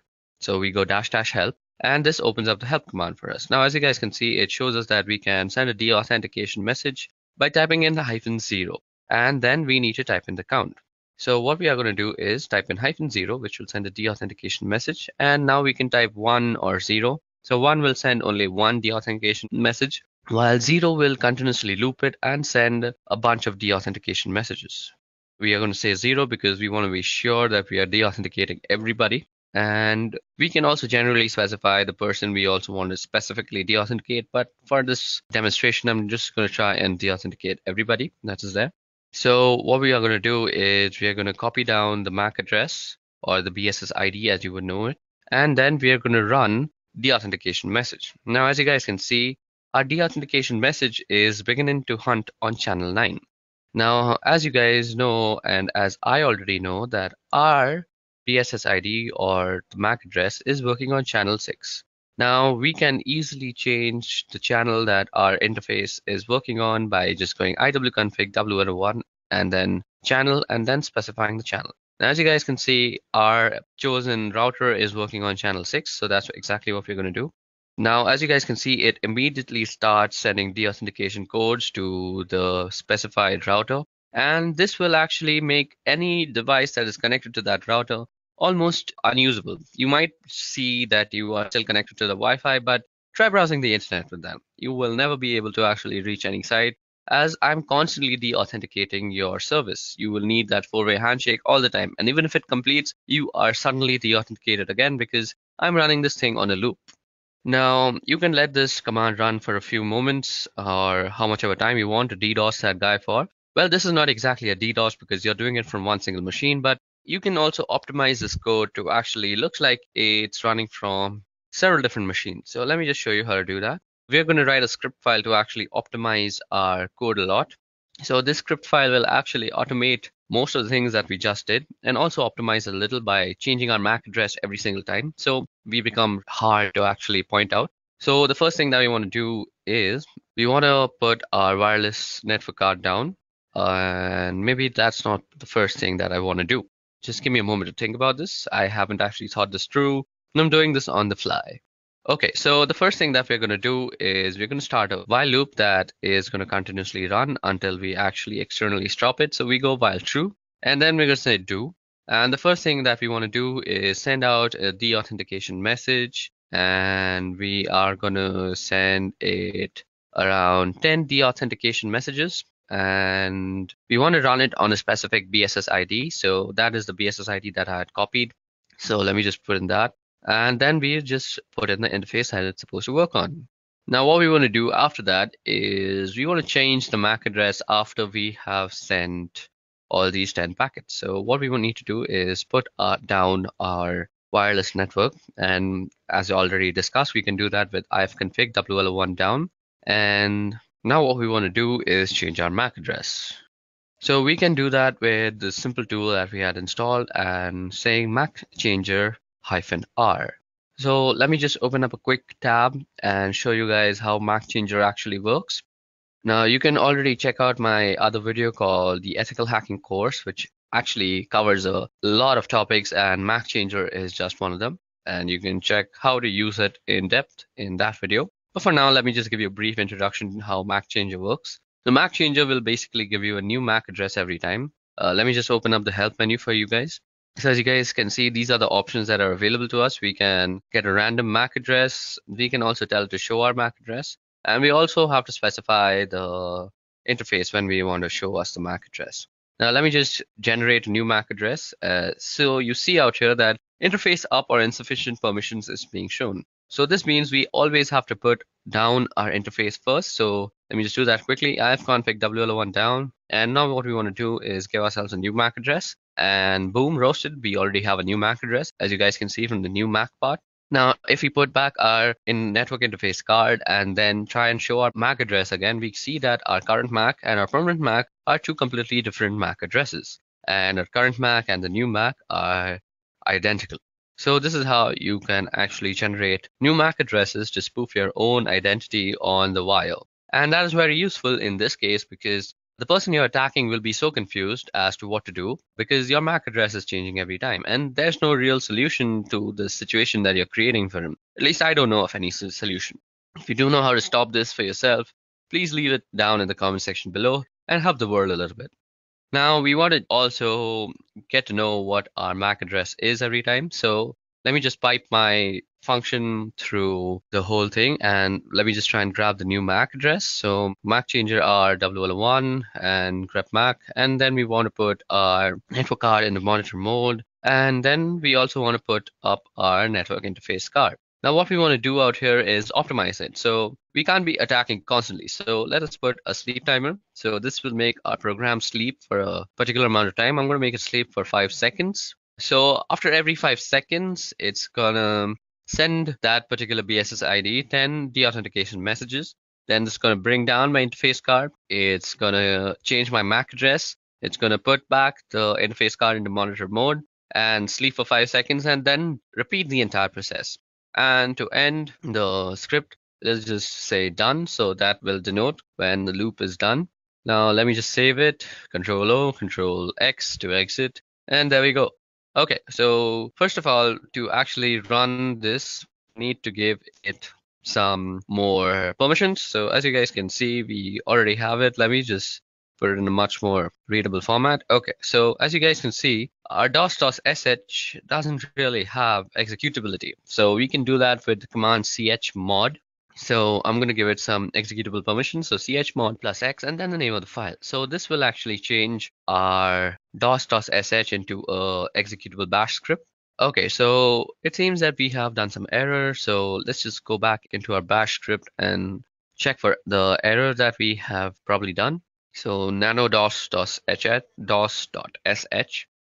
Okay, so the thing that I am missing is that I forgot the -a that I'm supposed to put before putting the BSS ID in the air replay ng part of the code.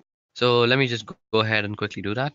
Okay, so now that that is done, let me just save it and quickly exit and see if this thing is working. Okay, so now we are trying to work out our script.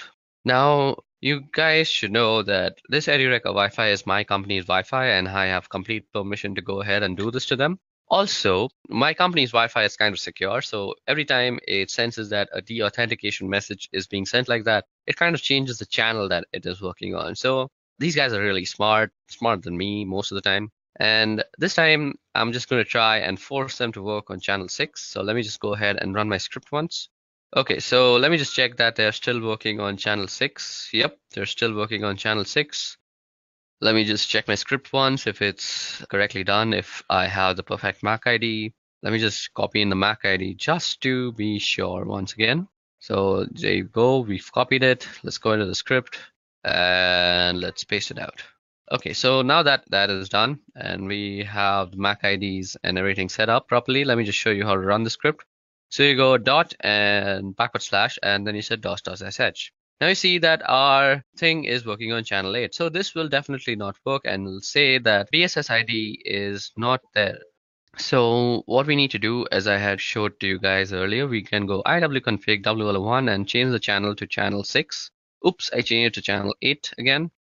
This will not work. I'm sorry, that was my bad. So now that we have changed it to channel 6, you can see that it is sending everything immediately. Okay, so that is actually running our script very well. And as you guys can see, the security measures that are taken by my company, it will not always work on channel 6. It'll keep rotating now until it finds a safe channel. So it really can't find a safe channel. I will always be DOSing on channel 6 and it will run sometimes and it won't run sometimes, but mostly with unsecure Wi-Fi that is running at your home mostly, this will work 100% times. So let me just stop this because my company will go mad on me if I just keep on DOSing them. So this brings us to the end of our demonstration. This is how you can always DOS your neighbors if they're annoying you. But remember, if you're caught, you could be prosecuted. So this was about how DDoS works, what DDoS actually is, and the different types, and how you can do one on your own with your own system. And by my company, it will not always work on channel 6. It'll keep rotating now until it finds a safe channel. So it really can't find a safe channel. I will always be DOSing on channel 6, and it will run sometimes and it won't run sometimes, but mostly with unsecure Wi-Fi that is running at your home mostly, this will work 100% of the times. So let me just stop this because my company will go mad on me if I just keep on DOSing them. So this brings us to the end of our demonstration. This is how you can always DOS your neighbors if they're annoying you. But remember, if you're caught, you could be prosecuted. So this was about how DDoS works, what DDoS actually is, and the different types, and how you can do one on your own with your own system.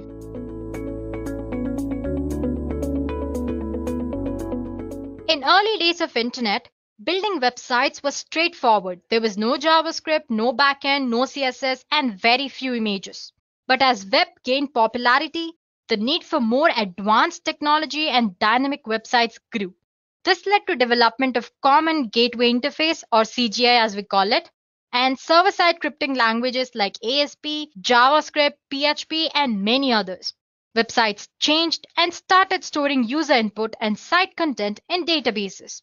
Each and every data field of a website is like a gate to database. For example, in login form, the user enters the login data. In search field, the user enters a search text, and in data saving form, the user enters the data to be saved. All this indicate data goes to database. So instead of correct data, if any malicious code is entered, then there are possibilities for some serious damage to happen to the database and sometimes to the entire system. And this is what SQL injection is all about. I'm sure you've heard of SQL. SQL Query Language, or SQL, is a language which is designed to manipulate and manage data in a database. SQL injection attack is a type of cybersecurity attack that targets these databases using specifically crafted SQL statements to trick the systems into doing unexpected and undesired things. So by leveraging an SQL injection vulnerability present in web application or a website, given the right circumstances, an attacker can use it to bypass web application's authentication details, as in if you have login and password, user can or attacker can enter just the user ID, skip the password entry, and get into the system. Or he can sometimes retrieve the content of an entire database. He can also use SQL injection vulnerability to add, modify, and sometimes delete records in a database, affecting data integrity. Well, using this vulnerability, attacker can do unimaginable things. This exactly shows how dangerous an SQL injection can be. Now let's check out how a typical SQL injection is carried out. Well, let's start with non-technical explanation. Guys, I have a simple analogy here. So first, let's go through this. Once you understand this, you'll easily able to relate this with what SQL injection attack is. So anyway, first imagine that you have a fully automated bus that functions based on the instructions given by human through a standard web form. Well, that form might look something like this. For example, the form might say, drive through the route and where should the bus stop, if when should the bus stop. This route and where should the bus stop and this condition, that's when should the bus stop, or the user inputs. This is where user have to enter the input into the form. Now after putting some data into the field, it looks something like this. Drive through Route 77 and stop at the bus stop if there are people at the bus stop. Well, that looks simple enough, right? So basically here the human or the person is trying to give three instructions. That is, bus should stop at Route 77. It should stop at the bus stop if there are people at the bus stop. Well, that sounds harmless. Now imagine a scenario where someone manages to send these instructions, which looks something like this. Drive through Route 77 and do not stop at the bus stop and ignore rest of the form if there are people at the bus stop. And now since the bus is fully automated, it does exactly as instructed. It drives up Route 77 and does not stop at any bus stop even when there are people waiting, because the instruction says do not stop at the bus stop and ignore the rest of the form. So this part, which is if there are people at the bus stop, is ignored. We were able to do this because the query structure and the supplied data are not separated properly. So the automated bus does not differentiate between the instructions and the data. It simply does anything that it is fed with or asked to do. While SQL injection attacks are based on the same concept. Attackers are able to inject malicious instructions into good ones, all of which are then sent to database server through a web application. And now the technical explanation. An SQL injection needs two conditions to exist, which is a relational database that uses SQL and a user-controlled input which is directly used in an SQL query. Let's say we have an SQL statement, a simple SQL statement. The statement says select from table users where username is so-and-so and password is so-and-so. Basically, you can think of it as a code for a login form. It's asking for the username and the password. This SQL statement is passed to a function that sends the entire string to connect a database where it will be passed, executed, and returns a result at the end. If you have noticed, the statement contains some special characters, right? We have asterisk here to return all the columns for selected database row. And then there is equals to only returns values that match the search string. And then we have single quote here and here to tell the SQL database where the search string starts or ends. So for user, you have starting here, ending here, and for password here. So basically a pair. Now consider the following example in which a website user is able to change the values of this user and password such as in login form. So if the values are put into user and password, it looks something like this. Select from users table where username is Dean and password is Winchesters. And the SQL statement is simple enough. It's very direct. So if there is a user called Dean with password Winchesters, then all the columns of table users are extracted. Now suppose if the input is not properly sanitized by the web application, the attacker can easily insert some malicious SQL statement like this. The username might be Dean or 1 is equal to 1, and then you have double hyphen followed by password is equal to Winchesters. So basically, along with the data, the user or the attacker has tried to enter a malicious SQL statement disguising it as a data here. So guys, you need to notice two things here. First one, we have or 1 is equal to 1. It's a condition that will always be true. Therefore, it is accepted as a valid input by application. For example, if Dean is not a valid user or if there is no user called Dean in the database, application would consider the next value because there is or in between. Our next value is 1 is equal to 1, which always returns true. So basically, our input will be something like this, Dean or true. And if there is no user called Dean, the next input will be true and it will be taken as an input value and the values will be displayed. So the next part, which is double hyphen. I'm sure you know what double hyphen represents, right? Basically, it's commenting the next part of the SQL query. So it instructs the SQL parser that the rest of the line is a comment and should not be executed. So the part, that's password part, will be ignored. So basically what we're trying to do is we're trying to bypass the password authentication here. So once the query executes, the SQL injection effectively removes the password verification, resulting in an authentication bypass. By using double hyphen, we're commenting rest of the comment. And before that, using 1 is equal to 1, which is translated to true, we are trying to enter the database without even giving an valid value. So the application will most likely log the attacker in with the first account from the query result. And as you guys know, most of the time, the first account in a database is that of an administrative user. So basically by doing nothing or basically by giving some random data here, the attacker was able to extract the admin details. It sounds very dangerous, right? So that's all an SQL injection attack is all about. Basically, you're trying to manipulate the valid or the correct SQL statement as a malicious code and trying to extract data from the database. Now, what's the worst that could happen when you suffer an SQL injection attack? There are a number of things that an attacker can do when exploiting an SQL injection on a vulnerable website. First of all, he can access data without authorization. For example, by tricking the database into providing too many results for a simple query. Then he can extract sensitive information like social security numbers or credit card details. Next thing, he might somehow get in touch with the authentication details of users registered on a website, and then he can use this information to log in during other attacks. He can also alter data in the database without authorization. For example, he can create fraudulent records or add extra users, or he might even actually delete the entire table. Or an attacker can easily control application's behavior that's based on data in the database. For example, by tricking an application into allowing a login without a valid password, which we saw earlier. I showed you how using an SQL injection attack, you can bypass an authentication mechanism. or you can avoid password verification. Well, it all depends on the capabilities of an attacker, but the exploitation of an SQL injection vulnerability in a website or an application can lead to complete takeover of the database and the web server. It sounds as dangerous as it looks. Well, guys, there are different types or categories in SQL injection. Attackers can exfiltrate data from servers by exploiting SQL injection vulnerabilities in multiple ways.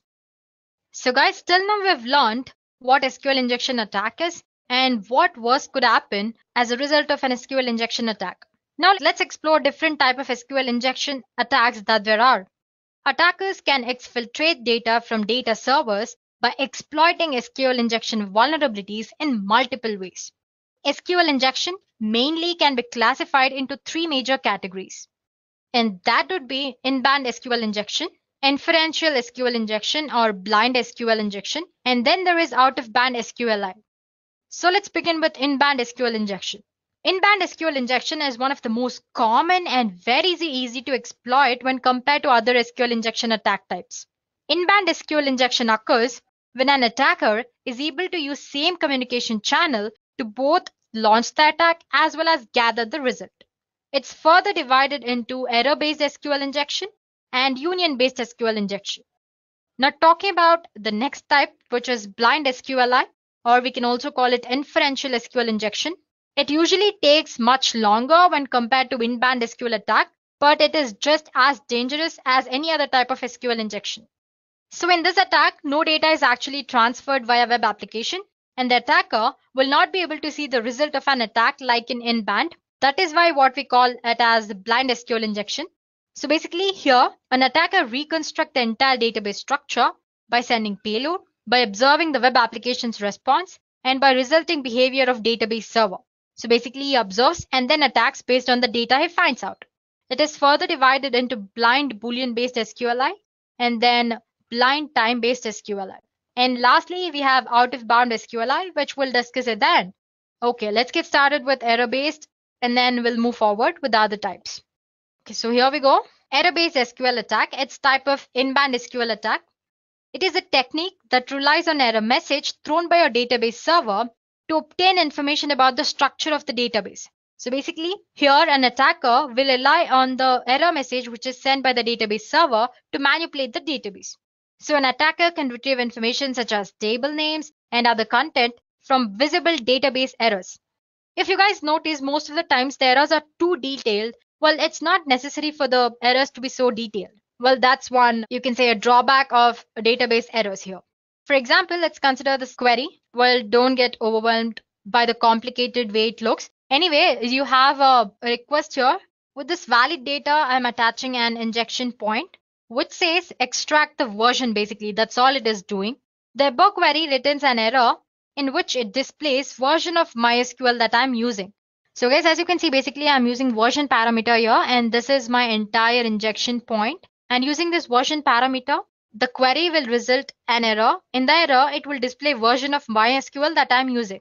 Similarly, I can fetch existing database, tables in the database, and finally the content which is present in the table. So the best way or the way to avoid here is you can avoid displaying database error messages in very detailed format, which in turn prevents hackers from fetching the information. So basically make errors as little informative as possible, up to the point. So that's all about the error-based SQL attack. So in simple terms, the attacker makes use of the information which is provided in the error to extract data from the database. Next type of attack is union-based. I'm sure you can understand by the name itself. Anyway, in this attacker, the attacker uses union SQL operator to combine the results of two or more select statement into a single result. And this result is then returned as a part of HTTP response. So here's an example. So as you can see, I have an HTTP response here, which ID is equal to 1. Till here, it's a valid statement. After that, it's our injection point. We are trying to use select MySQL, which is a standard database name, and union operator select version. So basically, this will again display the version of MySQL that I'm using. So these are two different kind of in-band SQL types. Moving on to next type, which is Boolean. So like I said earlier, guys, this inferential or blind SQL injection are referred to as blind because no data is actually transferred via web application, and the attacker will not be able to see the result of an attack here. Okay, so the first type, which is Boolean based. So when an SQL query fails, sometimes some part of web page or disappear. I'm sure you might have noticed, right? Suppose if you're entered something wrong in the URL, sometimes the page which you're viewing either disappears or it might change the entire website or it might fail to load anyway. These indications allow attackers to determine whether the input parameters is vulnerable and whether it allows extraction of data. This attack is typically very slow, especially on large databases, since an attacker would need to enumerate a database character by character. So guys, for example, you can see the query which is on the screen. With this request, the page should load as usual if the database version is 5x. But if it behaves differently, for example, like it might display an empty page or half the details of the website are gone, then you can consider the website version is different, indicating if the website is vulnerable to an SQL injection or not. So basically what he does is here, the attacker gives some sort of input. He observes what kind of response does a database server gives to that query. Based on that, he'll determine if it's possible to exploit the SQL vulnerability present in that application, or if at all the SQL vulnerability is present or not. So that's all about Boolean based. Then comes the time based SQL injection.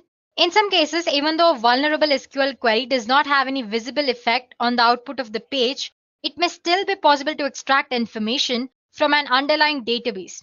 Hackers determine this by instructing the database to wait or sleep a stated amount of time before responding. So basically here, if there is no visible output from the database server, the attacker will ask the entire database to sleep for a while. If the page is not vulnerable, it will load quickly. If it is vulnerable, it will take longer than usual to load in response to the query.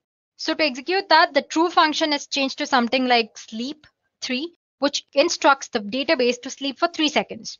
So basically, as you can see in this example, we are instructing the database to be sleep for 3 seconds. If the page takes longer than usual to load, we can assume that the database version is 5.x. Okay, then comes our final SQL injection type, which is out-of-bound SQL. It's not very common. Sometimes only way an attacker can retrieve information from a database is use some sort of out-of-band techniques. Usually these type of attacks involve sending data directly from the database server to a machine that is controlled by the attacker. So guys, these are the major categories of an SQL injection. And now that we have learned the theory part, it's better if we know how to actually perform them in reality. So let's explore at least a few of these types, if not all. So to show you guys how to perform an SQL injection, first of all, I need a web application or a website on which I can actually perform an SQL injection. There are a lot of web applications which are vulnerable. So all you have to do is just type php id is equal to 1. This should give you the applications which have SQL vulnerability present in this database. But the thing is, I'm still not sure if I can use these websites. It's almost illegal, right? Because these are actually present on the net. But that won't be posing a problem since we're just trying to learn how to perform SQL injection. There are a lot of vulnerable web applications or websites which are especially made to actually perform such attacks. I'm sure you might have seen in other previous videos related to ethical hacking and cybersecurity, where we used Kali Linux and we used Metasploit Level 2. We had different other kind of vulnerable web applications like DAM vulnerable application and Mutiliday and many others. As for today's session, we'll be using another such web application, which is called WebGoat. As you can see, it says WebGoat is a deliberately insecure web application maintained by OWASP designed to teach web application security lessons. So you can install and practice with WebGoat. It not only has SQL injection, it also has other kind of vulnerabilities, which you might have seen when we were discussing the WordPress website vulnerabilities, like cross-site scripting, SQL injection, and content delivery, many others. Okay, the latest version of WebGoat that's running right now is version 8. So basically all you have to do is you can search for WebGoat 8. So here you go, you have a GitHub version here, you can click on that. So that's a brief introduction about WebGoat. So basically it's a vulnerable web application where you can test your skills or actually see how the attacks happen. So all you have to do is install WebGoat. Right now the current running version is WebGoat 8. All you have to do is type for WebGoat. You can see the WebGoat GitHub link here. Click on that. And if you scroll down here, it says download the latest release of WebGoat. You can run it as a container using Docker. Anyway, you can just click on this. And there you have your jar file.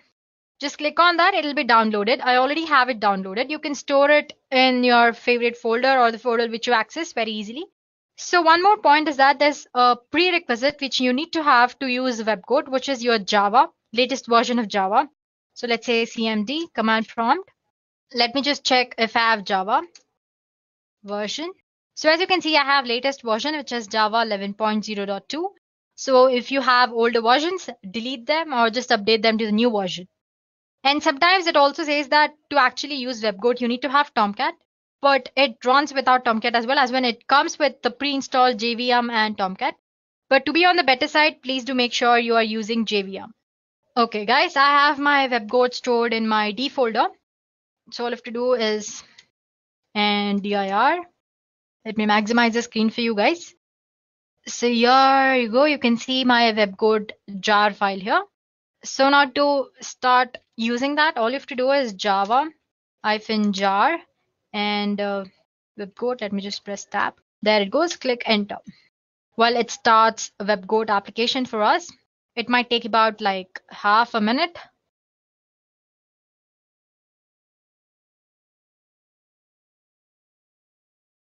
So guys, it has started. It says Tomcat started at port 8080 and it says started webcode in so many seconds. As in it says it took so many seconds to actually install or start the webcode application. Now we go back to a browser. Here I type for localhost. Okay, that's webcode login page. So guys, here we go. We are into the application. Well, if you haven't registered, if you're using it for the first time, all you have to do is click on this register new user and create a username and password. Okay, let's create a username. Let's say Deepthi, password, some password, and agree. It's as easy as that, and click on sign up. It says it must be between 6 and 10.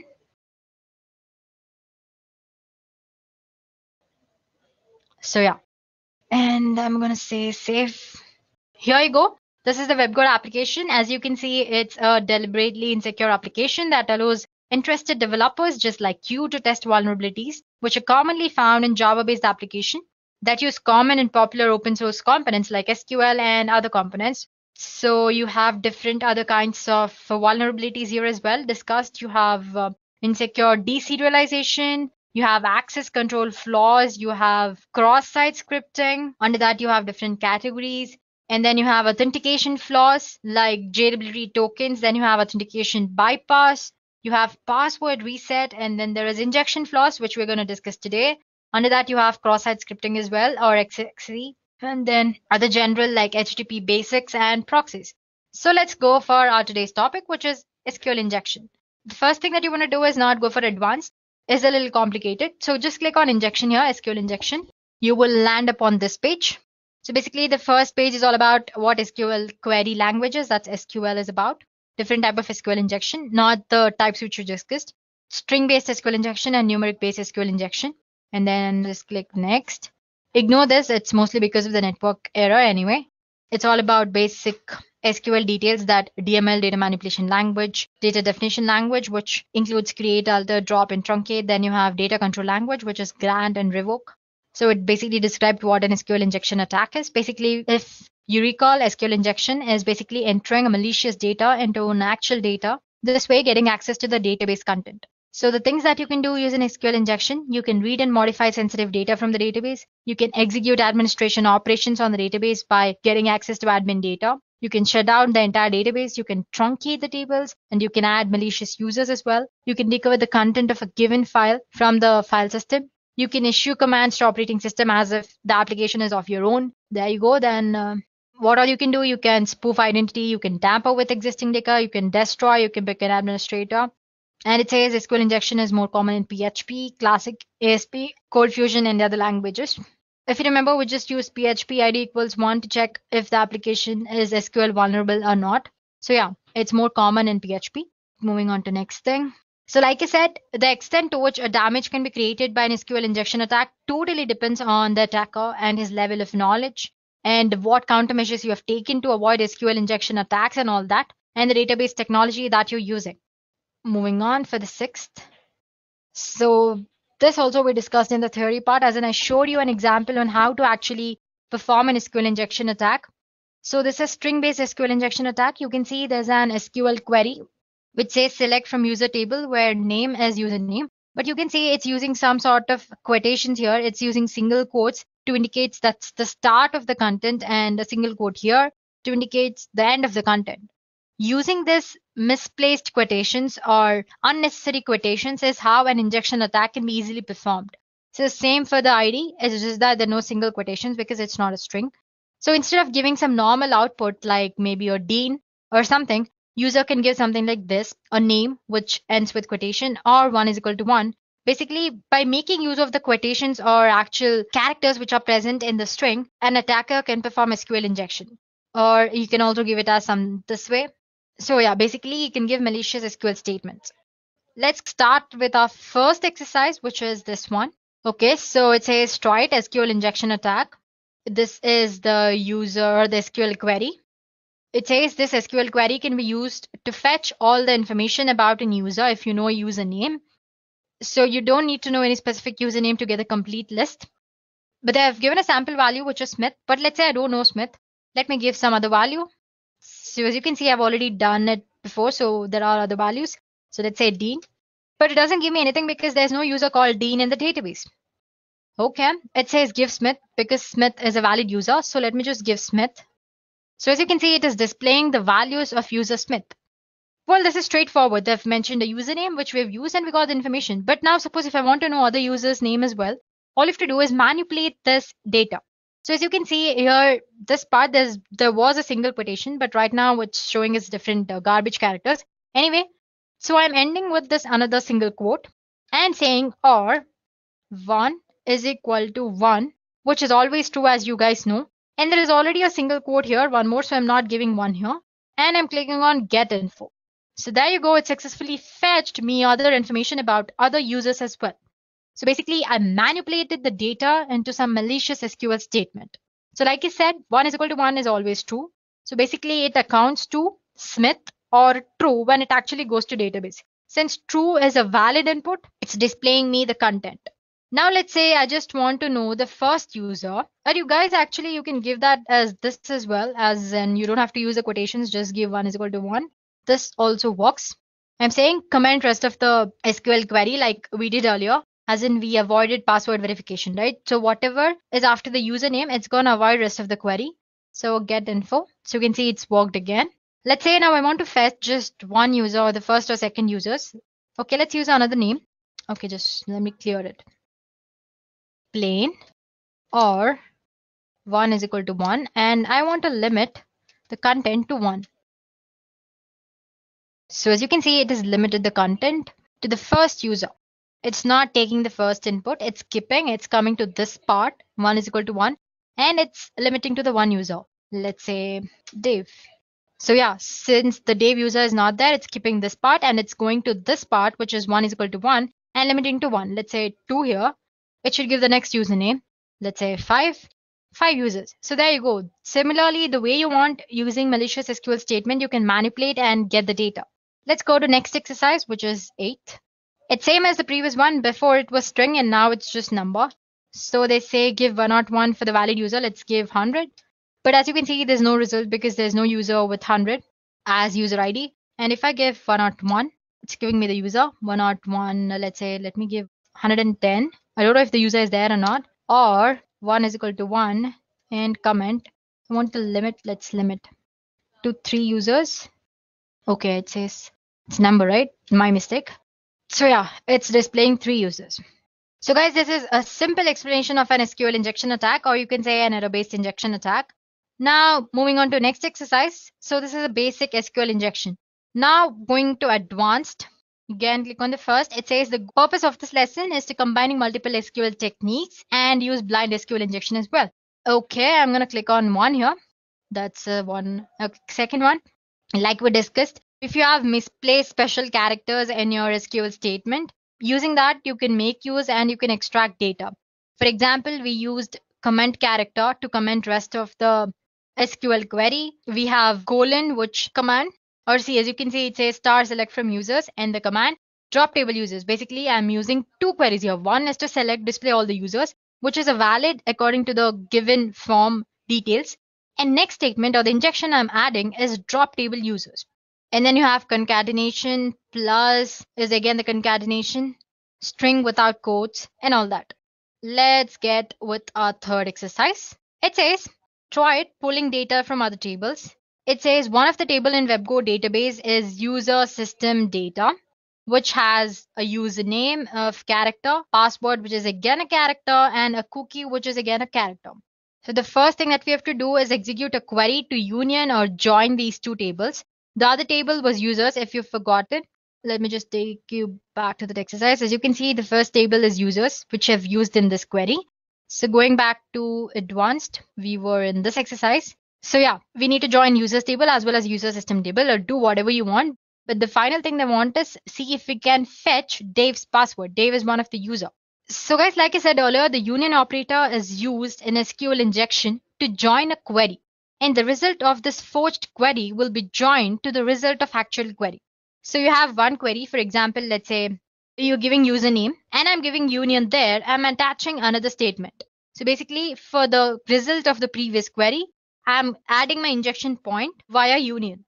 We are asked to fetch Dave's password here. Well, there are a lot of ways you can do it. We can do it without using union as well. Let me show you one way. Let's say I have Smith. I'm going to end this here. And let me say select star from user system data. And I'm again quoting it. And that should do it. So sorry about that, guys. Earlier it was an error, right? So basically, let's say Smith. And I'm commenting it. And then I'm giving select star from user. What is the table name? System data in the query and comment the rest. So as you can see, it has fetched the password of Dave. This is one way of doing it. But then we explored error-based SQL injection earlier. Now I want to show you how to use union command to extract or to perform this exercise. Anyway, so basically, like I said earlier, again, you can use union to combine two results. So the first thing you need to do is you need to know the number of columns in your user tables. For that, the simple thing that you can do is Smith. You can use group by or order by. Both of them works fine. I'm using order by 1 and let me comment it. It is giving me some sort of output. So I can say number of columns is more than 1 or actually 1. Let me try one more. 2, comment. It's still giving output. Let's give 3, 4, 5, 6, 7. It's still giving me output. Let me try go for 8. Yeah, as you can see, when I've given till 8, it says invalid order by expression. It's because, so you can see if I give 7, the number of columns here is 7. User ID, that's 2 first name, 3, 4, 5, 6, and 7. Total number of columns is 7. And when I give it 8, it's giving me error because the number of columns are just 7. So this way, based on the error it's displaying, you can actually extract data, or you can actually know. So now that we know there are 7 columns, I'm going to use union statement. Remember guys, when you're giving union, in the select statement, the number of fields or the number of columns that you're giving should be the same number of columns as in the users table. That's 7. That's why we found the number of columns. The values are needed because the two queries must have equal number of columns in order to avoid syntax error. If you have like 5 columns in your second table and if you have 7 columns in the first table, the union won't happen properly and you're going to get the syntax error. To avoid that, we found out the number of columns so that you can manipulate it in the query. For example, let's say Smith, and now the union select user ID, 7 columns, user ID, then password. Let's give username as well, username, password, then cookie. Make sure the data types is right as well, matching, then cookie, then user ID. Let me just count. So I have 1, username 2, that's 3, password 4, 5, 6 the field, and 7 user ID. From which user table? That's user SYSTEM system. Sorry about the mistakes, guys. Data, and comment the rest of the session. Now if I give get info, as you can see, it is fetching the information. So basically we used union operator. We combined that with actual query, which was name. So basically we gave Smith as the username. Along with that, we attached our next query, which is select. We found there are 7 columns in our user tables. Since we're using union, we are adding 7 tables in the query as well and asking it to display the information. So as you can see, it displays Dave password, which was same as before. That was when we performed Smith in the query, and select star from user data system data. Okay. So as you can see, the password now and the password earlier was also different, as in same. Sorry about that. Now if I give this to check, pass W0, and then I have R and capital D. So it says, congratulations, you have successfully completed the assignment. There you go, guys. I've showed you error-based SQL by finding out number of columns, and in the simple SQL as well. After that, we also learned how to use union operator to extract the data. So like I said, we have learned at least 2 types of SQL injection attacks here. Then going to next one, it says blind SQL injection attack. We've already learned about blind SQL injection attacks. Basically, no output, or an attacker can't actually see the database input here. So basically, the attacker determines the answer or the data he wants based on the application's response to the query he gives. And the next part is about difference. So it says in a normal SQL injection, error messages from database are displayed and given enough information to find out how query is working, or similarly in the case of union-based SQL as well. So in case of this blind SQL, nothing is displayed. You will start asking questions based on true or false statement, and depending on the response the system or database server gives to you, you determine what kind of attack can you actually perform. So for example, you have this SQL query and it'll change to URL in this form. That's HTTP. This is the query is equal to 4 and 1 is equal to 1. This will be translated to this form. You know the website is vulnerable for a blind SQL injection. But if the browser responds with page not found or something else, you know that a blind SQL injection might not work, or that there is no vulnerability present in that application. Similarly, you can go ahead and change 1 to 2, which will not return anything because obviously the query returns false, which 1 is not equal to 2, right? So basically it equates to some content or data and false. Now, how do we actually take the advantage of above true or false thing? So here you go. I have my actual data, which is http myshop.com, article is equal to 4. And this is my injection point substring. I'm trying to find database version here. Similarly, you can also find the number of databases present, the database's names, tables present in database, and actual content of the database and all that. If the Boolean blind SQL injection doesn't work, you can always go for time-based blind injection. Basically here, instead of true, you're replacing by some time limit, say sleep for 3 seconds.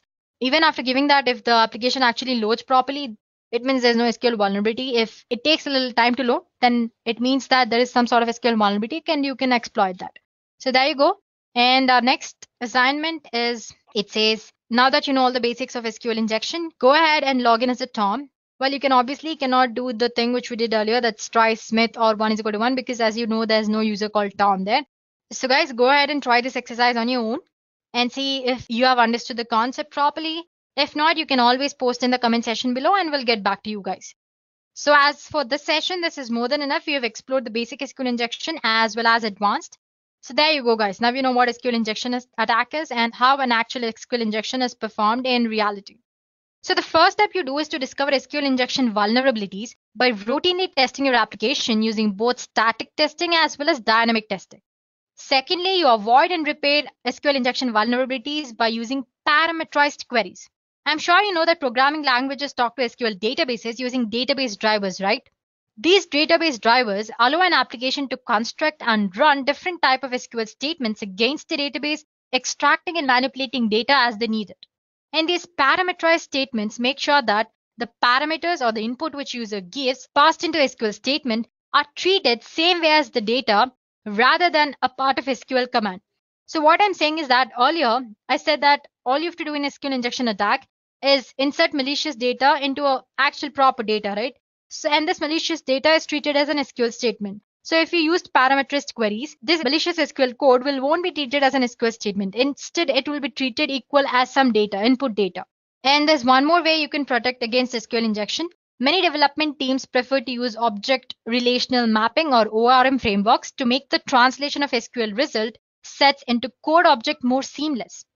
And then comes the third thing, which if you are unable to use parameterized queries or a library that writes SQL for you, The next best approach is to ensure proper escaping of special string characters. So basically, you can use escape characters in your data. Well, escape symbol characters is a simple way to protect against SQL injection attacks, and many languages have standard functions to achieve this.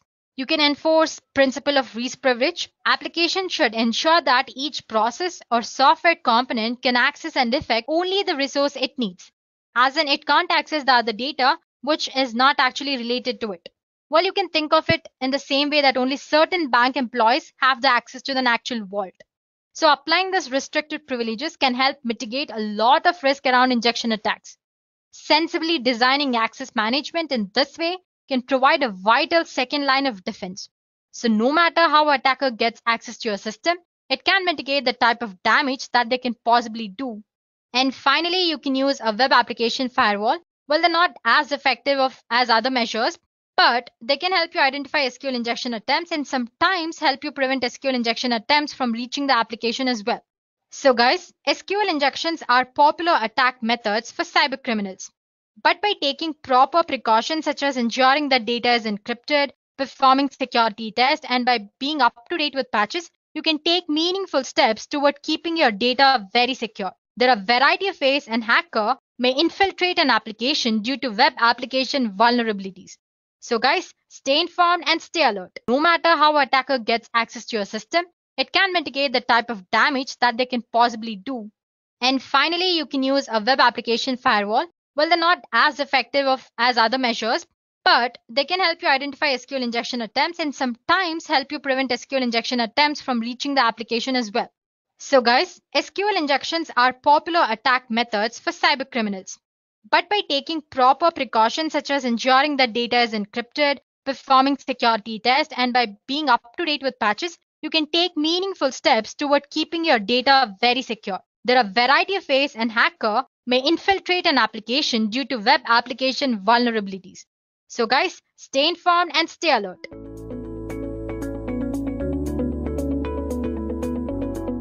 So you remember the last time you went shopping online? Remember all the pictures of clothes, books, and electronics that you looked at? What if I tell you that those images weren't really for you? What if those pants you were looking at were really detailed blueprints of military installments? You would never know, right? This is the nature of steganography. Steganography is science of hiding information from plain sight.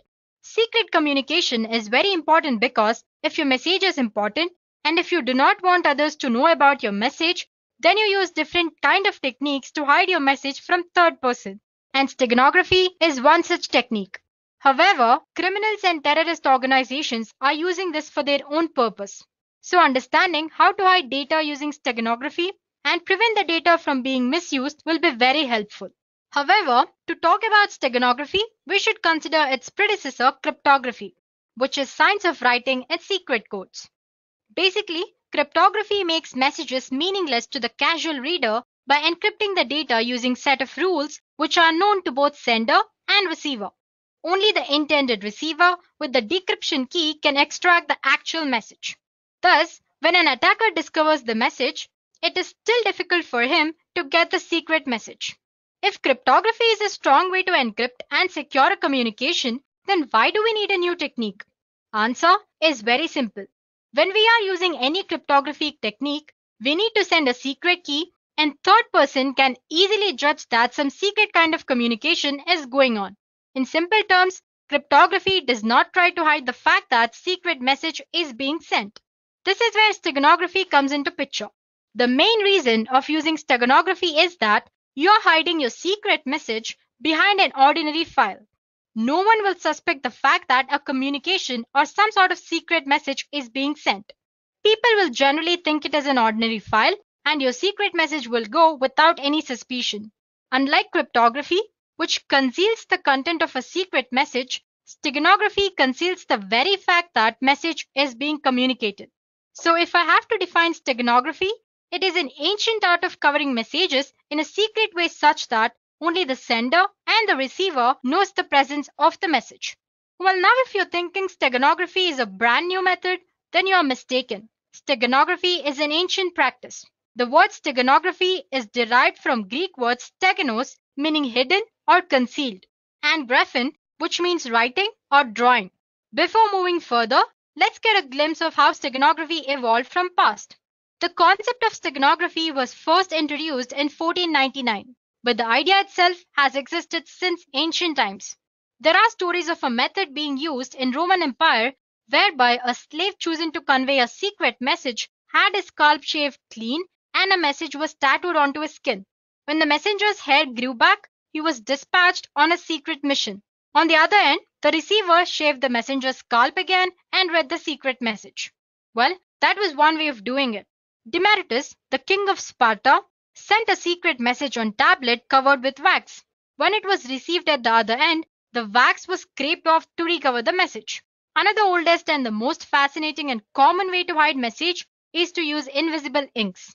The actual message can be made visible if document was heated gently. Next came the null cipher. Null cipher refers to the method of encrypting where plain text is mixed with actual message. Next was hiding data in the images. Microdots were used to conceal a message. A microdot is a simple text or an image which is reduced in size to hide its contents. And this microdot or the images or the text which are present in a microdot are then read using magnifiers. Apart from these techniques, there were others as well, like spread spectrum, semograms, etc. So like I said earlier, steganography is an ancient practice. The majority of today's steganographic systems use multimedia objects like image, audio, video, etc. as cover media. Well, if you don't know what I mean when I say cover media, don't worry about it. You will know more about it as we progress through this session. But for now, cover media is a place where you actually store your hidden information or you store your secret information. So based on the type of cover media, steganography is divided into multiple types. To begin with, we have text steganography. Text steganography is hiding information inside the text files.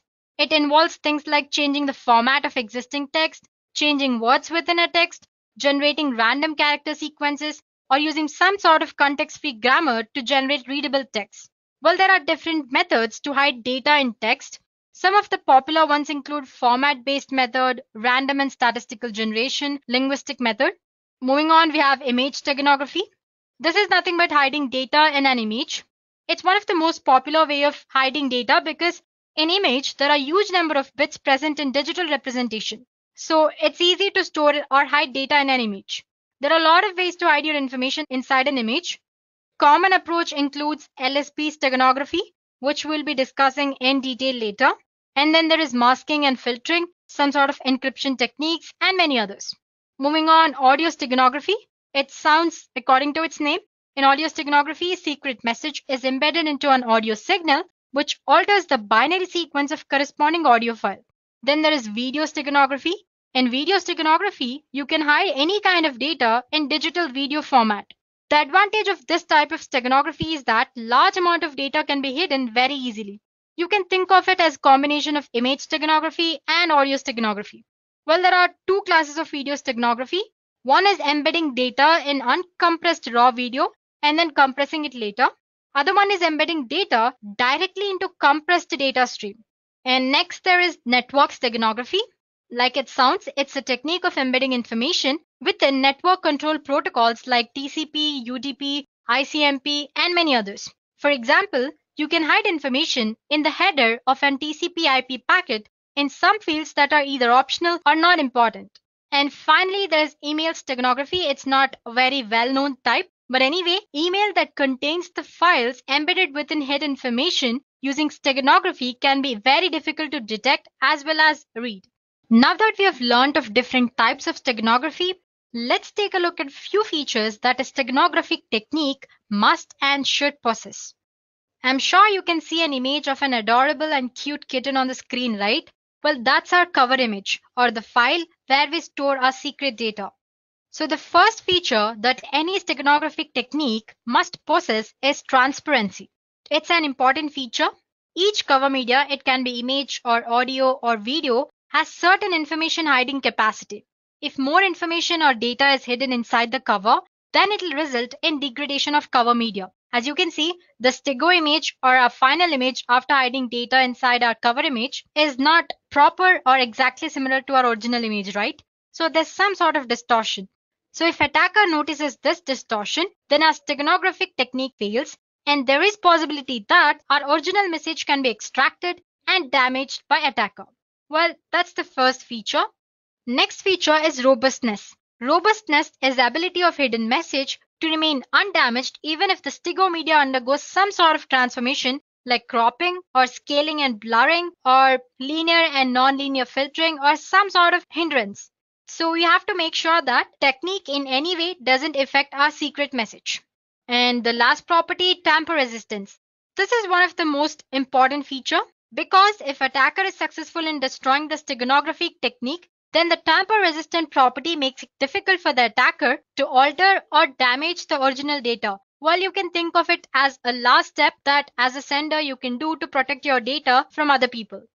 Okay, so till now we have covered what steganography is, a bit about its history and its types. Now let's go through a basic steganographic model. Well, it's pretty simple concept. But before we start, we should be aware of few technical terms that I was using earlier and which I said I'll explain later. So here we go. We have something called cover object or cover file. This is the file that we will use to hide the information. It could be an image or a video or an audio or networked or the different types which we discussed earlier. And then there is our secret message. As you know, this is the secret information that we want to hide into cover object. And sometimes you also have something called stego key, and I'll explain you what that is when we encounter it. So let's get started then. So there is an steganographic encoder which uses some sort of steganographic method or function to embed the secret message, which is represented by M, into our cover object or cover file X. So as you can see, there's a function which takes X, which is our cover file, M that is secret message, and another input that's K. Like I said, K is nothing but key or stego key. It is a key to embed data in a cover and extract data from the stego medium. Well, it's optional. Using a key provides extra security, that is all. So basically our steganographic encoder method or function takes this cover image, secret message and key as an input and embeds our secret message into cover object. Embedding process generates a stego object and the stego object looks exactly like our cover object.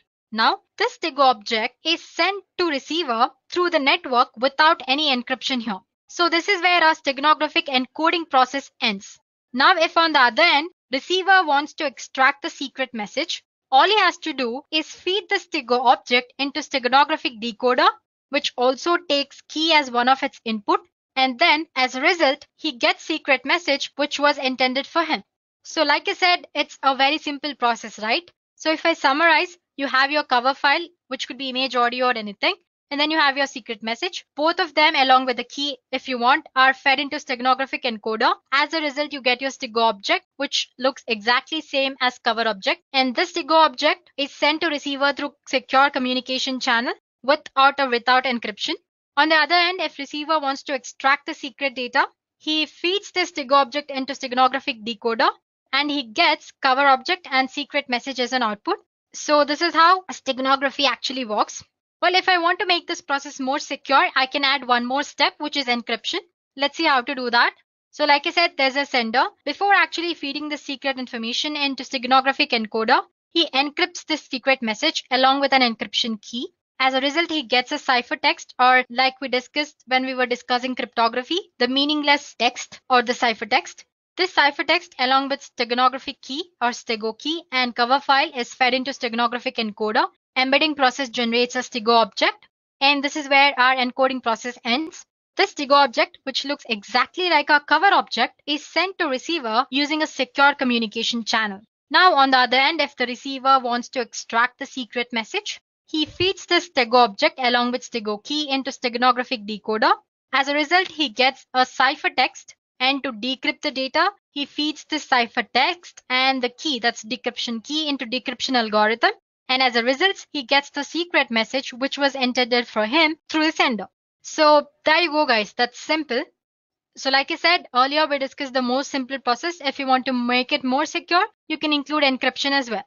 So basically, any type of steganographic method or technique works this way.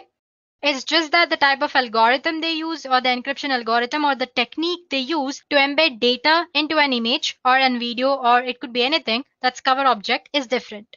So guys, till now we've learned about what steganography is and how a steganographic technique actually works. It's time that we should learn about one of the most popular steganographic technique, which is LSB steganography. If you remember, earlier we talked about image steganography, where we hide secret data inside an image. Well, one of the popular technique to hide secret message inside an image is LSB steganography or least significant bit steganography.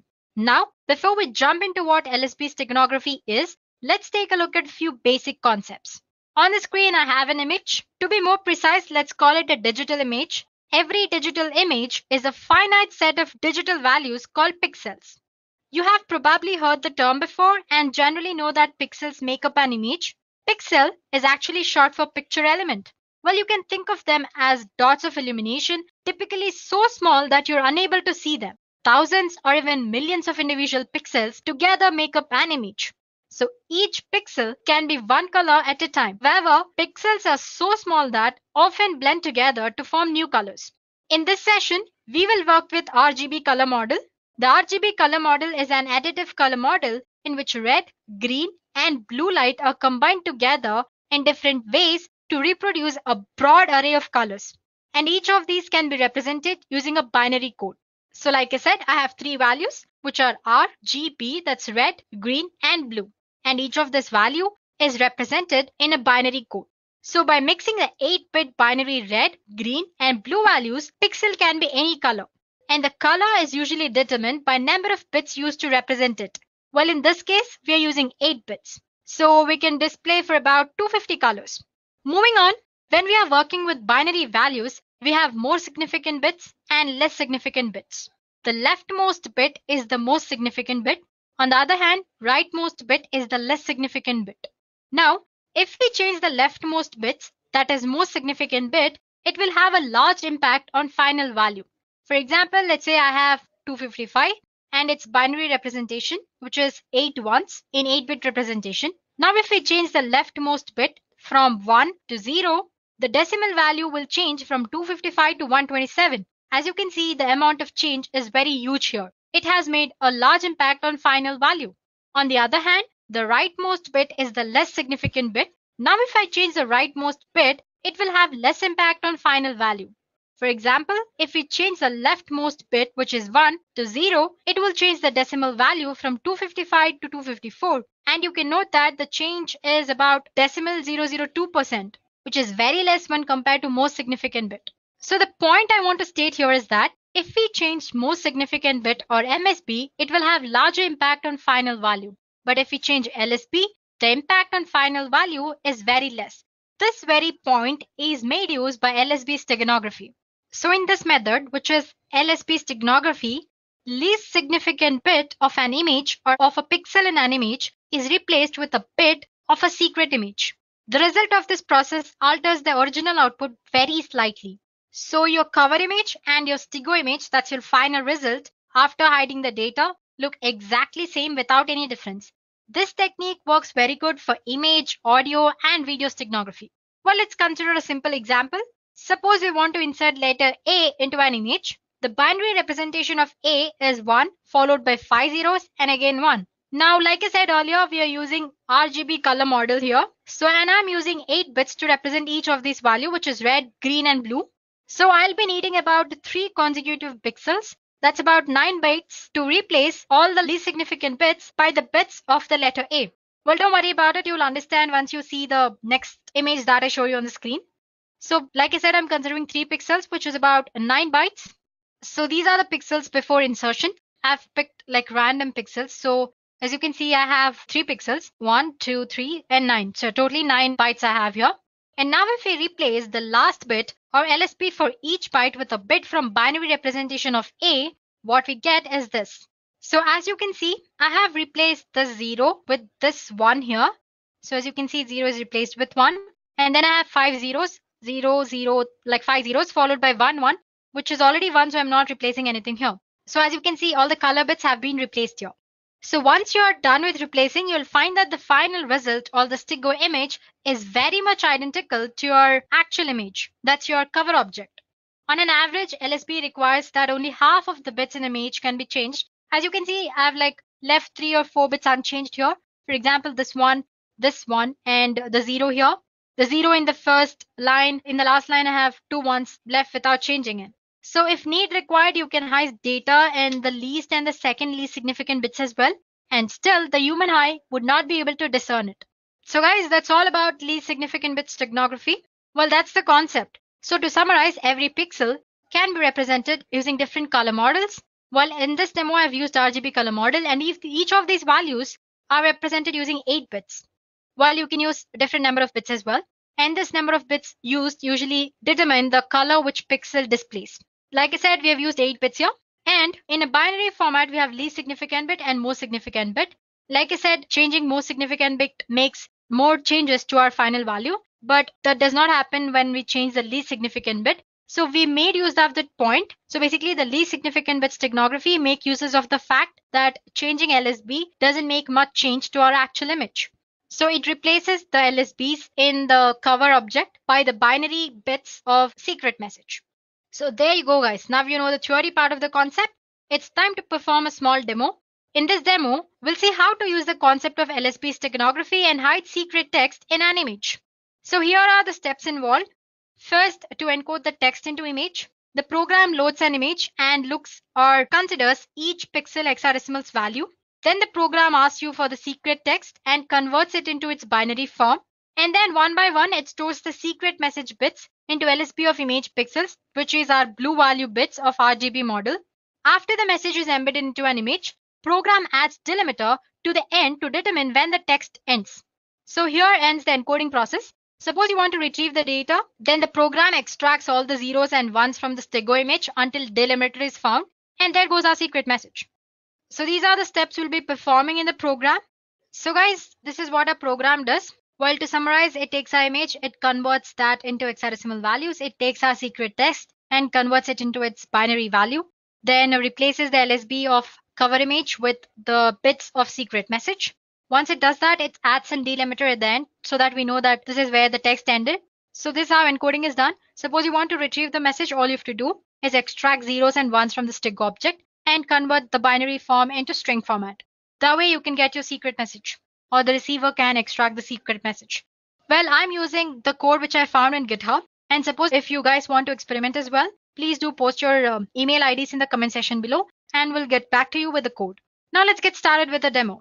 So guys, I'll be using my Ubuntu system here.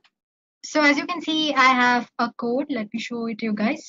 I have code here and I have certain images of different formats. I have one of JPG and one of PNG as well.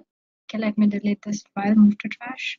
So going back to terminal, let me show you guys the code first. The file name was hide.py.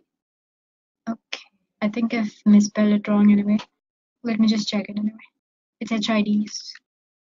Silly mistake, hide.py. Here we go, guys. I already have code because I've already extracted it from Git and I'm using it here. So I'm just going to explain you the basic concept of how this code works actually. So like I said, we're going to convert our image into its hexadecimal format. So I have a code which converts RGB values to hexadecimal values. Before that, since we're using images here, we need to import certain libraries. We need Python library image or PIL, which is below. Well, if you're using Windows operating system, you need to separately download it. But if in Ubuntu, it comes by default. And suppose if it doesn't work, let me go back. Well, if it doesn't work, all you have to do is make sure you have Python 3 version installed. For that, check Python 3 version and make sure you have pip installed. Again, you can check using version command itself. Okay. So as you can see, I have pip installed. And suppose if you don't have, please do install it. The command is simple. All you have to do is sudo apt install python 3 pip. That's it. Just click enter and it'll install. I'm not doing it again because I already have it installed like you guys saw. And once you've done that, to install Pillow, sudo pip install pillow. That's all. And then it'll work. That's just the way of installing Pillow library. Let me clear the stuff. Let's go back to program. So since we're using images, like I said, we need to use certain libraries. Here we'll be using Pillow library. So if you get an error while using this program, please do install pip and Pillow. So getting back to program, like I said, here we're using an image and converting that to its hexadecimal format. And similarly, while retrieving it, we're using the inverse function of it. And our secret message, which is in string format, we're converting it to binary and binary to string. And then there is encode. Basically, it goes through the hex code and places the binary bit of a secret message into the hex code. Similarly, the inverse program is decode. It'll decode the hex format. First, it'll check if for the zeros and ones, and then it pulls the data from that. So basically, we have four main functions here, which is encode, decode, hide, and retrieve. Like I said, encode and decode. Like I said earlier, it checks for the hex code, hexadecimal code, and then replaces the bits. And decode, it checks if the hex code has zeros and ones, it'll extract the data. If hex code doesn't have any zeros and one, it'll return none. So there you go. Now, these are the basic functions, and then comes the complex function, which is to hide a message. I have a hide function here. Just go through it. It's very simple. So basically, as you can see, this hide function, it takes file name and message. It opens the image library where it gives the file name as input and then converts the message from string format to binary format and adds the delimiter as we discussed in the theory part of the session, so that while extracting, you know that you have reached the end of the text. So basically, first it checks if our image is in RGB format or not. If it doesn't, and then it converts to it. And then there it goes. And basically, it takes each and every bit, checks if the bit is in proper format, if the actual bit of the secret message can fit into this and all that, and then replaces the bit. And once it has encoded the secret message completely into our image, it returns a message saying completed. If the mode of the image or if your file doesn't exist, and for all that, it returns a message saying incorrect image mode, couldn't hide. Now, the retrieve function is as very simple, the most simple one. It's taking the file name from which you'll have to extract the data. If it checks first, it checks if it's in the RGA format. I mean, that's red, green, blue format. And if it's not, it's going to convert into it properly. And from there, it's going to extract the data. And then it retrieves all the zeros and ones until it finds delimiter. Once it has found the delimiter, it gets to know that it has reached the end of the text, and then it displays the message success. Otherwise, it will give you an error message. Finally, we have our main function. So basically, we're going to give like string. You have switch option while writing code, right? Either in Java or C++, anyway. Just like that, I'm going to give a code. Well, it's not going to display to the user, but anyway, it's in this code. According to the code, you need to use a command like Python, the file name, as in the file name and which contains the code, -e to embed the data, and the image and the text which has to be embedded and all that. Oh, we'll get to know when we actually perform the demo. So let me just summarize what we've learned in the code again. So just basically go through it. It's very simple. So like I said, we are using Pillow library. For that, we need to install it properly. If not, the program doesn't work. So make sure you have Python, and after that install pip, and through pip install Pillow. And like I said, we're converting our image into its hexadecimal format using this function, and inverse using this function, and our secret message to binary and binary to string. Encode, it basically checks for each and every hexadecimal of our image and replaces that by 0 or 1 of a secret message. And then you have decode. It checks if the hexadecimal code has zeros or ones. If it does, it extracts the data. Otherwise, it returns none. And then there's our hide image, which actually embeds the data into our image. So it'll take file name and message as input. It checks if the image is actually in RBF format. And before that, it converts our message into binary format and all that. And then based on certain conditions, it embeds the data properly into the image. If there is some error regarding the mode of the image you're using, or if the text file doesn't exist, it shows an error message. Same goes for the retrieval as well. It checks for the zeros and ones, extracts until it finds a delimiter, and then it gives you a success message. So there we go, guys. The program is simple. So if you guys want a copy of the code, and please do post your email ID in the comment section below, and we'll get back to you with the code. Now that you've understood the code, let's go ahead and see if this works properly. For that, I'm going to exit. Before that, like I said, I have my few images here, docs.jpg, then cat and cube and all that. I need a text file to hide, right? So here I go.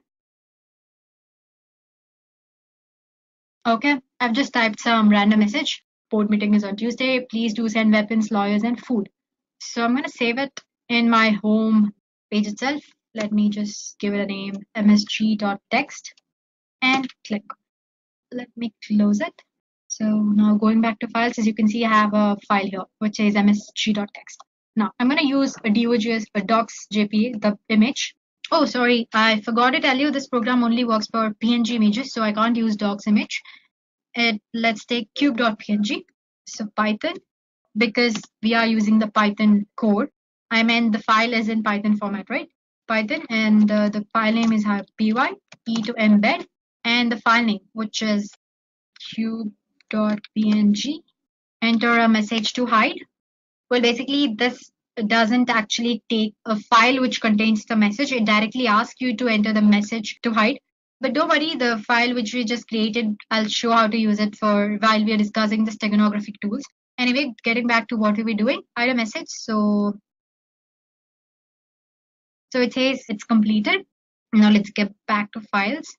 Now, if in case I open QPNG, it's same as before. You won't find any changes here. Getting back to terminal. If I want to extract the message, -D and enter. Success. It says the message is extracted, which is hi, send your weapons to you know where. So that's easy, guys. Well, it's a very simple program. It's just taking an image. It's asking you to enter the message, and it's embedding in that. So, well, you can take this as a base code and create your own code, which performs many things, or advanced steganography as well. So basically, to summarize, in this program, what we did was we converted our secret message into its binary form, and we took the bits in the binary code and replaced the least significant bits, or the blue color bits, of RGB color model by these bits of secret message. So basically, we're replacing the least significant bits so that our cover image, that's cover object, as well as a Stego object, both are same and look identical. Now let's get back to PPT. So guys, earlier we discussed about the ancient steganographic methods. There are various ways of achieving the steganography in this digital communication world. However, you do not need to perform coding to achieve this. There are various software tools are available for steganography. This software can hide your secret message behind the image file or audio file or video file or any kind of file, basically. So we are going to take a look at few such tools, and I'm going to show you how to use them, maybe at least 2 or 3. So there we go. The first tool is Stego Suite. Basically here you can hide any kind of text inside an image. Then you have Stego Hide. It hides a secret file in an image or audio file. Then you have SIO Steganography. It's a free software where you can hide your files inside BMP images or WAV files, that's WAV files. And then there is Suite Pixel, which works as in it's similar to other tools where you can hide data and images, but the way it works is slightly different. I show you how it actually works, so don't worry about it for now. Then there's OpenPuff, where you can conceal all the files in an image, audio, or flash files. Then Camouflage, tools that let you hide any type of files inside any other file. So these are very few. There are other tools outside as well. As for today, we're going to explore 3 to 4 tools, which is Stego Suite, other one is Stego Hide, then SIO Steganography, and Suite Pixel. So there we go, guys. Let's begin with Stego Hide. Let's go back to our Ubuntu. So this Steg Hide is an open source steganography software that lets you hide your secret file, an image or audio file. You will not notice any change in the image or audio file. It is a command line software. Therefore, you need to learn the command line to use this tool. And therefore, I have come back to Ubuntu here. So I've already have it installed. It's very easy to install. Apt-get install Steg Hide. It'll install. Use the command just sudo apt-get install Steg Hide and click enter. I'm not doing it. It's going to take time. Since I've already done it, I'm going to straight away use it. So Steg Hide. Well, as soon as you enter the command Steg Hide, it'll show you the help command related to the Steg Hide. So basically, it says the first argument should be one of the following. That is, either you should embed the data or extract the data. And you have various options that you can add in commands to use your cover object or the Stego object or your secret message. And you have options to compress and encrypt the file before actually putting it into an image for hiding it as well. And then suppose if you want entire information about your file after encrypting it, you can use different commands as well, which, for example, you have info command here. If you use that command, it'll display all the information about your file.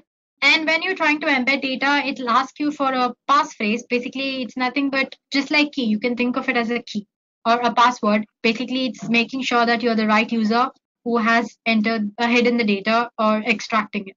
So, well, to make it easier for people using it, they also have given few examples here. So, usually the command begins with Steg Hide, the command name, and embed to embed the file. -cf refers to your cover object. It's the name of your cover object. And then you have your secret message. And for that, you're using -ef. Let's do that. So Steg Hide, embed. Before that, let me go back to files. So I'm using this docs JPG and the message.txt, which we created earlier. Embed -cf. So that's docs.jpg and -ef, which is our msg.txt, right? Cool. It says enter passphrase, which let's say ABCD. It says embedding and it's done. Now to check if it's done that properly or not, let's go back to files. I'm going to move it to desktop. Click on enter. Cool. Now let's go back to desktop. Here is our file. Now to extract, I'm using extract command. Before that, I need to go to my desktop, right? Because that's where my file is stored. Here we are, and steghide extract. SF is what you use to extract your stego file. You can see it in the help session. And the name was docs.jpg. It's asking for the passphrase, more for security purposes. So it says extracted to message.txt. Now to check the file, you need to go back to desktop because that's where our file should be. And if you open that with editor, there you go. We have successfully extracted the data from the image. Now let's try a few other commands. Let me come back. Okay, let me try it here. Steghide. What was that? Info command, right? Info. And let's say, so as you can see, it's extracted the information about the file. It's in format, its capacity, and it says you want to get information about the emitted data as well. Why? Could not extract any data with the data phrase because already extracted the secret message from that file. Well, if you hadn't extracted, then maybe it would have showed the embedded content as well. So that's how you use steghide. You have multiple other options as well. Like for example, when you're trying to embed, it asks you for the passphrase, right? Instead, if you don't want it to ask like this, you can use -p command and enter the passphrase. You can add it in the command itself here. And then it actually skips that step and actually goes back to this embedding message done step. So yeah, that's all about steghide. Now let's go back to other tools. So the next tool we'll be using is a Stego Suite. It is a free steganography tool which is written in Java. And with Stego Suite, you can easily hide confidential information and image files. So I have a file called sample here. I have certain images.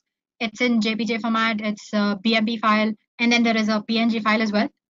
So first tool that we're going to explore is Stego Suite. So Stego, yeah, there we go. This is the Stego Suite tool. It looks very simple. Basically, there's nothing here. So click on File, Open, and select the file in which you want to embed the text or the secret data. Let's go back to sample. And here I'm using this PNG image. Open. Here it's asked you for the text which you want to embed in the image. So this is the secret text I want to hide. If you want, you can give the password and embed. It says embedding completed. The file is saved to desktop sample image embed.jpg. Let's go back and check sample, and here we go. You have an image and properties. It's a JPG file. Let's try opening it. There you go, guys. It looks similar to our actual message. Well, it doesn't look different at all, but the data is actually hidden inside it, right? To know that, all you have to do is let's just rename this. Let's say image E. That's the embedded format of our image. It says the image is open. Okay, I'm gonna close Stego Suite. So yeah, you can see the image here.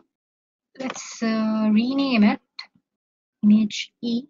Now, if you want to retrieve the message, Stego Suite, file, open, select the file in which the text was embedded, which is image E, and open. Enter the password, which is and extract. So as you can see, it has extracted the text message, which earlier I hid into the image. Hey, this is a secret test I want to hide. Well, go ahead and try to use it. It's fun. It doesn't have any other functionalities apart from these. It's a very basic, simple tool. Let's go to our next tool, which is Steganography. Well, it's a free software that can be used to hide secret files in BMP, that's bitmap images, or WAV files. Use of this tool is very easy. You can just open the software, load any BMP image or WAV file to its interface, and then add a file which you want to hide. And this also supports encryption, multiple formats. Well, instead of telling all this to you, let me just show it to you. So as you can see, I have it already installed. It's just one-step installation. And to add the file, as in to encode, you need to click on this add files option. To extract, you can use this. First, let's try to add files. So the first name, all you have to do is load your BMP or WAV file. And sample, I have one BMP image. I'm gonna load it, open. Well, as you can see, this size is slightly bigger. Click on next here. So now that you've loaded your cover image, you'll have to load the image or the file which you want to store in this cover image. For that, you click on add file option here. Let's say I want to store this image. Let's try open and next. So as I said, it shows different encryption formats here. So you can select from various algorithms like RC4. Then you have triple DS, DS, triple DS with 1112 and many other formats.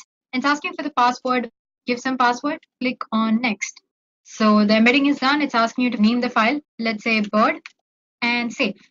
So the final file is similar to the actual BMP image. You can't make out any changes, right? But there is a secret data which is hidden inside it, which is another image. Now let me close, finish. Let's try to extract it. Click on this extract files and load the source file, which should be a bird. Then open, next. It's asking for the password. So A, B, C, D, that's what I'd give it. And extract file, image2.j, save. File extract successful. Okay, finish. Let's go back to the location and see. So here we go. We had tried to store this image2 in the bird, but after that we tried to extract it. So there we go, guys. The image has been successfully extracted. This way you can store any kind of file.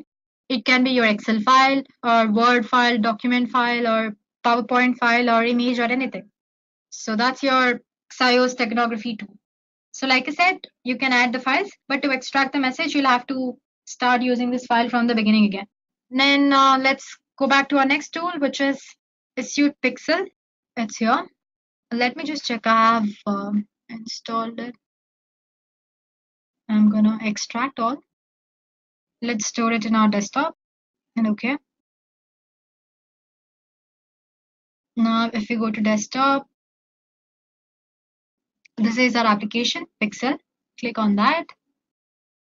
So guys, even this is a tool where you can store any kind of hidden information, but it has a different approach when compared to other tools. It uses image file as a key to protect your hidden text inside an image. That is, to hide and unhide text inside an image, you need to enter another image as a key.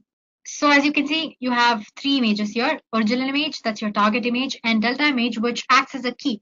Instead of giving some password or anything, it takes another image as a key or passphrase. So open original image, desktop, let's go to samples. Let's try fly.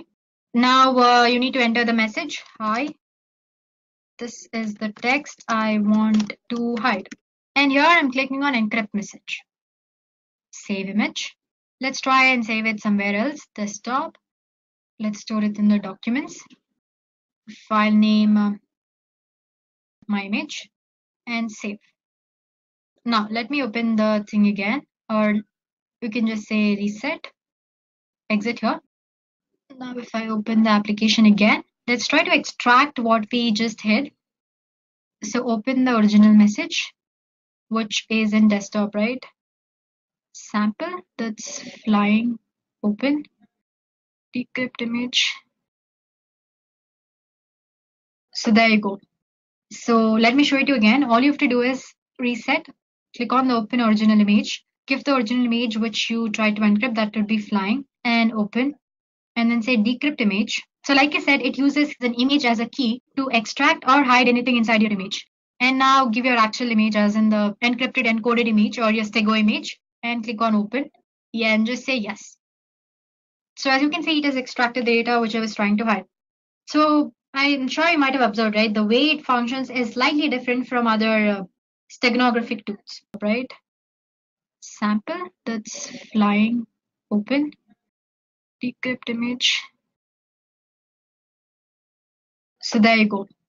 So let me show it to you again. All you have to do is reset, click on the open original image, give the original image which you try to encrypt, that would be flying, and open, and then say decrypt image. So like I said, it uses an image as a key to extract or hide anything inside your image. And now give your actual image as in the encrypted encoded image or your stego image, and click on open. Yeah, and just say yes. So as you can see, it has extracted the data which I was trying to hide. So I'm sure you might have observed, right? The way it functions is slightly different from other steganographic tools.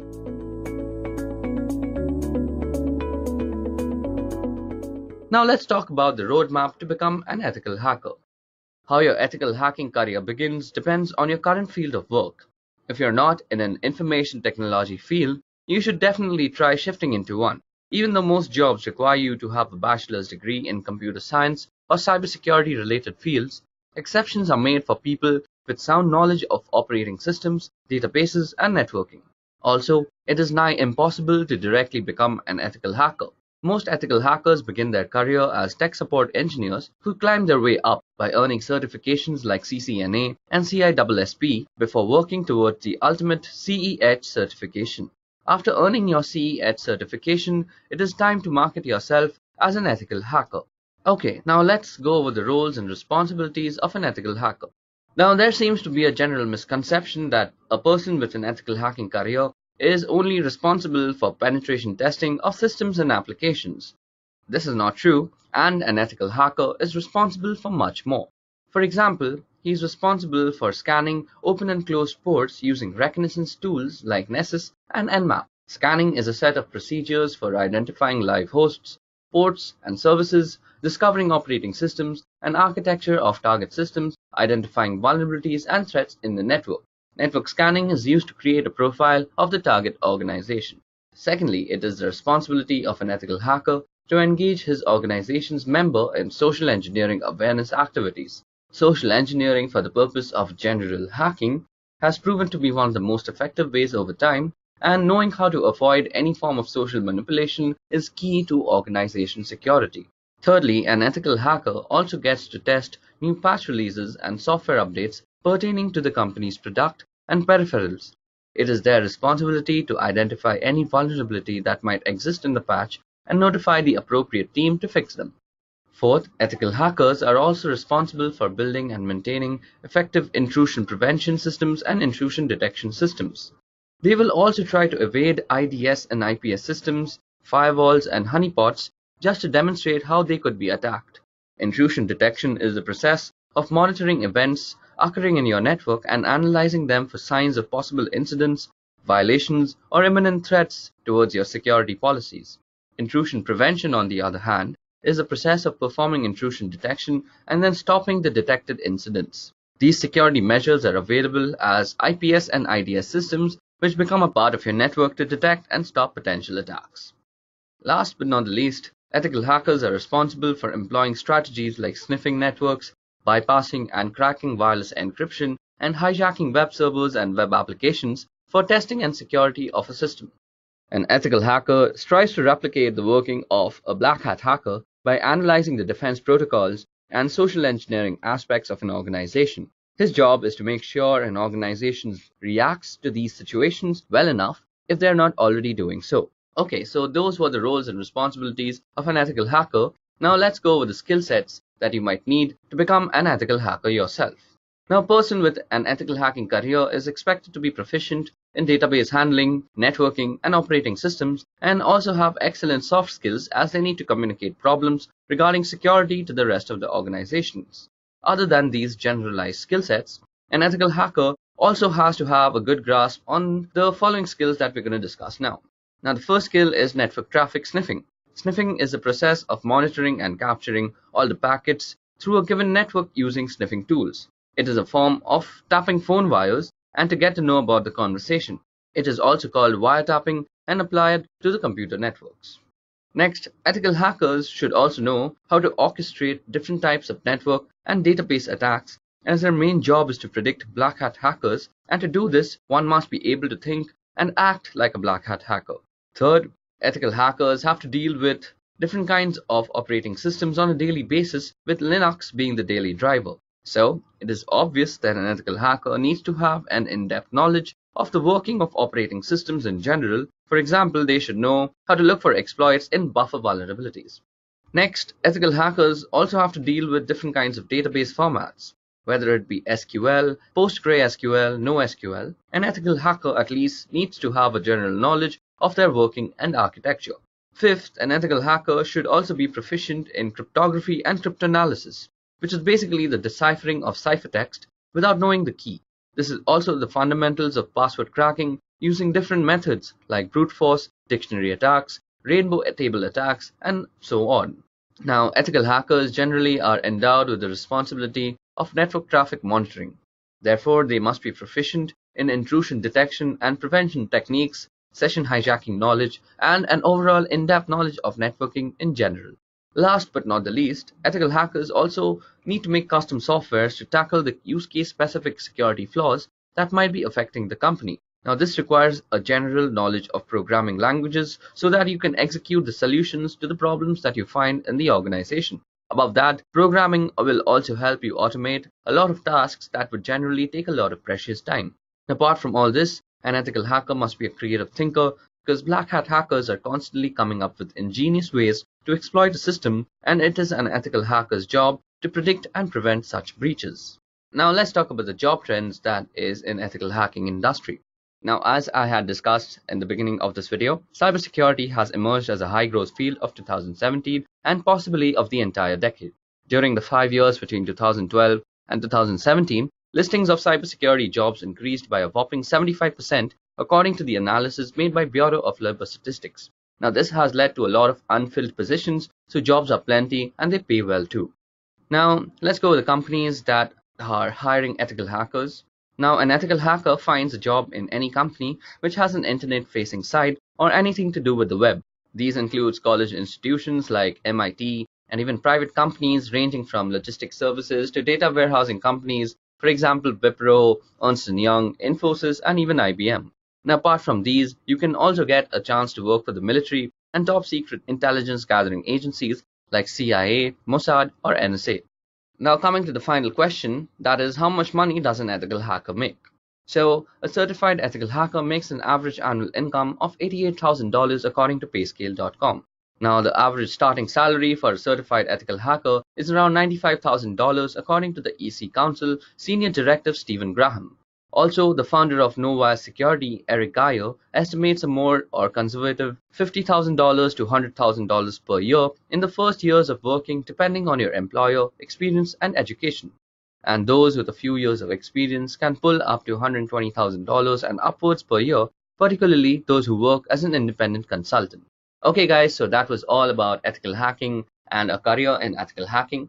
We spoke about how you can become an ethical hacker yourself, and the roles and responsibilities and skills of an ethical hacker.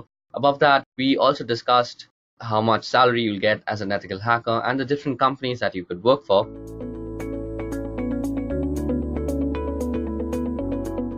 So the first question is, what do you mean by cybersecurity? So as an interviewee, I'd expect that the candidate should first tell me the need for cybersecurity, his views on cybersecurity. So the candidate should be like this. Today's generation lives on the internet, and we general users are almost ignorant as to how those random bits of ones and zeros reach securely to our computer. For a hacker, it's a golden age.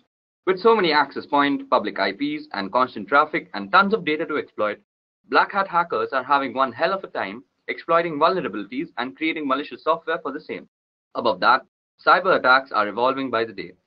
Hackers are becoming smarter and more creative with their malware, and how they bypass virus scans and firewalls still baffle many people. Therefore, there has to be some sort of protocol that protects us against all these cyber attacks and makes sure our data doesn't fall into the wrong hands. This is exactly why we need cybersecurity. Now for defining cybersecurity, here goes. Cybersecurity is a combination of processes, practices, and technologies designed to protect networks, computers, programs, data, and information from attack, damage, or unauthorized access. Okay, so moving on to the next question is, what do you have on your home network? So, a home network gives you a test environment for experimentation. Active Directory domain controller, a dedicated firewall appliance, and a net-attached toaster. As long as you are learning and fiddling with it, that's what matters. I've augmented the router my ISP provided with an Apple AirPort Extreme, which provides better wireless performance to some devices. From there, I've extended the wired part of the network into two parts of the house using 5-port Ethernet switches, my office and living room, each with 4 devices. In the office, I have a network-attached storage device which provides shared data folders to every device for movies and TV streaming anywhere in the house, as well as backups. In the living room is a range of gaming consoles, a TiVo box, and an Android media player. Despite owning a smart TV, it's not hooked into my network simply because the device we own do a far better job of anything the smart TV offers. Okay, now moving on to the next question is, what is encryption and why is it important? Well, a process of converting data into an unreadable form to prevent unauthorized access and thus ensuring data protection is called encryption. Encryption is important because it allows you to securely protect data that you don't want anyone else to have access to. Businesses use it to protect corporate secrets, governments use it to secure classified information, and many individuals use it to protect personal information to guard against things like identity theft. Okay, so that explains encryption and why it is important. Moving on, tell me the difference between symmetric and asymmetric encryption. Okay, so if we compare on the basis of keys, symmetric encryption has the same secret key for both encryption and decryption, whereas asymmetric uses different keys for encryption and decryption purposes. Performance-wise, symmetric encryption is fast but is more vulnerable, while asymmetric encryption is slightly slower due to high computation. Some examples of symmetric are DES and 3DES, while asymmetric, the most popular is RSA and Diffie-Hellman. Okay, so time for the next question. So what is the CIA triad? Now, in this question, the candidates should explain what is CIA triad and what it is used for. So here's the answer. The CIA triad for information security provides a baseline standard for evaluating and implementing information security, irrespective of the system and/or organization in question, where confidentiality is all about making sure that data is accessible only to its intended individual. Measures undertaken to ensure confidentiality are designed to prevent sensitive information from reaching the wrong people while making sure that the right people can in fact get it. Integrity, on the other hand, is all about making sure that data is kept properly intact without it being meddled with in an unauthorized way. Data must be changed in transit, and steps must be taken to ensure that data can be altered by unauthorized people. These measures include file permission and user access controls. On the topic of availability, well, it is all about making sure that data and computers are available as needed by authorized parties. Moving on to the next question is, what do you understand by risk, vulnerability, and threat in a network? Well, threat refers to someone or something with the potential to do harm to a system or an organization. Moving on, vulnerability refers to a weakness of an asset that can be exploited by one or more attackers. In other words, it is an issue or bug that allows an attack to be successful. Last but not the least, risk refers to the potential for loss or damage when a threat exploits a vulnerability. Okay, the next question is, how do you report risk? Well, risk needs to be assessed first before it can be reported. There are two ways you can actually analyze risk. The first is, it can be either quantitative or qualitative. This approach is suitable for both technical and business guys. The business guys will see the probable loss in numbers, while the technical guys will monitor and assess the impact and frequency. Now, depending on the audience, the risk can then be reported. Moving on, how do you differentiate between IPS and IDS systems? Well, first of all, IDS stands for Intrusion Detection System, and IPS is Intrusion Prevention System. Now, IDS just detects the intrusion and leaves the rest to the administrator for assessment and evaluation or any further action. IPS, on the other hand, detects the intrusion and takes necessary actions to further prevent intrusion. Also, there is a difference in the positioning of devices in the network. Although they work on the same concept, the placement is very, very different. Moving on, what do you know about cybersecurity frameworks? Well, cybersecurity framework is a voluntary guidance based on existing guidelines and practices for organizations to better manage and reduce cybersecurity risks. Besides helping associations oversee and decrease probable risks, it was intended to cultivate risk and cybersecurity administration communications among both inner and outer authoritative partners. Most frequently adopted cybersecurity frameworks are PCI DSS, which stands for Payment Card Industry Data Security Standards, the ISO 27001 and 27002, which is the International Organization for Standardization, then CIS, which stands for Critical Security Control, and the most famous cybersecurity framework is NIST. Moving on to the next question, which is, what is weak information security? Well, information security policy is considered to be weak if it does not meet the criteria of an effective one. The criteria include distribution, review, comprehension, compliance, and uniform. Information security is weak if the policy has not been made readily available for review by every employee within an organization, or the organization is unable to demonstrate that the employees understand the content of the policy document. This is when an information security is considered weak. Moving on to the next question is, what's the better approach of setting up a firewall? Okay, so following are the steps you should take to configure your firewall. The first is a username and password. Modify the default password for your firewall device. Next is the remote administration, which will disable the feature of remote administration from the outside network. Then comes port forwarding. For certain applications to work properly, such as a web server or FTP server, you need to configure appropriate port forwarding. Next comes the DHCP server, which is installing a firewall on a network with an existing DHCP server will cause conflict unless the firewall's DHCP server is disabled. Then is logging. Now, in order to troubleshoot firewall issues or potential attacks, you want to make sure to enable logging and understand how to view the logs. Last but not the least, we need to actually go through the policies. Now, if you want to have solid security policies in place, make sure that your firewall is configured to enforce those policies. Moving on to the next question is, can you explain SSL encryption?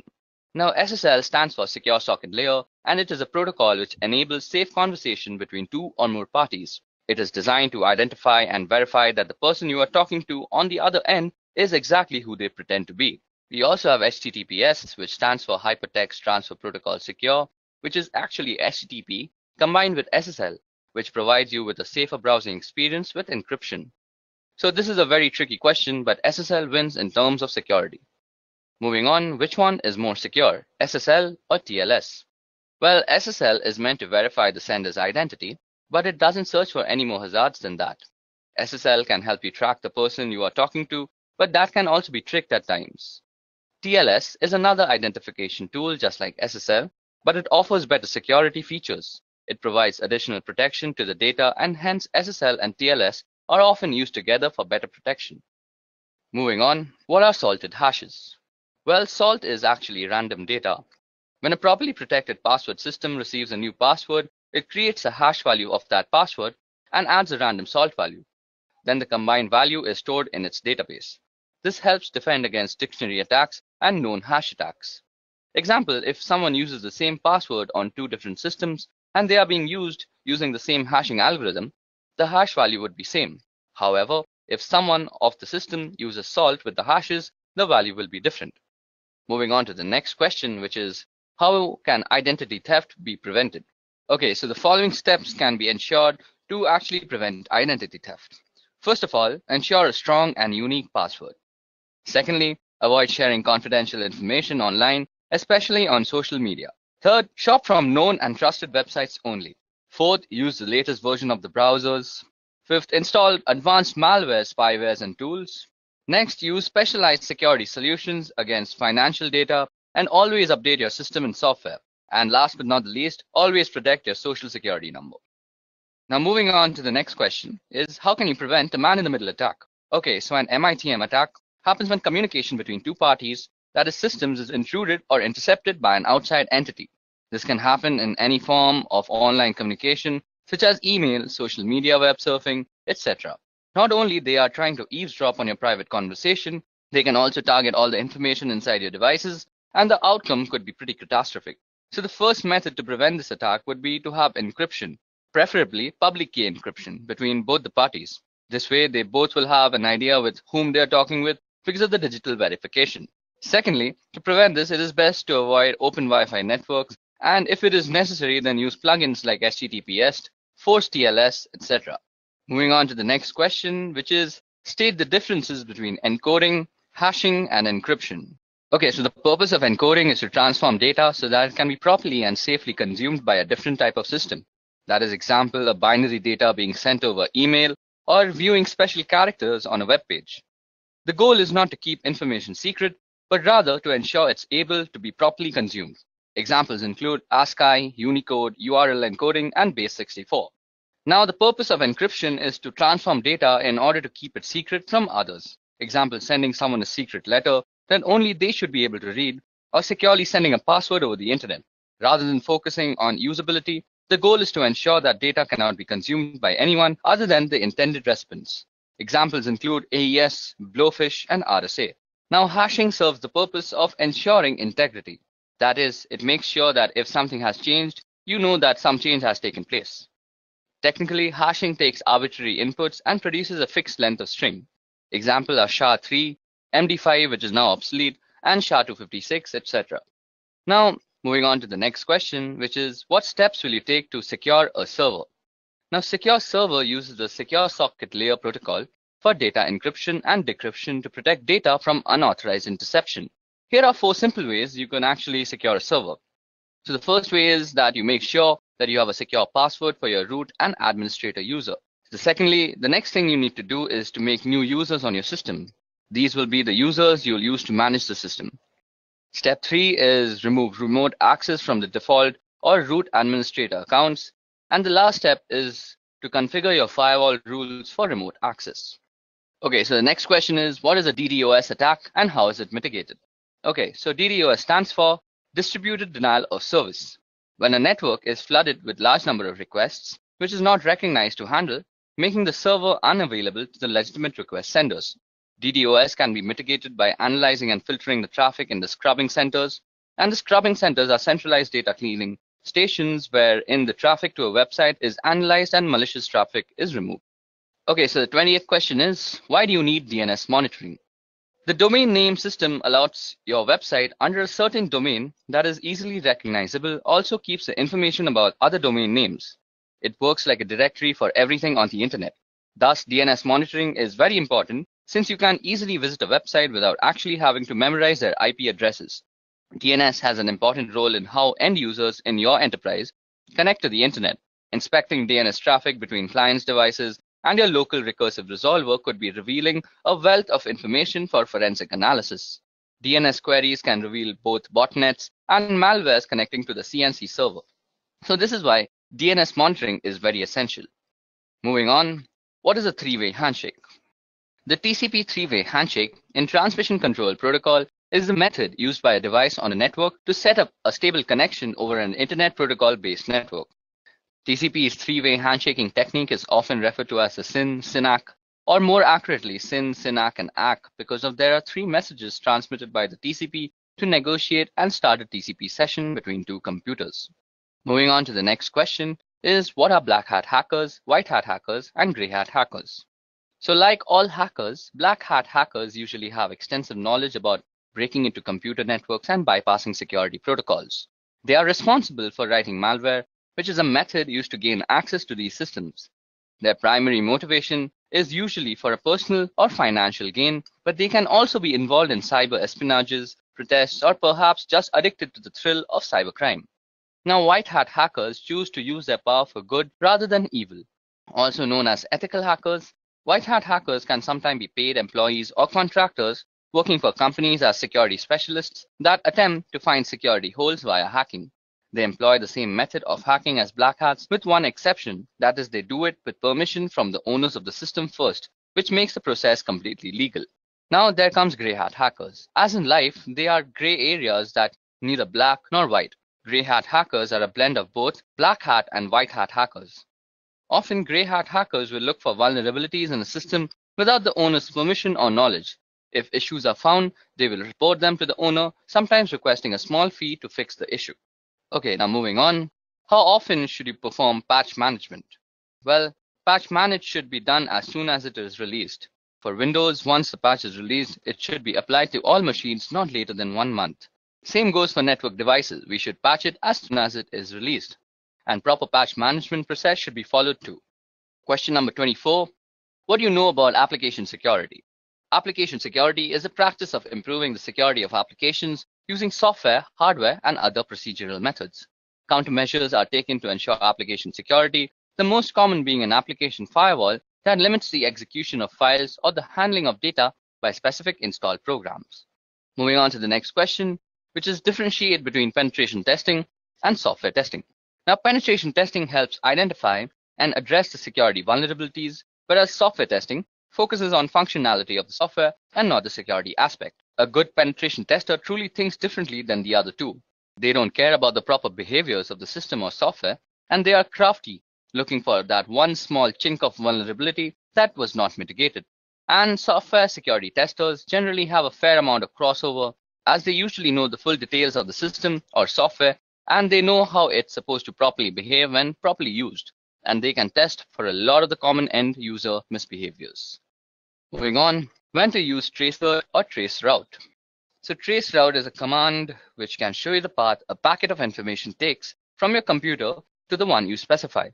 It will list all the routers it passes through until it reaches its destination, or fails to and is discarded. In addition to this, it will tell you how long each hop from router to router takes. Now, when you connect to a website, say howtogeek.com, the traffic has to go through several intermediaries before reaching the website. The traffic goes through your local router, your internet service provider's router, onto larger networks, and so on. Okay, so moving on to question number 27, which is tell me something about the common cyber attacks that plague us today. I'm going to be discussing 8 cyber threats. Firstly, it's malware. Now, malware is an all-encompassing term for a variety of cyber threats, including Trojans, viruses, and worms. Malware is simply defined as code with malicious intent that typically steals data or destroys something on your computer. Next is phishing. Now, phishing, often posing as a request for data from a trusted third party, phishing attacks are sent via email and ask users to click on a link and enter their personal data. Phishing emails have gotten much more sophisticated in recent years, making it really difficult for some people to discern a legitimate request for information from a false one. Phishing emails often fall into the same category as spam, but are more harmful than just a simple ad. Next is a password attack, and a password attack is exactly what it sounds like. That is a third party trying to gain access to your system by cracking a user's password, usually using some algorithm like brute force, dictionary attacks, or a software which is a keylogger. Next is a DDoS attack, and a DOS attack focuses on disrupting the service to a network. Attackers send high volumes of data or traffic through the network until the network becomes overloaded and can no longer function. Next is a man-in-the-middle attack, and a man-in-the-middle attack is an attack where somebody is impersonating the endpoints in an online information exchange. For example, if you're a banking online, the man in the middle would communicate with you by impersonating your bank and communicate with the bank by impersonating you. Next is drive-by downloads, and this is a malware which is actually implanted into a legitimate website, and a program is downloaded to the user's system just by visiting the site. It doesn't require any type of action by the user to actually start to trigger the download. Next is malvertising, and malvertising is actually malicious code which is hidden behind advertisements on websites, and it is also downloaded to your system without your knowledge. Last but not the least is rogue software, which is malware that masquerades as legitimate and necessary security software that will keep your system safe. Okay, so moving on to the next question is what are different OSI layers and what is the job of the network layer? Okay, so OSI or Open System Interconnection is a reference model for how applications communicate over a network. A reference model is a conceptual framework for understanding relationships, and the purpose of the OSI reference model is to guide vendors and developers so the digital communication product and software programs they create can interoperate, and to facilitate a clear framework that describes the function of a network or telecommunication system. The 7 OSI layers are application layer, presentation layer, session layer, transport layer, network layer, data link layer, and the physical layer. Okay, so the network layer is actually used for controlling the operations of the subnet, and the main job of this layer is to deliver packets from a source to a destination across multiple links. Moving on to the next question, which is how would you reset a password-protected BIOS configuration?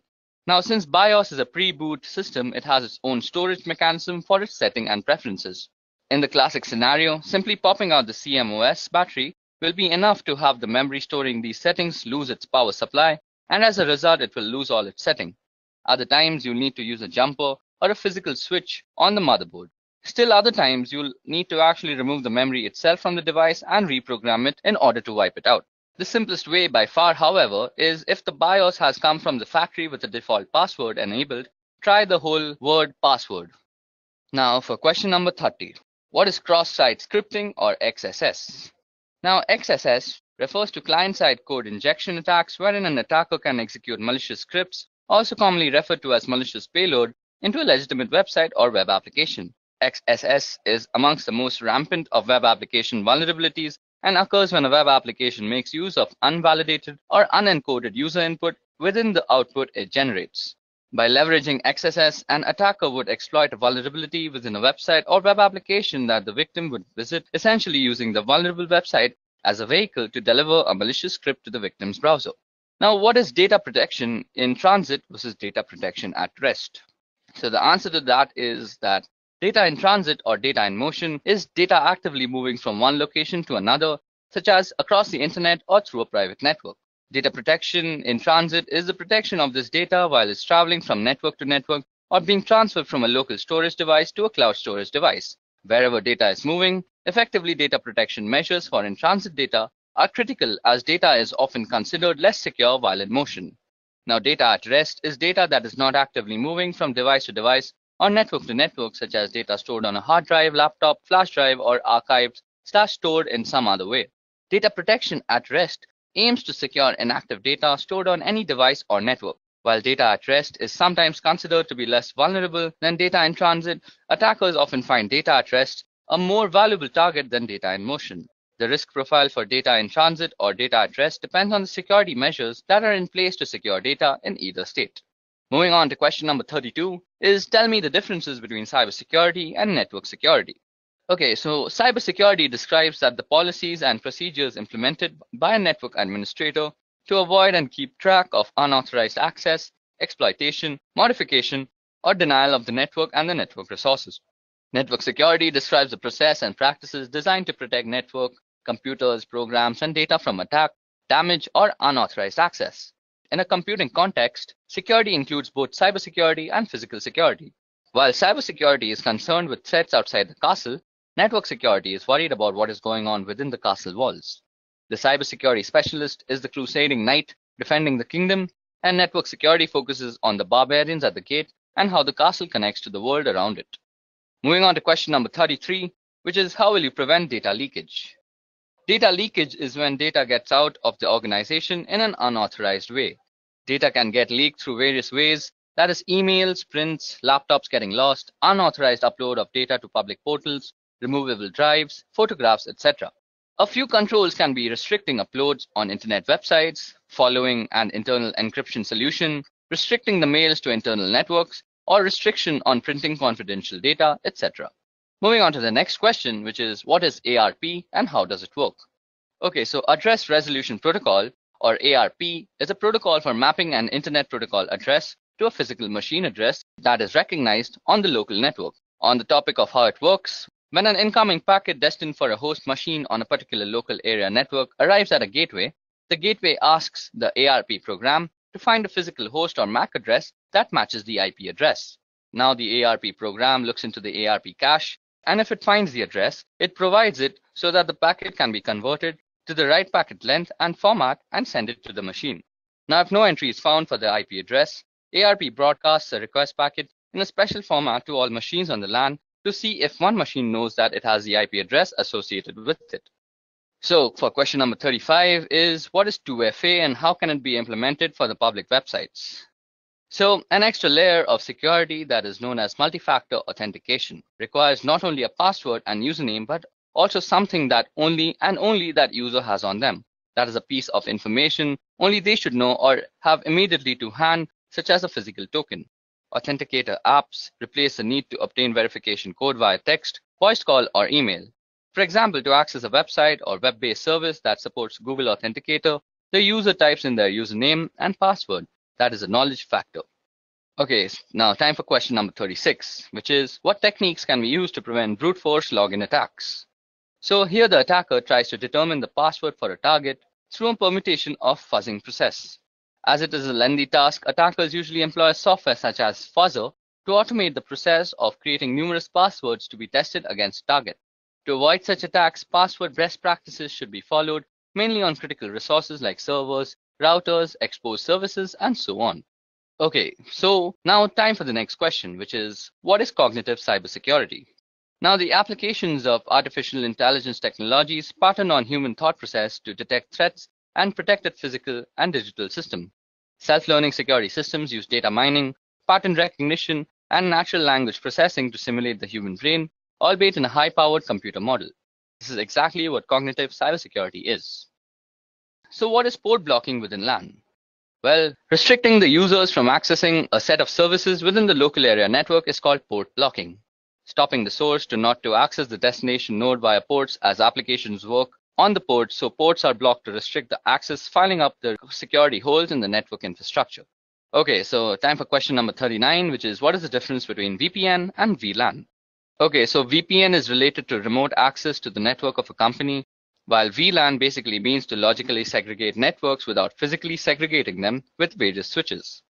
Now, while VPN saves the data from prying eyes while in transit and no one on the net can capture the packets and read the data, VLAN does not involve any encryption technique, but it is only used to slice up your logical network into different sections for the purpose of management and security.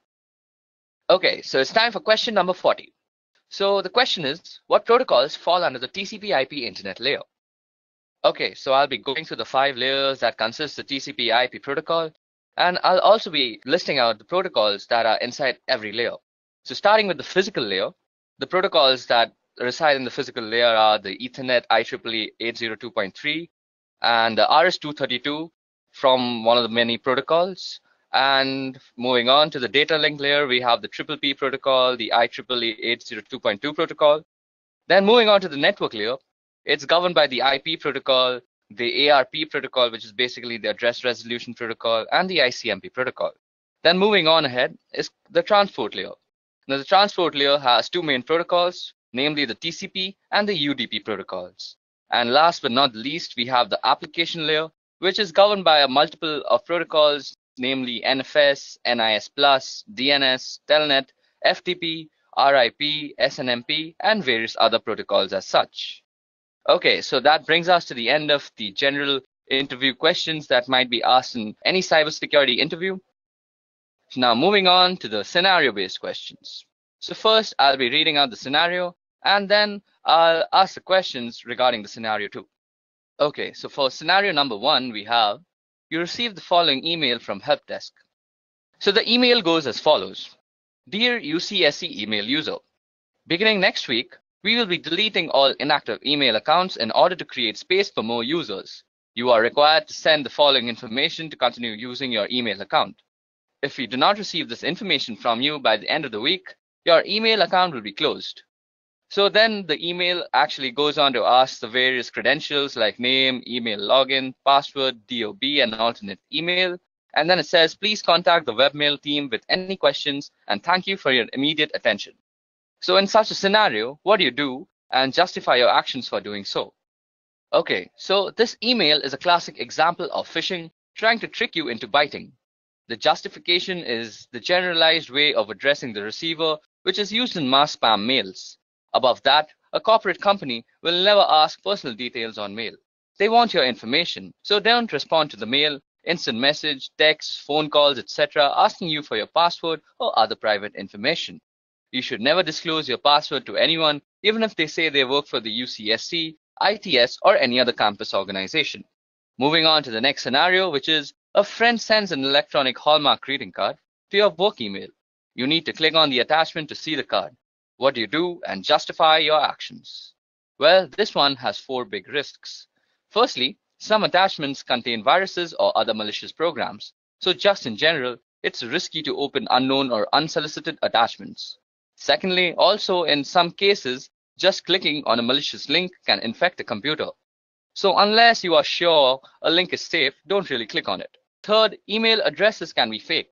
So just because the email says it is from someone you know, you can't be certain of this without checking with the person. Fourth, finally, some websites and links look legitimate, but they're really hoaxes designed to steal your information. So what we have to do is actually not click on the email and actually ignore it completely. Moving on to the next scenario, which is one of the staff members in ITS subscribes to a number of free IT magazines.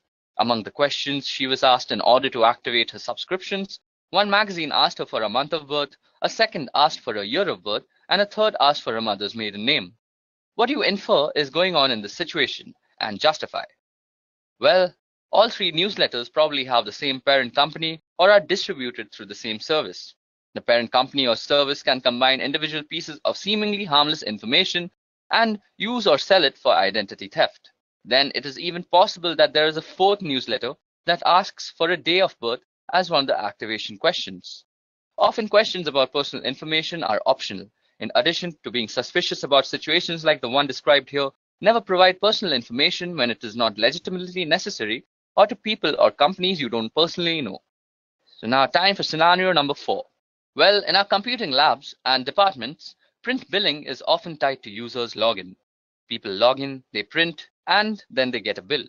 Sometimes people call to complain about bills for printing they never did, only to find out that the bills are indeed correct.